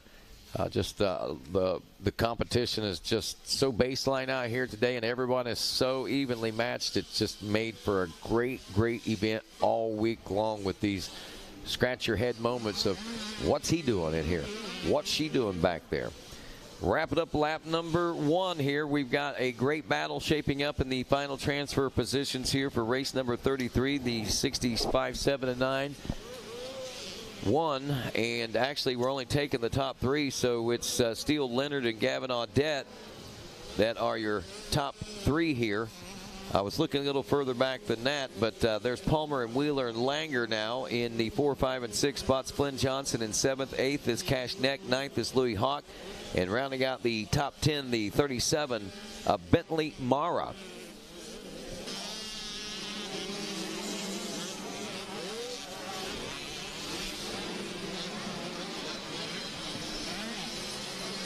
Kind of stretched out here, it looks a little bit, Stu, at least through our top 3. Top first and second's kind of tight. They were right at a second apart whenever they came through a few moments ago. Leonard had the advantage over Audette. Cameron Bachman at 7:53, 3.5 seconds over those 2 riders at the end of that first lap. So he set the pace rather early on this one. But yes, so we are watching now to see, does Leonard and Audette, is that battle as intense as what it was whenever they came through the finish line there a few moments ago? Our leader right now, and looking on this, is way out. He does have coming back this way. Does have a commanding lead. Watching him through the gator tail there, the 20 miles of bad road, they was doing a little dancing, moving, and grooving. Bike kicking left and right, starting to get a few bumps out there, Stu. Yeah, definitely. That's it. Really, right now, just looking at the track, there's very few places where I think passes can be made, and that's the main spot that I would be looking at as a rider. A couple different lines forming out there, but overall, that's the section where I think you can really charge if you've got to. But this guy, he's on the charge. He knows where he is. I saw him with a quick glance over his shoulder. He knows where he's sitting, and he knows he's going through as long as he can keep it on 2 wheels. Checking the 6. And when he gives a little look back, he's seeing Leonard on his heels. A little bit of gap, but not enough to be super comfortable just yet. Doesn't look like he's really pushing too hard, and I think he knows. I think he kind of knows where he is. I mean, as a trainer, you tell your kids to race ahead, but well, it's kind of same time. To that point, it's kind of crazy to. We've talked about it a few times this week, but the racecraft of a potential 7-year-old. Yeah. We got racecraft now. Like, yeah, like how does that? We're now managing our race. Yeah, like, yeah. And why were you going so slow, son? Well, I was managing my race, Dad. I was sitting on a 5-second lead, just managing. I watched a bunch of podcasts, and that's all they talk about. So I'm doing that. Yeah, right there in that corner last lap, he glanced over his shoulder. I think he knew where he was, and yeah, this one's definitely separated a good bit more than the rest of the racing that we've seen. But not saying something can't happen, but looks like the top 3 are pretty much settled into their position as they are coming around for this final lap. Well, that's where you got to be, as we are in a double Consi class. So again, only top 3 move on.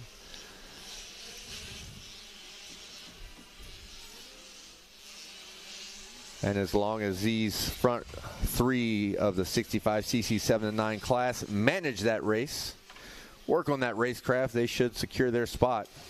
But again, that's why we line up and go racing. Anything can happen. Now joined back by, did you make too many mistakes? Is that why you got kicked out earlier? Well, like, you know, somebody has to keep things rolling. Somebody has to keep butts in the seats right here, voices on the mics. Somebody has to keep things in order up here, so that's what we were doing. Since we had the Exactly, an administrative role. And thanks to the high level of talent we had and you guys' willingness to step in, it's awesome. And as you know, rolling right through our consies, Wes is going to be down on the podium for the main events. Second. I saw him warming up for that earlier. He was, as a matter of fact. Stretching. He had some vocal exercises he was doing. You know, when it comes to podium, he's going to bring his A game. Yeah. That's what. Bringing A game right now is Buckman. He just takes the checkered on this one. But go ahead there, Mega. Yeah, that's exactly what he lives for. That's what it's all about. He loves getting these kids hyped up, celebrating with them, recognizing sponsors and that type of thing. So it's going to be a lot of fun. And as we move through these consolation rounds, up next going to be Consi 1 450C. Or wait a minute, this was Consi 1 of 65. So Consi 2 of 65 on the line. So they've already taken off. So up next technically is our 450. So on the track, 65, Consi 2, 7, and 9. Already trying to retract it. I mean, a mistake as soon as he sits down in here. So absolutely. I love it, dude. I got to be honest, I don't want to make Wes Kane's day more tough, but if I was to win a race and get interviewed by him, he's target number one with champagne or grape juice or whatever we're spraying down there. Absolutely. As a racer, he normally wasn't. I would go for my mechanic, maybe mom or dad, whatever. But where I sit today, target number one. Oh, certainly. Champagne bath for Wes Kane. Certainly, absolutely. He's right there. He's accessible. He likes the hype, so there it is. Yeah, for sure. Speaking of there it is, waiting on our leaders to work their way back through. They're way back on the 20 miles of bad road, Gator Tail. They're navigating their way through the back portion. Looks like the 710 of Shannon Tarnall leading this one out of Texas. Last I saw, it looked like he was putting a little bit of a gap between himself and the rest of the field. Couple seconds opening up as they're coming here to the twisties. Yeah, Tarnall, I believe, going down earlier, having some issues there. That's why he's out here in this LCQ. Had great lap times, always super fast. A name that you will be saying for many, many years to come. You better believe it. Great family. Got to eat a little bit of Thanksgiving dinner with the Tarnalls. Oh, interesting. That was my. I think that was my meal 6 right before I. Listen, worked over to my final. I don't even know how you keep track. It's like one meal for you. It's just a continuous grazing session. It's a graze. Continuous. It is. I love it. Yep. Here we go. Lap 1 in the books. Green flag flies as Tarnall's high flying over the finish line. That's what you and I were talking about a little bit ago, Stu. When do you say, holy cow? These guys absolutely oversending it right now. Basically going to flat out there, the leaders are. And just 3, 4, 5 years ago, we weren't seeing near that kind of action. We weren't seeing near those kind of moves. Mentioning names like Fluhart and Meyer, I mean, we're sure this isn't Moto 2, right? These are like household names, right? Like these are the names that you certainly expect to be in the running anytime the gate drops. Just happens to be this time it's in a last chance qualifier, and it's amazing. It's looking even back at the pro careers of some of the guys. A very infamous last chance qualifier not too long ago where you find Hunter Lawrence and an LCQ actually doesn't make the main. I mean, right. The names don't get bigger than Hunter Lawrence. Right. And you find yourself in these unique positions, a DNF, a tip over, a fall, whatever happens. Part of racing, the last chance qualifier and the pressures of that race. So you often see big names as we are looking now at Shannon Tarnall, one of the bigger names here in our small bike classes in an LCQ and in control, but can't rest too much because Fluhart hanging in there quite well. Yeah, every Saturday at the Pro Motocross Nationals, when those LCQs come up, I will tell you the fences are lined because when that white flag comes out, that dude on the bubble, well, he's got 2 guys behind him. So there's 3 dudes now on the bubble, and I will promise you there will be action in the last 3 turns every time an LCQ comes up at the pro level. The guys understand that they want in that bad. They're willing to run it in there, Stu. They're going to hold it on a little longer than they know they should and see what happens. It's fantastic stuff, dude. Obviously, we got 7 more races of these LCQs, and being a woods rider, we don't have LCQs. So what's some advice, I mean, from your standpoint when you find yourself in this position, especially if you are a rider that you knew you should have been in, Kevin? Well, obviously both motos count. It's not like the Supercross portion where, it's the final moto for all the marbles.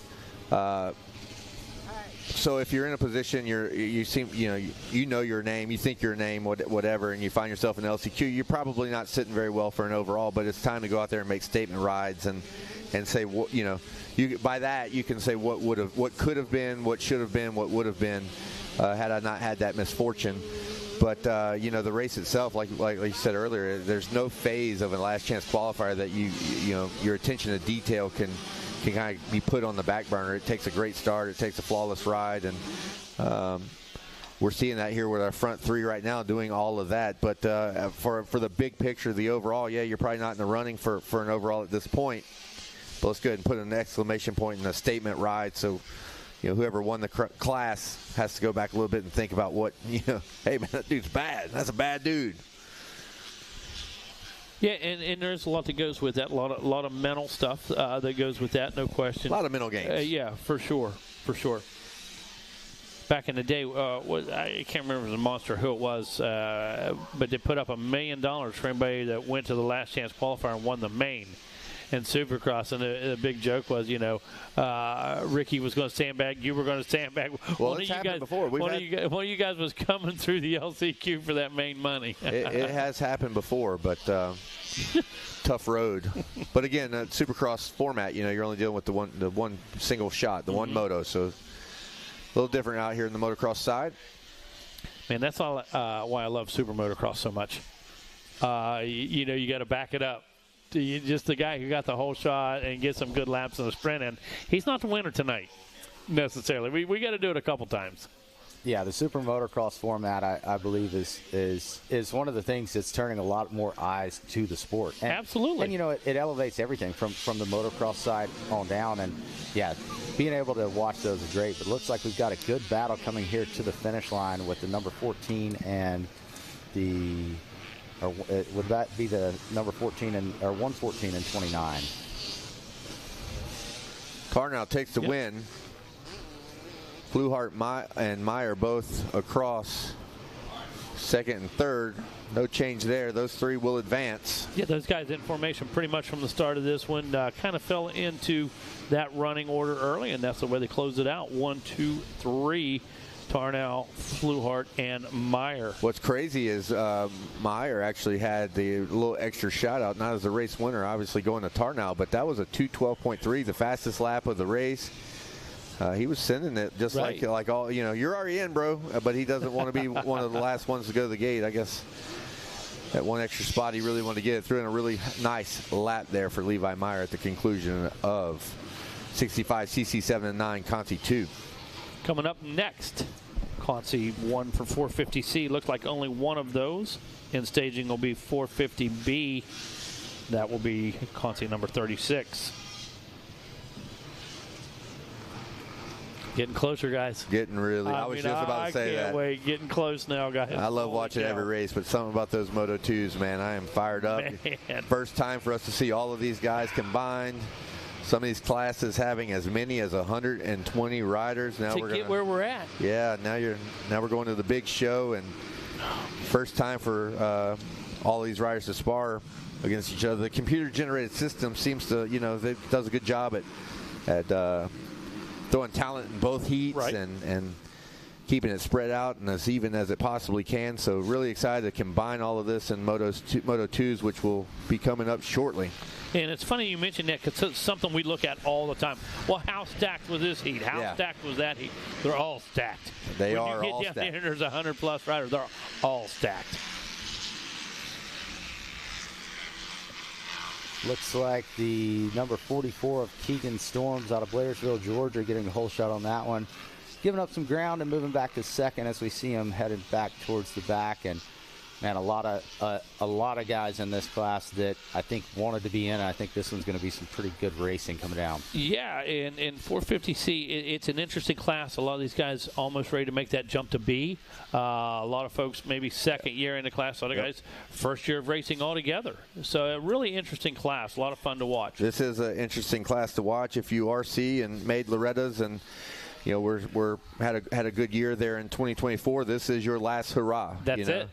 So That's a lot, it. like you say, good point. A lot of these guys will soon be riders, entering that class, and you know, some of the riders, this is their first hurrah. So it's a wide variety of experience, not necessarily talent, experience. Well, you know, right, talent's one thing, but when you display the talent on this stage, obviously that's another hurdle to get through. The mental toughness and fortitude that these guys will have. Yeah, and this is not an age class. So it's, you know, it's open as far as that's concerned. So you're going to have a wide age range of riders out there outside of that experience level. Yeah, as long as they're 14 years old, they can get on that 250F. Some of these riders, I know this is a 450 class, but some of these riders will, I'm sure, will be on their 250s. Gripping it, ripping it. So certainly, like you say, absolutely. good point. I think I might be eligible for this class. You're certainly eligible for this class, the C class. Well, I've been off for 10 years. And oh gosh. Checking in at the end of lap 1, it's going to look like the top 6 are Colton Stewart, Nathan Ruff, Keegan Storms, Hannah Cole, Joe Martins, and passing this one to the right. We'll go with Flores. Absolutely. Yeah. Flores in that 6th position, looking good. Hey, the good thing is 2 of my guys, I guess it's a bad thing that they're in this one, but Nathan Ruff and Keegan Storms actually had good starts. Last night, these were 2 of the riders that I said, I'm pretty sure, as a notoriously bad starter, I could beat you dead engine. So one of them ripped the whole shot. So maybe something sunk in. Look, I'm going to go ahead and just be vulnerable right now, guys. You know, generally I don't spend a lot of time talking about you know, the work we do back home, but I'm going to open up right now. Talking about the C class, right? So I ride with a rider, Kane Vanderford. He got 3rd yesterday in the C class. Not too long ago, I did a little sparring with him. I don't want to reveal the results, but I will. The dude had me. The dude had me by 3/10. Okay. Ooh. Tough pill to swallow. So I'm sitting in like a 3rd or 4th position here currently in the 250C lineup. You're almost on the bubble. Almost on the bubble. You might be on the outside looking in here in a minute. I would love to tell you that I took it easy on him, but I didn't. And I had on gear. Actually, I had my open face helmet on, the one I like to call the Spitter Edition. Oh, nice. Yes, absolutely, absolutely. But no square toes and cutoffs. No. We actually geared up, but nice. you know, anyway, just to the point that these guys are. It's a C class, but they're rolling. They're throwing down some heat. Absolutely. I had one a couple years ago. You want to share an experience about how you got beat by a C guy? I'm going to. Please do. And this is from a guy that at that year currently winning pro classes and even went to some local moto and won there. But Dawson Cobb, one of our C riders, who won Loretta's that year in the C class pretty dominantly, coming from last to first in one of them. But the kid, up until that point, it was like that year, like something clicked. But yeah, we're working sections and like. He's on my time, and finally, like, I start riding motos with him, and you could throw a baby blanket over it, and I'm like, I can't, I don't know what to do. Turns out he could not lead; he could only follow. So really, leading up to Loretta's, kind of with Kevin's point on sparring, I rode on his rear wheel for 2 weeks up until that race. I was like, listen, there's going to be positions where. There's going to be 40 guys behind you. Right. Oh, You've got to figure that out. Absolutely. And that's a big transition for some of these C riders, especially at the facility side. Like they're used to riding the track and nailing their marks, and they're really good at that. You put them in these racing positions, and that's what separates them from being a B rider and A rider. Sure. I mean, there's days where our C guys are going just as fast as guys that are podium A guys. Absolutely. Yeah, it's you know, the growth isn't necessarily speed. It's becoming like you don't want to be a one-dimensional rider. Like you have to have these different dimensions, you know, where the track and the competition and the development and the day and the pressures back at the pits and the thousands and thousands of racers and fans here at Gatorback. That's where you get multi-dimension and time and experience really starts to pay off. But as far as just sheer speed, you're already seeing it in the C class. Yeah, 100%. It's crazy to see, and it's just honestly eliminating mistakes for these guys to make it that next level. See here, coming to the checkered flag, doesn't look like anything has changed for our top two. Now top three staying the same, and one position gain from Ryan Smith, moving up to fourth. Looks like these top six are going to stay the same for this last lap and make it right on through.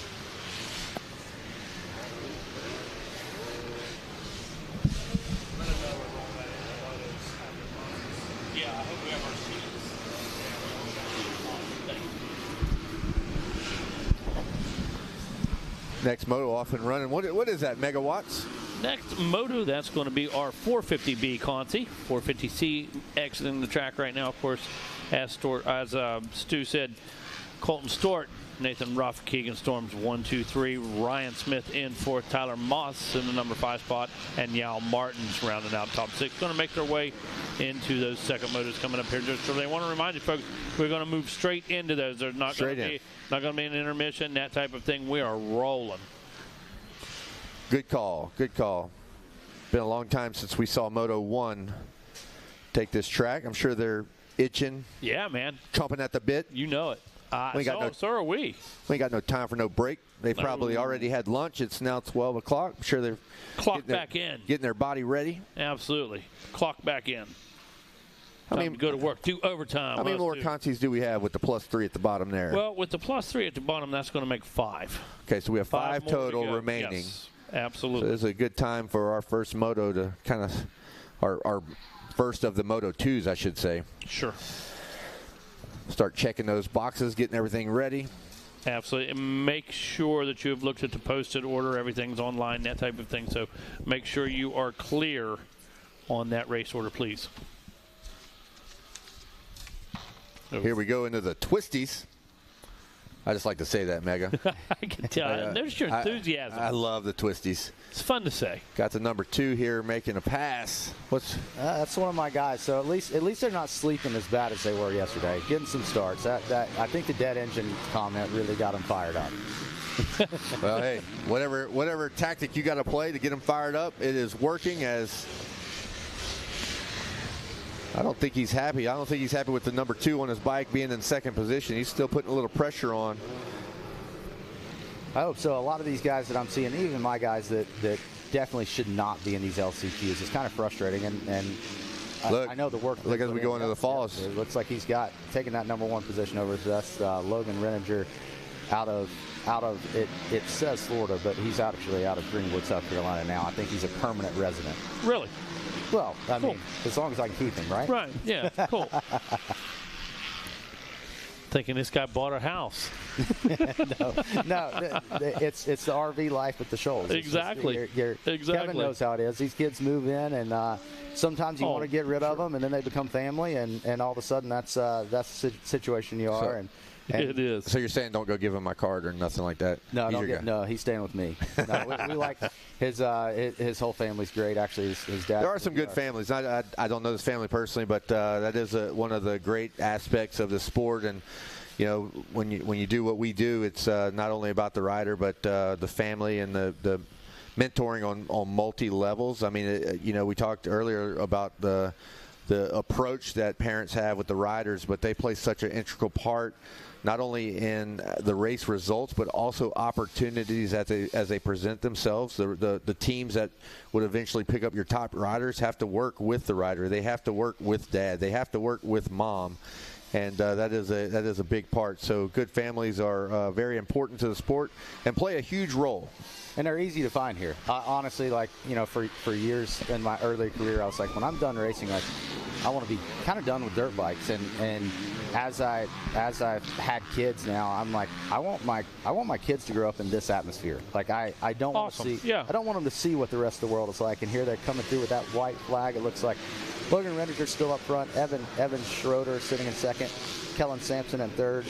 Ricardo Chica in fourth. Caden Wenster. Is that one we passed through? I'll just go with it. Sitting in fifth place, and Caden Mitchell in the sixth place and final transfer spot. Mitchell needing to hold on to it. He got shuffled back one there on that last lap. There's no more room to shuffle back. Right. You're as far back as you can go. As Gavin Thurgood. What's the deficit between our 6th and 7th riders here? 3 seconds, but he was a little over a second faster on that last lap. No more sliding back there if you're Mitchell. And you can just go full Kevin Windham, hold it on a little longer in a couple corners, and that gap's gone. And it can close up quick. Yes. Yes, sir. Well, Thurgood definitely has that sense of urgency. I think he probably knows where he's at. He knows where he needs to be. And he's got, about a half a track running out of time. But this is a good spot as they're going through the Gator Tail and the bad road. And look at this. Riders hucking and bucking and moving left and right, splitting lines.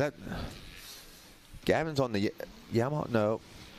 Evan Schroeder's on the KTM. Yeah, I was looking back in our 6, 7, 8 position because that's where it's getting dicey. Look at them as they come to the twisties. It's like Gavin's slew of riders there together.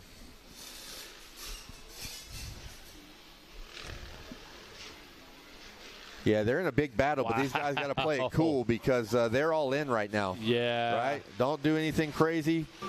Super tight battle as they come by the tower, but again, you guys are all in. Keep it on 2 wheels with 2 to go. And then we're down. You can't do that. You're in qualifying position. The 24 moves ahead. Look, he's going to fall out of transfer position. Oh, and you had it done. The deal was sealed. If he picked his bike up quicker, he was still right there. He was sitting 5th and gave up a little bit more time than he needed to. Yeah, and it was that intensity level. Who is it that slid back? So Chica ended up 7th. Him throwing his hands up right there cost him the final. Wow. Yep. He actually had that one. Well, we're off and running, moving ahead. What we got going out there, Mega? Who's on the track? Conti 1, 125, 12-17 BC. 31 riders on the track. Stu, you got sheet? Yep. Got our sheet. Is this a 1 or a 2, Conti? This is a 2. All right. So 3 riders from each one. That will mean 3 go. Okay. 31 enter. 3 move on. 3 move on. As Wes King would say, the squared octagon. It's like the number 14 of Mitch Pierce in the early lead on that one, I believe, when they came around that backside. Try not to show any bias, but I do tend to cheer. Yesterday I was watching a rider, number 511, my amateur number. I think in this one I'm going to go with 14. No disrespect to anyone else. It's just a thing, you know. It's just a thing. I got to say, so I'm 5'14", and it was repetitive numbers, but one of my favorite riders growing up, second favorite rider growing up was number 14. And it's the guy sitting to my left. Nice. So, got to have a 14 on the bike. My brother as well, 314. Yeah, absolutely. My cool. little cousin, 414. It's kind of after this. Thank you for the love. I appreciate that. You know what's crazy? Cool. You had a good chance to throw it all the way to Cole Seeley or maybe Verandas. You went old school with it. Pastrana was number 1, and honestly, a lot of it was the helmet that he wore, and I don't even know why. Like that Twister helmet. That and the fact that he might just be an all-around bad dude. He is. I love Travis, man. I can remember the first time I met him. It was a little bit before I met you, so I think that's a piece of it. But the guy was a rock star. I mean, he came to a GMC that he didn't have to go to just for fun because he loved the sport, and he let me in his camper. He had a full kicker setup camper at that time, and big kicker sponsor of Newsflash TP. He was a rock star at 14, bro. He was, and you know, and he also wore a size 14 boot at 14. But you watch these guys' career, and you know, to be honest, I'm a student of the sport, and I love every aspect of it, but I love people that are approachable, and Travis was so approachable that I got to meet Kevin. He probably doesn't even remember when, but it was with a buddy, Morgan Moss, and I went to this party in the pasture they had. And, and honestly, my top 3 riders stack up second and third was kind of in order of meeting them, and it was Kevin Windham and Chad Reed down there, I want to say 2011. Both at the party in the pasture. And I met them out in the field. You know, they could have been rock stars out, but they were out with the people, hanging around a fire, beer in their hand, relaxed, just one with the people. And man, I love that part, and it's a big piece of who I try to sculpt my career after. That's cool. Hey, were him and Guy Cooper hucking old bull tacos? up over the step up. Is that when you guys were doing that? Didn't you and Cooper do some finishes? But look at him. A bull taco triple step up. Look at him. I'm just going to let you know, if you ever get a chance to air out a bull taco, the rear brake on a bull taco does not drop the front end as it does on a modern bike. Just a note. All right, here we go. Leaders by the tower. Number 41. That's a reverse number, right?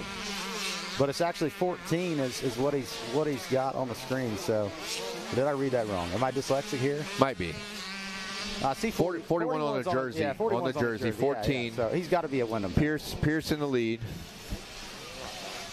Miguel, help me out with the next one. Only because Angel Rojas. It's not all the way on my screen. Miguel Angel Rojas. You got I probably could have got through that one. My screen. I'm on the older technology over here. Yeah, Mega. chopping off a little bit. Oh yes. But also Maddox Perk. Panasonic over there. Maddox Perk holding on to our final transfer spot right now. Looks like this one's gapped out just a little bit. 4 seconds back to that number 4 spot. Coronado. Pass it to my right. Walzinski. There we go. Yeah, Corrado, he turned 2:01, so just a bit off the pace. Leaders at 156, 158. Should be in good shape. Just keep it on 2 wheels. Well, put we don't want to We don't want to have an incident like we had in that last consi where you're in qualifying position with 2 turns to go and you do the old tipperoo. And you had that group, you had that pack, and that was that intensity. So instead of you really have to focus on yourself, your line right there. Easy to get caught up, huh, Stu? It definitely is. It is easy to get caught up, bro. And him being in that battling group, just a quick mental mistake, and that's why these kids train day in and day out. Most of the kids that are here do, and it's easy to make that one quick slip. Yep. Looks like they're coming through the twisties. Still got the number 14. It's fun to say, huh? That was good, huh? I know. Yeah, you got me turned on to it now. So coming through the twisties, coming towards the checkered flag, 14 or 41 on the jersey, coming with that lead, and he's good with either. Yeah, I'm calling both. 14, 41. Yeah, absolutely. It doesn't matter. Seems the top 3 has not changed as they come through, so that's going to be the wrap on who's going through with this one is Pierce, Rojas, and for Q. Checking another one off. Now we're to the +3 category there, Mega. What's next? Well, going to have more of the same. Going to have number 2, Consi number 2 of our 125 12 to 17 BC. Another 31 riders, 3 more going to make it through. Again, not many boxes left to check as we are making our way through the Consis. Mega is checking them off as we go, and you are running out of page and running out of space, which means Moto 2s are in the window, right on the horizon. Right on the horizon. And that's just old school style there, Kevin. You can physically see where we're at. I love it. These kids today, they got everything on the device and this and that and yada, Can't beat paper. Can't beat paper. Can't beat it. So you guys actually have, I believe, the sheets for the last 3 under there. So you're going to be able to surprise us with exactly what those races are. Yeah, we'll go ahead and call them out as we get to the finale of our Consis. They will be 65cc 7 to 11. Following that, we will have the 65 7 to 11 Consi 2. And then to wrap things up, Supermini 2, 13 to 16, a single Consi there. And again, Mega, from that, we will go straight into College Boys 16 to 24, our first of Moto 2s. Super exciting. I think I'm going to go catch a energy drink. Yeah. Some lunch. Yeah. Do some stretching. Do it, my man. Get ready. Because the action is coming. The fences need to get lined as we will start sending things down to West Kane for some podium interviews, some hardware, some trophies for what the week is all about. There he is. I love that. Well, we're not sending it down to him right now. He's still in his warm-up phase. Oh, but yeah, he will not, he's stretching. He will warm up, not wear out. He will maintain the intensity through all of the podium interviews. All these young riders, men, women, boys, girls of all ages, they will be down there. Nice chance to plug your sponsor. Start thinking about right now, who do you want to thank? better put mom and dad on top of that list. Absolutely. Tell them you love them. Tell them you love them, and thanks for bringing you here to beautiful Gatorback, Florida. Look, I think we're going to go with this. This weather's going to clear out. It is. We're going to be in good shape here in just about an hour. If that was, in fact, red and orange weather, y'all just don't do it in Florida like we do in Louisiana. Nah. Yellow and orange in Louisiana means you're getting 6 inches. Right. So after lap 1 is complete, it looks like we've got Cabal in first, followed by Steele Kelly and Baird Bates in third for those top 3 positions. But a little bit of a gap moving back to 4th place, over 4 seconds. So looking like they're separating themselves pretty quickly on this track. And as long as everybody keeps it on 2 wheels, I think we see our top 3 are what they should be. I think so. I think that's a pretty safe call. Again, coming up next, 65, 7 to 11. 2 consies there. Supermini 2 going to wrap it up, and then College Boy going to kick things off for us. So going to close it down with a bang, that Supermini. So I love those Supermini classes. Kids are at the height of their mini career, and as strong as they're going to be, really love watching the intensity levels there. Absolutely.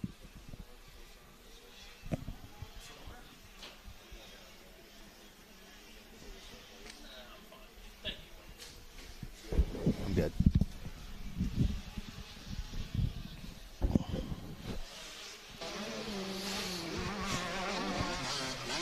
Another freaking 18.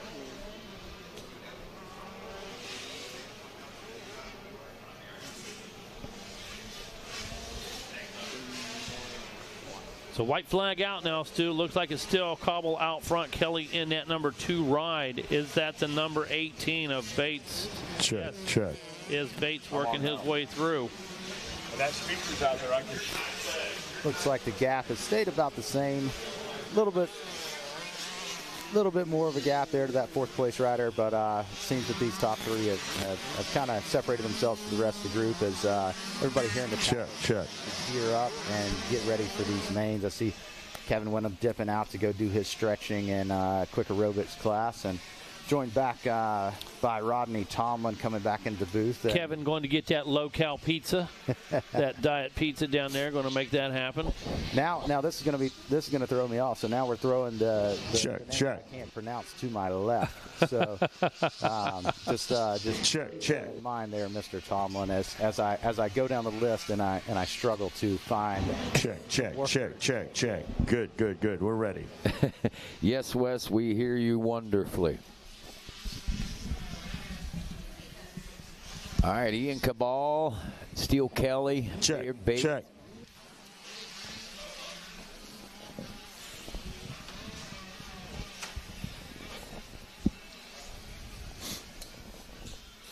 So Preston Miranda back in the number 4 spot back there. Again, we're only taking the top 3 in this one, so 2 laps down, white flag lap out in this one. I see that Steele Kelly on the move, the rider that really seems to be on the move out there, but is it going to be enough? And does he recognize and realize that, hey, we're in a position where we're making our way into the main event. Let's just hang on to it. As they come to the finish line, it looks like he was still hungry. So as you see, it looks like the 31 is going to take the win in this class. The checkered is out. The 117 of Ian Cabal sitting in second, and it should still be the number 18 of Bates. Yeah. Much like Kevin Wyndham after lunch, still hungry. All right, so I stepped in late. I didn't see Steele making the pass out there, but Cabal and Bates do remain your top 3 out there, so they will be transferring into the second motos, which are getting closer and closer to getting underway here. As you can hear the excitement down at the podium down there, the Yamaha podium. We heard Wes Kane testing microphones to make sure that everything is ready to go down there. And, of course, we are on race number 38, getting ready to go on 39. We've got 43 to go to get through all these consies, and then we start right back out the top of the order in race number 1, Moto 2. Right now it is race 39, LCQ off and rolling. Dean Dice said going to be about 1 o'clock. We were going to get these second motos on the way. Going to be just about that straight up. As you said, 65, 7-11, first of 2 consies for them now underway. Supermini 2 going to finish up the consolation rounds. Going to get things kicked off with our college boy class. should be able to see who's taking over the lead here, coming around this camera shot. And I can't quite make out that number if somebody from the tower can. Not easy, is it, Stu? It's not. It's not. You think all you do is look at a monitor. Hey, it's right in front of you. It's on TV. 3:01. So, Rodney. That's Caden Justice. It or is Caden, not Jordan Jarvis. It's Caden. 3:01. Kate, where'd it go? There, Graydon Justice. Junkie. Sorry about that. Graydon Junkie. Nice.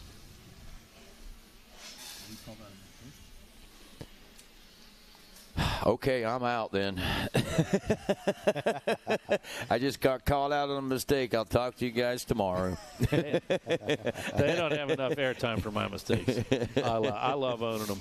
I get into it. I get excited. Mistakes are going to happen, man. That's the way it is. I love this stuff. Yeah. Early lead and a commanding lead from that number 301, and it looks like he's coming right here to the twisties. I along with Kevin Wyndham, I do enjoy saying that. So we'll keep some of the terms that Wes came loosely. We'll keep some of the terms. Little baby Billy, Uncle Baby Billy said, "Roll that around in your mouth a couple times. It's fun to say, ain't it? Just roll it around. It's fun." Not everything that comes out of his mouth I can go with, but. He's only spent an hour or two in the chair, and he already feels our pain. Oh, my gosh. No, his energy is honestly second to none. It's great guy, man. I love that guy. You better believe it. Yeah, for sure. And he's a fun guy too. That's why we can say what we say up here. Oh yeah, absolutely. Benjamin Bannock is back there in the number 2 spot behind Graydon Junkie as they've checked in, and 2.6 seconds was the gap between first and second. Oliver Silvestri back in the number 3 position, and then we've got Lastafka in the number 4 spot and Gavin Audette back in the number 5 position. So we still got some room for change, but riders settling into pace and getting in their groove and flow. It better be quickly, though, as we know it's a 3-lap shootout here, so you've got to make things work very, very quickly. And, man, I know so many riders just wishing they could have that 4th lap out there for these LCQs. Did you? How about now? There we go. Yep. There we go. Wonder if it's that cable. It is the cables, exactly what it is. So we're fine. We're good. Yeah, a lot of them would love to have that 4th lap. Yeah. If I had one more. And a lot of them wish it was only a 2-lap race.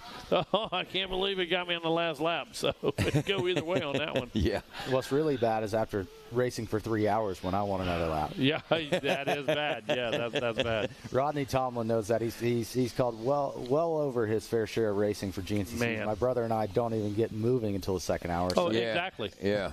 Exactly. It's just getting warmed up whenever. There has been only maybe 2 times that I've seen you completely waxed at the end of the race, and it was extremely hot, and you were just coming off entry and didn't have a high tolerance level as far as your endurance and stuff goes. But, yep, pretty impressive stuff. Yeah, and here I'm trying to call racing that is shorter than the first couple miles of our racetrack. So it's obviously a big change. But again, I mentioned I was a student of the sport. I love every aspect of it. I love dirt bikes, and it's fun to call. It's fun to be a promoter. I've got to promote some races. Got to do the training facility side, and as I stated earlier, we're more moto than anything. So. Learning a lot about it. I feel that it's our guys have developed a lot because of the knowledge that I'm now learning. But yeah, it's a completely different style. I was actually talking to Drew Adams a little bit about this earlier. Like, do I have the speed to go out and win a pro sport? Absolutely, when I'm training that way. But the way that, as an off-road rider, I cannot ride the same as you ride here. I'm not precise enough. Right. You got to kind of throw some of it out the window to go fast on a moto track versus the off-road. And when you got riders like Thor Powell that can put both elements together like that, it's just utterly amazing, man. Absolutely, it really is. And I think it helps. I think it helps the guys to ride a little bit off-road. Like you look at Plessinger, Sexton, Chance Hymas, Eli Tomac. All these guys have run some off-road races, and it's tough for me to get my moto kids even introduced into the woods. If I say, hey, I would love for you guys to come try it, I usually see a couple. a couple that want to try it, and it's tough, but it really does help you. It helps you be a little more precise out here because you got to dodge trees out there. Yeah, it always blew my mind was, in motocross, you guys are crazy, jumping, sending it, blah, blah, blah. My mind, crazy is fourth gear through snowshoe rocks and shiny yellow root through the trees. So that's... I hate the yellow roots. when you see that color root, I hate it. Yeah. Working on our last lap here. Junkie out front in this one. Remember, he had about a 2-second lead at the end of that second lap. Lastovka had moved up from 4th into the number 3 position. So Micah, the 100, only 0.7 of a second ahead of Silvestri, but he was turning a pretty good lap time, and he was much, much faster than anyone behind him. So that should have secured that 3rd place position, barring no mistakes, as our leaders are winding this down, and we do see checkers now starting to wave as Graydon Junkie, the 301 machine, checks in with the number 1 spot. Back in the number 2 position will be Benjamin Bannock as he holds on for that spot, it appears, and Micah Lastovka will round out the top 3 in the final transfer spot there in race number 39. We go to race 40 now. This is 65cc 7 to 11 Consi 2.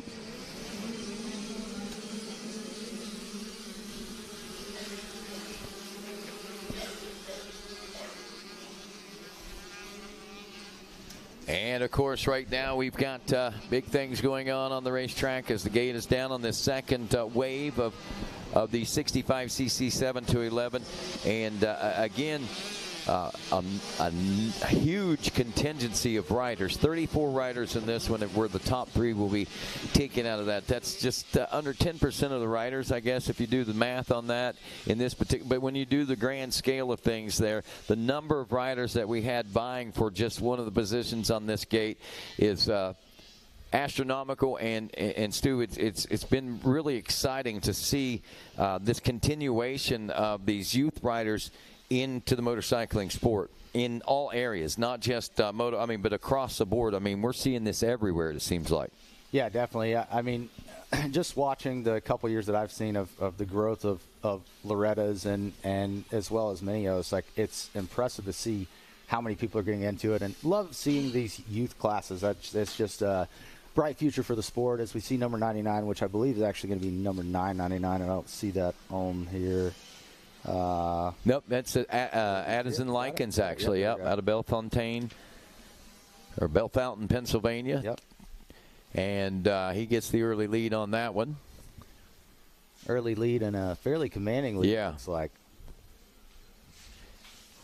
Yes, flexing a little bit out here on this first lap already, it looks like. He's got a host of riders coming up there, waging more for that second place. Looks like, that third place. We just saw a pass taking place there. See if we can get some numbers on these guys as they come through. As we said, the 99 out front. That second place going through is at 108. And there's the 999 you were talking about. That's the rider we saw make that pass into the final transfer position, Leopoldo Gonzalez. Moving into the final transfer position there. Just stopped halfway through. That's a name there. That's like 4 names right there. The green flag out on this one, and it is Tanner Butte, that 108 machine we were talking about going by in the second place position. And Leopoldo Gomez Adami rounding out the 4th place position. He was the rider, I believe, that just got passed just by now it's showing Mitchler in that 3rd place position. So maybe I misread that number somehow or another. It looks like I believe there's quite a bit of shuffling going on, even just seeing what I'm seeing out in front of me, not paying attention to the TV screen, but looks like Rider on the Gas is making some moves out of there, which might be that 5th place ride of Aiden Held.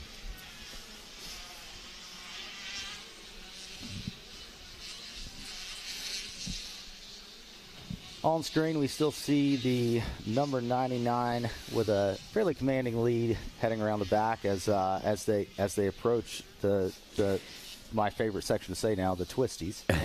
Well, according to timing and scoring, I think what they've done, they must have had a couple of 99s, and they've added a 1 in that one on Jax Baker. So I think that's where my confusion is. I'm looking out there trying to sort this out and figure out what's going on there. I said it was Addis and Likens, but apparently the 919 is what we've got out front, and that would be Jax Baker then, if that be the case. And then the 108 of Tanner Butte, as we said, and then also I misread the third place as well there, it looks like. So, said Griffin, there's my mistake. I don't know that that's quite a mistake. Just watching here, I think there was maybe something we missed, or yeah. Oh, they let yours slide. Oh, yeah, that's a big one. Oh, we'll let it slide, Rodney. Well, there is the 881 of Braden Muchler, as expected. He is in that third-place position. Like I said, whenever I seen him go by, and I could have missed, and there could have been some changes there. I thought I saw that 999 of Leopoldo Gonzalez making those moves up through there. And, again, I could have been sadly mistaken. I don't even see that rider's name on the charts right there, to be honest with you. Yeah, I think we might be missing a transponder or two, but as I said, that gas that was moving through was the number 90 of Aiden Held, so he has moved up into the 2 position, followed by I think we finally got it sorted. It looks like Hudson Francis is sitting third, so it is accurate. And there's Leopoldo now showing up in a 5th place position. So, all right, now I'm feeling better about it. So I knew I'd seen that out there. Yeah, no, I was just watching the live timing and scoring as it came up here in front of us, and it actually had another rider that showed checked in, and then it shuffled around. So I think maybe misreading one transponder out there. Okay, all right. So we do have her all sorted out, and we do see that on the, I believe, the side plate there, they do have the 919 on that, but that is Jax Baker leading this one in this race number 40, the 65-7 to 11. This is Consi 2 again. Only one race left. Yeah, one race left, and that's race 41. So then we go into Moto number 2. Do we have the race order for Moto number 2 ready to go yet? I believe Megawatt has that right there handy. So right now, College Boy, race number 1. This is Moto 2. Race number 1, College Boy 16 to 24. You guys should be in staging. Race number 2 will be the Mini E 4 to 8 Limited. You guys should be in staging right now. And also thinking about heading over to staging. Race number 3, 85 9 to 11 Limited. So we're going to roll right into those second motos right out of these LCQs. So make sure it's happening, folks, and make sure you're there when you need to be there. Again, you are responsible to be up. It's College Boy 16 to 24. We are just 2 gate drops away, or a gate drop away, it looks like. One more gate drop, and then your gate drop for the College Boy 16 to 24 for you. So if you're sitting back in the pit someplace, yep, your heart probably just sank just a little bit. You need to get moving. Rodney, does it say on the sheet for that Super Mini coming up how many riders? Very light class. Yeah, 13. That's what. Okay, that's what I'm seeing down there. I'm like, I don't know that we've got the gate loaded for our final LCQ yet, but it looks like we do. There we go. And this is, I think what we see here, we get these Super Mini classes. This is where a lot of kids are making a transition on the bigger bikes. I think that's one of the reasons that we don't see the numbers that we see generally, like in the 65cc classes. Mm-hmm. But I still think we got a nice contingency of riders, and hopefully the wave and the trend continues through these 50s, 60s. They continue and stay into the Super Minis and on up into the 125s and Schoolboys, and we continue with a massive influx of riders and see the sport continue to grow at the level it has been the last few years. Yeah, a lot of times it's maybe a 4 to 6 year cycle as you see the growth. But right now we've been riding a continual wave. Mm-hmm. We're in the middle of it right now. We're watching it continue to grow. And, again, the biggest growth segment in motorcycle sales right now, youth motorcycles. That's amazing. I love to hear that, and I love to watch what's going on here. Top 6 will be transferring out of this one. And is that out front the 19 machine by any chance? I believe that is Mayla Herrick out of Thornton, Colorado, grabbing the early lead in this one. So Supermini 2. Yes, I will confirm that for you, the number 19. She's made some pretty good made name. I mean, a big name this week, and seen and called it quite often throughout the course of Supercross. So I expect that we'll be doing that quite a bit moving here through motocross as well. Yeah, there's no doubt. Mayla, exceptional rider, very, very focused, very technical, knows how to make good decisions, knows how to react well, and looking forward to working her way into the second moto, I'm sure. Going to be our final LCQ, of course. We've talked about that just a moment ago. So Mayla Herrick followed by Justin Gamage. Ronnie Stanley right now in that number 3 position coming out of Bristol, Tennessee. So, again, race 41, our final LCQ on the track. College Boys 16 to 24, loading the gate right now. Mini E4 to 8 limited in staging. 85 9 to 11 limited in staging. Race 4, vet 35 plus guys. You need to start heading over that way as well.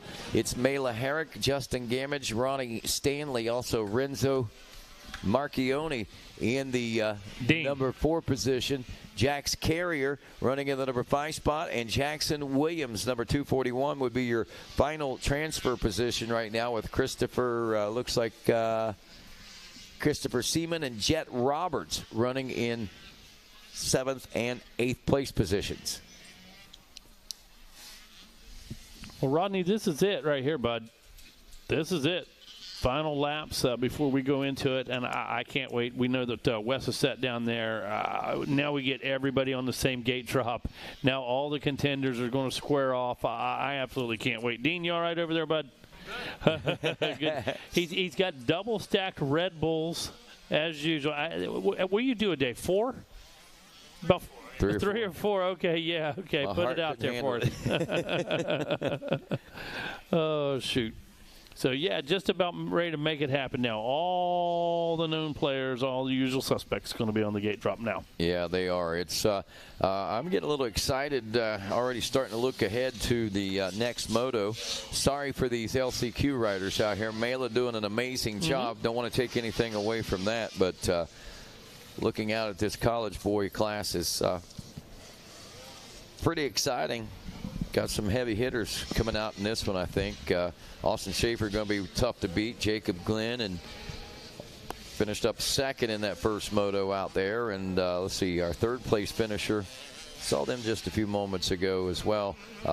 Gavin Betts was a top 5. He was 4th. Jaden Wolf finished up in the number 5 position. So that's some of the guys we'll be looking forward to in a few moments. Right now, 2 laps in for Mayla Herrick.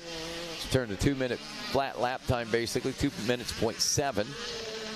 Then Ronnie Stanley back there, about 9 seconds back in the 2nd place position.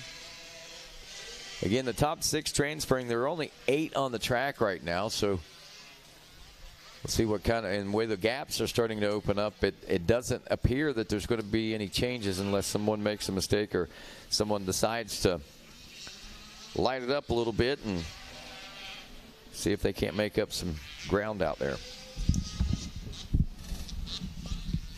Peyton Jackson, that's who got 3rd place in that first moto of the college boy class. So, Action Jackson. Yeah. So those guys, they're all getting loaded up right now. That's race 1 on the gate, race 2 in staging, race 3 in staging, race 4 you need to start heading in there as well. As you're up next, and then on deck after that will be the 250C Limited, race number 5. Wes Kane, don't forget, if you're going to be one of the top 3 in your motos coming up today, well, throughout the rest of the racing, if you're looking for a top 3 overall, don't forget you get to go up and see Wes and say thanks for taking the top 3, the bronze, the silver, and the gold medalist. And don't forget, coming up on Saturday, immediately following racing, we will have an awards presentation down here at the pavilion.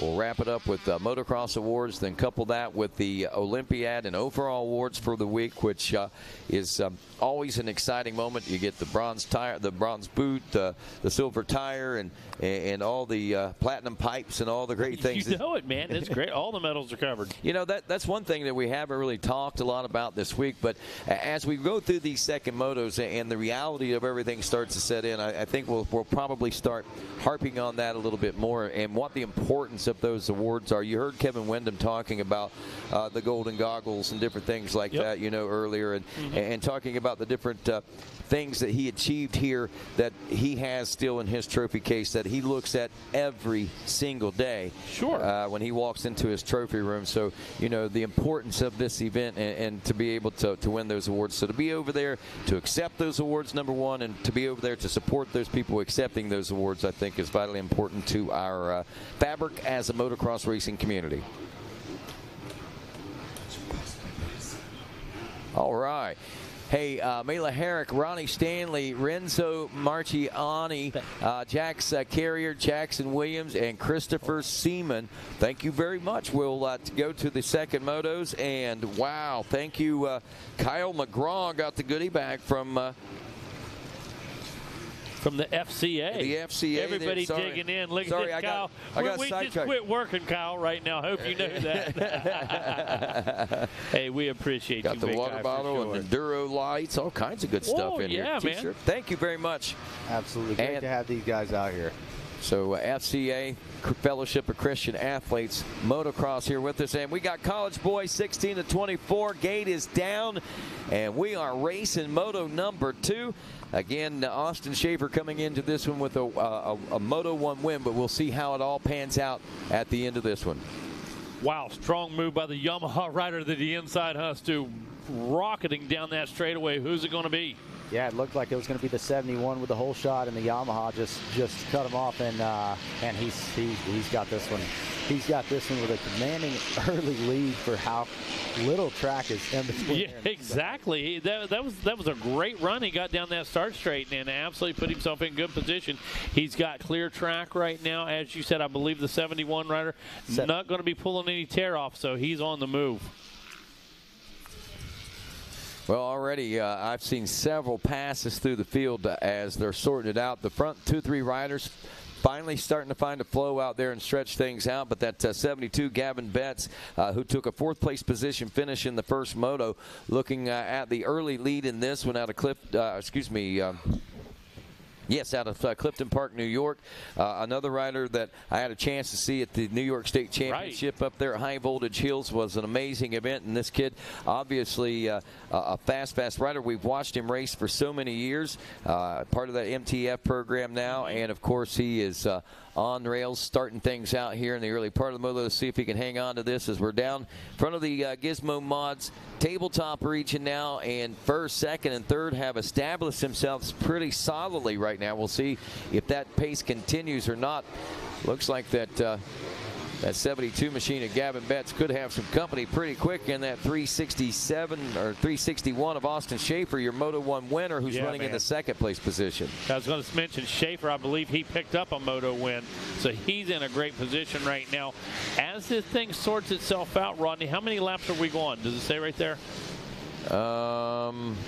I don't have on here how many laps it's going. No, I don't have it. Okay.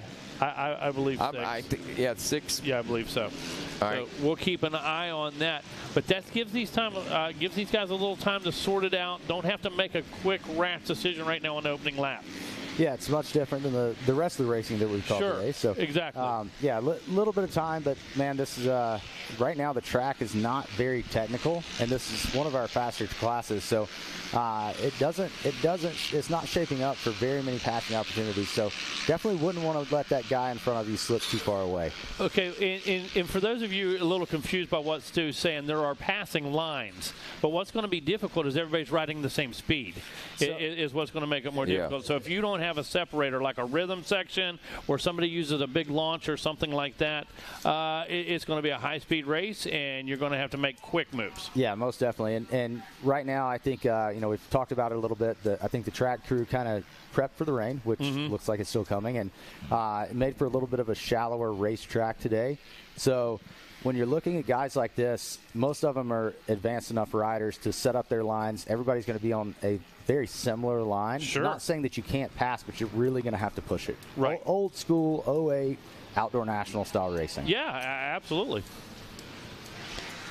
Get a little bit of everything. The nostalgia even in the track and coursework here. 72 still holding on to this one. Schaefer still trying to track him down. It's Betts out front. Ruda holding on, I believe, to that number 3 spot on that Yamaha. Ooh, we got... That was a big one. Was that Corcoran or Tucker possibly going down in front of the announcer's tower? We'll see as they go by here. There's Betts, there's Schaefer, Aruda, Jaden Wolf, then Grayson Smith. That may have been Corcoran. No, Corcoran is still rolling. Medical there. Jacob quick. Glenn. Yeah, Jacob Glenn. I think the 831 may be the downed rider that we see in front of the tower right now. But all around the rest of the world, Schaefer looking at the overall win after 2 laps. If he stays right where he's at, you got to take into account the first moto scores in this one as Gavin Betts took a 4th place position finish in Moto 1. But as early on as it is in this moto, I have to know that Austin Schaefer, if he can find the opportunity to strike and sees any flailing whatsoever under the part of Betts, he's going to pick up that pace. And if he starts to feel any pressure coming on from Ashton Aruda back there in the number 3 spot, we may see him start to pick up the pace as well. Right now, he's turning a little bit faster lap than Aruda the last couple of laps, so he's got somewhat of a comfort zone, but you can't call 1.7 seconds comfortable. No, not very comfortable at all. Stu, this is one of my favorite portions. Now, you see the as we run possibilities of the overalls, which change almost every lap. You know, you get the guys out there on the strong rolls. But going to be interesting looking at a 1-2, a 4-1, a 5-4. Going to be some interesting scores. Take some overalls today in some classes, I'll promise you. Yeah, most definitely. I mean, it's great seeing the check 2 moto format. Check. Yep. The 831 is up. Just in case anybody is watching back home, he is up. He's moving. He's getting his bike back together. So everything's good there. Definitely took a digger right here in front of us. Oh, absolutely. Took him a second to get his win. But look at this, going back on the track, not going just to the pits. Hey, he didn't show up and spend all this money and time. That's right. Look at him, man. Good stuff right there. All righty, running order. We're working on lap number 3 as our leaders finding their way about halfway through, I believe, this 4th lap of racing now. Betts and Schrader and Aruda, Wolf, Grayson Smith Garrison Smith, I'm sorry, up to the number 5 spot. It's Carson Cahill in 6th. Michael Corcoran is 7th.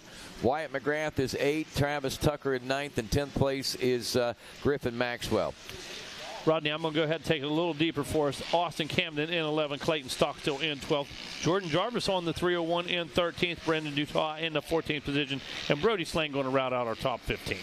Well, we know that top 10s are what it's all about here at the Mini O's, and if we start breaking it down, we're about halfway into this right now, so near the halfway point or at the halfway point. If it was to finish the way it is now, Schaefer, who's running second, would get the overall win with the 1-2, as Gavin Betts, who's running in the lead right now, would score 4-1 for an overall second.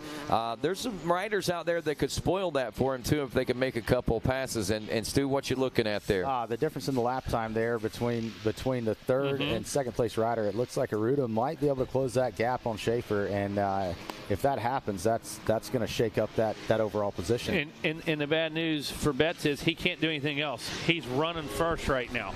So he's looking at a very best of 4-1, where these guys can make a possible improvement. Looks like we got a pass on screen coming in down here to the finish line. The 181 now taking the lead. So Aruda coming from third to first. So obviously, you know, I mentioned the passing opportunities. They are there. Whether I saw them or not, they are there. Exactly. And that's going to change our overall as well. It definitely will. It's going to shake things up there as I screwed up the screen. So there's my mistake. Yeah, I appreciate that. You're out of here, Stu. You notice I didn't say anything, but right now, keep your fingers to yourself. I did not know that was a touch screen.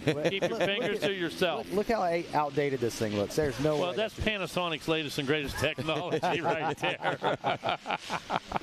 Where's tech crew? Okay. Anyways, back to the racing. So Aruda coming from third to first there that lap with a 148. That was the key to that. The lap before he did the same thing. He did. So he was substantially quicker. So like we said, he was able to use some of those lines, alternative lines, and put himself into good position here in the lap number 2. But backed it up with another, or lap number 4, backed it up with another 148. So as we see, 17th in the first moto. So that's some big moves from coming to where he was. Obviously, you gotta expect that there was something that happened to him in that first moto with the speed that he's carrying right now on the track. So with Aruda's big move, that puts Austin Schaefer now in potential for the overall. Moves Gavin Betts back into the second position, and Jaden Wolf with a 5-4, a possible third overall as we run. Well, another thing that that does is it puts Gavin Betts in a little better position for the overall. So if he can hang on to that second place position and say Jaden Wolf and Grayson Smith be able to make the pass, that might start to jockey things around a little bit and reposition maybe not only those guys a little bit closer to a better overall, but Gavin Betts into a position to win the overall. Certainly, absolutely. But that's going to take a couple passes, like we said, and we know that he's not going to be easy to get around after taking that win, and especially after being passed right now. He's not taking that lightly. White flag is out, too, so limited time right now. 5 laps in. This is a 6-lap race. White flag is out.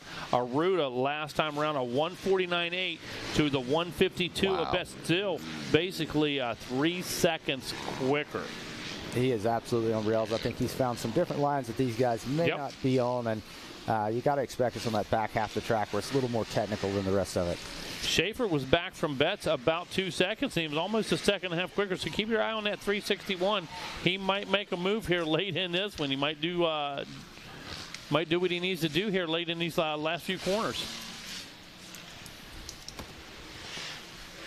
So coming up next, as this one winds down, is going to be our Mini E 4-8 Limited coming up next. Rodney doing his homework over there, letting us know who finished where in those Mini E motos. About half a lap left in this one. The 181 Ashton Aruda coming out of Westport, Massachusetts on the Yamaha machine. Putting in a fantastic ride here in our first of our second motos. Riders going to have an opportunity to make their way down and talk to Wes Kane on the podium. Yeah, just mere moments away from that. Austin Schaefer going to be the man snagging the gold in the end, even with taking the third place position. A 1 and a 3 will be the championship win for him here. So if he can just hold steady and things don't change there. Gavin Betts holding on to the number 2 spot. Now what that does for Betts gives him a 4 and a 2 and the second place overall position. And you got to hand it to Jaden Wolf.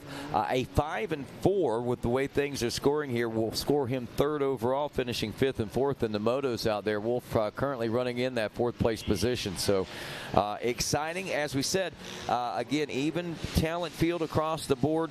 Baseline, as we've been saying, baseline talent, and this is another proof in the pudding of that. Yeah, Aruda did go 17-1, so wasn't in the medal contention, but I will tell you this, he threw a gold medal whip across that finish line and put an exclamation point on it. I will tell you that. So Mini E 4-8 Limited, Rodney. You know what that does do for him, though? It does put him in the top 10 overall, so he'll be able to stand on the stage in 9th place overall. But going down to see Wes Kane on the podium will be Austin Schaefer with a 1-3 in gold, Gavin Betts with a 4-2 in silver, and Jaden Wolf with a 5-4 and the bronze. Well, what a way to kick things off. I got to tell you, good race, exciting race right there for sure. Another one off and rolling now in this Mini E. We had 3 different divisions, so 100-plus riders in this particular division of racers. Mini Electric 4-8 limited class riders. We had Connor Rodriguez taking a win in his division. Huxley Nolan, the 212 from Gold Coast, I believe that's in South Africa. He finished up with the win in his division race. And also Ryder Drake out of Appling, Georgia, the number 14, took a win. Seconds going to the 349 of Robert Fender. Also, second place to Mickey Fluhart, and in second place as well to Brady Taylor. Those were your second place finishers. And third place is to Riley Gall, the number 5, the number 98 of Jason Kukelka, and also a third place to Colton Tubbs. There's 9 riders right there. 9 riders that finished top 3 in their divisions out there. All 9, plus I'm sure a host of others right here, all capable of winning the second moto. Yeah. right now, just what I saw on screen is you've got a moto winner. So Rodriguez is currently sitting first, and followed by another moto winner, which is the 14 of Ryder Drake. And we talked about earlier watching these kids at this age. I watched Ryder Drake try to send the first step up, and he was side by side. Side by side. They were side by side. He was less than a bike length from making the first step up. Exactly. I was going to point that out to you, and we were both glued on it. I love it. Here we go, working our way past the tower. All righty, so that is our leaders making their way through. Looks like Wes Kane is just about ready down there on the podium, so we'll be throwing it down to him here in just a mere moment. Let's check in with these top few, at least here, until he gets things set and ready to go there. And at the conclusion of lap number 1 in our Mini E 4-8 limited class, it is Connor Rodriguez on the 777 out front with Ryder Drake, also a moto winner. In the second place position, Weston Anderson, the number 76 machine, finished 4th in his moto, but is running a top 3 right now. And we head down to the podium with Wes Kane, who's got our gold, silver, and bronze winners from the College Boys 16 to 24. Woo! Down on the Yamaha podium, I'm super pumped. This is what we've been waiting for the last couple of days. Jaden Wolf finishing 3rd. Who do you want to thank? I'd like to thank my mom and dad, Answer, Team Green, Southeast Sales, EVS, PR2, Tamer for that amazing start, Scrub a Pup Pup, Swing Arm Films, Spectra Oils, CKD, and Pro Taper at Cherry Beast. Everyone I forgot, thank you.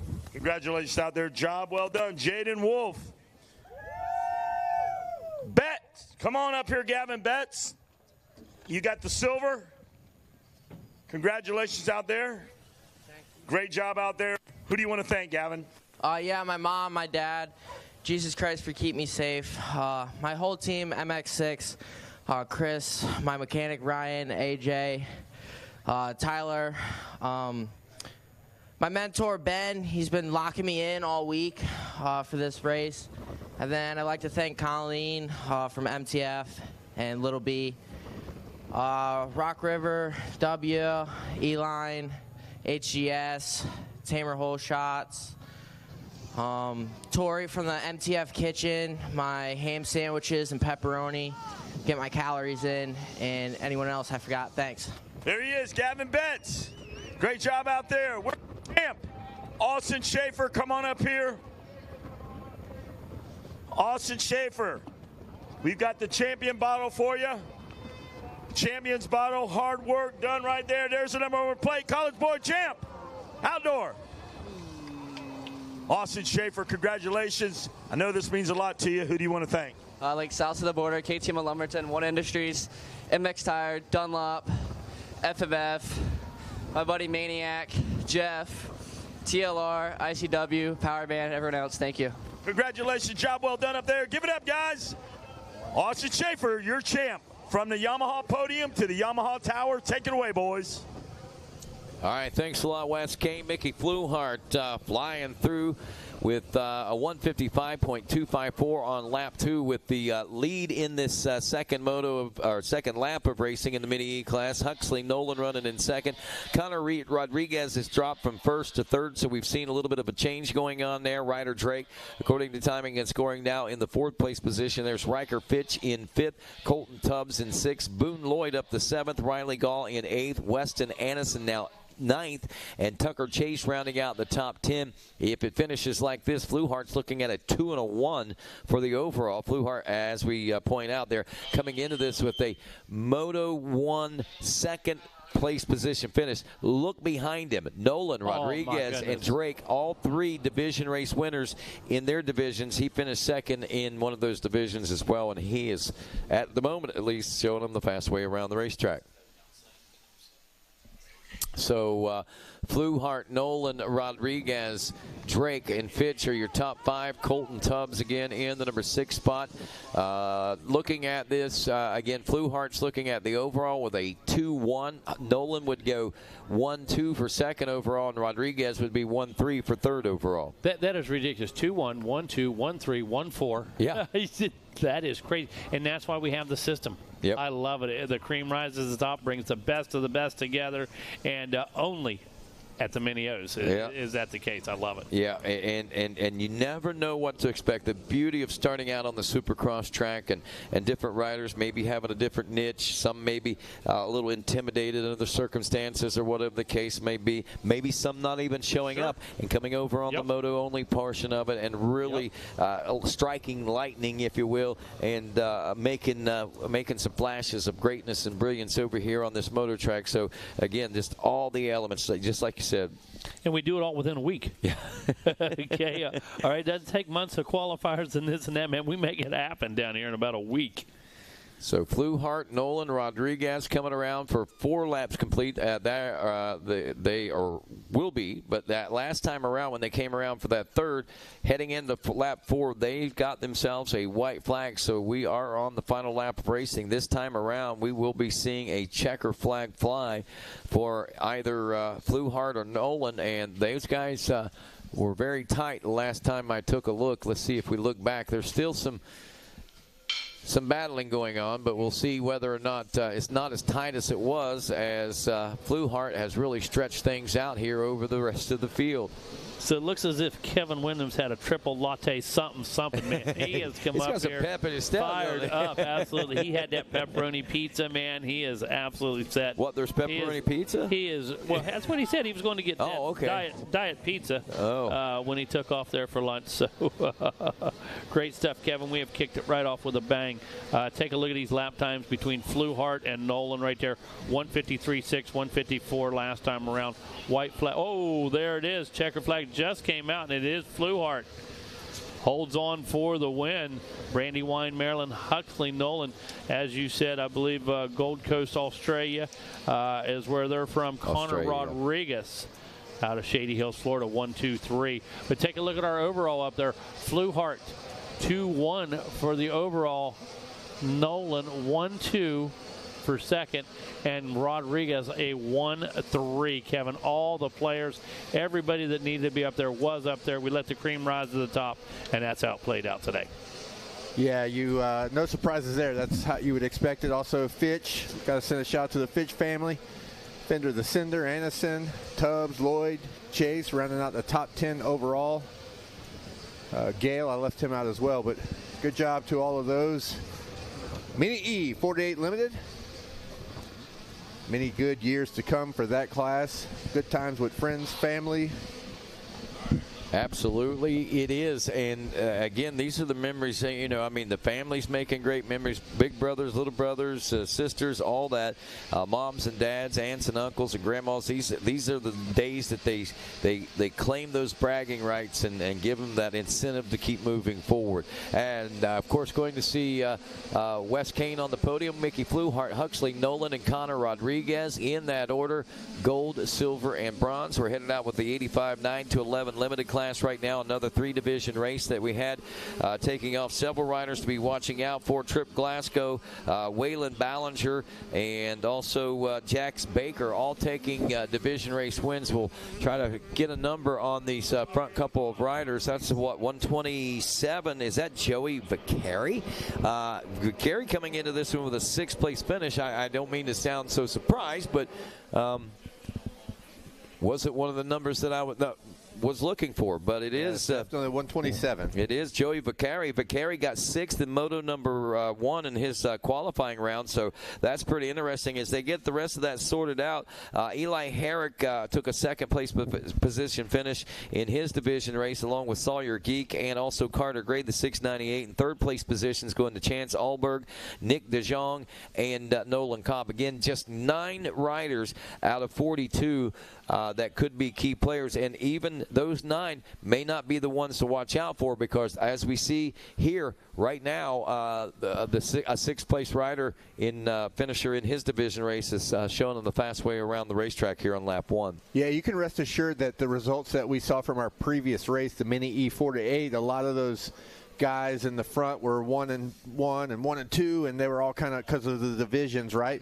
But you know that in these later motos, we are going to have some tough math and calculators out, because there's going to be some guys that didn't quite finish like they thought they should in a heat race, and they answered the call in Moto 2. And we're seeing this with the early race leader right now. No surprise that he's in the front. Probably more of a surprise at how he finished in the heat race, to be honest with you. Sure thing. And, of course, Wes Kane down on the podium right now, ready for to crown some more overall winners. All right, down on the Yamaha podium. Tell everybody your name and who you want to thank, finishing 3rd in the Mini E. My name is Connor Rodriguez.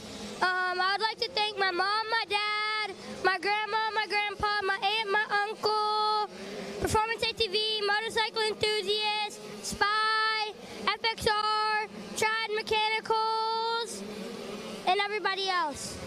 Congratulations. Hold that medal up one more time. Let him get the shot. All right, Nolan, come around over here. Finishing 2nd. Great job out there. Step right over there. Hold up that medal. Let them all see the silver. Tell everybody your whole name and who you want to thank. Huxley Nolan, Clipsal, KDM, Oakley, VP, Final Web, CRC, ODI, Maximus. That's it. All right, congratulations. Hold that medal up. Let them see it. All right, down here on the podium, my champion, Mini E 4-8 with the champion's bottle, Mickey Fluhart. Congratulations. Hold it up, Mickey. Great job. Champion's bottle right there. Mickey Fluhart, who do you want to thank? I think my mom, my dad, Cobra Elite, Jesus, Scott Goggles, Carolina Cobra, SRE, ASV, and everybody else. Come on, guys, put your hands together for these guys in the Mini E. From the Yamaha podium to the Yamaha tower, back to you, Rodney and K-Dub. Thank you, Wes Kane. Congratulations, Mickey Fluhart and the rest. As we are off and running 85cc 9-11. Well, it looks like we've had some changes on this lap of racing, and it looks like we've got more in store. Look, and the 127 machine of Joey Vaccari's dropped back a spot now, 2. It looks like Nolan Cobb and Trip Glasgow may have gotten around there, and that's going to make things interesting as far as sorting out this overall as well when they check in. So it is Cobb out front in Trip Glasgow in 2nd. Joey Vaccari drops to the number 3 spot. Then it's Carter Gray, Zion Berchtold, Jens Olberg in 6th. In 7th is Stephen Green Jr., Eden Steinbrecher in the number 8 spot. Race Madison now in 9th. KK DePino is rounding out your top 10. We also see Jaden Smart moving up through the pack there right now. But here's the way things are looking. There for a while it looked like we was going to have a tie, and Nolan Cobb on that lap was looking at a 3-1. Trip Glasgow was looking at a 1-3, but he was able to make the pass in the 2nd. Now listen to this. If it finishes this way, the 1-2 for Trip Glasgow running in 2nd right now will win him the overall, and Cobb running the 3-1 will be looking at 2nd overall. Carter Gray's looking at 2-4 and kind of solid right now, at least at the moment, for 3rd place overall in that bronze. But we still got plenty to go, and there's no telling what can happen. But Nolan Cobb going out doing all that he can, sitting on a 3rd place in Moto 1, can do no better than the win right now. He is currently in the lead, and Glasgow doing what he needed to do. He probably has some simple math in his head going, okay, I'm in a good spot now with a 1-2. I'm sure his mechanics are telling him, so in control of this championship. But like you say, we're not going to call anything just yet. There is a lot of racing left to do, and there'll be some more positions swapping around as they're coming around to complete lap 3 when they pass. They're halfway through lap 2 now, and the twisties. Yeah, and I'm watching Carter Gray. Been trying to see what's going on there. This kid has got a 2:01 lap time. So Vaccari, I think, probably has fallen at at the hands of that young rider. So Carter Gray, 698, now moving up, I believe, into a third-place position as they drop down into the Gator pit. So Cobb out front, Trip Glasgow in second as he checks in. And now into the number 3 spot. No, that's still Bakari. He's able to hang on to that, but Carter Gray is closing that gap. Birchtold in the number 5 spot, Oldberg in 6th, and Stephen Green in 7th. I didn't see Bakari going by. It's only a second and a half ahead of Gray there, so back out on the track as we see our leaders now making their way up onto the Gator itself. Second now, third, fourth, and fifth closing up. Stopping there at Green in 7th. We have Steinbrecher 8. 9th is Smart. And Matson, that rounds out your top 10 as our leaders come down and head towards the back section. And soon we'll be hitting the Gator tail.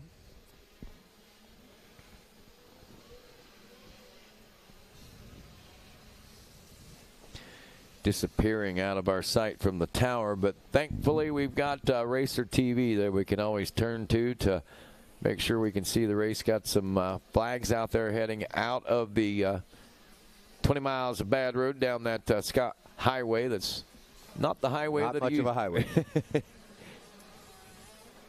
Got to pay the toll, that's for sure.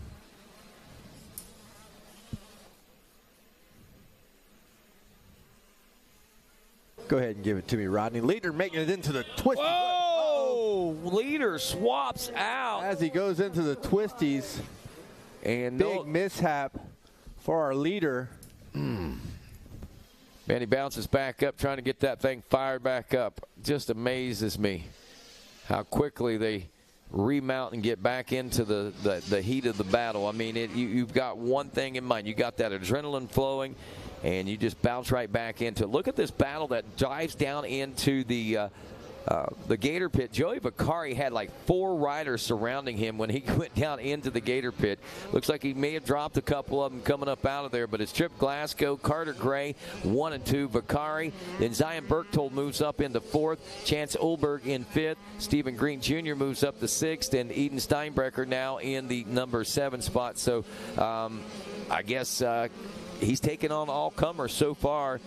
He fell back to the number 3 spot, but everyone that has challenged him for that finals third place position here in this second moto has come up short so far. Bakari looking at 4th place overall right now with the way things set with a 6-3. Tripp still in control of the championship if he can keep it on 2 wheels and keep doing what he has been. However, as you look up at the overall results board, Rodney, the 1-1 looks super good. It really does. It doesn't really matter the math. 1-2 in his situation was going to get it done, but the 1-1 looks significantly better. Absolutely it does. And Carter Gray's looking at a 2-2 right now. So long as Tripp can keep him at bay, I think, that would he'd still win. Yeah, you're right, because that'd only be 3. He's got a little room for a little room if Carter does get around him, but we're 5 seconds split there, so that's going to be tough to do.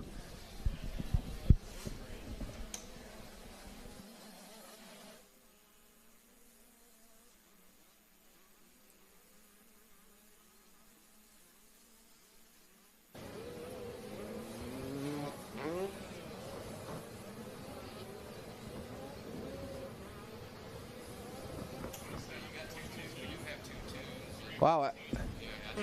Rodney, it's hard to remember we're early in the motos here, Moto 2. It's hard to remember exactly who was in the Conti, but there's only Trip Glasgow is the only one showing a Moto win. So all of our front runners from the other 2 divisions, the other 2 divisions are not currently in our top 20. Top 20 even. Yeah, that'd be Waylon Ballinger, the 89 out of Cairo, Georgia. And the other then Jax Baker. Yeah, that's definitely alarming. We have Jax Baker in 39th position, so unfortunate for him. And what was the other young rider? Was the 89 of Waylon Ballinger. He may not even be out there. Yeah, wow, that's really crazy to have 2 of our winners from our from our first moto in their heats, not in the running right now. Unfortunate for them, but not for Tripp Glasgow, as he is on his final lap. White flag is flying as he tries to take this thing home with about a half a lap to go. Tripp going to make a trip over to the podium to see Wes Kane here in just a few. Nothing better going over to see Wes Kane, thanking all your sponsors and your parents and everybody that helps these riders get to this level. Through the rollers, as we see on Racer TV, goes Glasgow. I'll give you a shot as he makes his way this way, Rodney. You just let it roll off your tongue. It's super fun to say. Where's he going? Wait, look at our leader here. Headed to the twisties. Isn't it fun? It does. It does feel fun. All right, so there is some definite lines starting to form on the outside of that one twisty right there, and in that switch lane. So we see some definition in some of those lines. Are we recognizing? I haven't really recognized one line being any quicker than the other so far. They seem to be pretty evenly matched. It's raced very well so far this week. So Wes Kane was supposed to get the wheel and go out there and measure it for us. To I don't make think sure he they did were that. even. He went to bed early last night. But you know what? His truck just showed up. If the wheel's out there, I'm going to grab it and we're going to roll it off and see. His truck just came back. I'm dead serious. If the wheel, he said, open the door. The wheel's in there. We'll find out. All right, it is official. Glasgow takes the win. Gray second. Birchtold third. Olberg fourth. Steinbrecher fifth. But for our overall results, it's Glasgow, Gray, and Olberg 1, 2, 3. As we are off and racing again. Race number 4. Bet 35 plus. Oh boy, this will be a good one. Well, they're all good ones, right? They've been good ones for a week. They've been good ones in no practice. break in the action here. Look at that. Oh, my goodness. No confusing who that rider is. We don't need to even see the number, as Mike Brown is off to an early lead. Guess who the Moto 1 winner was? Should I just take a guess? I think it's an easy one. You know, we should almost call that guy the Phantom or something right now. Got the all black thing going on. I don't know, just the Brown, they just, you know, okay, Mike Brown, but the guy looked like the Phantom. I like it. Definitely rather intimidating in the all black. I mean, he's already an intimidating rider. I found him, the white trimmed in black was, but this right here is definitely a lot more intimidating I like than that. it. Yeah. Well, I like it.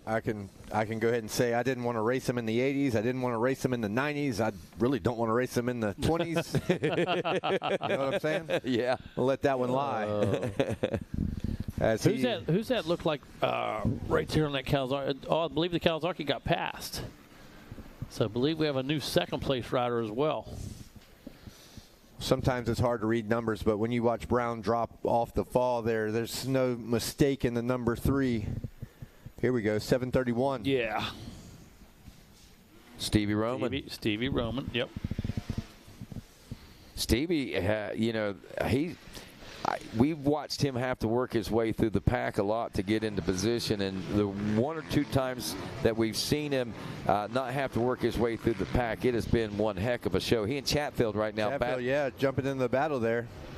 I seen Chatfield take a pretty good get off right here in front of the announcer's tower during Moto 1s, I think it was yesterday. But boy, he bounced right back up. He did. I saved like a cat. Yeah, I mean, and he made up a lot of positions too. I'd written him off, and he was definitely a part of the top 5 when it was all said and done. Look back there in that 4th spot. Who is it? Brad Smith. Brad Smith, followed by Mr. Shane Kelleher. Tried to have Thanksgiving dinner with him. Could not find his pits.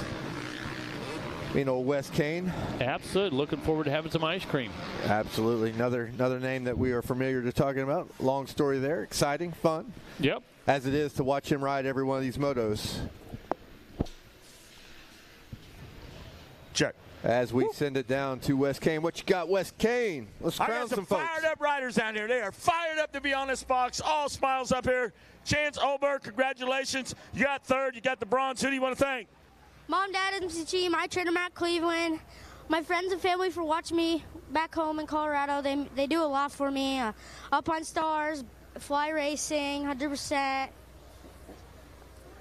Adventure Moto Austin, and everybody else that supports me. This means so much. I worked my butt off, and it finally came true. Congratulations. Hold it up one more time. Carter Gray. Come on up here, buddy. Show him that medal. Hold it up. Turn it around. Carter Gray, folks, with the silver. Woo! Carter Gray, who do you want to thank? My mom, my dad, God keep me safe, AES, Gas, German MX Training, Wasner Pistons, PR2 Suspension, Canvas, EVS, Oakley, Maxima, Dunlop, Scar, Intech, HTS, Tamer, and Moto Option. Thank you. There he is, Carter Gray. And now your 85, 9-11 champ. Right here behind that bike. Don't want to see the picture. Give it up. Trip Glasgow. Great job out there. Congratulations. Who do you want to thank, Trip? I'd like to thank MTF, Colleen, Brian, Jacob, and Tony over there. And I'd like to thank Mom and Dad for bringing me all the way from New Zealand over here. And that's all. There you go. Show the world on Racer TV what you got on the Yamaha podium. Rodney in the Yamaha tower. Take it away, bud. All right. Thanks a lot, Wes Kane. And, man, do we have a great one still unfolding here with the likes of Mike Brown out front and Steve Roman. Always exciting whenever he's in the hunt of things as well. But he's being hunted. He is the hunted right now as Adam Chatsfield's still back there, a couple seconds back. There's about 6 seconds to separate them and Mike Brown, are maybe a little better than that right now. But another rider that's coming up from the back of the pack that's always a stalker as well, and one that can make up some gains is Brad Smith back there on that Kawasaki number 85. And there's your boy back there, Shane Keller, now in the 5th place position. Yeah, he is, and doing great performance here. I'm looking over at the overall results. This is big for both Roman and Chatfield. They've swapped motos. Of course, obviously, second moto is the more important, carries the more weight for the overall. But as Brown is doing what Mike Brown does, Roman and Chatfield are jockeying for the 2 and 3 position in overall, swapping motos from a 2-3 to a 3-2 respectively. So see how this thing shakes up here as they pass the tower, head down into the pit as Brown is coming out over the finish line table. Wonder who's giving him pit board signals down there, if he's reading them. You know, they just have one. They don't even wipe it off. Just says P1, P1 on it. Leave it on there. It's like permanently stained on the board. They used a Sharpie. They didn't even use a. We don't need a dry erase. No dry erase. They just put it on with Sharpie. 6.5 seconds is what the deficit was. He only gained a second on him. He's gone into the cruise mode now, it looks like, and still turning 150. Well, if there's anyone who knows how to manage a situation in a race, I will go ahead and say it. I don't know every entry here on the entry list, but no one has more experience than Mike Brown at pretty much every race scenario, strategy, possibility on planet Earth. I'm going to agree with that. Who we got coming up next, Rodney? We're looking at 250C Limited. That's race 5 in staging. Behind them, the 85 12-13 Limited race 6. Race 7, Women 12 Plus. Race 8, Masters 50 Plus class. You guys are in staging also. And on deck behind all those guys, race number 9 is our 250 Pro Sport. Ooh. Yeah. So some great things to look forward to. So right now, race 4 on the racetrack, race 5 coming up, and we are working on wrapping this one up. Mike Brown again. Now he's in some of that lap traffic. You heard that, Rev. He just went by the towers. He gave a few lappers there a little courtesy, like, "Hey, what's up?" Mike Brown coming through.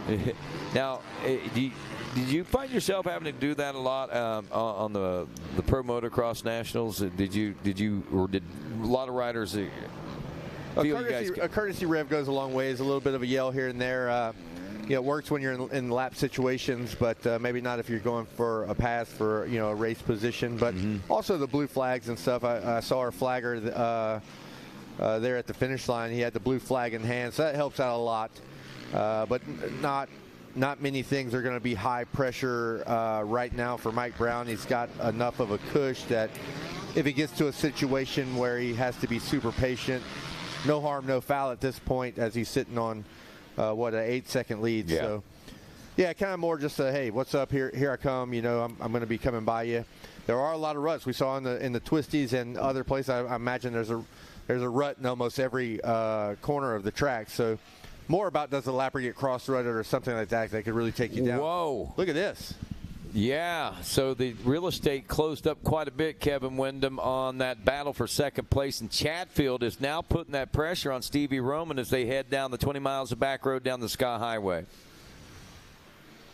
Yeah, we watched these guys battle over at Supercross, Rodney. These guys locked up several times over there. And we knew that this being a little longer race, that would be a possibility. Roman's going to be able to respond or not. Going to be tough to see right here. Chatfield backing down just a moment. I don't know if he's running out of tear-offs or what, but I saw him reaching up there on the goggles, maybe making a goggle adjustment, but back on the throttle we go as we head down past the spectator section now and down here toward the announcer's tower. Now, obviously, this, like we said before, this is for overall implications. Mike Brown firmly in the lead, but this is a battle royale for your second and third place positions. It's the difference between silver and bronze. Yeah, the pass will make a difference, yeah. And here's the deal. Like, I know this is a 35 plus, but these kids, these old guys are thinking like the kids right now, and they want it like it's their first trophy, because you know, once you start getting trophies, it becomes a little bit addicting. You want all the trophies after you get a trophy. Yeah. And to be able to score one in an event like this, there's some prestige, especially, you know, like we were talking about. We haven't talked a lot about the Olympiad Awards and the overall awards and stuff like that, but there's a lot of prestige when it comes to this event, being able to score well across the board in multiple disciplines. Well, I can tell you, speaking from experience, some of the trophies that I hold to the highest regard and standard have come from this facility, winning bronze bikes and things back in the day, and that trophy presentation is awfully special, and they have a very front and center spot in my trophy case. So yes, there are some great awards that will be handed out, not only moto wins and champions and whatnot, but also some of those bigger, more prestigious trophies. Over the years, you gave away pro trophies as souvenirs to people or special friends, and you gave away pro trophies. But it didn't mean as much. Yeah, that didn't mean as much. Give away. That's right. Exactly. One to go, maybe almost a half to go, right? As the white flag has been out for a little bit. Waiting on Mike Brown to come around. There he is. He's in the home stretch. Not yet. We're going to go over the awards. We can do that in a quiet time here coming up here pretty soon.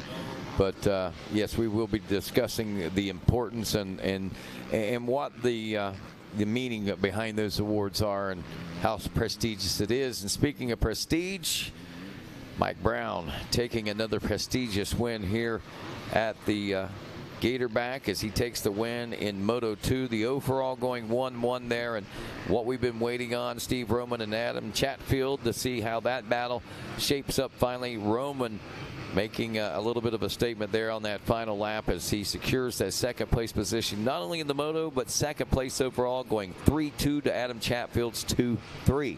He will get the bronze. My 15-year-old daughter at home said, man, this is crazy. Steve Roman insane right now. Look at the battle, blah, blah, blah. And she's pumped all the Jones and Roman kids, her buddies up there, doing really good this week.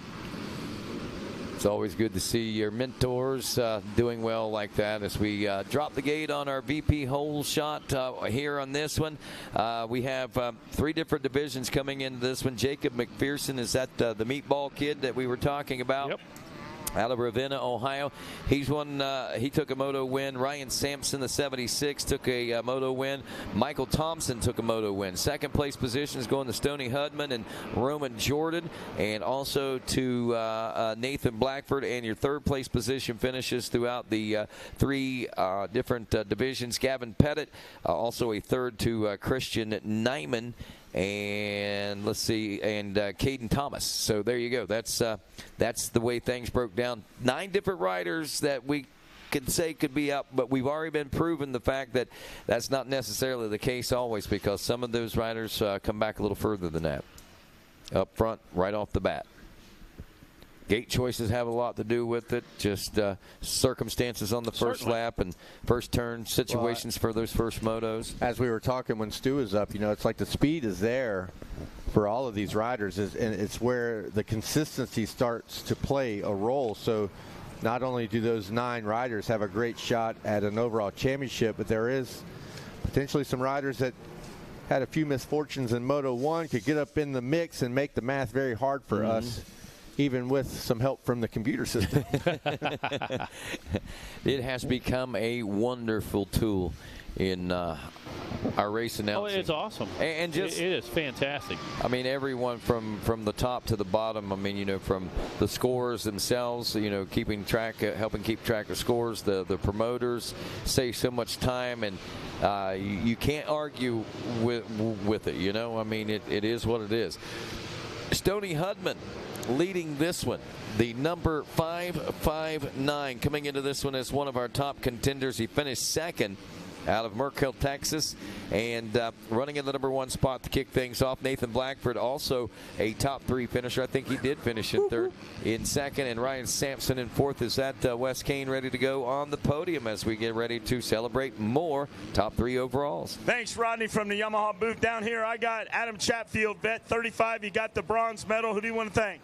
I'd like to thank Megan, Mickey, Jackson, Yoshimura, Recluse, and everyone that helped me out, Ride Gearing, Oakley, and just everybody. It was a good race. Brownie was gone, so good job to him. Thank you. All right, thank you for being down here, Adam Chatfield. Steve Roman with the silver.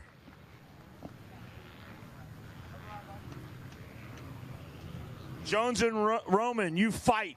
They ride, you fight. They do it. Here we go. Tell me, who do you want to thank? Everyone here for putting the event on. You guys for always announcing. Whole family coming with us. All the Jones and Roman motocross kids. We have a bunch of kids down here. They're doing really well. A lot of them their first time, and they're getting into the main events, which is awesome for us. As far as for sponsors with us at the bike, I couldn't do it without Hillview Motorsports, FXR, PR2, Dunlop, Jeff at MX Tire, Fuel, Scott Goggles, John knows the best goggle guy in the world. I just have so many good people behind me. Kawasaki Team Green for the contingency. We couldn't do it with all those guys. Congratulations out there, Steve Roman. Great job out there. The champ, vet 35 with the number 1 plate. There he is, Mike Brown. Mike Brown and the champion's bottle. Great job out there, Mike. Who do you want to thank? FXR Munn Racing. Like I said, I've been here for since 1987. I think was my first year, and thanks to Win and all the guys that had it before him, they'll keep putting this event on. It's one of my favorite events of the year. A lot of racing, a lot of riding, and a lot of people to have fun with. So I'm just thankful to be here that many years later, still enjoying it as day one. Hey, we're thankful for you, Mike Brown. Thank you for coming back. Thank you for being such a spokesman for the sport. From the Yamaha podium, take it away, Rodney. And thanks a lot as we pick the action back up here in the 250C limited class. And as K-Dub was pointing out there just a moment ago, we basically got all those 9 riders that I pointed out in the top 10 right there and in the top 9 positions except for one. There's one rider, Roman Jordan. Tough break. He's in 12th now with Roman Jordan, but man, everybody else. A lot of front runners up there. Good point, Rodney. So we got Ryan Sampson, he's looking at a 1-1 if he's able to pull this out. Stoney Hudman, a 2-2, a 2-3 for Nathan Blackford. And look at this. Unfortunately for Michael Thompson, he's running in 5th place right now, but he's still scoring strong in the top 4 overall. So if he can make some gains, we'll see what happens. He could be a player too. McPherson you were talking about? Because he's another one, yeah. Yeah, McPherson so he and the leader are the only 2 in the 57s right now. Wow. 157.0 for Sampson, 157.8 for McPherson, who's in a little bit of traffic. So that could be the difference. But Ryan Sampson with a 1-1 right now is really, really sitting in a great position. But we expect to see Jacob McPherson go to work as he's super fast right now, just buried in the pack a little bit at this point of the race. Well, if he doesn't get held up, he should be able to make the passes up into about the fifth place position, which should put him in line to maybe start battling with Caden Thomas, and then about another 2 seconds to try to gap and bridge, I guess you could say, to a top 3. So it's not over yet. I mean, we still got plenty to go here, a couple more laps to go anyway, as this is lap 3 now in the history books on this one. Did he pick one up there? He got a couple. He's up to fourth place now. Absolutely. He should be in fourth. There we go. Yeah, turning a 158, even making those passes. Yeah, he's a half second out of top 3 right now. He might be in top 3 now. Yeah, and he just made the big move going into the pit, I believe. So look at this as he works his way up over the Gator's back.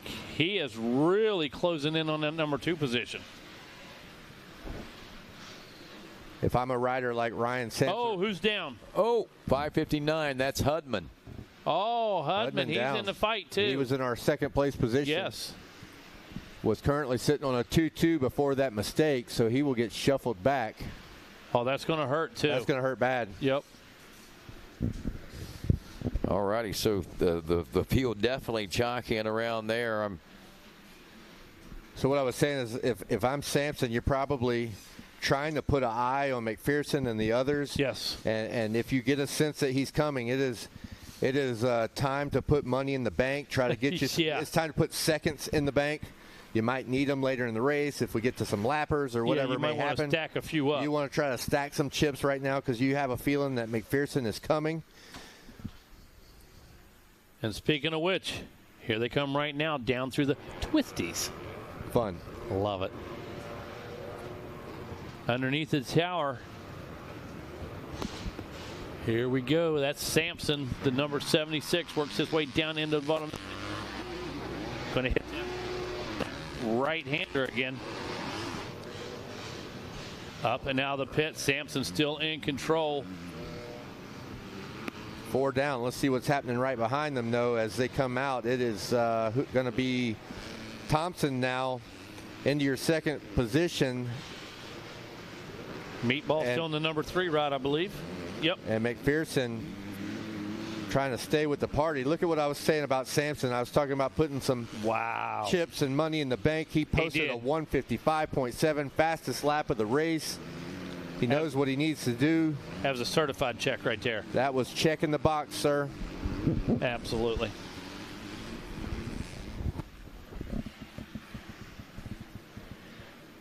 So 4 laps in. Going to be picking up white flag next time around.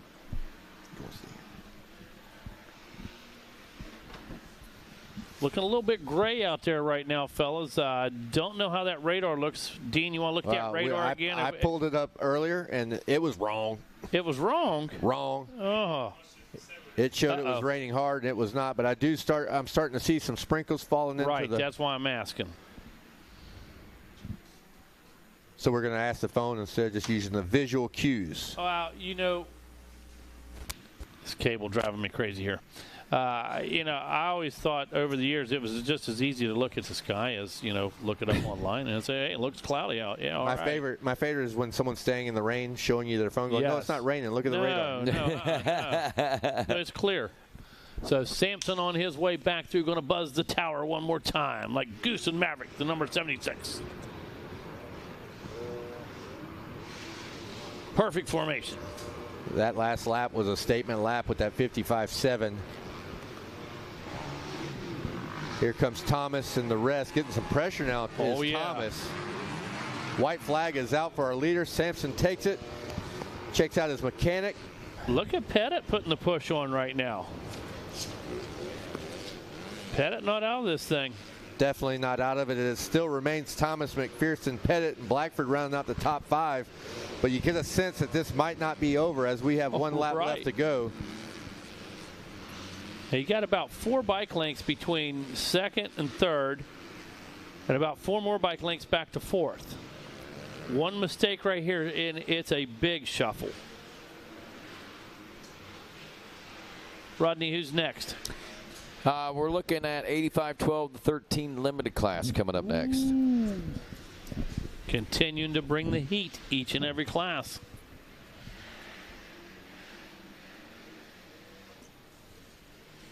That's right. Pretty much each and every one of these motos has an opportunity to be the race of a lifetime. You don't want to miss the action. Stay tuned on Racer TV, stay on the fence lines and watch these guys and girls do battle, because we have seen some exciting racing here.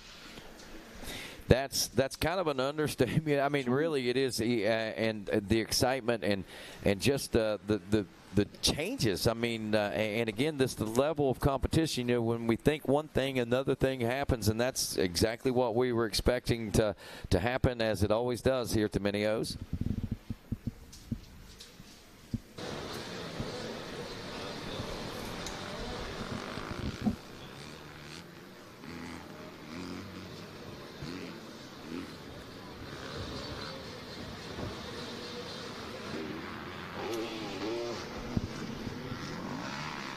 As we watch our leader here dropping down, turn or two to go, there is still a lot happening behind him, but no worries for Sampson as he is up and out and over the table.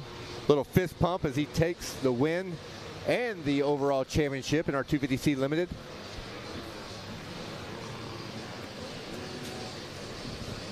Man, McPherson, you gotta Thomas sliding back. Look at that. McPherson and Pettit getting it done there on the last lap.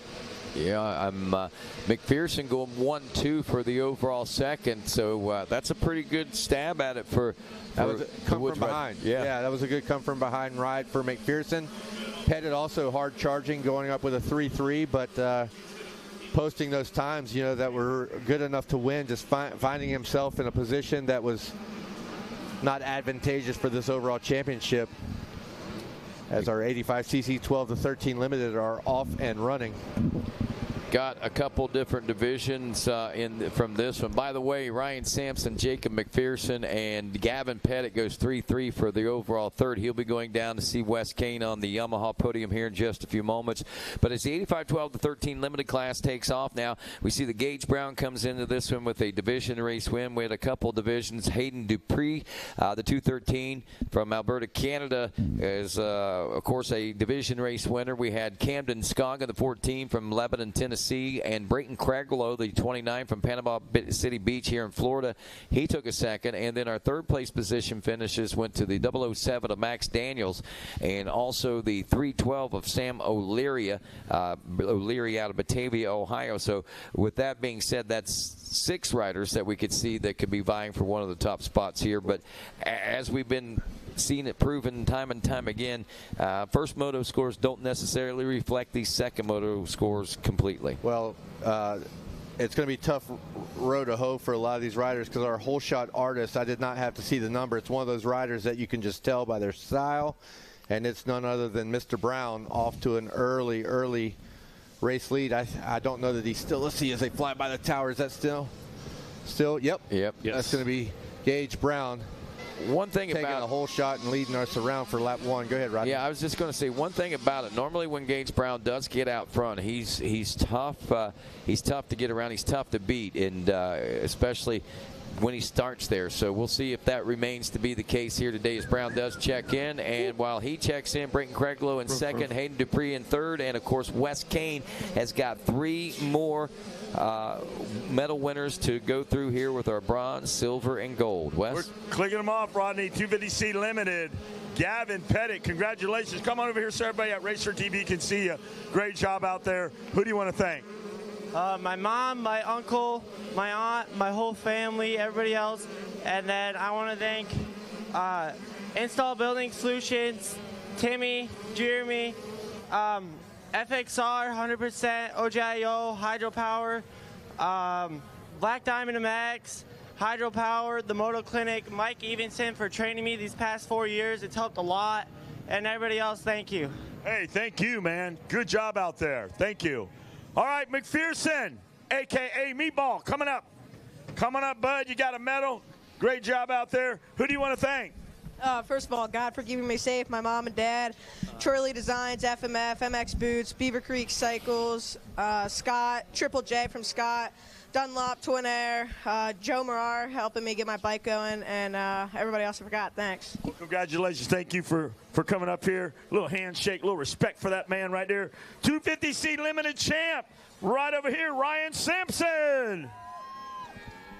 Loving you. They're going wild over here. Here's your champion's bottle right there. Who would you like to thank, young man? My mom, my dad, my brother, Legacy Graphics, 110 Racing, CL Enterprise, ODI, Engine Ice, Twin Air, and that's it. Thank you guys so much. Hey, thank you. One more time. Hold that bottle up. Get the plate. Take the shot from the Yamaha podium. Take it away, boys. Up in the Yamaha booth. All right. Thanks, Wes. We've got a burner going on the track right now. 85, 12 to 13 limited. Gage Brown on the 129 KTM out front. Looking at a possible 1-1 for the overall. Brayton Craiglow could be on a 2-2 run. That put him in position for the second overall. Hayden Dupras in that number 3 ride on the Husqvarna. Looks like he could have a possible 1-3 behind him. Sam O'Leary in that number 4 ride, or sitting on a possible 3-4 for 7. And Camden Scoggin could be looking at a possible 2-5 for 7 points, which would be a tie there. Second moto would be the tiebreaker in that top 5 position. Meg, I watched them go into the falls. Now they're across the Gatorback, and as I watch Craiglow, I can just see in his body position, he is in full attack, full send. He knows what it means right now, him being in second position, obviously being overall second for the overall, right? So he is doing all that he can. He is in full send mode, but it is a tall order and task to catch a young rider like Gage Brown. He's been having a phenomenal week, but it is great to see Craiglow giving it everything he's got. You talk about the body position. The lap time shows 1:59.6. Yeah, about a half a second over Brown. So for sure. He might eat into that margin a little bit. It's currently at 1.9, almost 2 seconds there as they cross the finish line at the completion of lap 2. But if you're chewing away a 10th or 2 or 3, that's what it's going to take to bring this thing home. If you're Craiglow, to get up there and try to put a little pressure on Brown. Yeah, and you talk about a half a second. You can get a half a second in this corner. You can get a half a second because somebody drugs their foot behind them. You can get, a lot of things happening right now. Only 2 laps in, of course, so clean laps. That's what it takes. Going to have to be consistent, going to have to put in the good laps, and I think minimize the mistakes. You can see just a small sprinkle still outside. If this thing does slick up just a bit, throttle control and minimizing the laps, that's really going to be key. And Gage Brown answers the call right there. Brayton Craiglow was on the charge. This time Brown comes through with a 1:59.8, opens the gap to 2.1 seconds. Yeah, Craiglow back just a little bit with a 2:00.0. Look, ladies and gentlemen, we're splitting hairs at this point, but yes. but a 10th goes a long ways, and you'll see the ebbs and flows. One rider best, and then they'll flip flop back and forth, and a little bit of that is the pressure or the desire, or just mainly when the dust settles. Sure. It's going to be the cleanliness of the lap, how many mistakes were made, and when we talk about mistakes that cost you a 10th, it is literally nothing. No, absolutely. Coming up next, going to be, I believe, women's 12 plus. Going to be next on the docket. And talk about a shootout. That's going to be for all the marbles. These ladies, and I love the podiums. How these ladies, they don't hold back. Okay, they'll talk about the bike, the competition, the track. It doesn't matter. Doesn't matter. Nothing off limits. They'll talk about, just about anything. So I love a great jumping off point there, the women's 12 plus.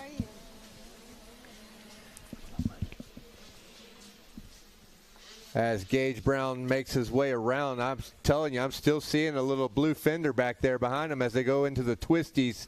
Both riders taking the same line in the split line. Little foot off for Gage Brown. Small little mistake. Again, nothing too costly here, but we will see as these riders are doing everything they can to hold their position. Both of them feeling the severity and the weight of this moment. Absolutely. As they come around to complete yet another lap out of the pit. Let's see what the timing and scoring says. Brown 58.4. Craiglow 58.2. So there we go. You see, so if you put the 58.2 that he ran this lap with the 2 minutes last lap. Yep. He had about a second and a half difference between those 2 laps, and the margin's only 1.9. So that's the ebbs and flows of the race right now. As this thing is, and now look, even worse as they come out of the across the Gatorback, we're getting in the lappers. So that's a whole nother level. Exactly. of complexity to this situation. Now we have those moving obstacles up there, and when we talk about that lap time, that is the fastest lap of the race on lap number 4, that 158.2 yeah. out of the number 29. So doing exactly what he needs to do. Gage Brown, though, has that little bit of real estate, has that 2-second advantage, and overcome the little mistake. Sorry to interrupt. Little mistake by down Brown. in the twisties? It's a lapper. No, he's not down there. Going back to the 20 miles of bad road, the Gator Tail. I'm sorry. They're just in lappers, and I saw Brown make a small mistake on Racer TV, so I'm looking over your shoulder here down the 20 miles of bad road now. Perfect. Look, Brown again threading the needle with a lapper. Look at this. They are nose to tail right now. Listen, that 2 seconds has disappeared. It's gone. Yeah, absolutely. Look at Craiglow to the inside. Gage Brown's going to pin it here, but they are just handlebar to handlebar. We're coming to the split lane. Be interested to see if Craiglow follows him through. Tough proposition to use that inside back there, Kevin, and he made it work. No, look, Brown goes to the outside, Craiglow inside. Brown's going to come out with the lead, I believe, still, but, man, this thing is tight. Absolutely. It has really tightened up as they got into some lappers. Small mistakes by Brown, but still holding on to the lead, but this thing is far from over. Down into the bottom of the pit. Let's see what those lap times were. They absolutely pushed each other all the way through there. Well, remember, they had lappers there, and they had some mistakes. Yeah. And there was a lot of stuff going on that lap. I expect it to be slower. Yeah, Brown in a 2-flat, 59.4 half for second. Craiglow. Craiglow had the advantage there where Brown was kind of forging his way through the lappers, and Craiglow was just following the hole that Brown had made as they were threading the needle through some of those lappers here. Absolutely. Up out of the pit and across the Gator's back, it's Brown airing it out with a little scrub style there. Craiglow in tow. We might need to spread some love around. You want to do a rundown there? Go right ahead. No, Absolutely. I'm going to pass it on to you there, Let's bro. do it. As we're looking, as they run right now, going to be Gage Brown, Brayton Craiglow, Hayden Dupress in that number 3 ride. Sam O'Leary sits in 4th. Camden Scoggin in the number 5 position. Jeffrey Drysdale, the 2nd, sits in 6th. The 7th is going to be Easton Kirby in 8th. That's Brayton Wills as they come through this time around in the 9th place. It was Easton Edgar. And rounding out our top 10 was Nicholas Guzman. Thank you, Megawatt. I appreciate that. White flag is out. It looks like Brown, well, I'm not even going to say it. I was going to say weathered the storm a little bit, but no. There is a last lap storm of brewing as yet another lapper, but they are literally in the air at the same time over even the smallest of tabletops. Brown still with a small advantage. Brown again to the outside in the twisties as Craiglow goes to the inside. Yep. And here they come by the tower as we check them out for one final time. What a great race. It may be too little too late, but we don't know. One to go. One turn, that is, to go. Not one lap, one turn. And impressive. Brown using some of those lappers like a moving pick. I mean, he really used them strategically. And as he worked his way through, it kind of set up Craiglow a little bit behind the 8 ball right there. And as you see, Brown comes through with a 158 last time around, a 158.1 for Craiglow. Hayden Dupress going to bring it home in the number 3 position. That's going to give us an overall of Gage Brown with the gold, Brayton Craiglow with silver, and Hayden Dupress going to round out the podium with that bronze medal. Coming up next, women's 12 plus. Coming up next. We're pretty sure this is going to be a good one here, the women's 12 plus. We have made mention many times about the caliber of rider in the women's race and their ability to put on a show in their own class, but also go into some of the classes that predominantly are more of the boy riders. And they certainly hold their own every time they take the track. Always a fun class to watch.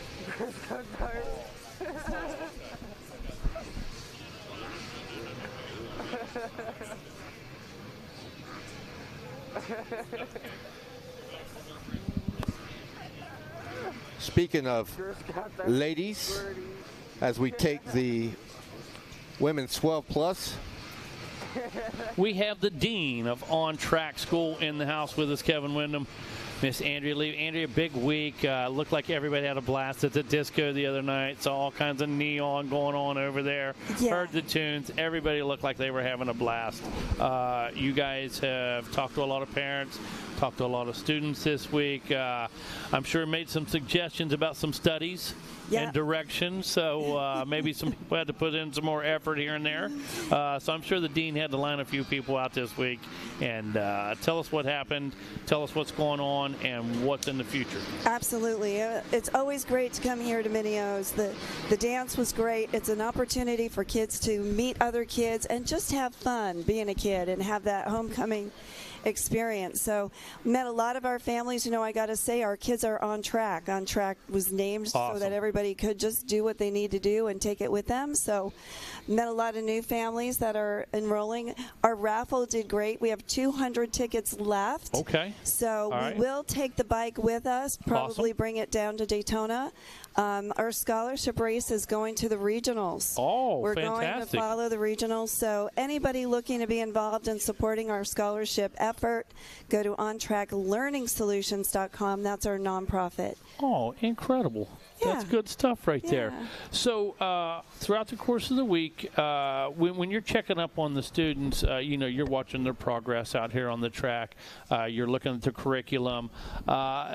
Anything really stand out to you this week? Anybody make any real strides and maybe some grades and some things? Or anybody really put in a extreme effort on the track that you noticed? Well, you know what I do notice, and I've noticed over the years, are the students that put the work in on the track are the same students that are putting the work in off the track. Awesome. So that work ethic, it carries over. And I got to say, Gage Brown, he's not only an on-track student, he's an on-track ambassador. That Great. means that he's in a special group of kids at On Track. We meet, we give them leadership skills through the John Maxwell program, and they walk the walk, they talk the talk. Well, Andrew, we got to take a quick break. We got to send this thing down to Wes, and we're going to come back and take a look at our women's 12 plus in just a moment. Okay, thanks, guys. Thank you, Meg. Down here, Andrew Lee, we love you. All right. Hayden Dupree, congratulations, finishing up third. Who do you want to thank? Mom and Dad for doing this with me. Husqvarna Canada, BFD Moto, Fox Racing, Team Husqvarna, Lynx Racing, 100%, Lifestyle Drywall, and everyone else that helps me. Thank you. Congratulations. Good job out there. Congratulations. Come on over here. Braden Krieglow, congratulations. You got the silver medal. Who do you want to thank? I'd like to thank God for keeping me safe. Thank my mom and dad, Rusty Reynolds, Donnie Luce, FMF, PR2 suspension, Asterisk knee braces, Thor gear, Brad Jereminsky at Club 57, 100% Dunlop, and everybody else I accidentally forgot. Thank you. There you go. Krieglow, getting it done. All right. The champ, downtown's Gage Brown, on-track school ambassador and champion here of your 85, 12, 13 limited. Congratulations out there. Champion's bottle going for you as well. You get that. Who do you want to thank, Gage? I'd like to thank my mom, my dad, my sister, my grandpa, my Mimi, my papa, my grandma, my uncles, my aunts, 8 Stars, 7, 100%, Jam Racing, Sonoma, Tommy Hahn, TRX Throttles, All Sport Dynamics, and everybody else forgot. Thank you so much. And Adventure Moto. Congratulations out there. Proud family right there. Great job. From the Yamaha podium, take it away, Megawatt. Great to talk to, great to talk to Andrea Lee, but right now we have not made mention of this Women Plus Moto, and it is a battle to talk about right now. Lachlan Turner, Jordan Jarvis going at it right now, Mega. Yeah, this one's a burner. Taking a look at Lachlan Turner, just about 3 bike lengths ahead, maybe half a second ahead of Jordan Jarvis. Jordan, earlier in the week, said she's making some adjustments, going back and look at a few things, and look at this. Now Jordan goes to the inside. Can she make the move? No. Lala grabs a handful and responds right there. Sitting back in that number 3 ride is the number 21 of Kylie Stallings, Katie Benson in the number 4 position. Brianna Sheltema in 5th. Shelby Rowland in 6th. Hannah Cole rides in 7th. In 8th place, that's Haley Visalio. Going to be Tinley McCoy in 9th and Mela Herrick rounding out the top 10. But for your overall, looks like a possible 2-1 for Lachlan Turner. So if Jordan gets up there and makes the move, it's going to be a flip-flop in the scores. Kylie Stallings looking a possible 1-3 for 3rd overall. Katie Benson a possible 3-4 for 4th overall. And Brianna Shelton looking at a possible 2-5. Great line right there. Overall. Great line right there by Jarvis. She has a really good line, not very rough. She railed that rut and didn't have the acceleration bumps that Turner had. As they go over the Gizmo Mods table and now come by the scores tower, announcing tower. It's an announcing tower. We're announcing, not scoring. So we see the medical team over there just at the beginning of the step-ups. I'm not sure who is being attended to over there. But back on the track, we're a couple laps into this one, and Turner last time around 155.3, 155.5 for Jarvis. You mentioned Jarvis picking those good lines out. Jarvis has the experience level here. Jarvis has more laps than any of these young ladies. Jarvis, of course, out there running pro motocross nationals against the professional guys and has a lot of track time and track experience. Stallings this time around turned a 2:01.4, so falling off the pace just a bit there on lap number 3. Now, Lachlan is no slouch herself. She knows her way around the race course. If I'm Jarvis, I watched that last lap pretty intently. I think one of her strongest parts of the track is upcoming. She needs to be putting herself in a position, getting really close to the rear wheel of Turner as we are now entering where Jarvis, look at this, look, I knew she was strong back there. For sure, holy cow. Well, I can say Jarvis has been flexing this entire moto. She didn't get the start she was looking for. She had to really power her way through by Stallings to get into the position to start challenging Turner there. And since she has pulled up very close on several different occasions. And Lala knows she's there, so this is not over. And Jarvis is riding like she wants this, so she's going to search every possible option in line and passing opportunity there is. Yeah, here they come back toward us right now. It's an interesting situation. Resurgence, Rodney, you and I got to call some WMX events and stuff. Starting to see revitalization, as you would, and love it. Seeing the class numbers grow like they have, incredible. Yeah, and you know, and actually Jarvis, you know, kind of a product of that previous WMX, and Lala kind of a part of the new guard. So you know, this is kind of neat to see what we've got going on here with the experience that Jarvis has, and of course with the talent that Turner has, we've got some great battling going on. We do. I believe Jarvis got held up by a lapper. Yeah, a little bit slower lap there. Yeah. Just saw her over push the corner after the mechanics area out by the start. Another small mistake. Just speaks to the point of how hard she's charging and understanding what has to be done if she wants this overall women 12 plus title. She's turned the fastest lap if you look at the fastest lap, but it was only by a couple tenths of a second. But you got to be consistently fast in the starts where Lachlan has really put a lock on this one, so to speak. That's what's got her in the advantage that she's in, and may keep her in the position she's in as well all the way to the checkers. Yeah, there's no question about the desire right there. The push from Jarvis right now is definitely momentum to her because she feels that. Mm-hmm. You know, she's feeding off of that as well. She's able to respond and answer. And as you can see, each time Jarvis puts in another good lap, Lachlan able to turn it up just a bit. Well, I'll tell you, talk about a pace that these two have set up out up front. 20 seconds basically over the third place position, and we're talking about a rider like Kylie Stallings, who basically is a tough one to beat herself, and generally somebody that you can expect to see battling for wins out here like this. But to be 20 seconds back, then have a 16, almost 17 second gap back to the fourth place position to Katie Benson. The talent level has really risen in the upper echelons of this women 12 plus class, it looks like, over the last handful of years as well. Lachlan Turner.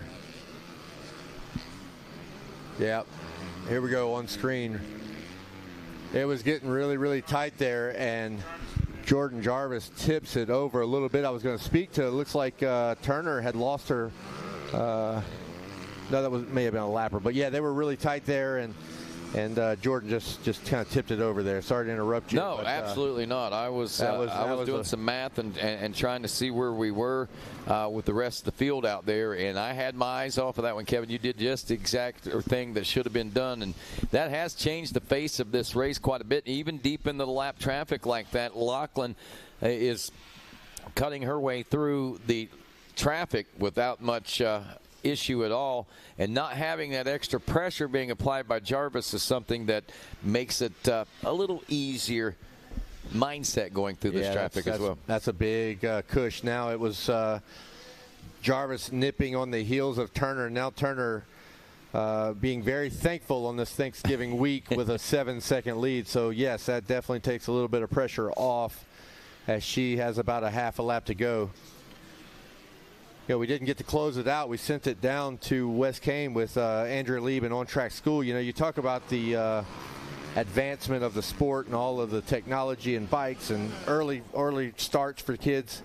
In a world where we live for the importance of today and the race today, what they're doing for the education, the experience that they're giving these kids is a lifelong blessing. Absolutely. And hats off to all of the On Track, and thank you, Andrea, for what you do and coming up and visiting with us.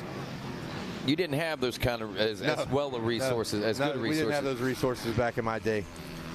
Turner down into the pit one final time, one turn to go. Smooth sailing for the 199. Lachlan Turner takes the win. Well, it looks like Jordan Jarvis setting herself up for second place position here. That is going to be a 2-1 and a 1-2 scenario we've got shaping up. Jarvis taking a win in her division race out there earlier. Kylie Stallings also took a win in the division race, and Turner actually took a second, I believe, is what I'm looking at here in her division race, trying to make it onto the gate. And as we heard you say, and everyone says so often, a 2 is as good as a 1 in Moto number 1 if you can back it up with a win, and that's exactly what she's done.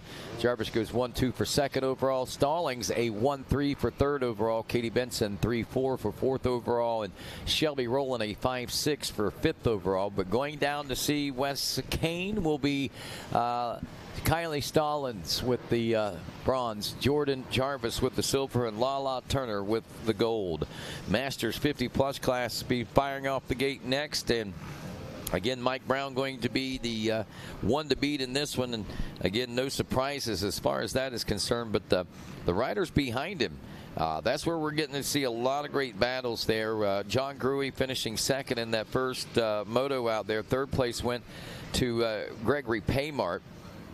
And Galen Dixon taking fourth with a fifth-place position to Joe Buskirk. Now, this Dixon, Paymart, and Gruey battle is starting to pick up. We're starting to see, Gruey, for all intents and purposes, it seemed to be the guy to beat, the commander and controller of these vet classes. And then, of course, we've watched Mike Brown come in and start taking some control and command of some of the divisions as well, which has made it exciting and deepened the field up quite a bit. But now we've got, especially in these master classes, got guys like Galen Dixon putting his hat in the ring along with John Gruey. You got guys like Joe Buskirk and Gregory Paymart. Paymart says, I'm a young 50. And so I have some advantages on some of these older guys, but I got to hand it to the 444 Frenchie. Has definitely been making some major gains over the past few seasons here in the vet and the Masters classes as time has worn on. And we're off and rolling in the Masters 50-plus class. Moto number 2, 42 riders strong, heading around this race course. So Mike Brown with the early lead. John Gruey on the number 70 machine. You were just talking about him. There he comes. And Gruey, again, changed bikes a couple years ago, back on green again, and looks extremely comfortable. Over the last couple of days, though, had his hands full with some different characters out there, including Frenchie on that 444 machine. Well, always love to see the state of the affairs as far as the class is concerned, as good as what they are. I mean, we've got riders ranging anywhere from 50 to, I see, 63 years old. Who's that? Several riders over the age of 60, but our 63-year-old rider that I was looking at right there is Larry Bank, the 131 from Joliet, Illinois, backed by Team Faith and Fly Racing and MX Tech Suspension. But good to see him out there with us at 63 years old. A couple 61-year-old riders as well. Milton Raymer. Sure. He's out of Chicago City, Minnesota. Let's see, another 61-year-old rider I saw there is Joe Norber out of Rock Hill, South Carolina. Awesome. Privateer Connection KTM rider. All right, Wes Kane, let's go down as Mike Brown dips down into the Gator pit, leading us out. We'll sort them out whenever we get back after we check in with our top 3 from the women's 12+. All right, Kylie Stallings, come on up here. Get a couple of words there with crew chief Ryan Holiday. Great job out there. I know that's not what you wanted, but I know you want to thank some people. Go ahead and tell me who you want to thank. Yeah, I want to thank really everybody for helping me out. My mom and dad, my trainer, Obi Raynard, Fox, Monster, Dunlop, Rob Fox from Dunlop, Ryan Holiday, Pro Circuit, Roost Graphics, CTI, Renthal, really everybody that helps me get me here. Thank you guys. You guys are awesome.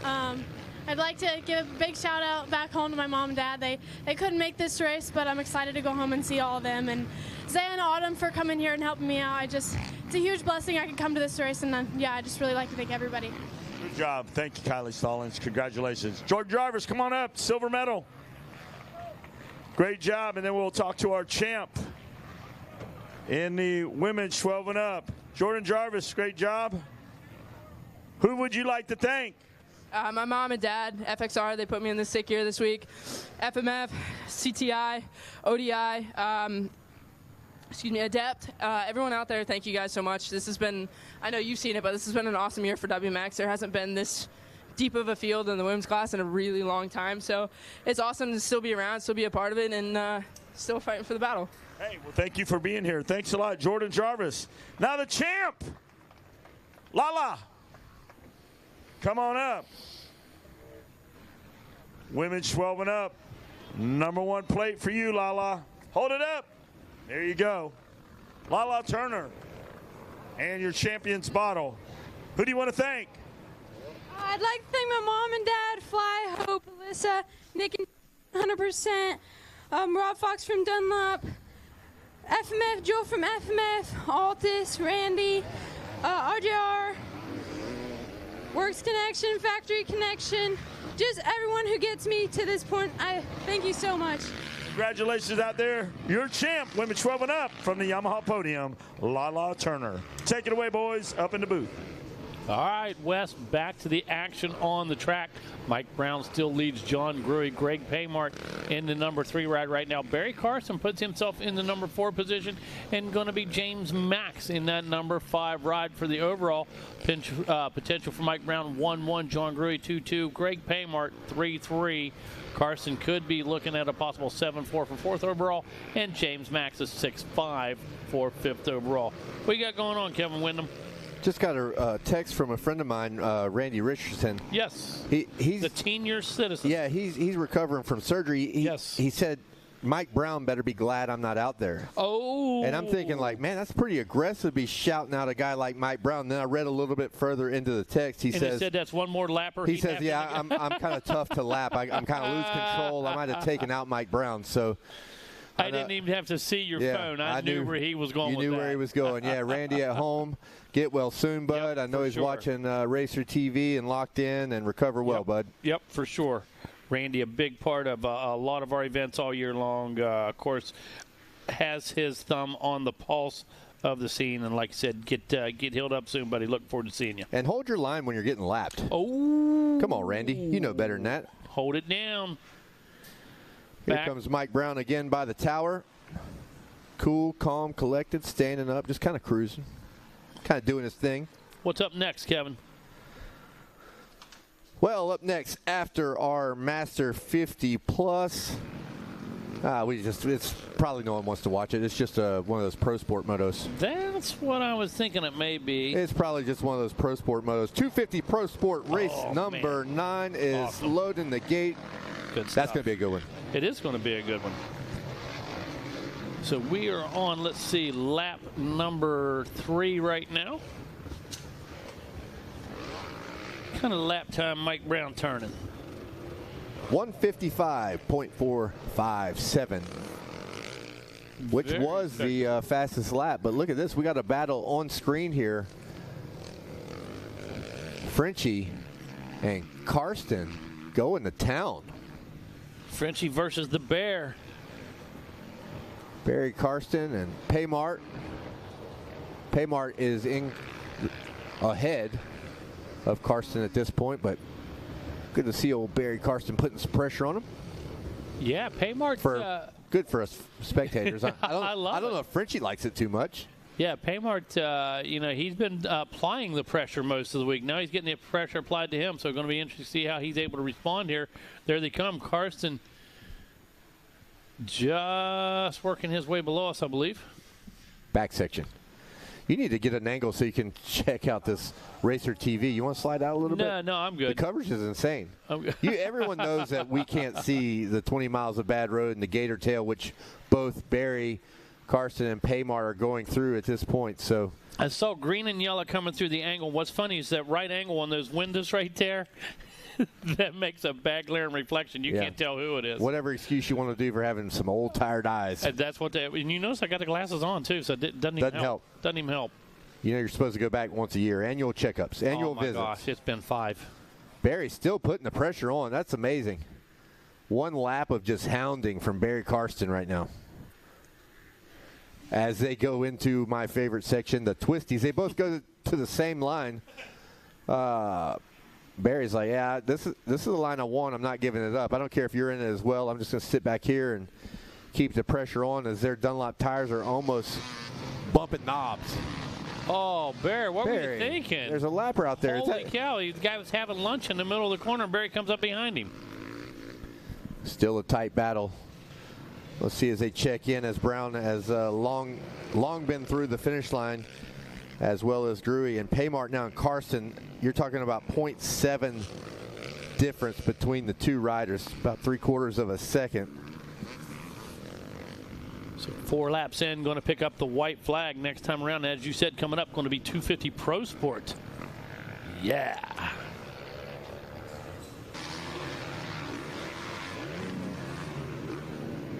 Already a big crowd down there on the starting line. Those guys locked in. Everybody doing their pre-race rituals right now, getting locked in. Be interesting to see how that one shakes out. You know, we got Avery Long coming off a great performance there in the Open Pro Sport. I know Caden was frustrated he couldn't jump up there. We got Gordon that's always getting great hole shots, and see if he can hold on to the battle. And the rest of the riders, I don't want to undercut any one of them on that line because they are all bad dudes and have a chance, and they'll be throwing down here shortly as we watch the battle on screen. Still, it's Barry Karsten just hanging in there, not able to make a pass yet on Paymart, but it's not from a lack of effort as Karsten just keeps the heat on.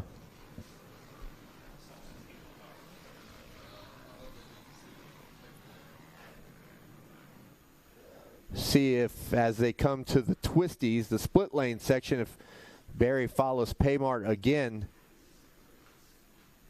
Yes, he does. He tries to switch him up a little, kind of cut back under. Paymart does a great job defending. As we watch this on screen, Mike Brown in control and has already picked up the white flag. He's now going across the Gator back, but locked in on Racer TV is this battle for 3rd and 4th as they come by to receive the white flag. 1 to go. Barry Karsten not giving up. He's just an old dog, and you're not going to shake him. Absolutely not. He has definitely picked up the pace right now. Closed the gap just a bit on Frenchie and looking to make a move. Who had the time last time around? Carson 2:01.5. Oh, you mean just 2:01.6. You mean just between those two? Because I was going to go ahead with the obvious that Brown had the time. There we go. Yeah, but Gruey and Paymark and Carson all in the 201 range there. The way this battle has been shaking up, it's just going to take one little foot drag, one lapper, one bad line choice, whatever, because Paymark cannot shake the hard-charging Carson, as he will not. There comes Carson around the outside. Got a big drive. Greg able to answer, though. Now, Carson going to use the short line. Will it work? No. Had to slow up too much to make that pivot. Not able to carry the momentum down there tight. He's been giving up a little bit out of that as they enter into the gator tail, that corner there. But somewhere right in this area, he really locks it in, and it seems like every time they get to the a little babble there. Give our credit to where credit is due, as Racer TV locks in on the winner and champion of our Masters 50 Plus, Mike Brown. Good job, Mike Brown.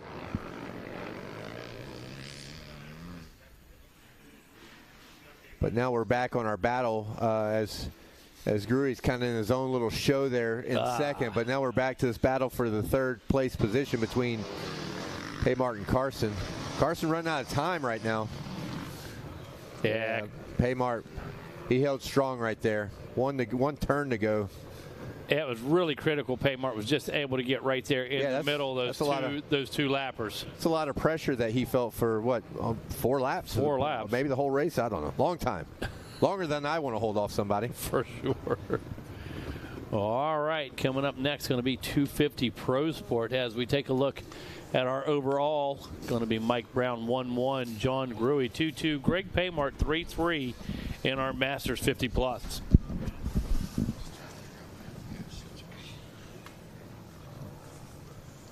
Rodney, we're in the kind of a who's who. You want to tell us who?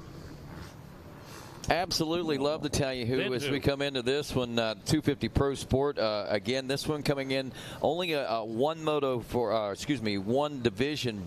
So all riders going in and their first moto scores count as their second moto. So the rider that we're going to be keeping an eye on is one that we saw some great glimpses of greatness out of over on the Supercross track, and we've seen a couple of great glimpses of greatness out of Caden and Dudney over here on the moto track as well.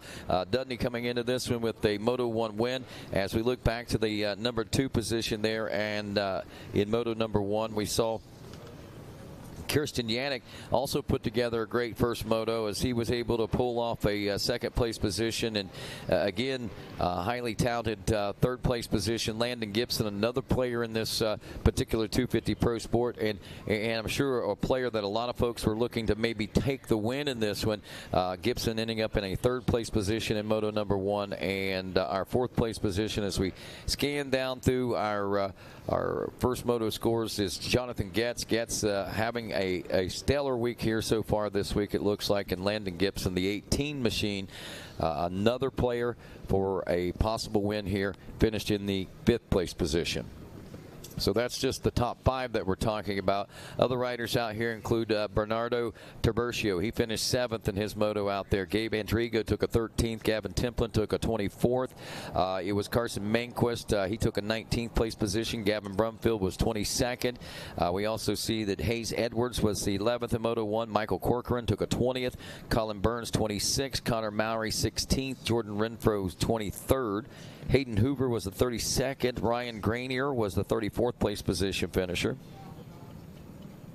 Ryan Fletcher 33rd. Christian McCauley in 29th. And so there's a host of... One rider that for some reason is not on your sheet right here now, and it's interesting because he's on the outside, and that's Avery Long. This is the moto that he went down, he hit the ground so hard, had a little bit of a bike malfunction from impacting the ground. Rider 263, not on your list. Yeah, he's not. But he is on the gate. He's kind of towards the outside, and this is going to be a tough one for him. As before we get started here, let's send it down to Wes Kane. Take it away, Wes. All right, I got him right here in our Masters 50 Plus. Come on over here, Frenchie. Ready to do a good job. 333, you got in there. Who do you want to thank? VP, build my suspension and motor, it's been a big difference. This last year, we started together last year here. They saw me struggling and they helped me out. So thanks to Fred and Stephen. ETS fuel, Scott goggles, FX air gear, of course, been part of those guys. These are young guys, but the other guys back there, the white guy. So very grateful for being here, being able to do this. Thanksgiving was yesterday, so you reflect on the past, you think about the future. And we are fortunate. We are so lucky to be here. I mean, with anything that's going on in the world. And I actually trained a rider from Israel for a year. So the thing that happened in their life, not to get in politics, but, we're lucky. Well, we love you, Frenchie. Thanks for being here. Parlez-vous français. And we're going to have John Gruy come up here. We're going to give him a lesson in French here in just a minute. They shake and comrade. Arms up there. John Gruy finishes second. Who do you want to thank? Yeah, Team Babbitts, Kawasaki Team Green, Fox, Dunlop FMF, Decal Works, Hinson Clutch Components, Tamer Hole Shot Device, another great start. The guys from Moto Hose, Twin Air, and MMCR back at home. Everybody, thanks. I really appreciate what they do for me. And we appreciate you, John Gruy. Thanks for coming down, and we'll see you up here again. Thank you. Thank you, Wes. Great job out there, John Gruy. Now our champ. Can't say enough about this guy. He delivers. Mike Brown, congratulations. 50-plus champ. Champion's bottle. Y'all keep it down in the pits tonight. Great job out there. You're always making noise. I'm always hollering out there, but hey, you're hollering out on the track. Who do you want to thank? Again, Munn Racing, FXR, Dunlop Tires, guy from Alpine Star. They've been behind me for many years, and the 60 helmets, rod goggles, and just like I said, nice to be here. The track's been rough this week. Hats off to the guys that's riding this rough track. It's one of the roughest I've been on in a while. So, I hope everyone's safe and have a good weekend, and look forward to a few more motos. There you go. Good job out there. Take it away, boys. Mike Brown's a champ. And Rodney up in the Yamaha booth from the podium. What do you got cooking? Oh, man, we got a pressure cooker cooking. It is under some big fire right now. Landon Gordon, Caden Dudney, Jonathan Getz, Landon Gibson, Christian Janik, all running 1, 2, 3, 4, and 5. And throw into the mix of that as well, Cole Forbes. He's not far out of the pace in that 6th place position aboard the 550. Gabe Indrigo running in 7th. Bernardo Tiburcio opens up in 8th. Ryder Manquist is 9th. And Carson Manquist is, Ryder Malinowski is 9th, and then Carson Manquist is your 10th place position after lap number 1. Dudney looking at the likelihood of an overall, at least at the moment, with a 1 and 2. Landon Gordon right now looking at an overall second with a 5-1. So, wow. These guys have flip-flopped things around a little bit, but I expect that we're going to see some changes before we get to the checkers. Well, we got one happening right now as they're through the 20 miles of bad road, a.k.a. Gator Tail, and they are handlebar to handlebar. Gordon not wanting to give it up, but Dudney may have the upper hand as he's now on the inside. Gordon powering around the outside. As we lose them on Racer TV, we're back looking at the battle with Avery Long and others, but they are nose to tail right now. Well, that is Avery Long back there in the battle with Janik. I believe he's gotten around Forbes now, so that would put him up to a 6th place position. Again, not real sure why he's not on the sheets, but I guess he didn't finish the first lap. It was a not DNS kind of basically, I think, is what we heard and understood, that he crashed at a point where it didn't register for the battle. Yeah, there he is on screen as Avery Long's trying to work on Janik. Dudney tries to pull away. He is now in the lead. Gordon, what a great start. Landon Gordon, I think, has gotten every hole shot of the week, but felt some pressure early right now. Let's see if he can make some adjustments and latch on to the 40 of Caden Dudney. Getz now in 3rd. Gibson, Janik, and Avery Long again for our folks listening. Here on the fence and at home, it doesn't. Oh no, Avery's now up. His transponder's now clicking in. It's showing him in 6th. So good update by our live timing folks down there working on that. So give him his credit as he is on the move and putting some pressure on Janik as we speak. Now, again, basically all he's doing is paying spoiler out here for these guys.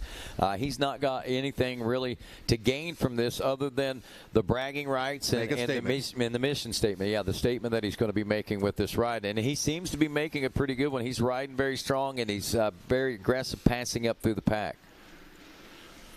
Well, right now we're watching Caden Dudney, not on screen, but on track side right now as he is making a statement as well. Who stepped off the bike there? Is that Long? Yeah, Long. Yes, Avery Long, yep. Long is down, back Did up. not hit the ground. Jumped off of the bike beside it on his feet, and the bike never hit the ground. Up quickly, so good rebound for Avery Long. Sometimes when it rains, it pours. Bad first moto, and he ended the day very strong with his 450 performance in that moto. But right now, as they come by the tower, we're looking at Caden Dudney, and he is just absolutely flying right now, 155.0. Everyone else on the track is 57 or higher. So he is throwing down, and as we all know, but that's a 155, now a 154.4, wow. But that is that's with a little bit longer track. Sure. So they got their pro section, so it's hard to know where the B riders are standing with our A riders, our pro sport riders, because they do have an extended track, but nevertheless, that is flat flying. Oh, yes, definitely a longer track. There's no doubt about that. No doubt about about a shorter track. So now we got Gordon trying to fend off some pressure from Getz as they come out of the pit and over the Gators' back.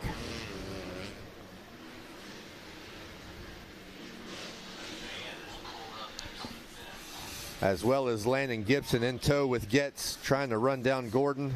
I think Gibson's probably trying to make his moves. We can see that he's got a little bit of advantage on the speed end, but he just can't find the line around the 22 machine. But he's been lurking back there long enough now. He may have learned a thing or two on this lap, and could be the one where he pulls the trigger.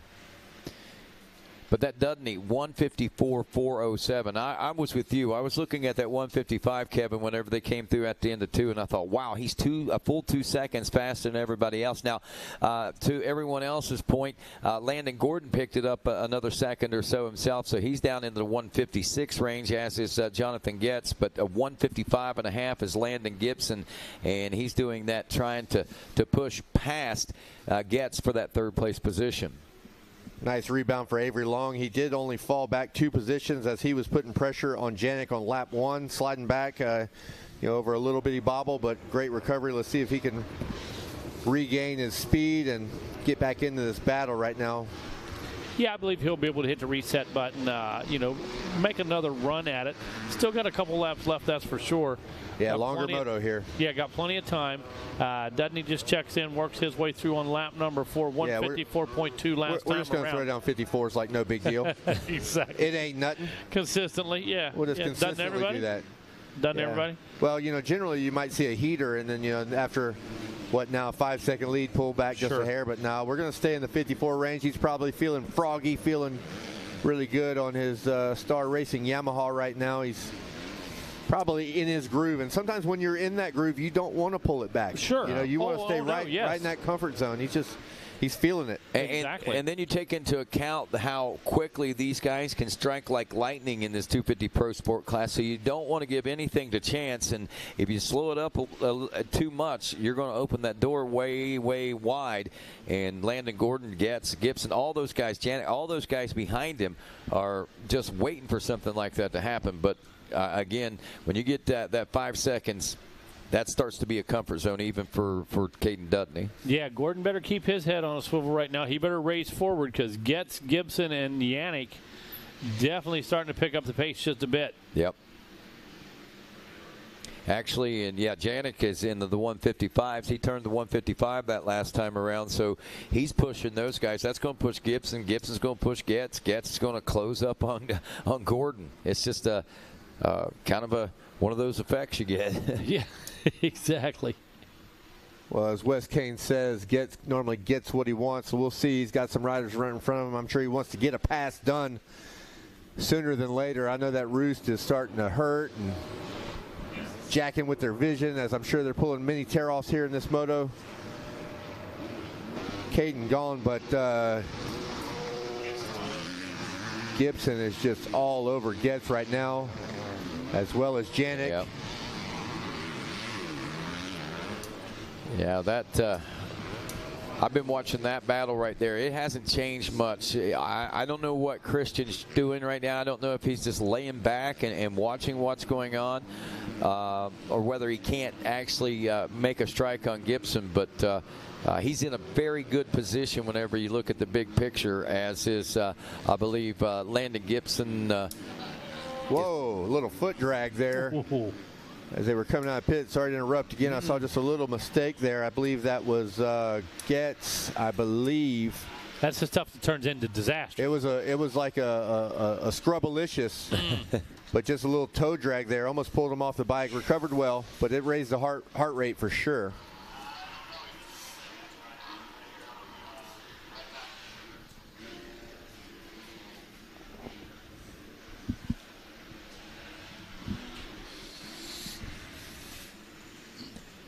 I don't know, but I think Janik might have been picking it up a little bit as they were going around that section. I think he was trying to put the pressure on.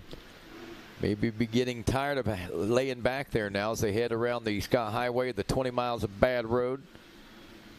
Yeah, if he feels like he's faster, talking about Janik, if he feels like he's faster than Gordon, he wants to make the move, because you can settle into a pace. The rider in front of you can dictate your pace a little bit here. Certainly. So he certainly want to get moving forward. But I'm watching them all just kind of tit for tat as they're going different lines here.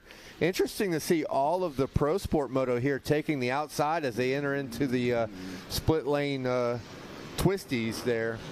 They're all going to one side, but look at this battle here. Oh, he tried to get on the inside, but a little door slam right there. Not today. Was Getz and Gibson there.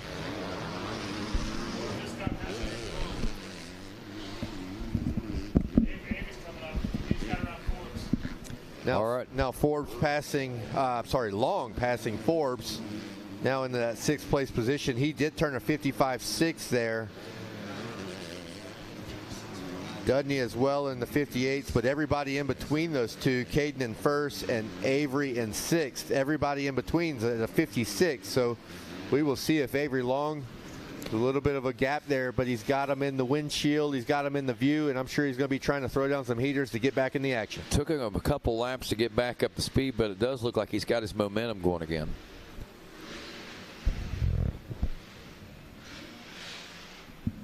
Looking at nearly 7 seconds Dudney has over the rest of the field, but all eyes basically have been on this battle back here between Gordon, Getz, Gibson, and Janik since, about lap 2, I believe.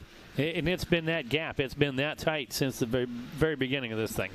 That is definitely the battle that Racer TV is sticking with. Good call there, because Caden is kind of checked out. But look at the line choice. Look, they're all in the outside, inside, but it's like a line or two over and just waiting on a mistake and trying to find a way around. It seems like the racetrack is racing pretty evenly. So these guys are fighting and jockeying for position. But, oh, look at this to the inside.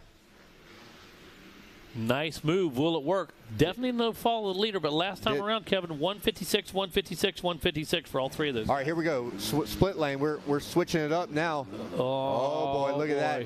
Did Janik have enough to get up the inside? No, look at that. Slam the door on him. Gibson slams the door. Oh, he's still going. Hey, wide. Man. Going into the pit. Oh, big bobble right there. Gets both feet off the peg. He's probably going to give one up here. Janik, I believe he probably just went to the inside. Yes. Now Janik went to the inside and gets now a little bit of a cush. There might have been a little love tap. Might have been. A little leftover turkey stuffing. Now, there comes Gibson. Avery Long has now closed the gap also. Last time they were well over the second tabletop when Avery was hitting the first. Now they're kind of on the same jump at the same time. Avery Long turning a 55.4 to everyone else's 57s and 58s. Even Caden Dudney at a 56. So he is the man on the move right now. A lot of things shaking and baking. Gibson, Getz, Janik all moving around, and Avery Long wanting to join the party. Yeah, pretty simple math right there. Avery Long on a mission, 3 seconds quicker than a lot of the riders ahead of him. Unbelievable run right now by Avery Long, 155.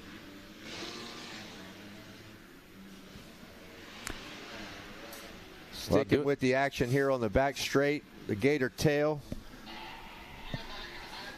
You know, watching this Long, he may not be able to challenge for the win, but you know, if he gets clicking here in just a moment, depending on how much time we've got left here, he might be able to position himself up for at least an overall podium position. That's very possible. Right now, speaking of overalls and podiums, Dudney, Gibson, and Gordon would go to the podium with the 1-1 for Dudney. Gibson looking at a 3-3 for second, which would be silver, and Gordon would get a bronze with a 5-2. But again, we're still a ways away from that. Now, if Janik gets one more position here, he'll be able to get that third-place position overall.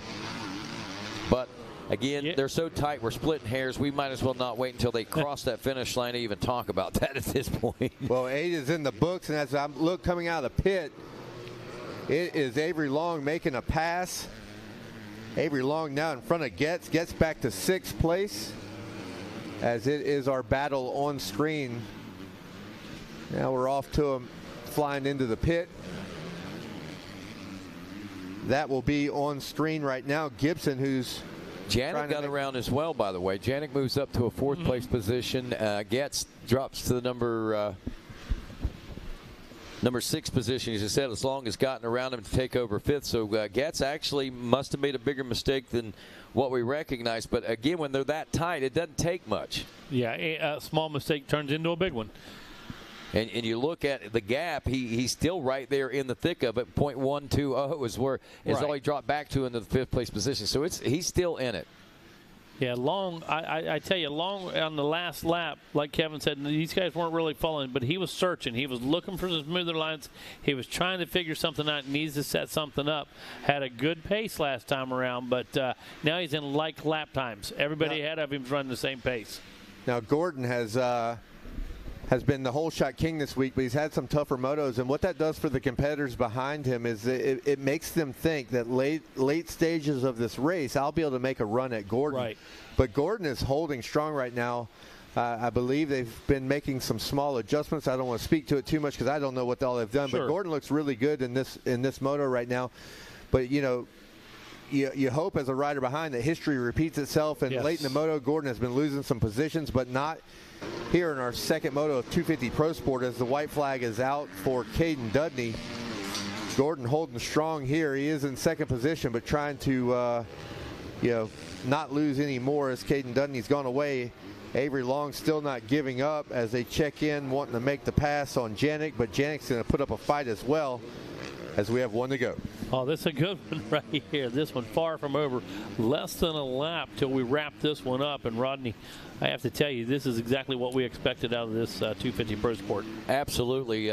Didn't expect anything any less than this. And again, coming into this one, not knowing. And that's the beautiful thing about it. I mean, as we said, all the key players that we talked about heading into this moto were the key players in this moto. But the one that rose above the rest, as he did earlier in the week, Caden Dudney on that Yamaha. They're the number 40 machine, and he is looking to be on his way home to a 1-1 overall win, and he has shown some fairly decent dominance, I think, today and yesterday whenever he ran his first moto. So looking at a 1-1 there for the overall win, but we haven't got to the checkers yet. It's not over yet. Yeah, just a little over half a lap to go. White flag continues to fly over here at the finish line as the leaders work around. Going to see exactly what it holds in store for us.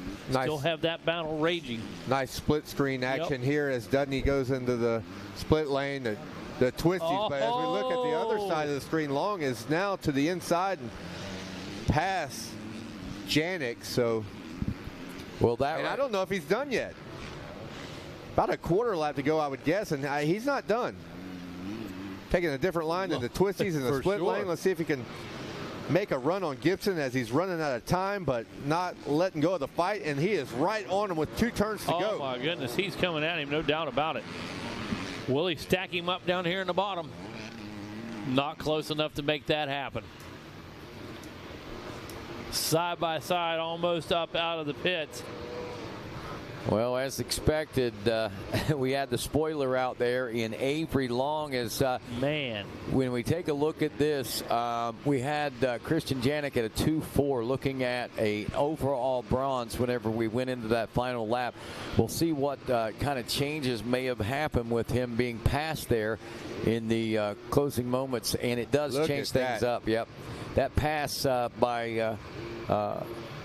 Avery Long. Avery Long, the spoiler. Yep, spoiler for Janik. It's actually the golden child there, I guess, for Landon Gordon, the present there, as he got back into that number 3 spot overall, so he gets to take home some bronze. Well, that was a great fight for him. You can see in Moto 1 coming across in 5th. That was a disappointing ride, I know, because he'd gotten the whole shot in that one, and really good for him to hold on to second place position and secure himself a overall podium. And again, Avery Long jumping in the spoil Kristen Janik's party. But with a 1-1 dominating win, Caden Dudney takes it. Landon Gibson second, Gordon overall third in your 250 Pro Sport class. All right, speaking of 250s, we continue here now with our 250B. This is the limited portion of this, couple of divisions in this one.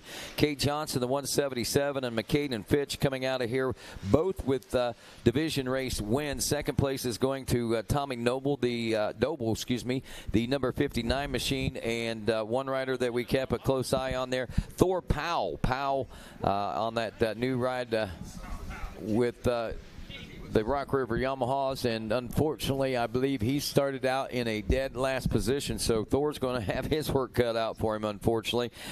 Third place finishes as we scan our results from Moto number 1 would be the 150 of Chase Lawton, and our other third place position finish then would be looking at William McCure out of Fayetteville, Georgia on the 411. So there's about 6 different guys that we believe can vie for one of the top positions out here, and only time tells the story. And time is rolling on in this 250B limited class as they wrap up lap number 1, and one of the division race winners, 177, Cade Johnson on the Yamaha Blue Crew Parts Unlimited Swan MX backed ride from Hideaway, Texas. Cade Johnson has got the early lead in this, and let's see if he can hang on to it as they check in past the Pro Circuit finish line. He's still got that. Checking back to the number 2 spot now is Vincent Way. Vincent Way, the 27 machine. We've seen some great flashes of brilliance out of him, but having a tough road to hoe in this 250B limited class. I believe he actually came through in the tail end of the pack, but a 15th place position finish in his qualifying round out there. So he's certainly looking for a little redemption out here for himself, if nothing else, just to prove to himself, yes, I can ride where I am supposed to be. McCaden Fitch is third place aboard the 129. Brennan Harrison in fourth place. Max Shane in fifth. And one of the top finishers from the first go-round, Tommy Doble in sixth. William McCure in seventh. Franklin Bosher in eighth. Aiden Zing is in the number 9 spot. And Christopher Harris rounds out the top 10. Brennan. All right, let's head down to the podium real quick, and we'll break it down in just a moment. Right now with Wes Kane in our top 3 from the 250 Pro Sport. All right, Landon Gordon coming up with the bronze. Great job out there. I know you wanted to win this one and take the overall. Who do you want to thank? Yeah, I'd like to thank the Lord for keeping me safe out there. My whole family, my mom and dad, put a lot into this for me, and yeah, I'm just trying to give them the best result I can. I put my heart out there every time, and not having the best weekend so far, but I keep my head down and keep working at it. Congratulations, out, hard charging out there. There he is, Landon Gordon. Landon Gibson. You got that rough track you guys been waiting on. The old man got to be happy over there. Take that. Great job out there. Who do you want to thank? I'd like to thank Jesus Christ for keeping me safe. My mom, my dad, everyone over at Rockstar Energy Husqvarna, 100%, Garnet Boots, Fly, and everyone else. Thank you so much for helping me get here. Hey, congratulations out there. Good job. Show that medal. All right, 250 Pro Sport champ, come on up. Caden Dundee, what a ride out there. You put it down with a 1-1. Hold that up. There is your champ right there. We'll give you the champion bottle. Who do you want to thank? My mom, my dad, Monster Energy, Star Racing, Yamaha, Thor, Alpine Stars, and everybody that supports me. Thank you so much. Congratulations out there. Anybody else? There he is. Take it away. Caden Dudney, your champ. Take it away, boys, from the Yamaha podium. 250B Limited, Cade Johnson out front leading the way on the number 177 from Hideaway, Texas. Vincent Way still in the number 2 ride. He, of course, on that Team Green machine coming out of Murrieta, California. McCaden Fitch, last time through from Elbert, Colorado, running a 153.8, holds down the number 3 ride. Brennan Harrison in 4th. But, Kevin, this thing has got a personality of its own right here. This race does. It does, for sure. Right now we are on screen with Brennan Harrison, and I believe that's Max Shane. Just made it down the 20 miles of bad road. Now up to Vincent Way. And our leader, Cade Johnson, doing a little check your 6, man. Oh, my goodness, a little check up from the neck up right there. You better worry about what's in front of you, because behind you got a lot of talent coming your way, buddy. Keep throwing down heaters, because Vincent's on your tail. And, you know, that's a little uncharacteristic, and we're only on lap number 2. So it almost makes me wonder. He knows exactly who was back there. In a corner, he's able to look over and check, you know. Looks like Brennan Harrison is now in your 3rd place position as he is on screen on Racer TV. Confirm that as he crosses the finish line, checks in with live timing. Yep. He is, in fact, in 3rd place now. Max Shane 3rd.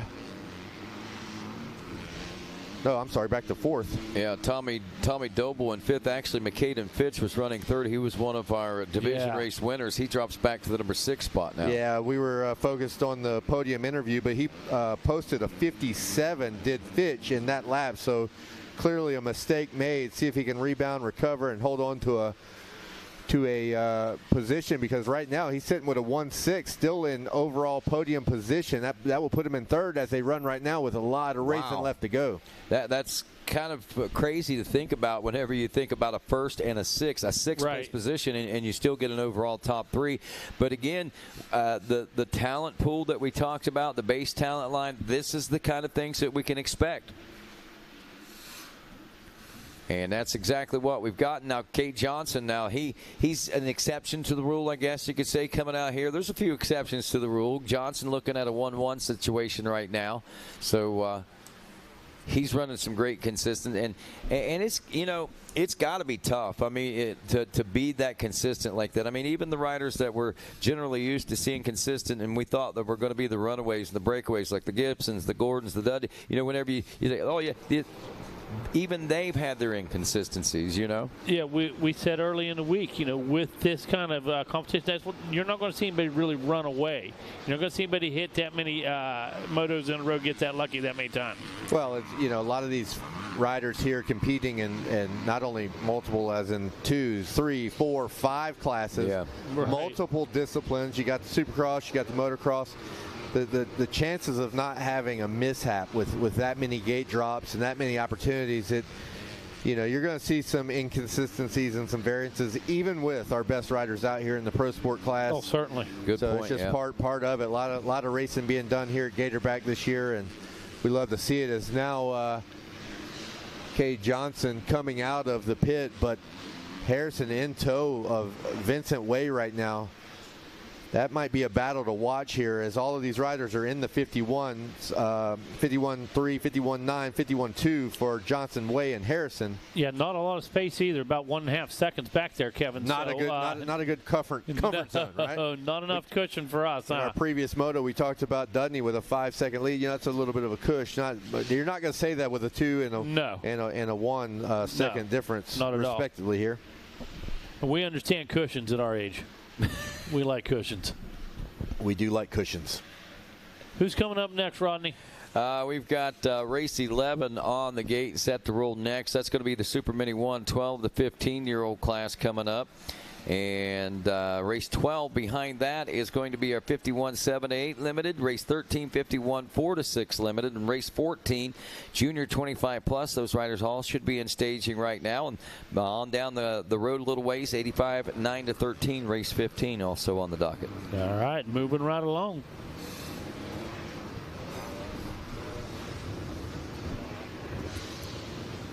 Should be picking up a white flag, I believe, this time around.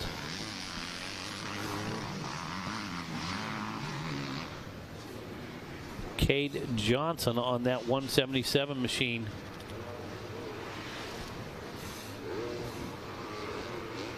Riders continuing to check in a little further back. On the screen, taking a look at Vinny Way. Well, we're checking out Vinny Way right now because the Harrison is coming on strong. Yeah. That battle has really tightened up. Both of those two riders turning in a slightly better time than our leader, Cade Johnson, who's sitting on 2-second gap now. But Harrison is in a dogfight right now as he's putting the pressure on Vincent Way. Look at the difference in their styles and their body positions right there, Kevin. Look at Johnson. Or not Johnson, I'm sorry. Vincent Harrison. Harrison back there. He's absolutely charging right now. Vinny Way a little more relaxed, using that central body position. Harrison up over the front end, trying to get some traction, trying to make it happen. Vincent Way has that riding style that just makes it look a little cool, calm, collected. It's like, man, he needs to be charging a little bit harder, but it's just his riding style that makes him look pretty smooth. And I mean, clearly with a 151.8, he's not slacking at all. I know he's giving it everything he's got. It's just his style is it looks very in control. That's that Ron Lachine, Jean-Michel Bell thing. The guys were flying. It just absolutely looked like they were on a cruise. Effortless, right? Using very little effort. Yes, absolutely. Well, I can assure you that he's giving it all he's got as he wants to run down Cade Johnson. He wants to fend off the attack of Harrison right now as they are on screen over the Gizmo mod now to the tower section. The most famous number 14 in history was known to be pretty smooth as well. It was hard. Pretty smooth. It was hard to beat. Didn't like that hard charging line. Didn't like that rough stuff to make a move. Was able to search things out and identify the good lines. And it really looked like while everybody else was fighting at Rodney, this guy just came through like on a Sunday cruise. Awesome. Always a lot of fun to watch. I tell you, I can't remember what year it was, but one of my favorite battles, and that's when they had the old wall still, and I think they came around the announcer's tower because we were announcing in the middle of the track. You guys would go around the announcer's tower. You and Ricky Carmichael, when you guys were wheel to wheel there at High Point, slamming off, that was one of the greatest races I think I ever called and I ever watched. I don't even remember who won. I don't know. I just remember that was the greatest race. It's a good one. I don't need to know who won either. Anytime I'm bar to bar with Ricky Carmichael, I'm a winner either way. It really doesn't matter. I think you did come out on top Possibly. of it. Yeah, it may have been one of the few, but always tough competitor. And that was a great race. I was wondering what was up there. Thank you very much, Griff. Thor Powell off to the side of the track now having some issues after just having a stellar week so far. So real heartbreaker for the number 15 Thor Powell. Well, on screen, we're watching yet again. The battle continues. Harrison not letting go. Vince still trying to defend as the pressure is intensifying. Just when you think they can't get any closer, they're closer. Look at this. Wow. See if the English on or the style of riding that Vince Away has changes now. Here they come to the twisties. Not really. No, he's still staying pretty. And look at that. Just set it right in there, Rodney. Not a care in the world. Effortless. Able to carry that kind of pace through there. Just to get that bike redirected inside like that at that pace, very tough. It's almost as if he's focused on hitting marks. It is. Rather than worrying about what's going on around him, it's marks he's focusing on. And that's the name of the game. He can't worry about what he's doing behind him, what Harrison's doing behind him. He absolutely has to hit his spots. To have that kind of concentration is a skill all in its own. Well, special. Yeah, it is. It really is, because 99% of the guys out there are concentrating on what's behind them. They're hearing the revs. They're hearing something in the bike. They're not paying attention to the exits of the corners, not taking not paying attention to landings and that type of thing. Well, as all these riders and their skill sets are pretty evenly matched, that is, in fact, oftentimes the biggest difference is how do you handle the adversity or someone nipping at your heels. And right now, Vincent Way is doing a great job at that. Still trying to make a run. With a guy like Vincent, I don't believe that he's thinking as much about Harrison as he's probably still got his eyes on Cade Johnson, who, with about a half a lap to go, is sitting on a little bit of a cush. But Vincent believes he can still make a run at him, and Harrison's still just in this dogfight trying to get up there. But Vincent doing a great job at fending off all attacks. And hitting those marks, like you say, and trying to keep going forward as we keep an eye on that battle at hand. Let's assess the situation. This is after 7 laps, and this is what it looks like heading into the final lap of racing. Johnson and Way, Brendan Harrison back in the number 3 spot. We've seen him make his bids for 2nd already. Max Shane in 4th. McCaden Fitch is 5th. Tommy Doble in 6th. Aiden Zing in 7th. Christian Merman in 8th. Christopher Harris in 9th. And William McCure rounding out the top 10. If things stay the way that they are, the 1-1 for Cade Johnson will secure him the gold. McCaden Fitch looking at, get this, a 1 and 5 for 2nd overall. That would give him silver. Max Shane 4-4 would give him an overall bronze. Well, here he comes. Cade Johnson takes the win with a nice little no-footer. There we go. How's that for some style? Look at this battle coming out of the pit there. This one's not over. Oh, we got a good drive. Oh, was that Fitch that spun out down there? Fitch stayed in the same spot. He checked in 5th. 5th is McCaden Fitch. 4th, Max Shane. 3rd, Brendan Harrison. 2nd, Vince Way, and of course your winner, Cade Johnson. As things stay kind of the same there, but it was dicey. It was dicey, absolutely, all the way through. Yeah, we love that. And like we pointed out, with the differences in Moto 1 and 2, the consistency pays off for Cade Johnson. As we said, he goes 1-1. McCaden Fitch 1-5 for 2nd, and the silver. Max Shane, it appears, will go 4-4 and receive the bronze, and he'll be headed down to see Wes Kane here in just a moment.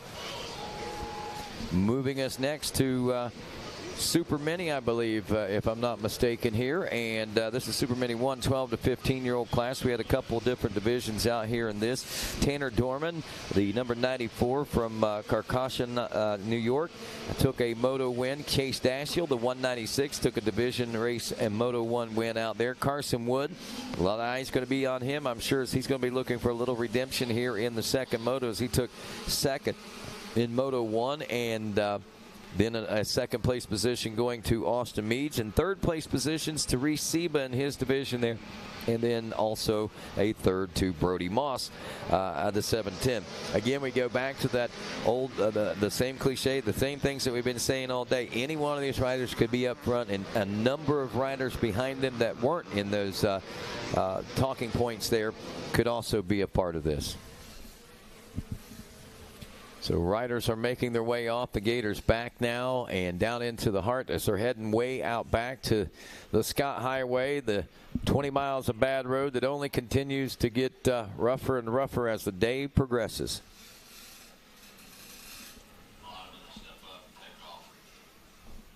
You're right, Rodney. As we're watching them now on screen, those ruts are super deep, and then you get in this area of it, it's a little bit rolly type whoops, and then you get into this part and it's sheer braking bumps and super square edge. So you literally see these riders navigating 3 or 4 super complex issues all around a sweeping turn. That's why it's best to ride it from up here in the tower, virtually on screen. That's how I want to go around it. Tanner Dorman, one of our front runners out there, and a Moto 1 winner in his division, having a little bit of a stutter. He drops back a couple spots, looks to be about the 4th, maybe 5th place position. But look at this battle. There's Carson. Is that Carson Wood, the 260? Let me double check that. It is Carson Wood. And Wood is on a mission right now as he's trying to track down the 710 machine.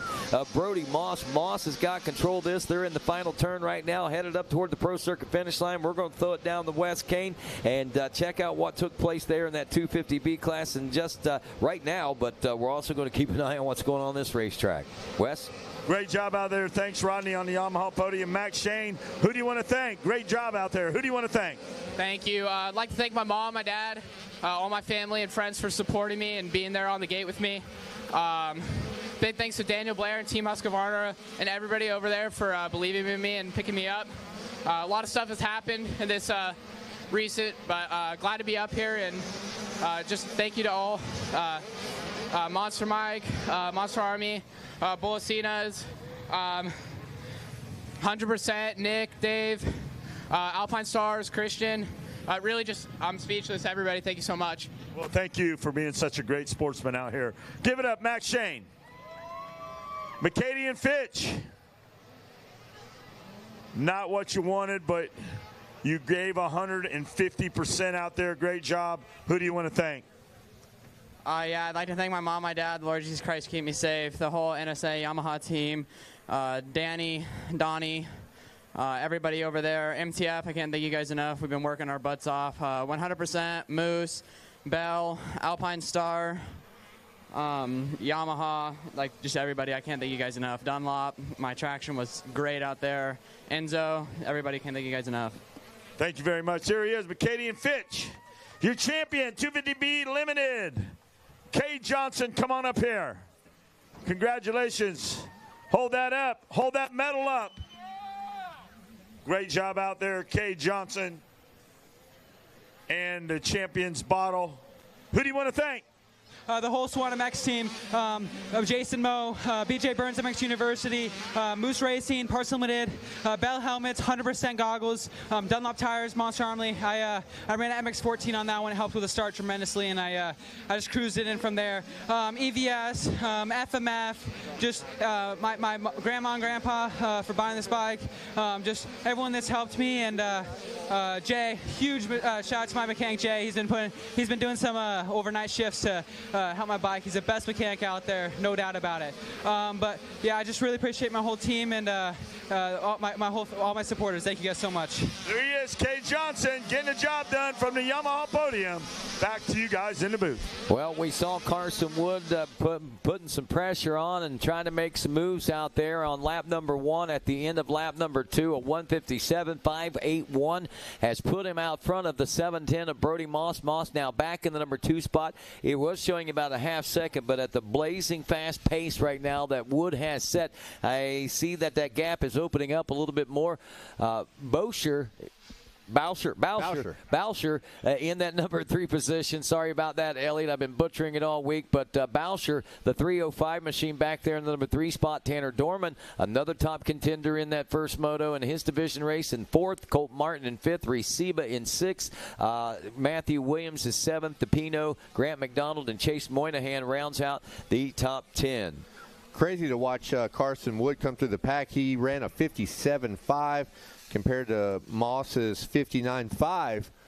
But now that he's made the pass, it looks like Moss is making some adjustments and hanging on to Carson Wood, trying to stay in tow and get pulled along. Be interesting to see if there were some line changes or choices or what, but he is latching on, and yeah, he is. We got a good one brewing here. Absolutely. Hey, real quick, Brianna Millsaps, if you could please report to the ambulance, the medic station, please. Brianna Millsaps, please report to the medic station under the mossy oak there.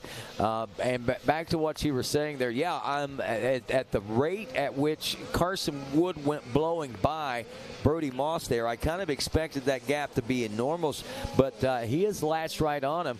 Moss is not relinquishing that first place position very easily for sure. And then you got Bowsher. Oh, Tanner Dorman up to 3rd now as Bowsher drops off at least 1 spot. Down to 5th for Bowsher. Yeah, so Martin gets around as well up to 4th place position. So Bowsher under a lot of pressure and fire on that first couple laps. We spent a lot of time talking about Carson Wood, right? And rightfully so. He moved to the pack. But check out the fastest time of the moto so far.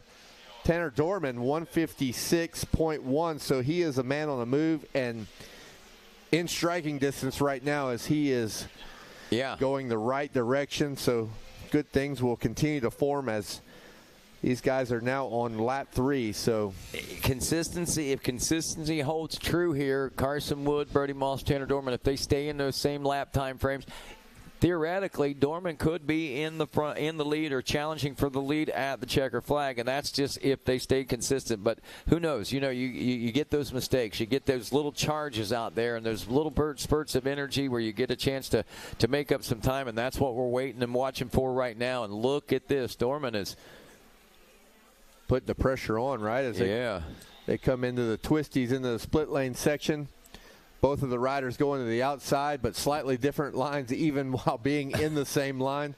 Crazy how that works. Over the Gizmo Mods table now by the scoring tower, or announcing tower, excuse me.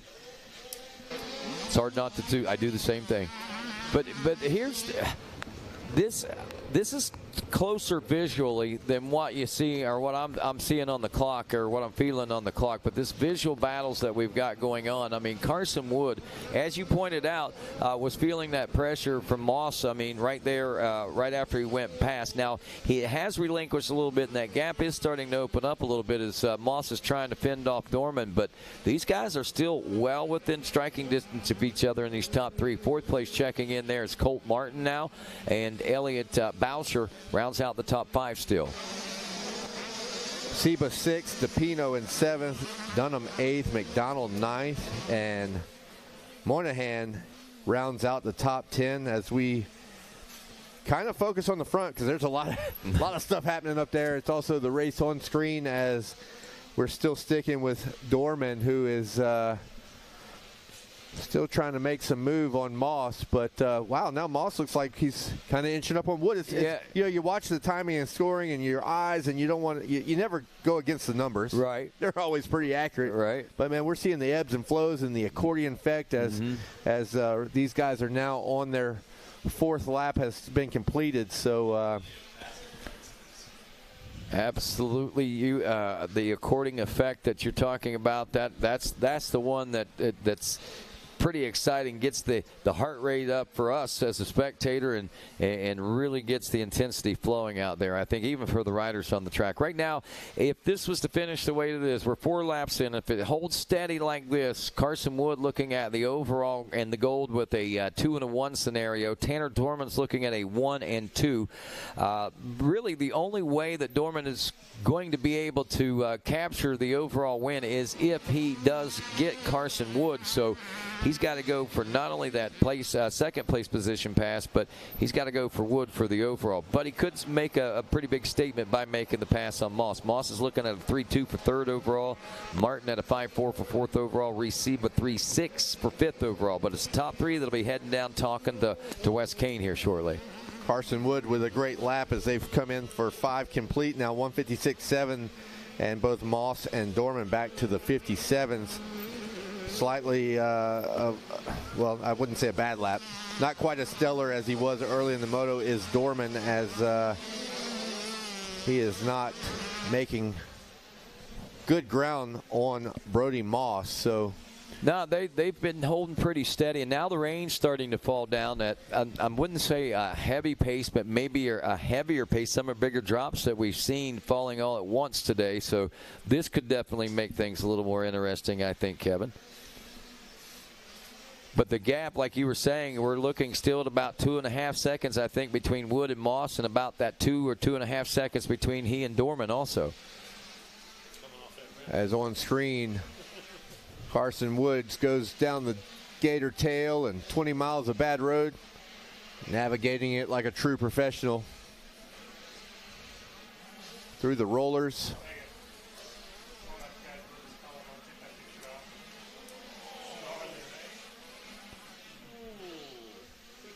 Well, it looks like Wood has definitely found a zone out there. He's got a great flow, and I don't think he's feeling any pressure, and you can't sense it if there is any pressure coming behind him right now, and he's riding like there's no pressure back there. So this is the kind of zone that you want to be in.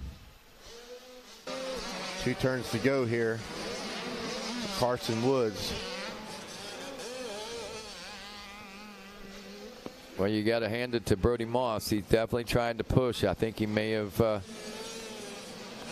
if nothing else, he held steady at that 2.6 deficit between himself and the leader. Let's see, yep, right about that same deficit. Didn't change much at all. Went from 2.626 to 2.619.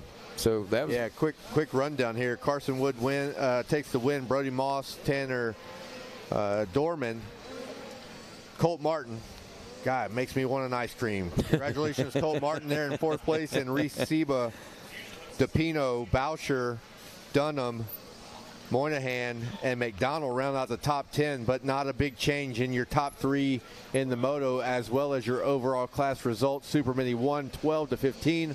Overall, Carson Woods, champion of the class. Tanner Dorman comes across in 2nd overall, and Brody Moss will take home the third position as we got some more action on the gate. Who is it, Rod? We got 51cc 7-8 limited. This is race number 12. Narrowed down these top 42 riders out here, and we had some division racing going on out there. We've seen a couple different winners. One winner in particular, 710, Shannon Tarno there, was able to take a win in his division race. Then we got Levi Meyer taking a win.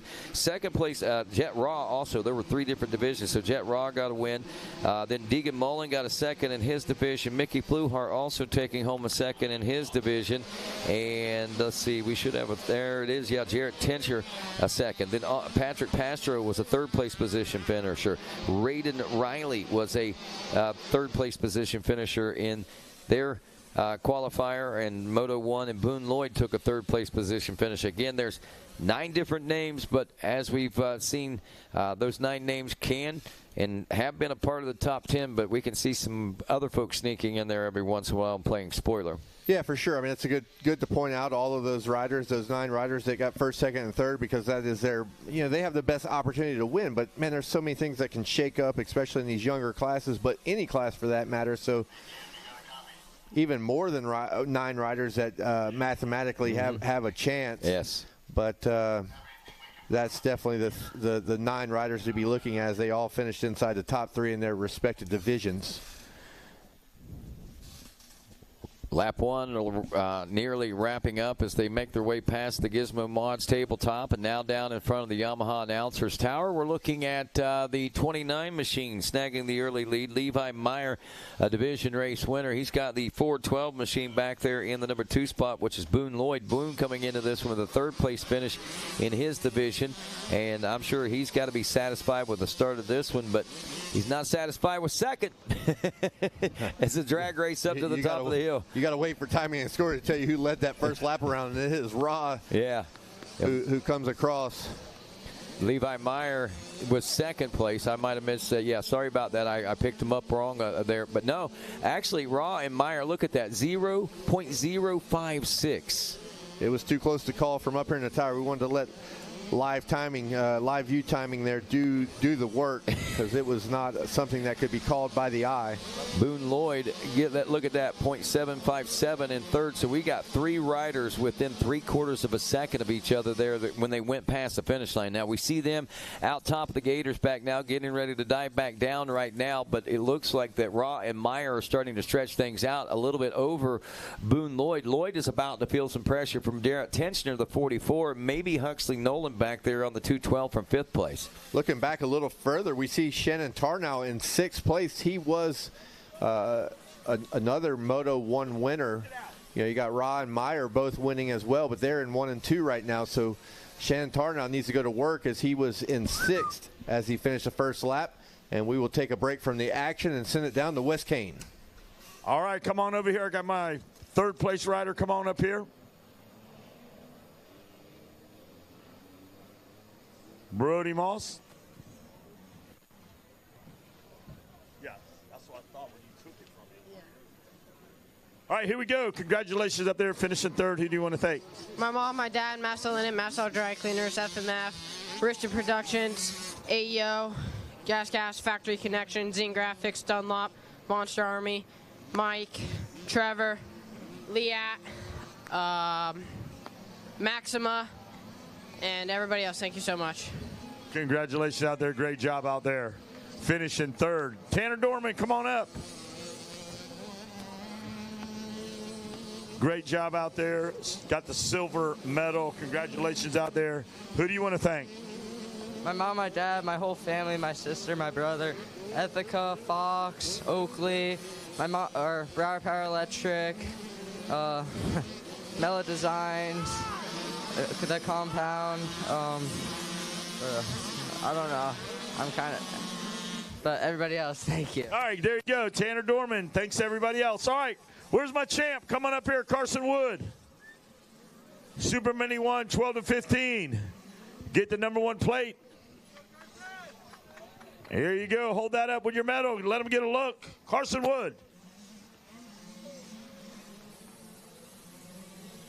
Champions bottle. Great job. Hold on to that. You're the champ. Who do you want to thank? I want to thank my mom, my dad, Monster Energy, Team Green, Pro Circuit, Kawasaki, Fox, Renthal, Dunlop, HBI, my trainer, Jeannie and Swanee, and all my friends and family here helping me out, Ethica, and God for keeping me safe. All right, there you go. Carson Wood, your champ. Take it away, boys, from the Yamaha podium. All right, thanks a lot, Wes Kane and Jet Ra out front in this one. Levi Meyer in second. Boone Lloyd in the number 3 spot now as we settle things in. The gap is now 3.2 seconds between first and second. When we left here, those guys were basically nose to tail and shadowing each other, both first and second 3 seconds and second and third 3 seconds. So that's pretty much the same, the norm all the way back. And same thing back to the 4th place position, another 3 seconds back to Huxley Nolan, the 212 machine, and Shannon Tarno now sitting back not much more than 3 seconds in that 5th place position. So looks like things settled in pretty quick in this 51 7 to 8 year old class, and it's been raining a little bit, but I don't think that's a whole lot that would be the separation out here. But what do you think the difference is in this moto? Because oftentimes these guys seem to be a little tighter than this. Well, Rao just throwing down right now with a 52, but things are going to get tight because the gap, 6 seconds there between first and second. But Boone Lloyd now, as they checked in, 1.5 seconds, and also Huxley Nolan. Yeah, now we see, I was looking for Tarnow. I thought he was in the mix because he moved up a spot while we sent it down to Wes Kane, but now back to 8th, apparently having a problem just ahead of Mickey Fluhart. So got some shaking and baking going on right now. First moto winner there in Tarnow that's now in 8th, so that is a frustrating position to be in. That has him all the way back, currently in 8th position overall. But as we look to the front, I got to be honest with you, I'm at a little bit of a loss how Jet can just be throwing down 3 seconds faster than the rider in second. So he found something, or just he comes from the Show Me State, man. Or is that Montana? Yeah, Montana. Big Sky State. Yeah, and it is a Big Sky, Montana. I mean,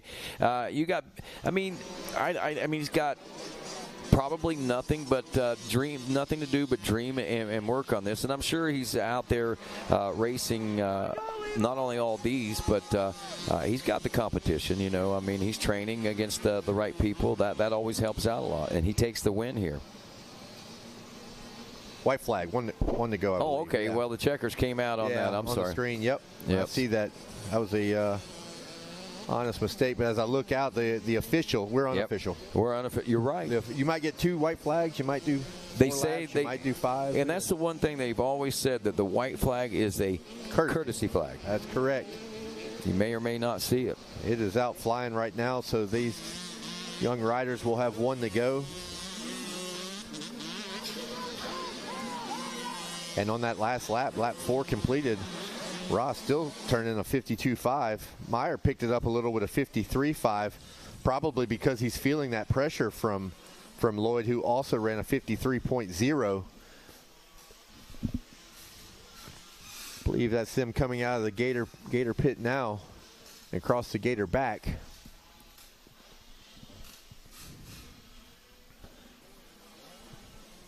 Well, we'll see. I believe if we look here on the screen, there we go. We can pick him up there on the screen. There's Chet Ra.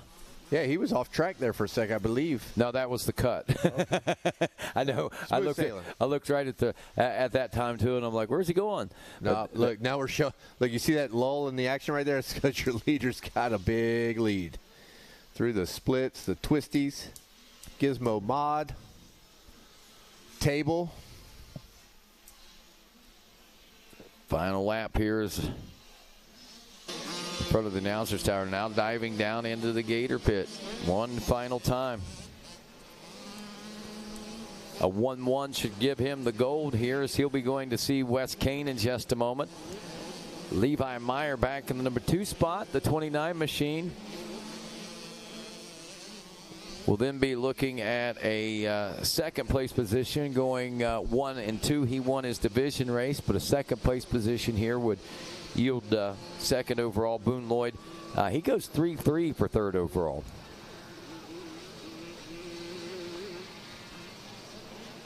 So that's your 51, 7, and 8. Just to give you a quick idea, once again, Jet Raw with the gold, Levi Meyer with silver, Boone Lloyd with the bronze, and then that is the way that they're going to finish for the overall as well as in this second moto. Now, as far as the rest of the field in this moto, Huxley Nolan will score a 4th place position. Patrick Pastro will finish 5th. Jarrett Titchener will take 6th in this moto. Mickey Fluhart in 7th. Shannon Tarno in 8th. Connor Rodriguez in 9th. And Gunnar Lusk rounds out your top 10 aboard the number 211. Taking us next to race number 13, another 51 class. This is the 4 to 6 limited class. And as far as we look down here, I'm trying to remember, but I think we had 3 divisions likely in this one as well. So at least 3. I know we had 2 for sure. So right now, yeah, I guess it was just 2 divisions of these 4 to 6 limited class riders. Ezra Armbruster, number 297 out of Anaheim, California. Big long haul out here for that one. And Fender the Bender, as you call him. Cinder. Fender the Cinder, yes. I'm thinking of that cartoon. But anyway, 349 took a win in his division race as well. Second's going to Rivers Rice out there in his division, and he rides on board the number 39 machine. And let's see. Should be another second place finish I'm overlooking at here, but there's a 3rd place Ryden Williams. Hudson Hennick, that's it. Hennick got a 2nd place position, a 3rd place by Ryden Williams, and also by Clemente Lobos. So there's 6 riders that we know took top 3 position finishes in their division motos in Moto 1. We'll see how they fare out here, or if somebody can surprise us. I would think someone can surprise us. I think so, especially in a 4 to 6, any race really. But 4 to 6 is you don't really expect a lot of consistency at that age. I mean, you see some, but especially on this stage with this amount of talent, it's hard to be consistent unless you're one of the elite. Well, we have a lot of elite riders out there. One of the elite of the elite. Yep, and right. It's hard for somebody that's so elite because we have so many elite riders out here that, yeah. And there's the battle up front. Is that the lead, or is that no? That's tail end pack of. No, that's them. Yeah. Oh, is it? Yeah, that's them. 349. Which guy on this cheat? Let's see. That's Robert Fender. Yeah. No surprise there, right? Nope, he's sending it. So Fender and Armbruster, they were the winners. Again, no shock there either. Fender the Cinder and Armbruster in your 1 and 2 position. Look at the lead, some 8.5 seconds on lap 1. So these guys are laying down the pace as we lay it down to Wes Kane. Wes, take it away. Whoop, whoop. I got him down here, Boone Lloyd. Come on over here, bud. You're good. Let everybody on Racer TV know you got the bronze medal. Who do you want to thank? My mom, my dad, Jesus Christ for keeping me safe. Brett Bell, Cobra Elite, Sandbox, LST, Manton, Meredith, and that's it. Congratulations out there. Great job, Boone Lloyd. Levi Meyer, come on up here with yourself. Good job, bud. Hold on to that. Finishing up second. Who do you want to thank? My mom, dad, Cobra, Motor Bros, 110, Tyson, Roost, everybody that's here for me, and Dunlop, 2 Live Paints, and everybody else, thank you. All right, there he is, Levi Meyer. Now the champ. Over here behind your bike, Jet Raw. Great job out there. Hold that up. Let everybody see that medal. Great job. All right, champion's bottle as well. Who do you want to thank, Jet?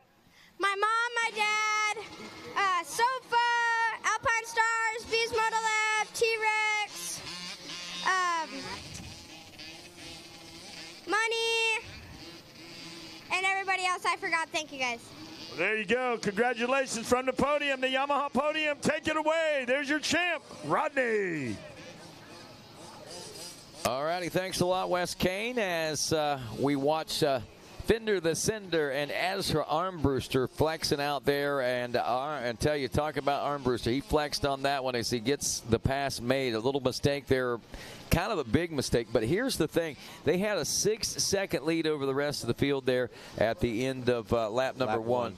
And that gave them gave Fender, I think, the break that he needed, losing 8 seconds there. They still have a 22-second lead over the rest of the field. Yeah, that's absolutely crazy. We were listening to Wes and the podium. Congratulations to all those guys down there doing their podium celebration. But Robert Fender's turning in a 2:08, Armbruster a 2-minute flat. But to put that in context, your third-place rider right now, 2:21. Wow. So those front two are really throwing it down. As we'll wait and see what Fender can respond with, as that was not his best lap for sure.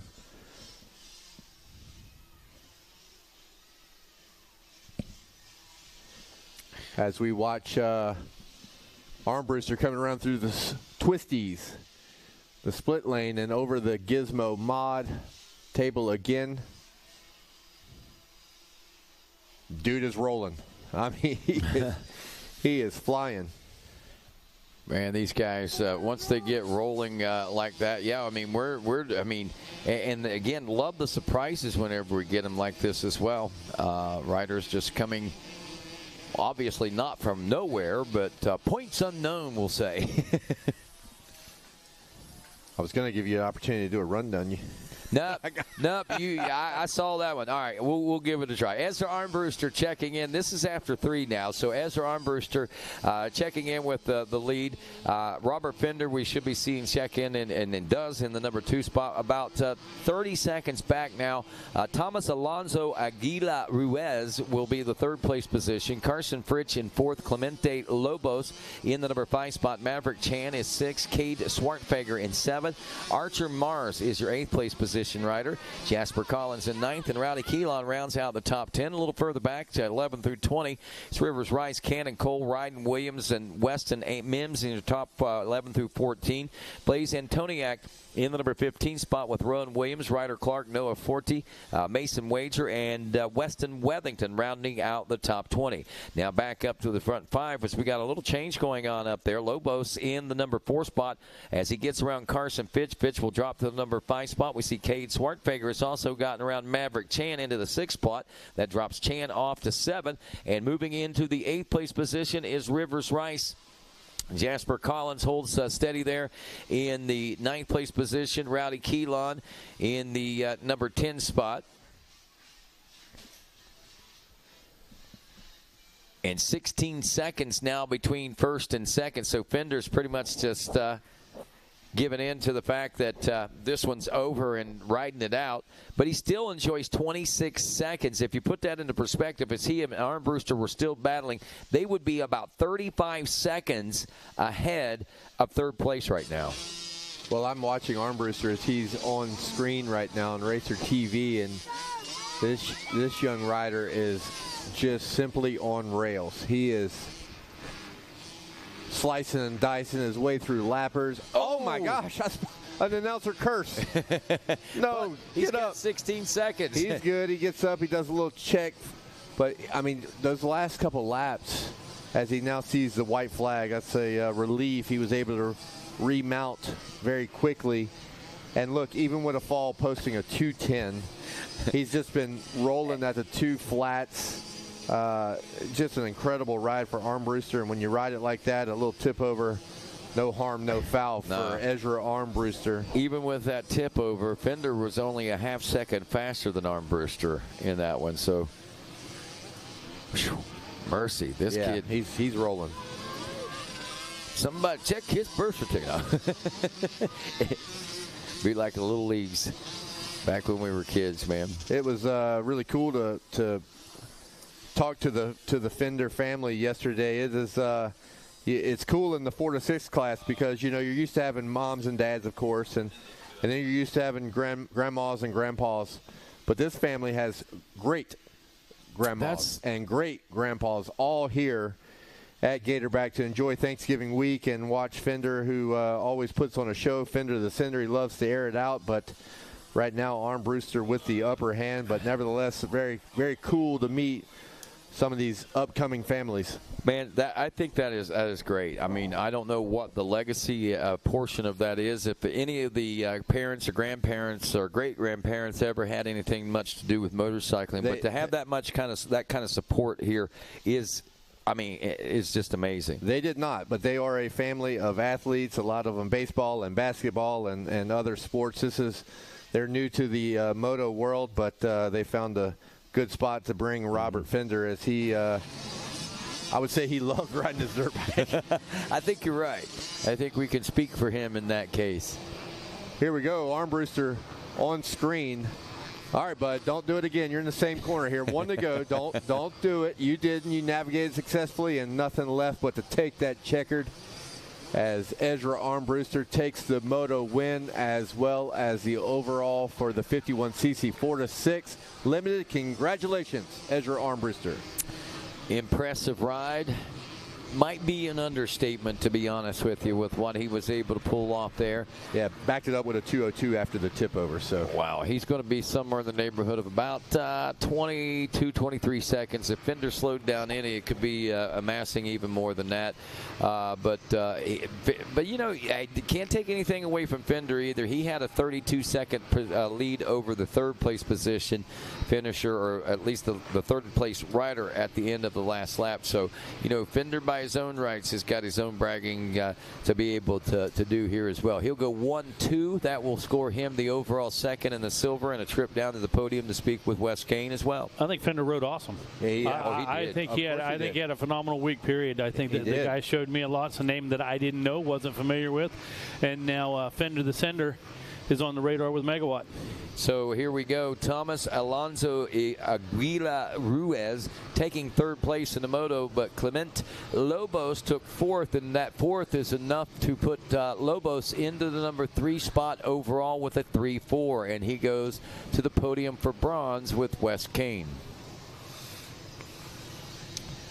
Who's on deck there, Rod? All right, up next going to be our junior 25-plus class, race number 14. That puts race 15. You guys will be rolling to the starting line next, and race 15 is going to be the 85 9-13 class. We need race 16 also in staging. Race 16 in staging, Schoolboy 212-17 BC, and race 17, senior 45-plus class. You guys can make your way to staging.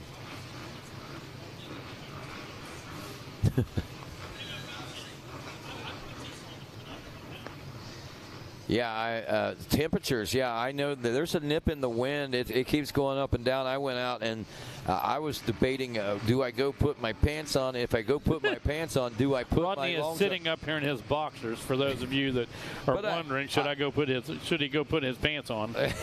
Yeah, I've got shorts on now.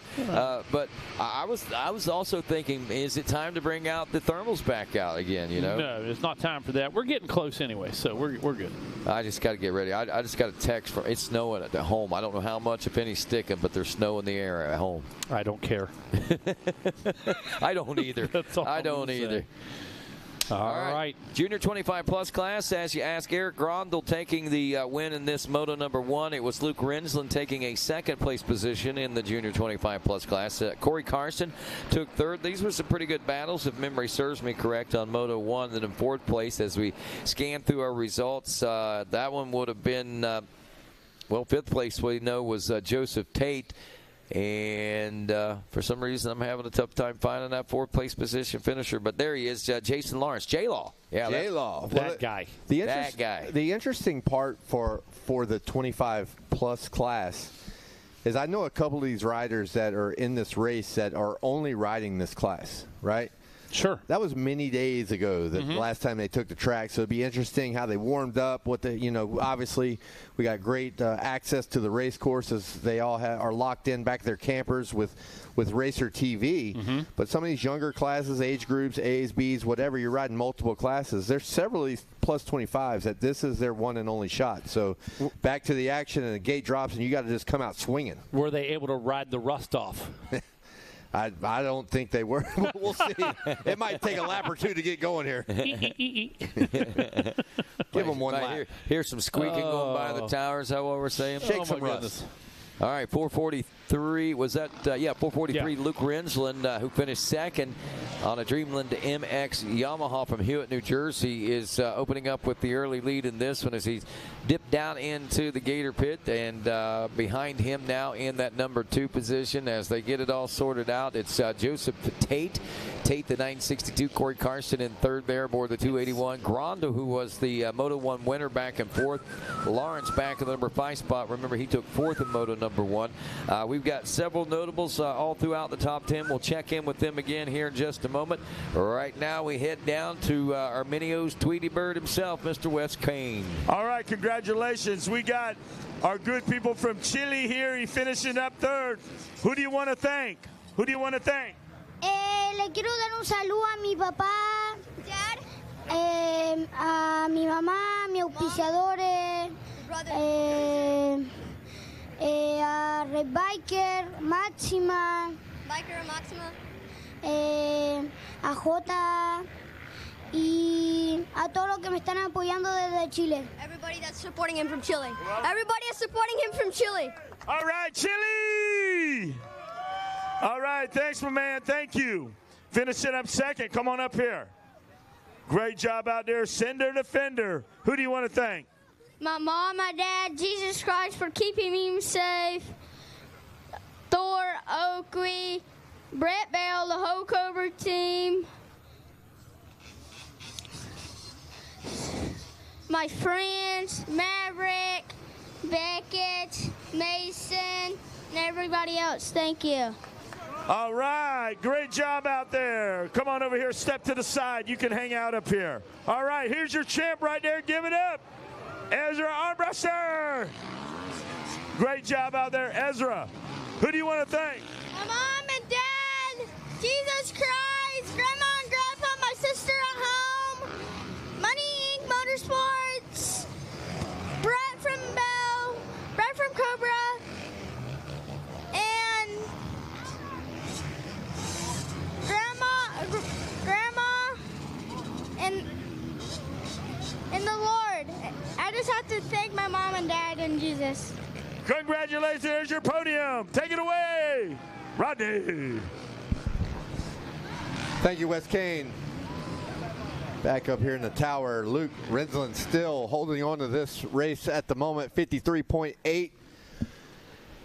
He is sitting on a 2-1, which currently has him in overall position early, overall championship early in this race. But got our eyes on the battle right now between, is that Tate and Grandal? No, that's, let's see, that's Tate on the 962, right? Who's that on the that would be Tate on 962 and 935, Eric Grandal. Yeah, but that's Carson, Carson, yeah, and Tate, because, Grandal's supposed to be on a Honda. There we go. Good call. Good call. That's why we leave it to the pros. Oh, gosh. Here we go. Tate, now he's feeling the pressure. Carson trying to make something happen. I love that. Went from one side of the track to the other in about 6 feet. Dave Carson just trying to find a smooth line, finding a way around. Well, right now Tate has overtaken him. As they checked in last lap, it was Carson with the second ball. Well, look at this. It's not over yet. Gizmo Mod's getting a lot of action right now over the table. But no, it is Tate that boxes him out just a little bit. Yeah, this thing's far from over. These guys are going to run like this for a little bit. Somebody's going to make a bobble, and that'll be the end of it. Once somebody makes a mistake, somebody's going to be able to pull it out, be able to open up a bit of a gap. But until that happens, this is about the distance you're going to look at between these two guys. Yeah, there we go. Eric Grandal checking in as well in the 4th place position. Chatfield 5th. Lawrence back to 6th. Nelko 7th. Mitchell Franzen 8th. Hogan Togler 9th. And Kyle Swanson rounding out the top 10. Just about where he ran 11 or 10th in the first moto. Yeah, 10th in the first moto. Currently running 11th right now, Swanson. But right now, all about Rensland up front. 2-1 for him, 1-4 for Grundahl. Corey Carson sitting on a 3-3. That's your potential podium right there, Kevin Windham. In just about that same distance, Carson saw a little bobble, saw the bike move out a little bit from Tate. Not able to capitalize on it, but able to close up the distance a little bit, able to close up the gap just a bit. Here we go, down 20 miles of bad road, a.k.a. the Gator Tail. I'm going to have to say the bad road actually goes through the corner and out the other side now. I think the bad road goes from, we're getting late in the day, now 3:50 in the afternoon. I think it's from kind of starting line to finish line. I knew what you were going to say. I think that's it. I knew. They do a great job maintaining this track, but when you got this many motos and look, the guys want it rough. That's what this is national caliber. This is not your local. Right. This is not your local gig here. You're on the national stage. It's a Friday night faircross. Who's up next, Kevin? Rensland already coming by the tower as I shuffle through some paperwork as we still have on Racer TV our battle for second and third. And I believe that up next as the Junior 25 Plus race 14 is out there. Yes, we have 85 cc, okay. 9 to 13, awesome. Race 15 on the gate. Of course, that's going to, I think mathematically it works out, numerically it works out that next is going to be 16. Schoolboy 2, 12 to 17 BC.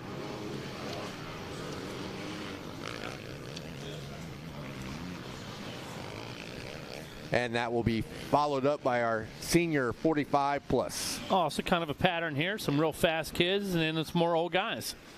So kind of a pattern we're following right there. Yeah. Young, middle-aged, old, women's. Yeah. It's a pattern. Exactly, it is. I like it. It works for us. Well, right now it is certainly working for Luke Rensland. I don't want to say the R word, but I think there's a little bit headed our way, just about 410, 415. Looks like it might be working its way through our area. So far has stayed just a little bit north of us. Well, that is a blessing, and honestly, the amount of rain that we've had so far, I'm assuming that's the R word you were talking about. Yes. Assuming that is the case, it has been just enough to kind of give the track crew and the water truck drivers a break. Sure, saved us some fuel. It has not been slick. It has not been nasty. No. It potentially has messed with some goggles, but, you can make some adjustments for that.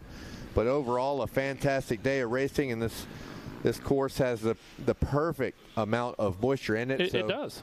So far, so good. We'll hope it stays that way and the rain stays north, but we'll see. But right now, checking in for going into the pit for one more time to soon complete lap 5 in the books. Now the white flag is going to fly. Rensland looking really, really strong right here, Mega, as this is enough to get the title. So yeah, hats off to him. Rensland's a tough guy anyways. He's one of those dudes that it doesn't matter what the situation is. He could go down in the first turn. He could get caught up in the pack a little bit, this and that. The guy is going to race smart. He's going to ride technical all the way to the end. And you're not going to make Rensland tired. I haven't seen that. I don't know that for a fact. But I don't think conditioning has ever been a fact for him in this class. Yeah, Tate with a really good performance here in second place. Had a little bit, no, I wouldn't say a mishap. I mean, there's so much talent out here when you look down the line of the who's who in the 25-plus class. But he turned in a 5th in the first moto, so right now he is outside looking in when it comes to overall podium results. But much better ride here in Moto 2 for Joseph Tate. Yeah, and he's riding strong out there, holding off Carson, doing a great job. Hitting these marks. Looks like, white flag continues to fly. So as the leaders come back around again, I'm going to bring this one to a close, Kevin Windham. 85 cc 9 to 13 coming up next. Take a look here, see who did what. Here we go to the Twisties split lane section. Rensling going inside first, outside second. A little airtime over the Gizmo Mods table. Again, another rider in the lead doesn't come through and give us a what's up here in the tower. Real rutted section down here. You do not want to take your eyes off the course as you transition around and drop into the pit. Major ruts there, but here we go. Let's see what kind of celebration. We're just going to take it home with a little one-hander. All business. Way to go, Rensland. All business. You are a champion in the Junior 25 plus.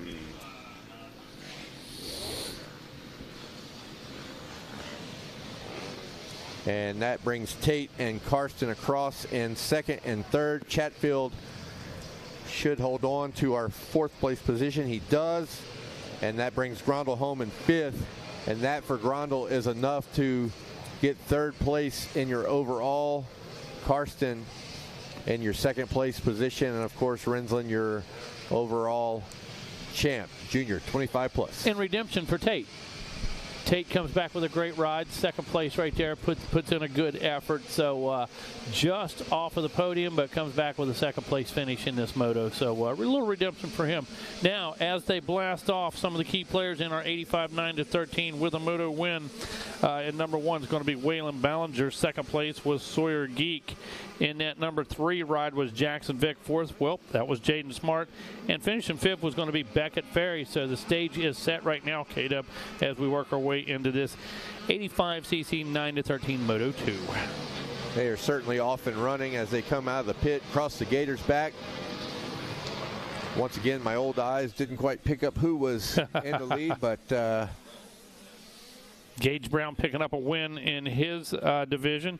Hudson Short picking up a second in his division. Let's see who was third in that next division. Fourth place was Trip Glasgow. Fifth was Vicari as you continue to shuffle through. Let's try that third. Looking for that number 3. Got the third place ride there.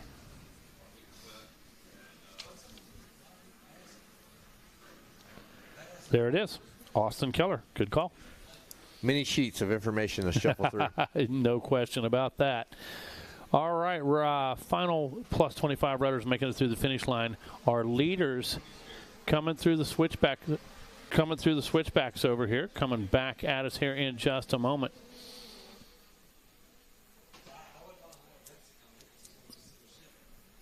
$85cc 9-13. Yeah, we're as they come in, we got a clear view here. That is the number 70 of Jackson Vick, our third place finisher in Moto 1 with the early race lead, getting some pressure from the number 129. Yeah, that's exactly who that was. That's going to be Gage Brown. Yeah, so he was actually a Moto 1 winner in his respected heat. So another great performance from Brown as they come out of the pit, cross the finish to look at that green flag waving, and the pressure and battle is on for Vic as Gage Brown is. And Vic got a third in his first moto. Not shabby, but man, no. I'm just telling you, I don't want Brown chewing at my heels. No, absolutely not.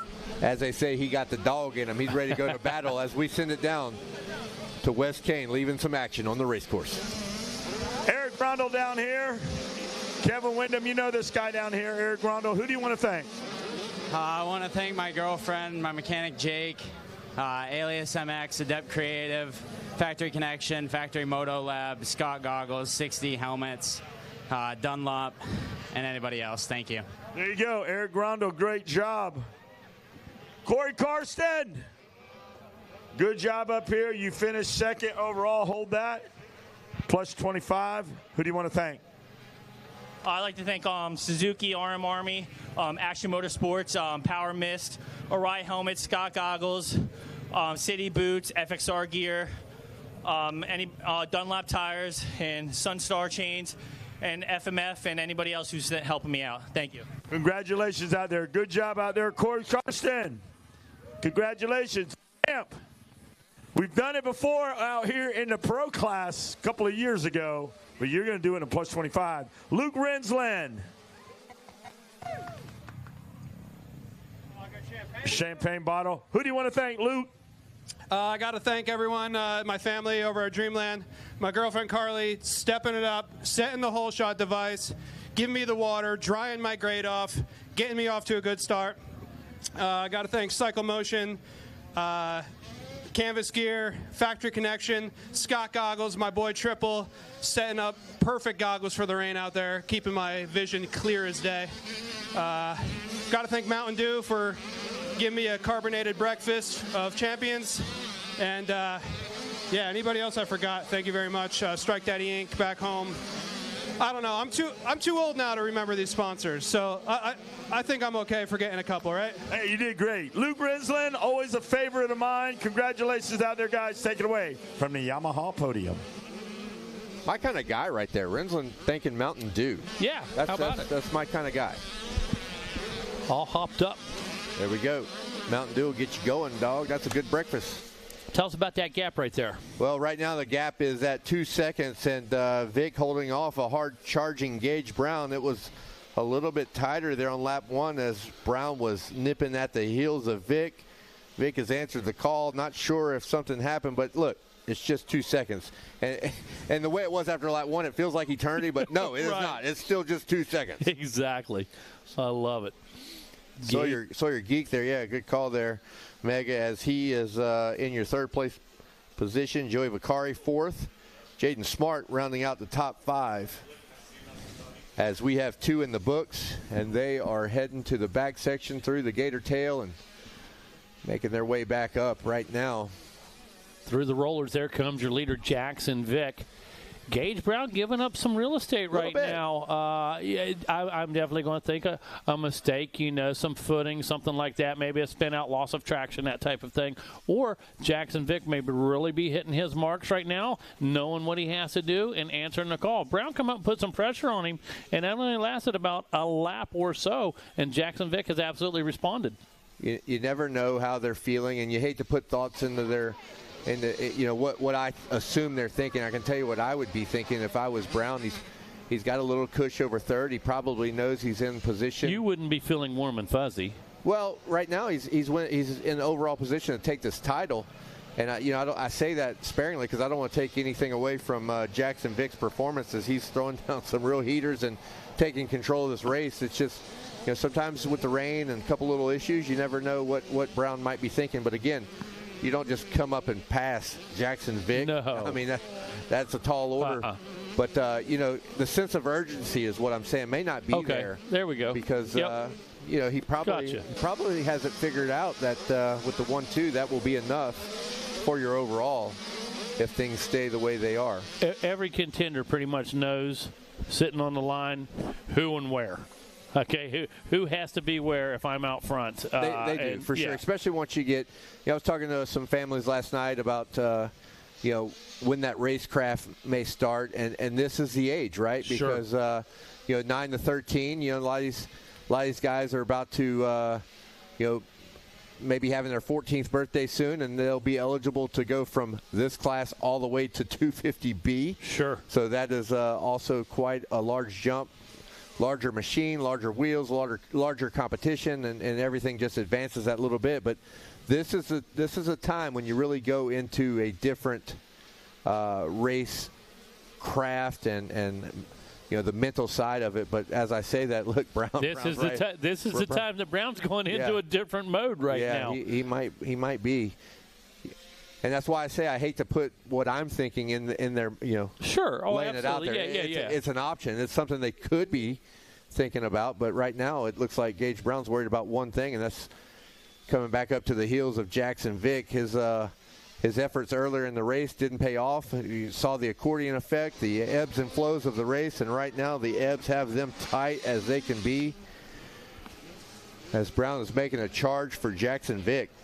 So going to be very interesting. The gap was 2.1 last time. Well, it's not that now. Look at this. I believe it's going to be half of that as they drag race. Look at him on the rear fender. Let's go with 0.2 of a second. Wow. Let's go with 0.2. less than half a second separating these two warriors right now. And let's not discount the performance of Geek, Smart, and Vicari, but right now the battle is for the lead, battle for the championship.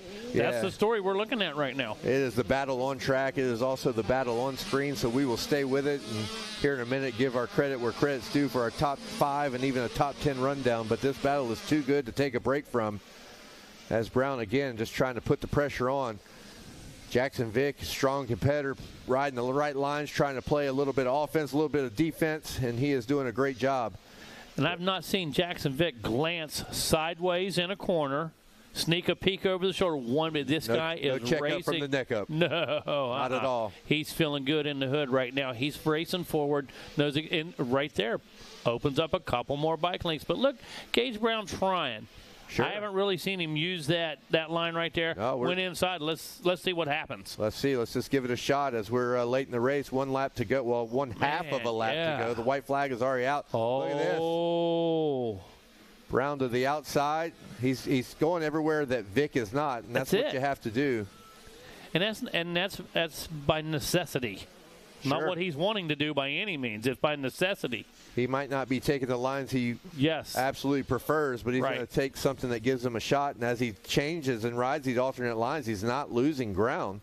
So that's the right move for if you're Gage Brown. Certainly. Now, if you're doing all that and you're just, losing ground in every corner, well, then you have to fall back in and think of something else. But right now, right down below us, here we go for the final time.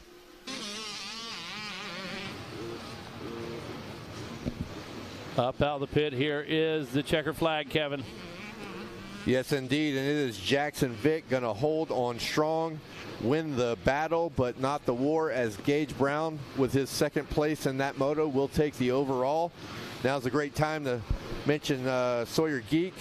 Great performance. Did not talk a lot about Geek, or now Jaden Smart coming across. Vicari in the 5th place position, Kirby 6th.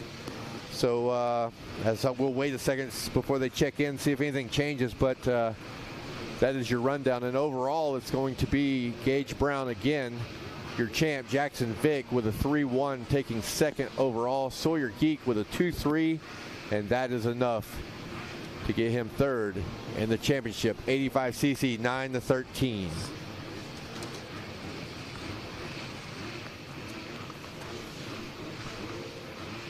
All right, looks like this next moto coming up going to be one of our Race Tech motos, and we certainly want to send a shout out and a special thank you to our friends at Race Tech, who's been a big part of our Racer TV broadcast, as well as a big part of what's been taking place with us here at the Mini-O's here in 2024. And as always, just a subtle reminder for you, our friends at Race Tech, offering up all kinds of great opportunities for you, from not only suspension but also to of course motor modifications. But as we all know, Race Tech Gold Valves provide a plush feel that drastically improves bottoming resistance and increased traction. All Race Tech products are 100% guaranteed and are made in the USA, and we are off and rolling through the VP Fuel Hole Shot. Looks like that may have been Vinny Way on the 27 machine. Up, I believe it is, as we take a look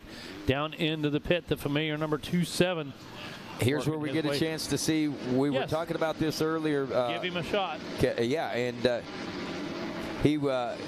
we were talking about the actual, starting positions on Vincent. Where he started, and if he started well, he always finished very well. It just took him a while, and it was tougher for him. It seemed like to work up through the pack than whenever he can really gain control, because he's tough to track down once he gets out front. Rodney, as these guys sort themselves out, I want to thank Kyle and the guys at FCA Motocross. Getting late in the week, these guys have been just absolutely tireless all week.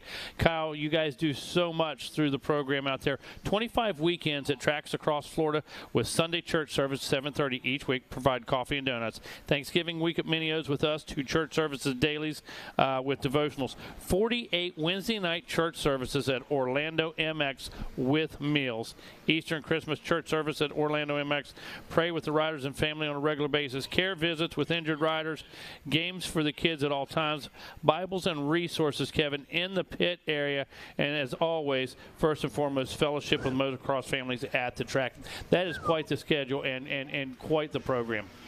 I was fortunate enough to be able to check out their service here at the track, and it was a great experience for me to be there. And now we send it down to Wes Kane. Take it away, Wes. All right, a lot of happy faces down here. Great job out there. Sawyer Geek up on the podium. Who do you want to thank? I'd like to thank the Lord Jesus Christ to get me up here. And surely it's my mom, my dad, everybody at KTM Orange Brigade, 100% Moto Sandbox, Fly Racing, Alpine Stars, and just everybody who got me up here. Truly is you guys. Thanks so much. All right, Sawyer Geek, great job. Jackson Vick. These guys are warriors right here. Hold that. Jackson Vick, who do you want to thank? My mom, my dad, Jesus Christ, keep me safe. My grandparents were coming out and watching me, all my friends, family. JK Cycles, Adventure Moto, MX Tires, Jeff Cernick, OKLMX, Denny Garley, Answer, 100%, Huxton Brand, Dunlop, Enzo, Adventure Moto, Huxton Brand, Answer, and everyone else. Thank you so much. Congratulations, Jackson Vick. You're a good dude, man. All right, here you go, the champ. Downtown Gage Brown, you're the champ. Hold that plate. Champion's bottle, Gage Brown. He delivers. Who do you want to thank? I'd like to thank my mom, my dad, my sister, my Amy and Papa, my grandma and Papa, Adventure Moto 7, 100%, All Sport Dynamics, T-Rex Throttles, Adventure Moto, Dunlop, Pro Taper, A-Stars, On Track School, 100%, and everybody's forgot. Thank you so much. There you go. Gage Brown on the Yamaha podium. Take it away, boys. All right, thank Wes Kane. We have a burner on the track right now. Schoolboy 2, 12-7 BC. Vincent Way, your early leader, came under fire late in lap number 2. And Vincent Way now in the number 2 spot. Landon Hart's on the 492 out front from Wilsonville, Alabama on his Yamaha. Wow, what pressure was being applied. You know, we were watching, it was a lap ago that we saw Landon Hart's really starting to put the pressure on Vincent Way, and it took another half a lap or so for him to be able to actually make the pass on him. But one thing's for certain, Vincent Way isn't letting Landon Hart's get far away. He is trying to position himself to re-attack and maybe regain that position. So this is going to be interesting, especially if Way can maintain this pace that Hart's has put down. Hart's just placed a 152, just under the 153 at a 152.9. That means that Way only had to up himself about 1.3 seconds or so to match that speed.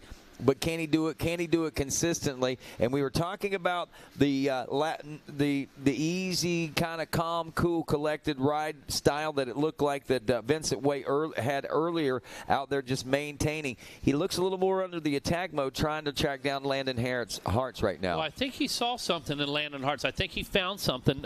He's pulling back up on the rear fender, Rodney. That gap actually closing almost in the same place the pass happened on the last lap. So he must be figuring something out here as we head to the twisties and the split lanes here. They choose the same line, so Vincent isn't wanting to lose any time. He's using the same line through that section of the racetrack right now that Hart's is using, as well as Hart's now dropping down into the Gator pit. And it looks like that Way may be closing up the gap a little bit, at least on the visual aspects of it. We were looking at 1.3 seconds at the end of that last lap of the last time around. We'll see if that's changed much. I don't expect that it has. Maybe at one point the lead looked like it had stretched out a little bit more than what it is now, and there it is. Yeah, so we got it just under 2 seconds. So he has chipped away a lot at the lead that Hart's had at one point after making that pass. So Way is back on the attack. Dick and Deno in third now. It looks like Seth Dennis in fourth, Megawatt, and Kate Johnson rounds out the top 5, who's had some pretty good motos himself here today. Trinity Bachelor right behind him in the number 6 position. Aiden Zing rides in 7th. McCaden Fitch in the number 8 ride. Max Shane in 9th. And it's going to be Jesse Furtado round out our top 10, Rodney. Now, I think that each of these guys has a section where they're a little better, has a side of the track. Vinny Way trying to close back up. Like I said, I think he might have seen something that he was missing there, a line that Landon Hartz was using. And if that's the case, he's putting himself in a really good position right now because he is closing up that gap again. Hart's going out way and wide on this Gator's Tail, the Scott Highway, a.k.a. the 20 miles of bad road as we head around the in through the roller section now. Way. I've watched Vinny in several classes. He goes fishing through that inside. You keep casting, you're going to catch something sooner or later. Absolutely. But it hasn't worked out yet. Really going to have to maybe rethink that over there. Going to give up a couple bike lengths as you see him come down into the twisties. A bigger gap than we had just a moment ago. Yeah, and that happened right through that last section of the racetrack also. So whatever mistake that, and I'm not even saying it's a mistake. It was just maybe a slightly different line. It just didn't work. Yeah. Just didn't work, that's all. But like you said, you got to keep casting to catch. But he's got to remember that too. You know, we've used this a couple times and we've had the same result. So 3 laps complete now, 4 laps complete. Landon Hart's in, Vincent Way is in, and the gap between the two now right at still 2 seconds. So not much of a change in that. So Way is keeping a very tight-knit pace on Landon Hart's, and when you're looking at the lap times, 153.7, 153.8, only about a tenth of a second difference between them. Deacon Deno, Cade Johnson to Seth Dennis. Now Johnson around Dennis as Johnson in the 4th. Dennis drops off to the number 5 spot. Johnson's moving, Rodney. So Zing back in 6. He's moving up. He's gotten around Bachelor now, it looks like. Look at him for sure. Trianati Bachelatore, our old buddy. A lot of fun to know those guys, and they laugh every time we see it, man. They have because you have never seen a spelling of Trinity like we're looking at right now. Most people have never seen this, and they have a great sense of humor about it, and it goes back to Loretta Lynn's. Right now, coming out of Mountain Home, Idaho, they are now riding in the 7th place. I can only imagine how that one worked out. Oh, it was just beautiful. I mean, Weeds, you know how smooth he is anyways. And Wes was just rocking and rolling, came in and blew the booth up. And he said, hey, Wes, he said, who's that in 6th place getting ready to make that move? And Wes was like, Trianati Bachelatore. And he's been Trianati ever since. Oh, that's great. Good stuff. It is. Love our team, man. We have a lot of fun with them, that's for sure. Race Tech Cup Moto is still burning through here, and it's still the 492 of Landon Hart's on point in this one. Vincent Way's been trying his best to keep him honest. He was running at that 2-second gap. He's still running at, well, at the end of 4, he was still right at 2 seconds behind him. And it seems to stretch out in one portion of the track, Megawatt. That's what I said, yep. And the according effect that we often talk about, that just keeps happening out there. So, but he can't come much closer than the 2 seconds. Well, this is the first time they've varied in the lap times just a bit. So up from a 153 to a 154.5 was Landon Hart's. A 154 was where Way was sitting. Now he's at a 155. Yeah, that's going to be the big difference there because we just saw another 9/10 of a second opened up in that in that deficit. Now we're just under 3. Now on the same note, Cade Johnson still in the 153s as he was. Wow. So that guy's on the move. And doing some math work here. Zing settled into a 157 last time around. Bachelor now, he was back to a 156. Deno's probably under pressure right now. Cade Johnson bringing the heat. So that's the battle because there was basically no gap between those guys, Deno and Johnson, to start with. So there's Landon Hart's, and there's Vinny Way. And coming about 10 seconds behind this battle, we'll be bearing witness to that Deno and Johnson battle. We just seen them go by right there. There they go. Yep. And looks like Johnson might have gotten around Deno. I saw the Yamaha ahead of the KTM. That's all I'm going to be able to say on that. So I think that Johnson's got the number 3 ride. Now, where does that put him? That still puts him at 10+ seconds behind Vincent Way, or right around that 10-second mark. So to bridge that gap is going to be pretty tough with the time left here in the second moto. Yeah, most definitely. Simple math, easy to figure out. Long shot right there. Hey, gang, so it's official right now. The last race today will be number 20. That's 20. race number 20.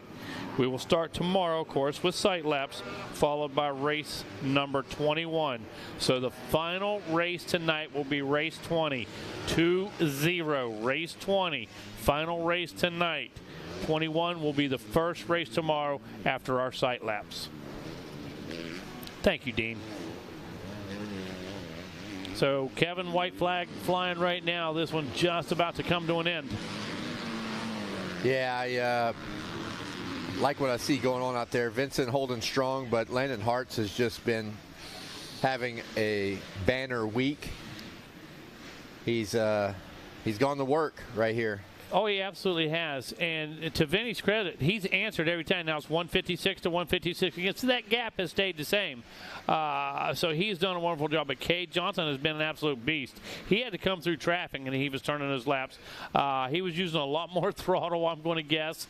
And as he was working his way through, really able to set some stellar lap times all the way here to the white flag. He pulled to within 7 seconds. So that's saying a lot. Yeah, he was coming with a head full of steam. You got to wonder what you could have done with a stellar start. Yeah, he was 3 or 4 positions back where he started this thing. So, yeah. So Johnson in for 6. Dino, Seth Dennis, Trinidad Bachelore, Trinity Bachelor to the rest of the world. Love that guy. 6th place. Aiden Zing in 7th. McCaden Fitch in 8th. Max Shane in 9th. And Jesse Furtado. I believe that will be your top 10 checking in there in Schoolboy 2. Overall, Landon Hartz will look at a 1-1. Vincent Way looking at a 1-2 for second overall. Deacon Deno's 3-4 scores third, and it looks like Cade Johnson was racing for more than just position. He was trying to get himself on the podium and up a couple positions in the overall on this one. Nearly doing it as well. He goes 5-3 for 4th overall, just behind Deacon Deno now, but a stellar effort on his part for sure. Seth Dennis finishing up 5th overall with a 7-5. But going down to see Wes Kane on the podium. For the gold will be Landon Hart. Silver will be Vincent Way. And your bronze will be Deacon Deno. Race 16 wrapping up. Now we go to race 17.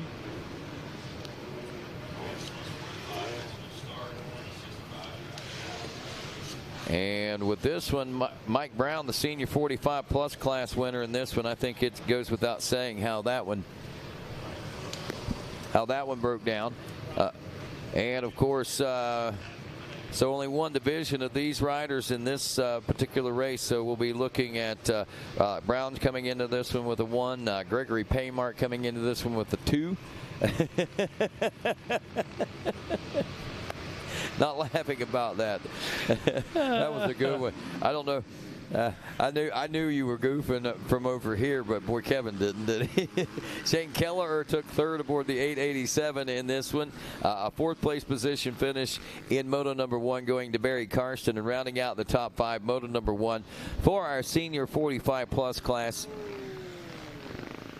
And again, this one brought to you by SLR Rifle Works. So 5th place, by the way, John Gruey. And this one is these fellas are off and rolling now. 42 riders strong, a full gate of riders when we started with this one. Race number 17. Again, a part of the return to motocross over the past few years and the resurgence as. And some of these guys are kind of new to the field as well. Oh, absolutely. Absolutely. It's time to, get back in, dip your toe back in. You raise the kids, you put them through college, that type of thing. And, hey, I've got a little time, got a little cash in my pocket. What do I do with all this extra cash? Yeah, oh, yeah. Let me tell you how to burn a bunch of cash. Go racing. Yeah. So it's a good time for those people. For sure. Get out there, get involved again, and for others, it's just been a nonstop journey. Now, you say that like it's a bad thing. Burning cash would be, but this is fun, man. You know me. I love burning cash. You know me. I'm not afraid. I will spend it. Yeah. Me too, unfortunately. That's the bad thing. I can spend it, just need to make more of it. Here we go. I guess the rest of the world feels like that too. Number 3, Mike Brown, again, no problem as he ducks down into the Gator pit Out front, a little bit of a change up front this time around in the second place position as Shane Keller has got the number 2 spot and Gruey in third. And as they head toward the finish line and get things sorted out there, let's head down to the podium and sort things out with Wes Kane. All right, thank you, Rodney, from the Yamaha Tower. Come on up here, Deacon Deno. Great job out there. Gavin Graysick pumped for his man's performance. Hold that one. Just take one. You're in. Deacon Deno, congratulations. Who do you want to thank? Yeah, it's been a rough week out here, so glad to be on the box. Got a couple more to go. I'd like to thank my mom, my dad, Man Up Buff, keep me safe, the whole KTM Orange Brigade crew, Gavin Graysick, my trainer. We put in a lot of work. Been a long year, and to fight back and get on the podium, it feels great. 100% goggles, Bell helmets, Monster Army, Monster Mike. Ran in for these sick kits all week. Alpine Stars, these sick boots. Man, Twisted Development get me off to some great starts. The bike's running great. Factory Connection for suspension, and yeah, a lot more other people I'm sure I forgot, but yeah, glad to be up here. There you go, Deacon Deno. Vinny Way. Vinny Way. Come on up, Vinny Way. So far, great job out there. Hold up your medals, show them your grit. Vinny Way. Great job, Vinny. Who do you want to thank? My mom, my dad, my grandparents, all my family and friends watching at home, my mom especially, she couldn't make it, my brother D, my sister, Monster Energy, Team Green Kawasaki, Pro Circuit, Answer Racing, Bell Helmets, Scott Goggles, Alpine Star Boots, and everybody else. Thank you so much. There you go. Vinny Way.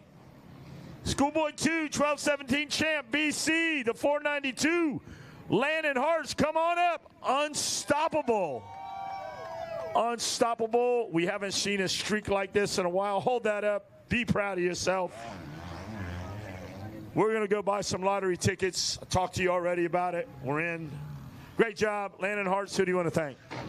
I'd like to thank my mom, my dad, even my sister made it out, my mechanic, Eric, for the week, the whole EBR Performance Altus Motorsports team, Jordan and Josh over there got me dialed, suspension, motor, everything. It's been amazing all week. ODI bars, Dunlop tires, Bill's pipes, SKDA, One Industries, Arai, Heatwave, P3 Carbon, the whole Monster Mountain crew. Been putting in a lot of work. Kendall and Shay over there got me dialed. And thank my buddy Tim Chumley, my boy Zane, everybody else. Just thank you so much. Hey, congratulations out there. You're on your way to stardom, my friend. Landon Hartz, woo! Big celebration down on the Yamaha podium. Take it away up in the Yamaha booth. You hear us whistling at you, Wes Kane.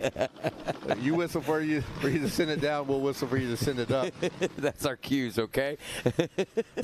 That works. Mike Brown, Shane Keller are going to be taking a trip over to see Wes. He's going to find out. Maybe you guys can get a date set up, time set up tonight where you can go over and get something to eat tonight. Yeah. Look at the race here coming up on our Racer TV. It is Gruey and Karsten. Karsten's, look at this. A BOGO in the works right now. Karsten, Frenchie has no idea Karsten's to the inside. Are we about to see a twofer? Is Karsten going to get two at once? Look at him drive to the inside down 20 miles of bad road and the gator tail. Buy one, get one right here. Karsten trying to finish off Frenchie. Frenchie responds, though. Looks over. Now he understands. He dives to the inside, gets real defensive. The number 444 Paymart feeling the pressure right now. Gruey was up there in the mix just a moment ago, and he's given up about 5 or 6 bike lengths.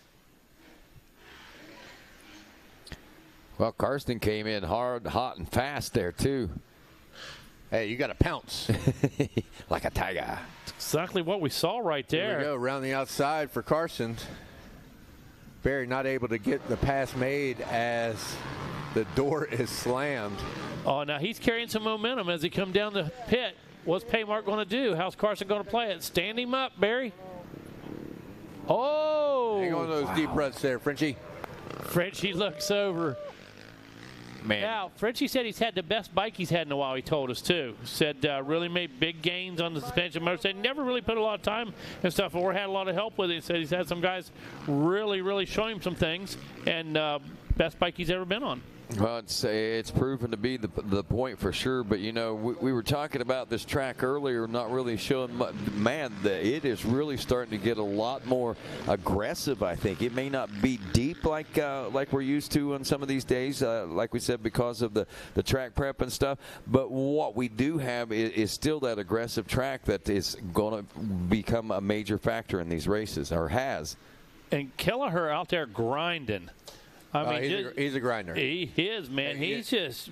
But before we sent it down to the podium, West Kane, I think you were talking about the length of experience, and it's amazing to watch Shane Kelleher now in second, because I don't think he started riding until he was about 40. Oh, exactly. Right? He maybe not racing anyway. Exactly. That's of course he's a New Englander, and he probably looked up to John Dowd back in the day. That's another cat that didn't start till very late in life. But when you look at it, think about the experience of Kelleher and Brown. Brown's probably done 2 million laps. Oh, my gosh. He's done more laps. I mean, he tests a lot, races a lot, works with a lot of these companies, works with a lot of riders, or at least used to. So a professional champion in the past, and on his way to another championship here in senior 45 plus. But yeah, hats off to the late bloomers and the folks that, like you say, possibly get the kids through college. Said, what am I going to do now? I'm going to go race dirt bikes. It's amazing how many kids grew up. I told you, I think neighbors weren't allowed to have bikes. And, man, the first thing they did when they had money and got out, man, I'm buying a bike, or could make decisions on their own. Yeah, Mama said no, but now I got my own job. Exactly. And Kelleher was around bikes. And, oh, wow, Specialized sold all of their raffle tickets? Yeah. Impressive. Andrea Lieb, nice. On track, yes. Yeah, on track for the Specialized bike. That's great. Yep. So Kelleher just living out a dream right now, Absolutely. It is a great dream to be had right now, as he is in position to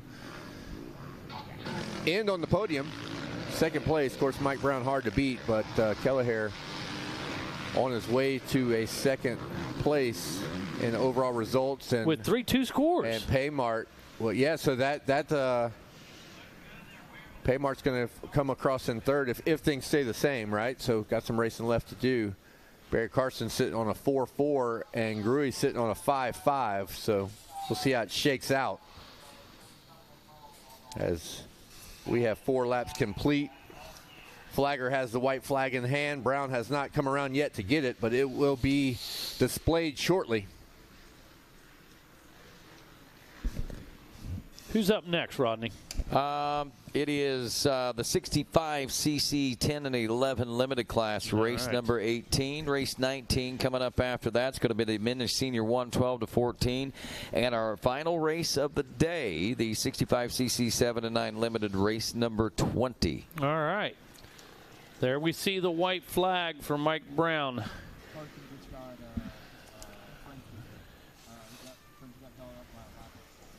Wow. Here we are. Awesome. Great info from the trailer right there. Did not see that. We were doing the rundown. Carson able to make the pass, and Frenchie got held up by a lapper. Sounds like Carson saw something shaking out with Paymart. Saw him taking a bad line with a lapper. Crafty vet chose a different line and made the pass. Everybody yells something different, when you're back there, you over rev, you're screaming, move. I bet Frenchie said, "Les move! Les move!" Well, it's different cues in the 45 plus. Your eyesight's going, your hearing's going. Yeah. They may not hear the panic rev. No. I can speak to this at 47. Losing all of my senses. Yeah, you can sit back there and panic rev me all day. I don't hear it. Balance is gone, vision's gone, hearing's gone. Well, you've seen Kevin. I cannot see with or without glasses. We're on the struggle bus. Noticed that. Oh gosh. Here we go on screen now. Mike Brown making his way around as he makes his way through the back section there, the gator tail, through the rollers. Carson coming after Kelleher? All right. Kelleher last lap with a 2:09. Barry Carson with a 2:03, so yes. Yeah, that gap was down to nothing. Where are these guys at? They are going to be all the way in the back section as just now Mike Brown's coming through the split lane twisties. Gizmo mod table. See if he gives us a. We already know he's not going to look up at the tower. No love. No, man. Wes been yelling at him all week. Quit revving them bikes. Quit getting them bikes. He's not going to show us any love. Wes been hollering at him all week. It's true. I was there. And he does it from my camper door. Yeah. Yeah. Here we go. Mike Brown with yet another one.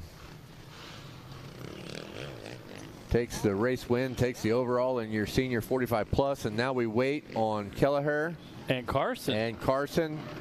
It looks Here like comes Carson. Frenchie behind him. Is this Kelleher? No, not yet. No, man, under right here. There yes, it is Kelleher. Yeah. Still hanging on. Look at this. He Woo! held off a hard charge in about Barry it? Carson. Way to get her done. Man, what a race. And Frenchie came back up onto the rear fender of Carson, too. Look at this. I don't want to tell you the keys to the moto for Kelleher, but I do know that he goes over and visits the Martins at the ice cream cone, as do I. I love it. Good place to chat over some results of racing history. And one to talk about here is he will take your second place position, second moto, second overall. Paymart holding on to third for the overall. Good stuff. Good stuff right there. Compelling. Thank you, Mega. Thanks for the shout out. I assume, was that for me? Who was that for? Absolutely. Very compelling. All right, little dozer work there in the first turn. Things getting rough and kicky. You know, a lot of braking bumps, a lot of huckabucking, and when we go into this first turn 40 bikes wide, it's a good time to take out a bump or two for these guys merging onto the race course off the starting line. Not a bad idea Speaking at all. of starting line, who's going to be blasting off of this starting line next? This Race Tech 65cc 10 to 11 limited.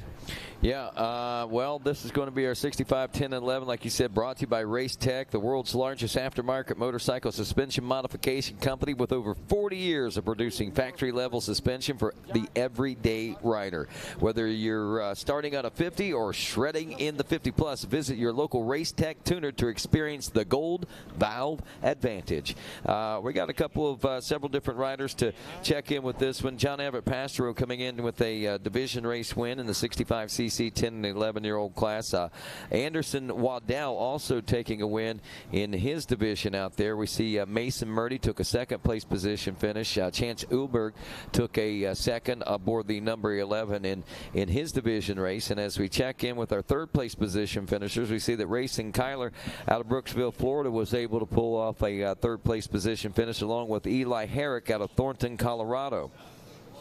So now, you're not going to believe this, Rodney, but I remember Race Tech coming on the scene. Oh, yeah. I mean, obviously we're dating ourselves. They've been in the industry for 40 years, but I remember Race Tech coming on the scene. Absolutely. We were backyard guys. We were scared to death of shims, of washers and stacks. And Paul Thede said, guess what? I'm going to send all that to you assembled. Take your stock stuff out, drop this in, set the oil on the clickers where I tell you your bike's going to be better, and it was.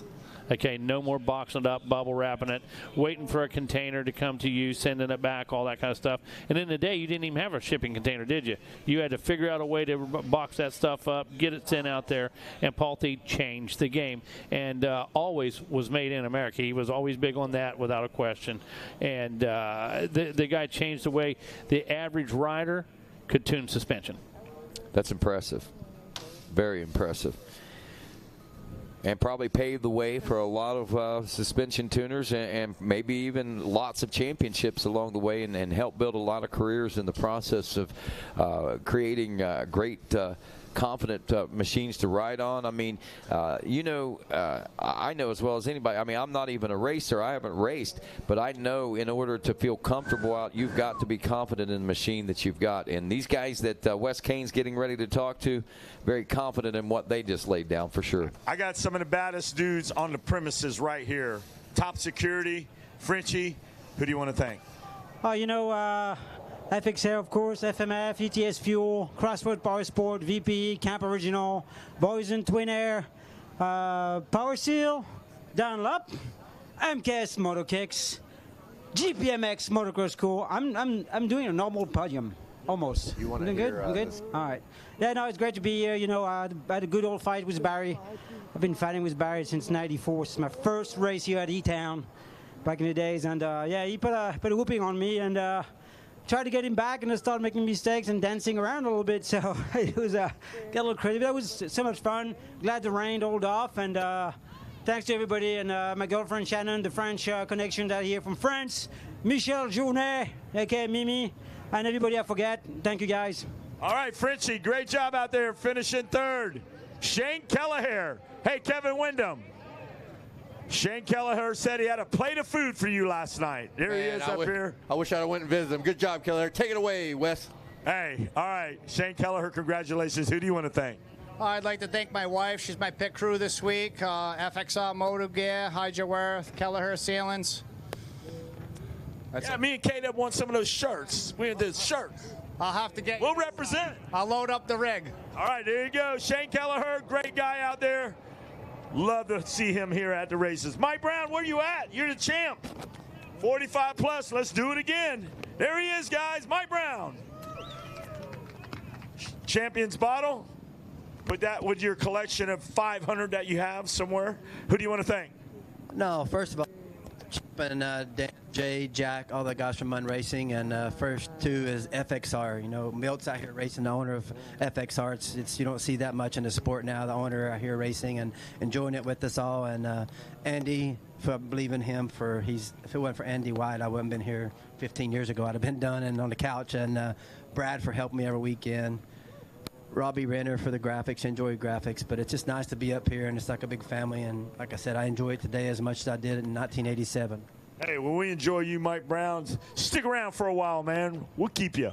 All right, take it away from the Yamaha podium. These guys did a great job down here. Back to you up in the Yamaha booth.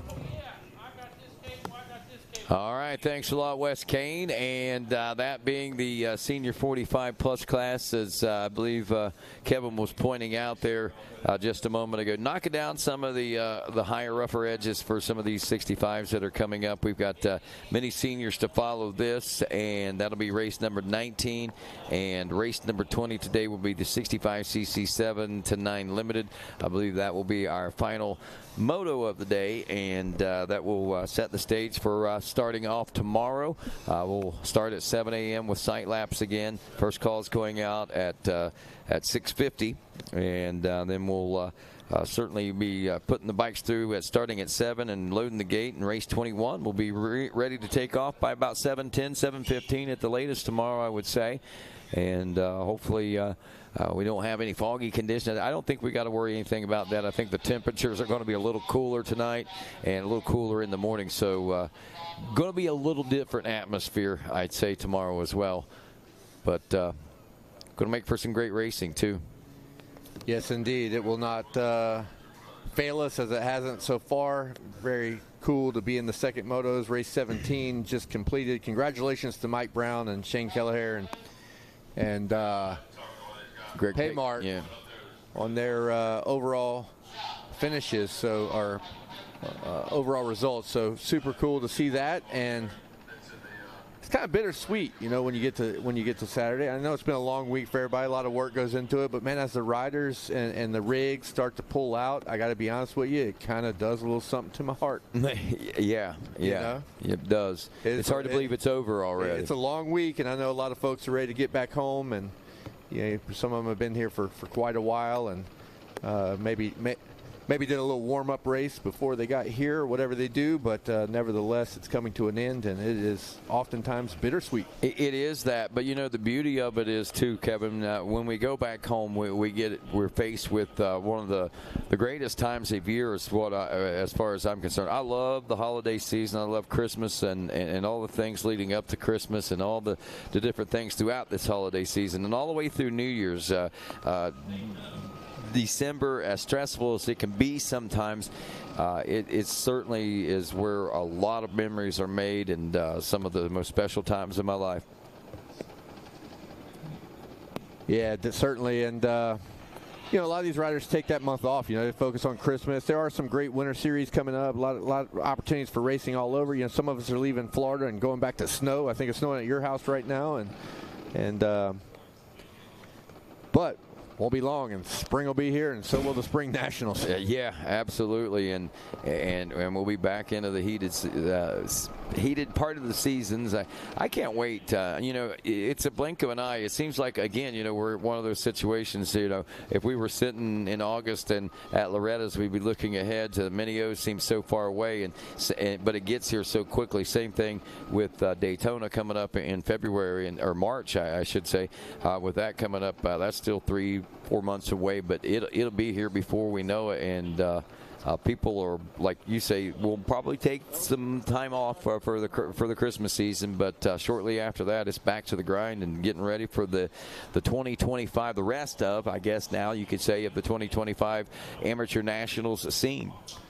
Yeah, and everybody needs to recharge the batteries, but it is important to get back to work as soon as possible, because I can tell you from experience, when I see a rider that's taking 3, 4, 5 weeks off, when they come back, it's still, there's a little rust there, right? So go back, charge the batteries.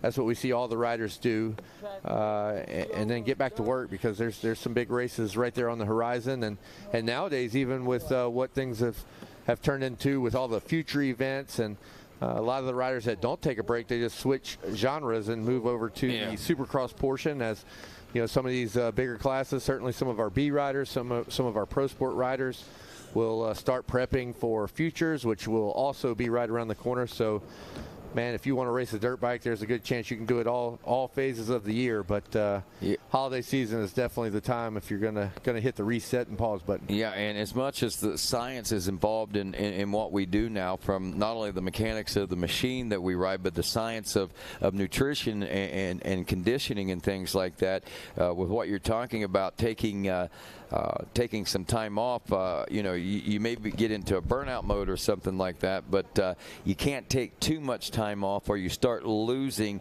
and you got to regain what you've already done. You got to go back and rebuild that and try to get back on that track. So there is a happy medium that you've got to figure out for as far as your off season and back into the rigorous training part of it.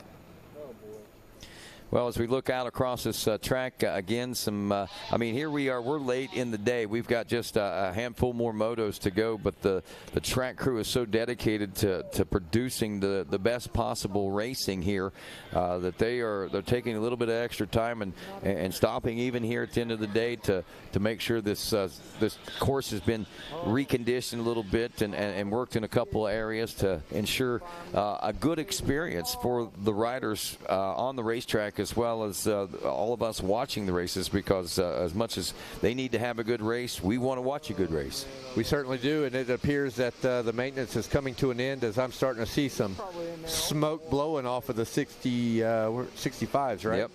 65cc 10 to 11 down on the gate. They're firing them up. The card guy is pointing them down, and we will shortly be back to action. All right, 2 card is up, so here we are. Starting sequence is underway. It appears if that card goes to the 1, everybody's ready, and they are. So 1, and now sideways. So revs are definitely pegging now as they are off and darting into that first turn. Wow, a rider from the middle of the gate. We need to try to get an eye on whoever that is that's in the lead right now as he drops in shortly into the falls. This young man was out around the doghouse pulling a hole shot. Impressive start for that young rider. Who's got the young eyes in the tower? Who can None see of that? us. None of us. Yeah. It's Kyle, never mind. As our Race Tech Race 18 out on the track. Let's stay with it. That white bike is the one. Let's get a number. 198. 198 now, to give credit where credit is due. Forrest McPherson from Peru. Is that Maine? Maybe? Mexico? FXR Dunlop. Petra Moto also looking at artwork, and MSP just to give a few names behind that Forrest McPherson there, the 198 machine. Coming into this moto, as we said, looking at his finish, he took a 4th-place position finish, so it's not out of the realm of reality and possibility and reasoning that he is where he is right now. So we'll see if he can do something with this start out here, or maintain the lead, but already under the pressure and fire. We see a couple of riders checking in behind him, putting some pressure on back there as well. Yeah, McPherson's from Maine, so talk about a change in climate over the next week for that family as they leave a beautiful winter in Florida, head back to Maine. Here we go. But it's Peru. Peru should be warm, right? Peru, Maine? Wrong Peru, I believe. Here we go. Leaders coming by. I was trying to make it funny, Kevin. I got it. I got it. Green flags flying. Man, they're right here by the tower, and the numbers are so small. I still can't pick them up. So we got the live timing that is about to tell us what we are not seeing. Yeah, Mason Murdy, Anderson Waddell, the 674 there in the second place position. John Everett Pastero is third, racing Kyler in fourth, Forrest McPherson, the rider that grabbed the early lead, the hole shot there from the center of the gate. In the fifth place position, Olberg is sixth, Daxton Gibbs in seventh, Eli Herrick in eighth, Logan Lustig in the ninth place position, and we see Braxton Roth rounding out the top 10. Then Enrique Rodriguez, Braden Vandergriff, Graydon Dempsey, Heater Matos, Owen Strawn, Joey Snyder, Micah Nix, E.J. Dutton, Weston Otto, and Aiden Held. A few names spread out amongst through this class, so this will be interesting to see how we see these riders finishing. Weston Otto actually got a fifth in Moto number 1. He's currently running 19th. Owen Strawn took a 7th. He's 15th. Matos took a 7th. He's back in the 14th place position. So a lot of mix-ups here in this second Moto. A lot of mix-ups, but I'm seeing a lot of first, seconds, and thirds from Moto 1 in our top 5. Matter of fact, our entire top 5 for the overall and some even in this race are still finding themselves up inside the top 5, right? The only one outside the top 5 that's overall right now is Olberg, sitting in 6th. We expect him to move up, but a lot of our players in the front as well. A few of them shuffle back. You'd expect that. I don't know if all 10 of them can get a great start, but most of our players are where they need to be right now. And early in this one, it's Waddell and Murdy up there splitting with a 2-1-1-2. So this thing will get interesting. Yeah, and the thing about it is you've also got John Everett Pastero back there and racing Kyler. Now, Kyler seems to be able to put together some pretty good motos, but with Olberg ought to be pushing Kyler up a little bit. But if Olberg can get around and push Pastero, this up front situation could get pretty heated. But already after just 2 laps of racing, we're starting to see things stretching out a little bit. So this could bode well for Murdy and also Waddell in the number 1 and 2 spots to be able to hang on to those positions for the overalls. Earlier in the week, I was talking about racing Kyler and her hair always hanging out the back of her helmet. Wes Kane missed who I was talking about and turned it into a mullet Joe Dirt analogy. But no, racing Kyler, in fact, with her locks hanging out in the back of the helmet, this young lady is ripping, hair flying in the wind. And now, is it racing or racing? I say racing. Racing. I think it's racing too. Yeah. No one has notified me that I'm incorrect. Okay. So until then, I guess I'm correct. Yep, you are correct. That's a rule of thumb we go by. Yeah, it is right too. Yeah, racing Kyler. That is right. Currently in our 4th place position, throwing down with the boys. Olberg, Herrick, McPherson, Logan Lustig back in the 8th place position. Again, this is after 2 laps of racing complete. Lustig trying to work up through the pack as well. But what we got going on? Well, I'm just looking. We've seen some track maintenance, but they sure didn't mess with the gator tail in the 20 miles of bad road. Watching both Murdy and Waddell come out of the corner as they enter into the gator tail a couple turns ago. There was no maintenance in that section. Those things were deep, and they had a little foot pedaling going on, but they both successfully navigated that part of the race course as they work up towards the front and by the tower and the twisties and all the good stuff up here where we saw the maintenance happening. So smooth sailing for these riders hopefully now as the track is just perfect right here. The rain has been I got to say about the perfect amount. Whoever's driving the water truck is smiling. He's a very happy person right now. Yeah, it's helped all the way around. The overcast, the rain, it's really helped minimize the maintenance time and reconstruction times and things like that. So definitely a blessing, and blessing that it hasn't been any harder than it has.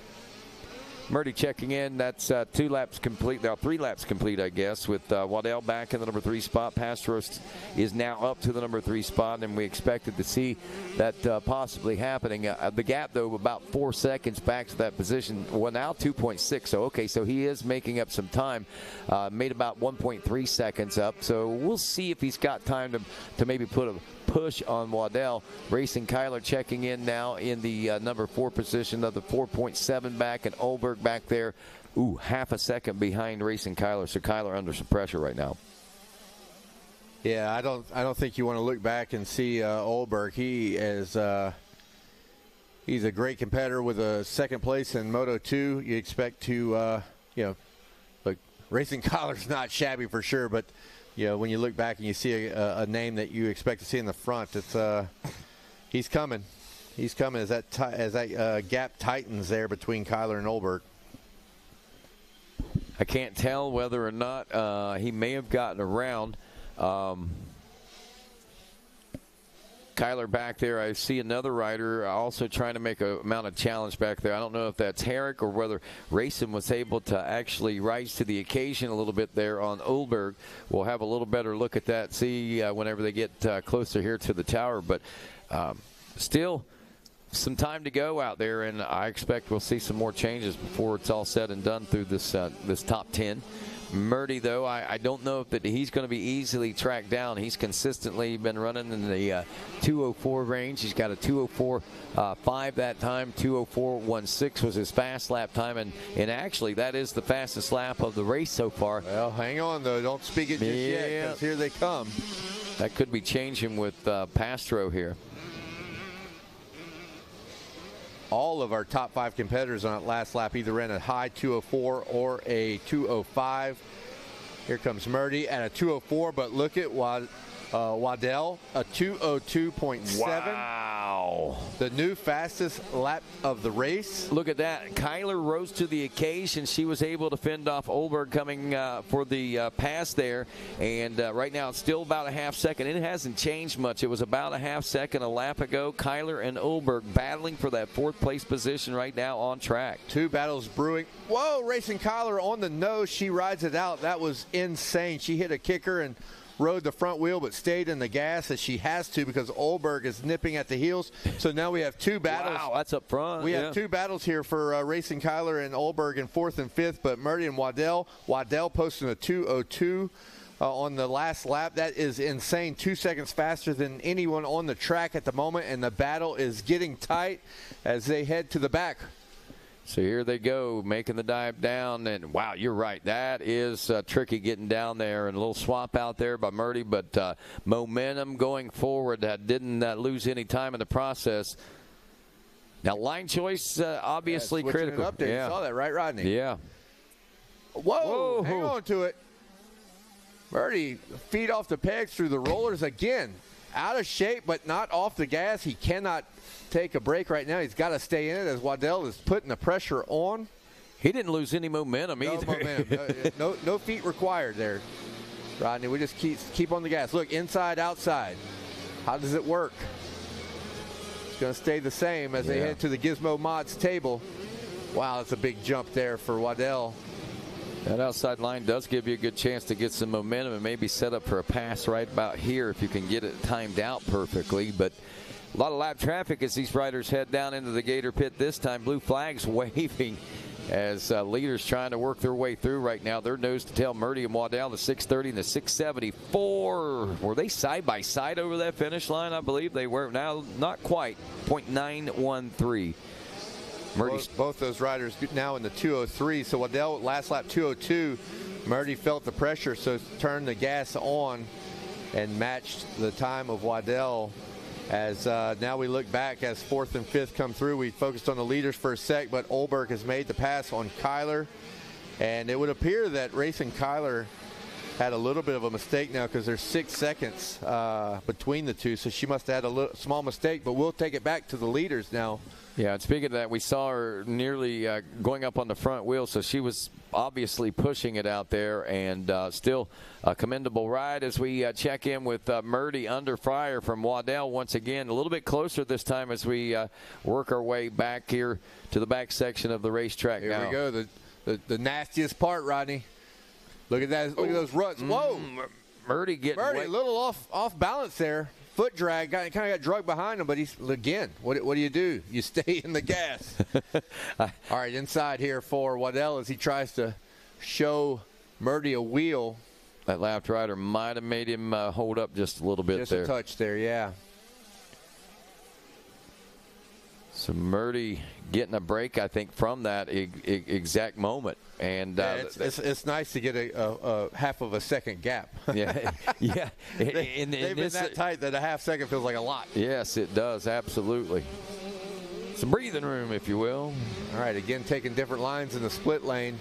Waddell is sticking with the outside, and I think why is because it gives him the momentum to clear the Gizmo mod table, which is a really big leap for these little bikes. And it does chop off a lot of real estate heading into this gator pit. And like I said, I thought maybe they were trying to use it for the setup, the pass, but you got to time it out perfect, and you got to be right in the right place to make it happen. All right, one to go. Nope. No. That was Checkers. Wow, how do we miss that? Does that mistake go on me or you? Is that what we didn't see the waving flag. There we go. Our mistake. It is official. It is in the books. It is Murdy with the win, holding off a hard charging Waddell. Yeah, Anderson Waddell will check in the number 2 spot. There we see John Everett Pastero. The gap only, as intense as it was and as hard as they push, and Pastero 11 seconds back. Olberg was, as we pointed out, able finally to get around Race and Kyler, but the gap that they had amassed, she was 15 seconds back of Olberg and still was able to hold on to a top 5 position. We see Logan Lutzig had moved into the number 6 spot there on the last lap. He got around Eli Herrick, Grayson Dempsey moving up along Heater Matos, Forrest McPherson dropping off a couple of spots to round out the top 10. Now as we look at the overall, 2-1 for Mason Murdy will score a 3, and a 1-2 for Anderson Waddell will score a 3. Best finish second moto is the tiebreaker, so Mason Murdy will be your overall winner, taking the gold. Waddell will take the silver in second. John Everett Pastero with a 1 and 3 will take the overall third. Race 19 off and running. Mini Senior 1, 12-14. Who's our players here, Rod? We got Easton Graves going to be one to watch out for in this one, as he took a Moto 1 win. As we check, also Colt Martin was a Moto 1 winner, it looks like, on board the number 45 machine. So we got a couple of players that with wins under the belt, but a lot of players in this class. Let's see if we can check our leaders real quick. I'll get you second and third. Third place is going to Tanner Dorman in his division, and a third place to Gage Brown. Sorry to interrupt. We had a dive by Easton Graves to the inside. Not enough to get the pass done, but it was worthy of busting in the action. No, absolutely. That's what we were wanting. I was wanting to see, because I knew that we had this going on up there, and I didn't want to lose sight of what this start was like out there, because these guys are so very tightly knit, and they are jockeying for position, trying to establish that pecking order, at least on this first lap. So Chase Dashill's a rider that finished up in a second-place position. Tace Morgan also took a second-place position aboard the 810, and I believe, if I didn't mention it, Gage Brown was one of those riders with a top 3 position finish as well. There's the 31 machine of Easton Graves, a Moto 1 winner who's on track to try and, well, not only try, but to win the gold here. But though he may be on track, he's also got a rider tracking him down in the, I believe it's at the 710 right on his rear. Brody Moss was off to the early lead, and after the rollers, I think he was worried about the exit of that corner. He kind of took an outside line, opened the door for Easton Graves, and that is not a door that you want to open, because he will take the shot, as now Easton Graves is going to lead the riders around if he can make one more corner to receive the green flag and the lead, as he is trying to take control of this one early. Brody Moss in second, Tace Morgan in third. very uncharacteristic door left open. You have to defend those insides when you got a rider like Easton Graves nipping at the heels. Moss coming into this one with a 4th place position finish, by the way. Tace Morgan now is now in the number 3 spot. Colt Martin in 4th. Chase Dashiell in the number 5 position. These are all the players that we were expecting to be up there. And while these players play together and get it all sorted out, we'll head down to the podium and check in with our top medal recipients with Wes Kane. All right, Patia, my good friend here, finishing up 3rd, got the bronze medal. Who do you want to thank? My mom, my dad, my brother, all my friends and family, Metro, Money Inc. Motorsports, FXR, Bead Films, which is my brother. He helped me on the gate a lot. Money Inc. Motorsports, and Metro East Moto Photos. Well, congratulations out there. Good job out there. Getting the job done, finishing up 3rd. Great job. Anderson Waddell, come on up here, bud. Yeah, good job, man. There you go. There's that smile I was looking for, man. There it is, Mom. All smiles over here. Good job. These guys are warriors, man. They want to win. Who do you want to thank? Mom, my dad, Fly Racing, A1 Racing Suspension, Scott, Ethica, Dunlop, and everybody else. Thank you. All right, Anderson Waddell. Great job out there. Mason Murdy. Where you at, man? Come on up here. Mason Murdy right over here. He said, I won. You sound like Shea Bentley when he won that West Coast title. Great job. Mason Murdy, who do you want to thank? My mom, my dad for getting me out here, and Moto Sandbox, Ryan Sipes, and Ben. They've helped me so much throughout this journey along the last 2 weeks. I've been working hard, and OG's Lynx Racing, Triple S Suspension, Rock Pucks Limited 2017, OG Optics for keeping my vision clear, T-Rex Throttles, and anyone else I forgot, thank you so much. Mason Murdy, congratulations, bud. Ben Riddle is happy. There's your champion's bottle. Go spray it on Ben. There you go, bud. Mason Murdy. Take it away, boys. Thank you, Wes Kane. Things remain the same right now for Easton Graves. But Brody Moss as well. Colt Martin getting into the mix. Morgan back to 4th, and Dorman now in your 5th place position. So a few shuffles just in 3 podium speeches as things shuffle around just a hair. But again, Easton Graves in control right now in this moto.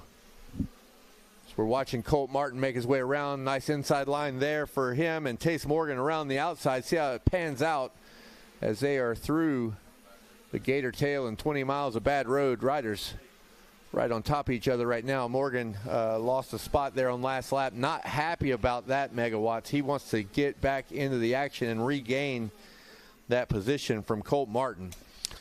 Yeah, talk about the reaction. Have to react right now. Have to make it happen. And we're just early in this one, only a couple laps in, so going to be able to. We also got Dorman jumping in there. Look, inside, outside. Look at Dorman, yeah. Dorman makes the pass. I love it. Nope. Dorman didn't. I jumped to a conclusion there. Maybe here, though. Look, as he's got the inside, does Dorman. So we'll see if he can. Oh. It's looking good.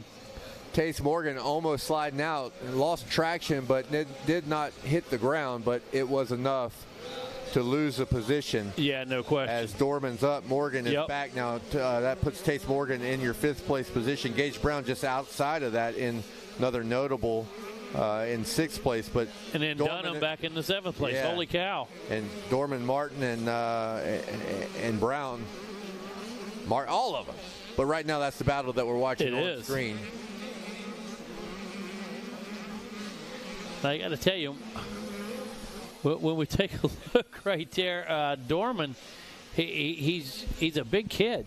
You know, he's manhandling that bike around right now, moving that bike with the lower body. Yeah, this is a year where these kids get, 12 to 14. That's they're starting to get hit their growth spurts and voice changes a couple octaves. and they're about to go to the big boy class. 14 years old, you can ride the 250F. So.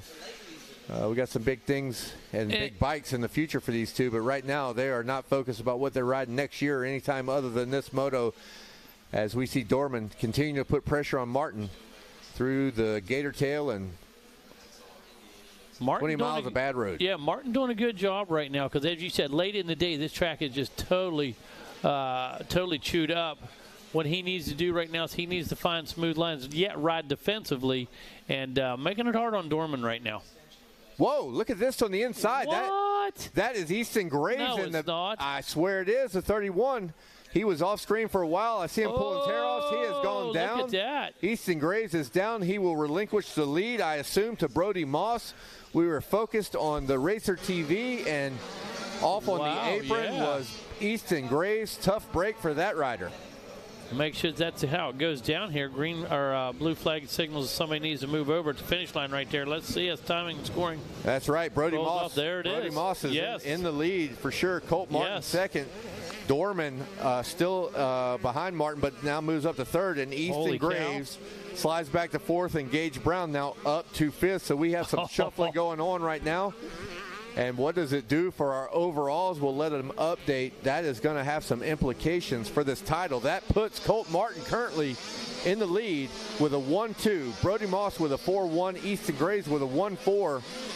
So, this is our battle for the lead we're watching. Things got shuffled up in a big way. Moss out front. These guys battling right now for the number 2 place. That's going to be for our second and third position. Number 2, yeah, number 2 place. The Moss still out front on the 710. Wow. Less than half a lap to go. Going to run back down through 20 miles of bad road. Dorman going clear to the outside, trying to find something smooth on the edges. Now it goes back to the inside, Kevin.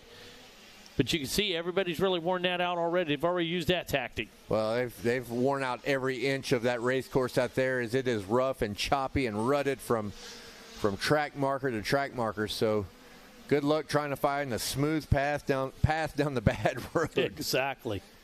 Man, what a shakeup just one lap ago. It has shuffled everything around. So we still don't have an idea what happened to Moss or where. No, Moss. Not Moss. Graves. Yeah, Easton Graves. Yeah, it was just in that previous section. I just saw him on the side of the track as the camera panned by. Hey, real quick, guys. Clemente Lobos, they need you at the office, please. Clemente Lobos, please report to the office. Right now, Brody Moss checking in again. 5 complete, and the white flag is flying in the wind. Colt Martin, wow. Now Brown up to 4th, Morgan 5th, and Graves has tapped out. He is standing up, riding around. He is getting shuffled back. Do not know what happened to him in the fall. I don't know if it's a body or a bike or what, but definitely a rider that went down, and a tough break for Easton Graves. And that's going to now have it running as Dorman is in your 3rd place position with a 3-3. Brody Moss sitting in 2nd if things remain the same with a 4-1, and Colt Martin 1-2. But as we've seen, things can shake up pretty quickly here. So there's Moss on screen right now, the 710 out front. Got a comfortable gap right now. The battle rages on behind him, though, between Martin and Dorman. That's the first rider I saw take that line in this moto. They were all darting to the inside, but Moss has a little something special.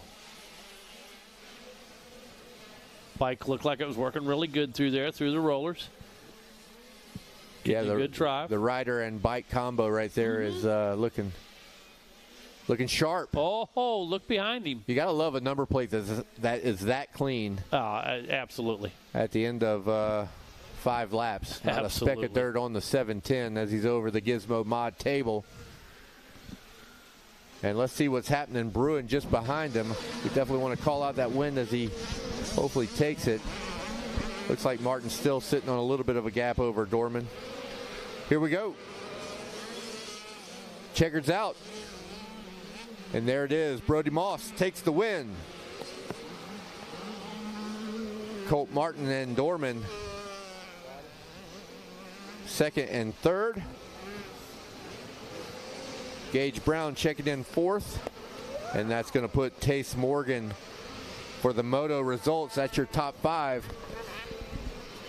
But for the overall championship, going to Colt Martin, Mini Senior 1, 12-14 champ. Brody Moss second. And Tanner Dorman will round out the podium in Mini Senior 1, 12-14. Race 20, the 65cc 7-9 limited class coming up next. This is going to be our final race of the day, and we'll resume tomorrow with race 21. 3 different divisions coming into this, so we've got several players that are vying for the top spot as they come in winners. The 919 of Jack Baker, also the number 3 of Levi Guys coming into this one with a moto win in his division, and Levi Letty, a moto winner in his division. Second place is going to Gavin Wellsine in his division, along with Parker Beckington in his division as well. And third place is actually also Shannon Tarno got a second. And third place is going to Abshire Hall. Also a third place to Lorenzo Ricken in his division, and Ryan Ciceretti. So that is your 65 7 to 9-year-olds as we see them sorting it out, going through the Gator Pit, now over the Gators back with our lead riders. So again, a host of riders to try to work through in this one as far as who's. But there's, again, names out there. Carter Holmes, Jet Raw, Matthew Semino. Those are names, again, that we could see up front battling for wins in this class of the 7-9 division. Hey, Mega. Matt loves to ride. It's a fun fact. That's the rumor. That is the rumor. That's the rumor. All right, here we go. Leaders passing through the Gator tail. Man, that is treacherous.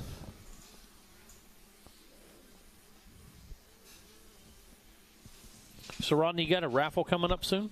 Oh, yes, absolutely. So we just got a word there from Miss Andrea Lieb a little bit ago that they have sold all of the tickets, I believe. And with that being said, all the tickets for the Specialized bike, we're going to be announcing the winner after racing today. So it'll be here after Moto 20. Right after this race, after podiums, we'll go ahead and make the announcement. And did you call Clemente Lobos to the registration? We did, but if he hasn't made it, he needs to come back. He needs to head over this way. Perfect. Keeping us on point, Rodney. Mega is got to look after that administration. Yeah. You know, come on now. Got to make him feel like he's doing something. Something, anyways. Well, right now, look at the action as they come out of the pit. Look at the 1, 2, 3 riders. That's how quickly they went across the finish line to receive the green flag. We now have one in the books. And what is the rundown, Mega? Looks like Abshire Hall out front, coming out of Morganton, North Carolina. Jax Baker puts the number 919 machine into the number 2 ride, and it's going to be Levi Geis in the number 3 spot as we work our way down to the podium with Wes Kane. Thank you, Rodney. I know you got a heater going on out there. Tanner Dorman, congratulations out there, finishing on the podium again with a 3rd. Who do you want to thank? My mom, my dad, my family, Briar Power Electric, Fox, Oakley, Lynx Racing, Cannondale, Cody Gar, Mellow Graphics, The Compound, Ethica, and everybody else. Thank you. Congratulations out there. Job well done. Brody Moss, come on up on the podium. Come on over here. We'll do a little chat with you. Find out who's helping you out. Congratulations out there. Brody Moss, come on up here. You won that moto. Congratulations. And 2nd overall with a silver. Who do you want to thank?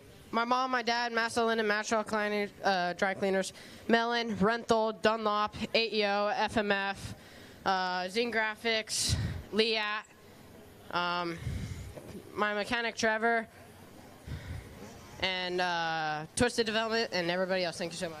Great job out there, Brody Moss. Congratulations. All right, the champ. Come on over here, Mini Senior 1, 12-14. Ice cream for everybody. There he is. Your champ, Colt Martin. Champion's bottle right there. Celebrate. Going to be a good one tonight. Root beer floats flowing out the door over there. Who do you want to thank? I want to thank my mom, my dad, my brother, my TT. She's been working her butt off in the cone. Thank her a lot. I want to thank 60, Oakley, Daft, Alpine Star, FXR, EVS, Minka Metals, CRS Autos, Factory Connection, I want to thank Roos, FMF, Monster Mike, Monster Army, and Jesse. This one's for you. Love you. Did Kevin Windham come get a ice cream tonight? Yeah. There you go, Kevin Windham. You're in there. Colt Martin says, come get one on him. Take it away, boys, up in the booth.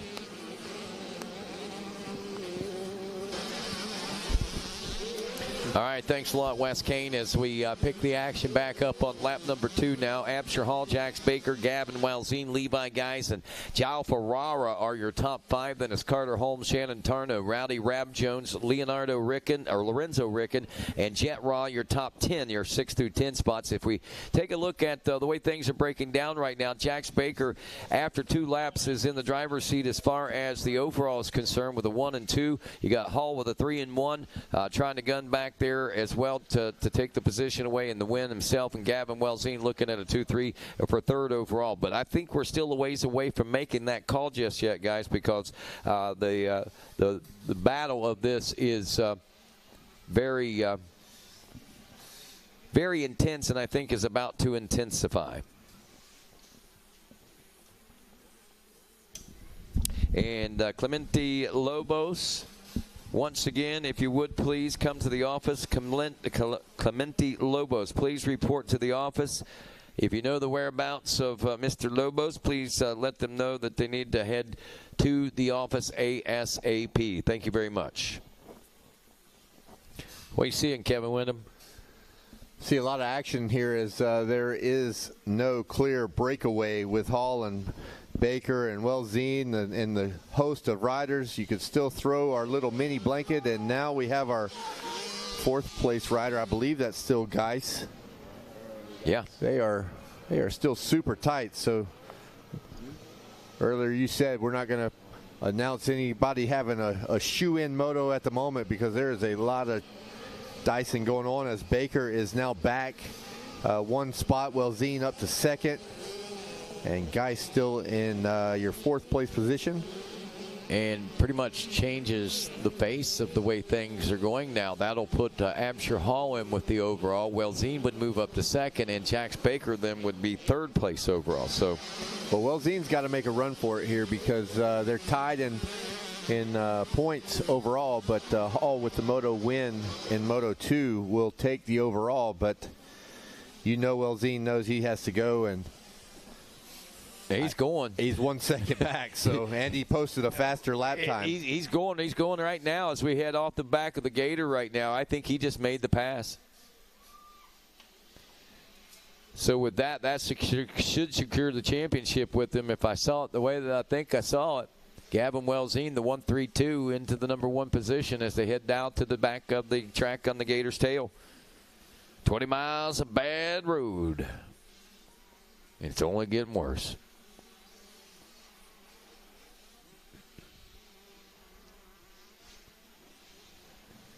Once again, go ahead. No, I was just going to say, great ride for Welzine. He needed that pass, and he got her done. So that's good for Welzine.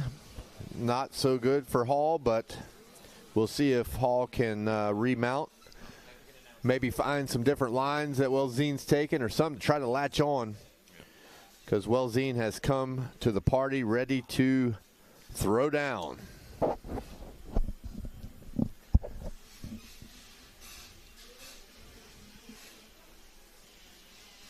So here they come by the tower, checking in soon. I think there might be a few position changes. As we know, there's a change for the lead, but we'll have to let them check in, as everyone knows our eyesight's not going to pick up these small numbers. Especially this late in the day. And here we go. Like we said, or you said, Rodney, Welzine up to 1, Hall back to 2nd, and Baker now nipping at the heels of Hall. And just behind them is Levi Geis, as those riders are separated by just a second each. So 1 second spacing between all those riders. And that's very tight, especially on this track, and with the split-second decisions that you have to make. If you just get 6 inches over, if you get 6 inches over, it could cost you a second or more. And so that second could be eaten up very, very quickly or widen out very, very quickly, depending on what position you happen to be in. So, are we on the white flag lap? No, not yet. We still got another one. So this we're on four complete. Four complete. Working on lap number 5. We'll be getting the white flag on this one, and so day grows long.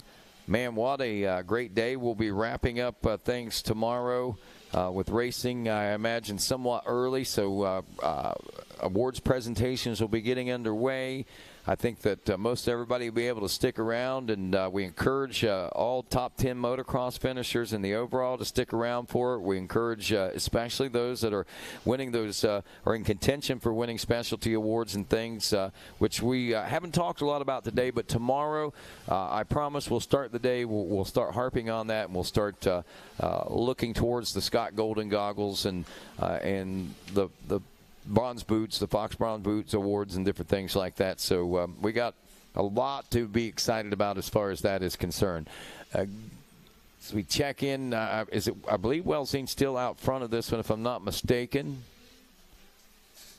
Yeah, Welzine should be by the tower now,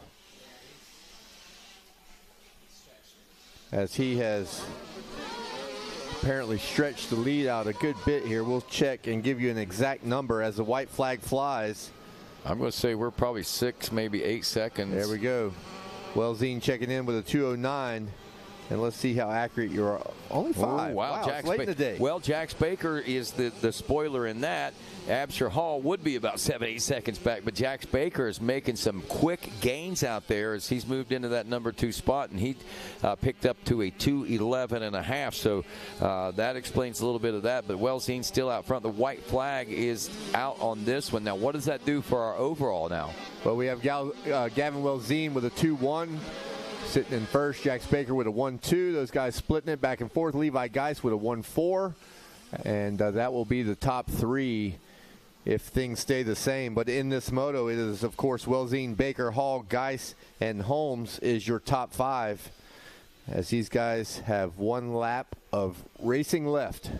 Well, I think with a 5-second gap, nearly 6 seconds, that it might be safe to go ahead and say this, regardless of what happens this moto. Good things are on the horizon for Gavin Welzine. He has obviously had a stellar 65cc career, and even in the 50s, but his transitions through the 60s and now going to the 80s. I understand this is his last ride in the 65cc class. He'll be moving up to the 80s, and he has a multi-year deal extension going on with the Gas folks. So looks like good things happening in the world for Gavin Welzine here in the future. You get talent like that locked and loaded. Yeah, you Don't do. let that talent slip away. Absolutely, you do not. You keep them right under your watchful eye, and you help mold them for the future.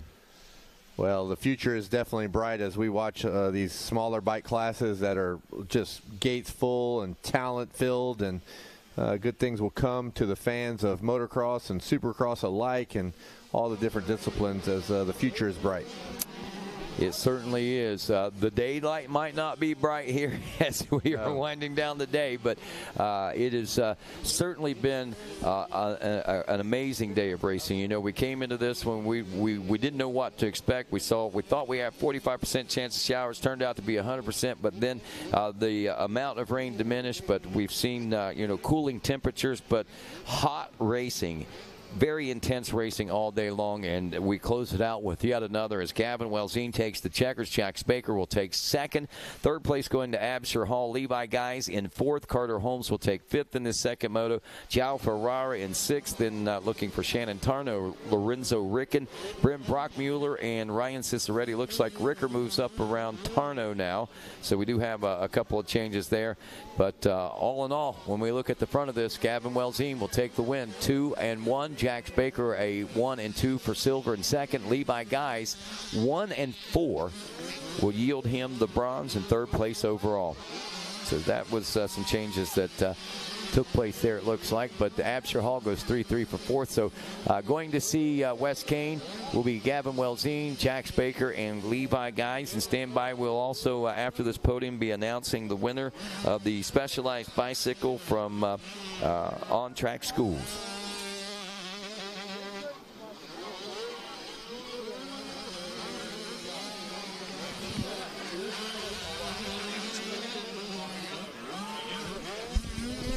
I didn't realize that you were already up here. So if you want to make your way on over here, of course, Miss Andrea Lieb is has made her way over, and we're about ready to draw for the bicycle. And go ahead and grab one of these headsets if you would. And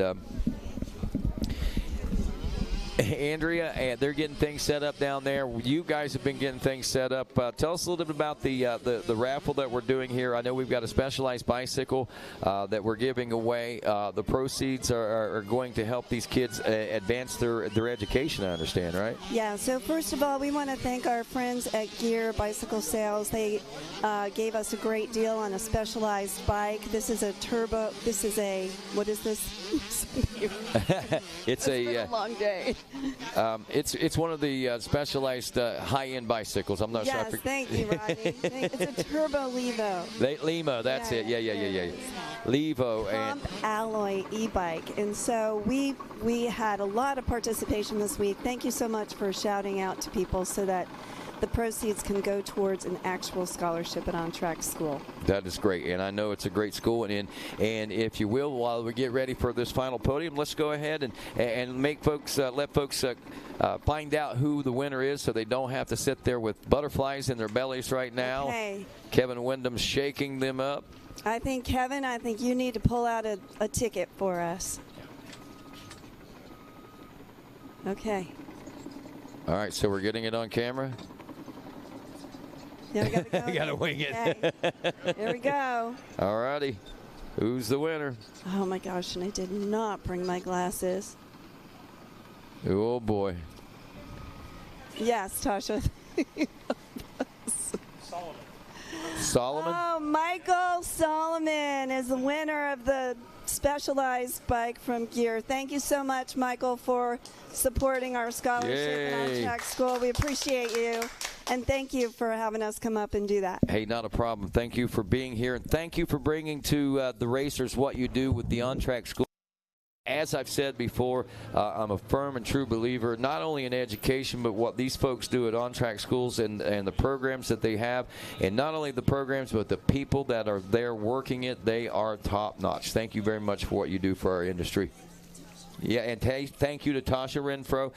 She was very instrumental in helping bridge the gap whenever my son, I was trying to get him through school, and when we were on the road and everything, you guys did a wonderful job and certainly appreciate it. I need to kick him in the tail sometimes, but nonetheless, it was a great experience for us. And speaking of great experiences, we've got great experiences to wind down on the podium with Wes Kane right now as we head to our final champions of the day. Thank you, Rodney, and thank you, On Track School, Tasha Renfro, Andrea Lieb leading the charge there. I know Teresa Ferry's involved, so hats off to you guys for being there for these kids. Levi, guys, come on up here.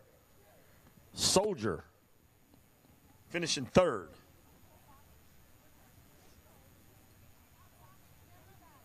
Come on up here, bud.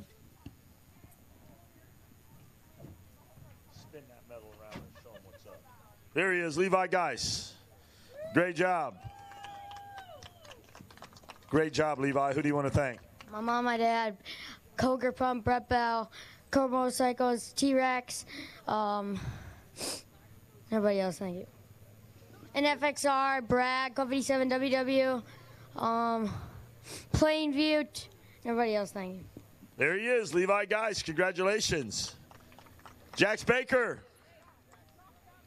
Congratulations. Come on up here, Jax. Great job up there. Hold that. Show everybody your medal. Show everybody your medal. Your medal right there. Show everybody that medal. Yeah, let them go like that. Yeah, there you go. Who do you want to thank?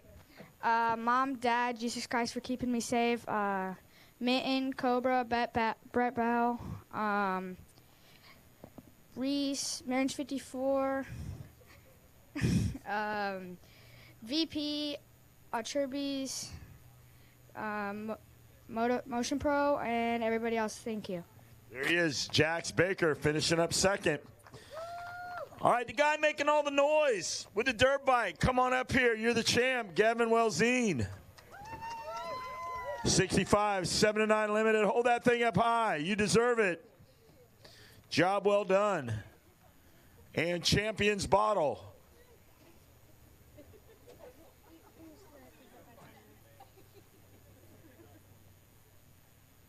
Congratulations out there, Gavin. Who do you want to thank? My whole family for coming out here. My mom, my dad, Gas Mob, Bees Motor Lab, Dunlop, FMF, MotorX, Motion Pro, Nahilo, Sticker Standard, T-Rex Throttles, Tamer, Bell, Scott, Asterisk, Alpenstar 7, Ethica, and whoever else. Thank you so much. There he is, Gavin Welzine. And what a podium to wrap up the day, guys. What an epic day today. More tomorrow. Rodney from West Kane here from the Yamaha podium. Send us home, Rodney. All righty. Go home, Wes. Oh, no, no, don't go home. No, don't go home. Just go back to your camper and get back here in the morning. That goes the same for everybody else. Hey, that's going to wrap racing up today. That was race 20. We're going to pick things up tomorrow morning with race 21. And, of course, that's going to be after our sight laps. Our first calls will be going out in the morning at about 6:50. And first bikes on the track at 7 a.m. Our first bike, our first race of the morning, race 21, will be the 450C Limited, so we'll kick things back off there bright and early tomorrow morning. A big special thanks to all of our sponsors once again, and thanks to everybody for tuning in on Racer TV to this 53rd annual Thor Mini-O's presented by Pro Circuit. And like we say, thanks to Parts Unlimited Thor and Thor for being the title sponsor here this weekend, and a big driving force for a lot of folks in the industry. The same thing going for Pro Circuit and all the great things they do for us here at the Mini-O's and throughout the racing world. Thanks to VP Racing Fuel and Dunlop Tires and UnitedMotorsports.com. Thanks to FMF and thanks to Scott USA as well as the American Motorcyclists Association, the sanctioning body of this wonderful Mini-O's event. We also say thanks on behalf of all these folks at RacerTV.com to Kerry Russell, Griff Cotter, Corey Randall, of course some of the folks in charge, manager as well, Dan Reinhardt, our camera operators, Eric Sweeney, Cameron Cotter, Adam Adkins, Chadwick Lynn, Chance Tomlin, Jimmy Hughes, Mike Nichols, and Buford Smallwood, as well as our excellent drone operator, Mr. Ian Howes. And on behalf of our talent here this week, Judd Poindexter, Mr. Kevin Wyndham, of course, today, thank you so much for all the help that you've given us. Wes Kane on the podium, Dean Diaz, the voice of Florida Motocross, the voice of the motocross national scene itself, Mr. Megawatt Matt Watson. I'm Rodney Tomlin. Have a great night, everyone. See you back here bright and early tomorrow morning.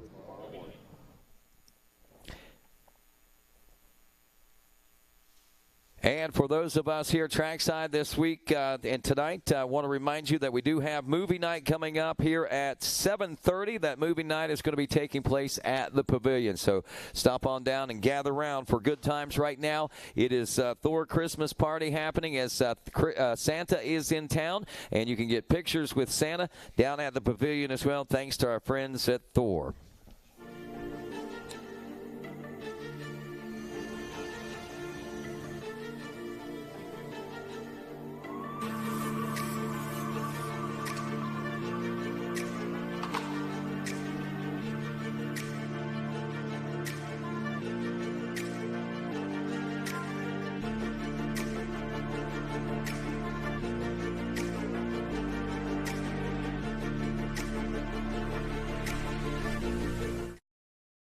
This is not the bike that won Supercross and completed a perfect season in motocross and took home the Super Motocross title.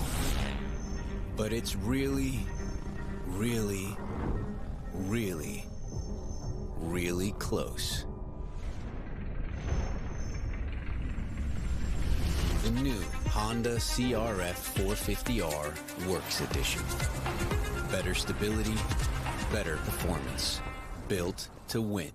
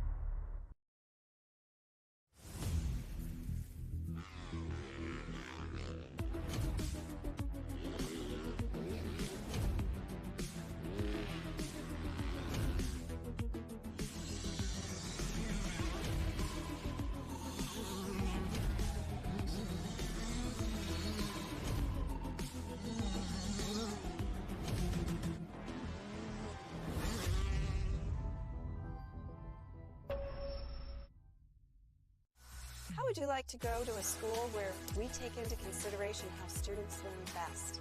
Well, we do that because we find if we can build the curriculum around the things you are interested in, you're going to do a better job.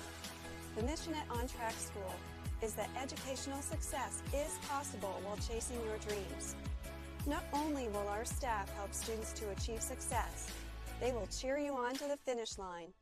We encourage you to check out On Track School at ontrackschool.com, where we can help you chase your dreams and still get a quality education.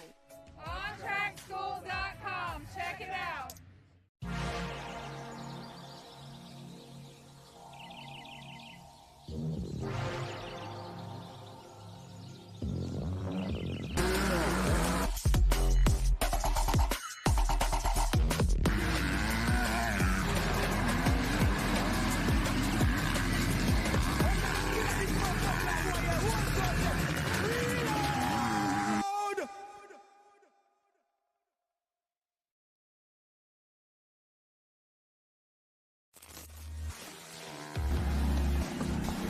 UnitedMotorsports.com. Shop parts, gear, accessories, and more. So you can go farther and ride faster. From showroom to your doorstep, choose UnitedMotorsports.com.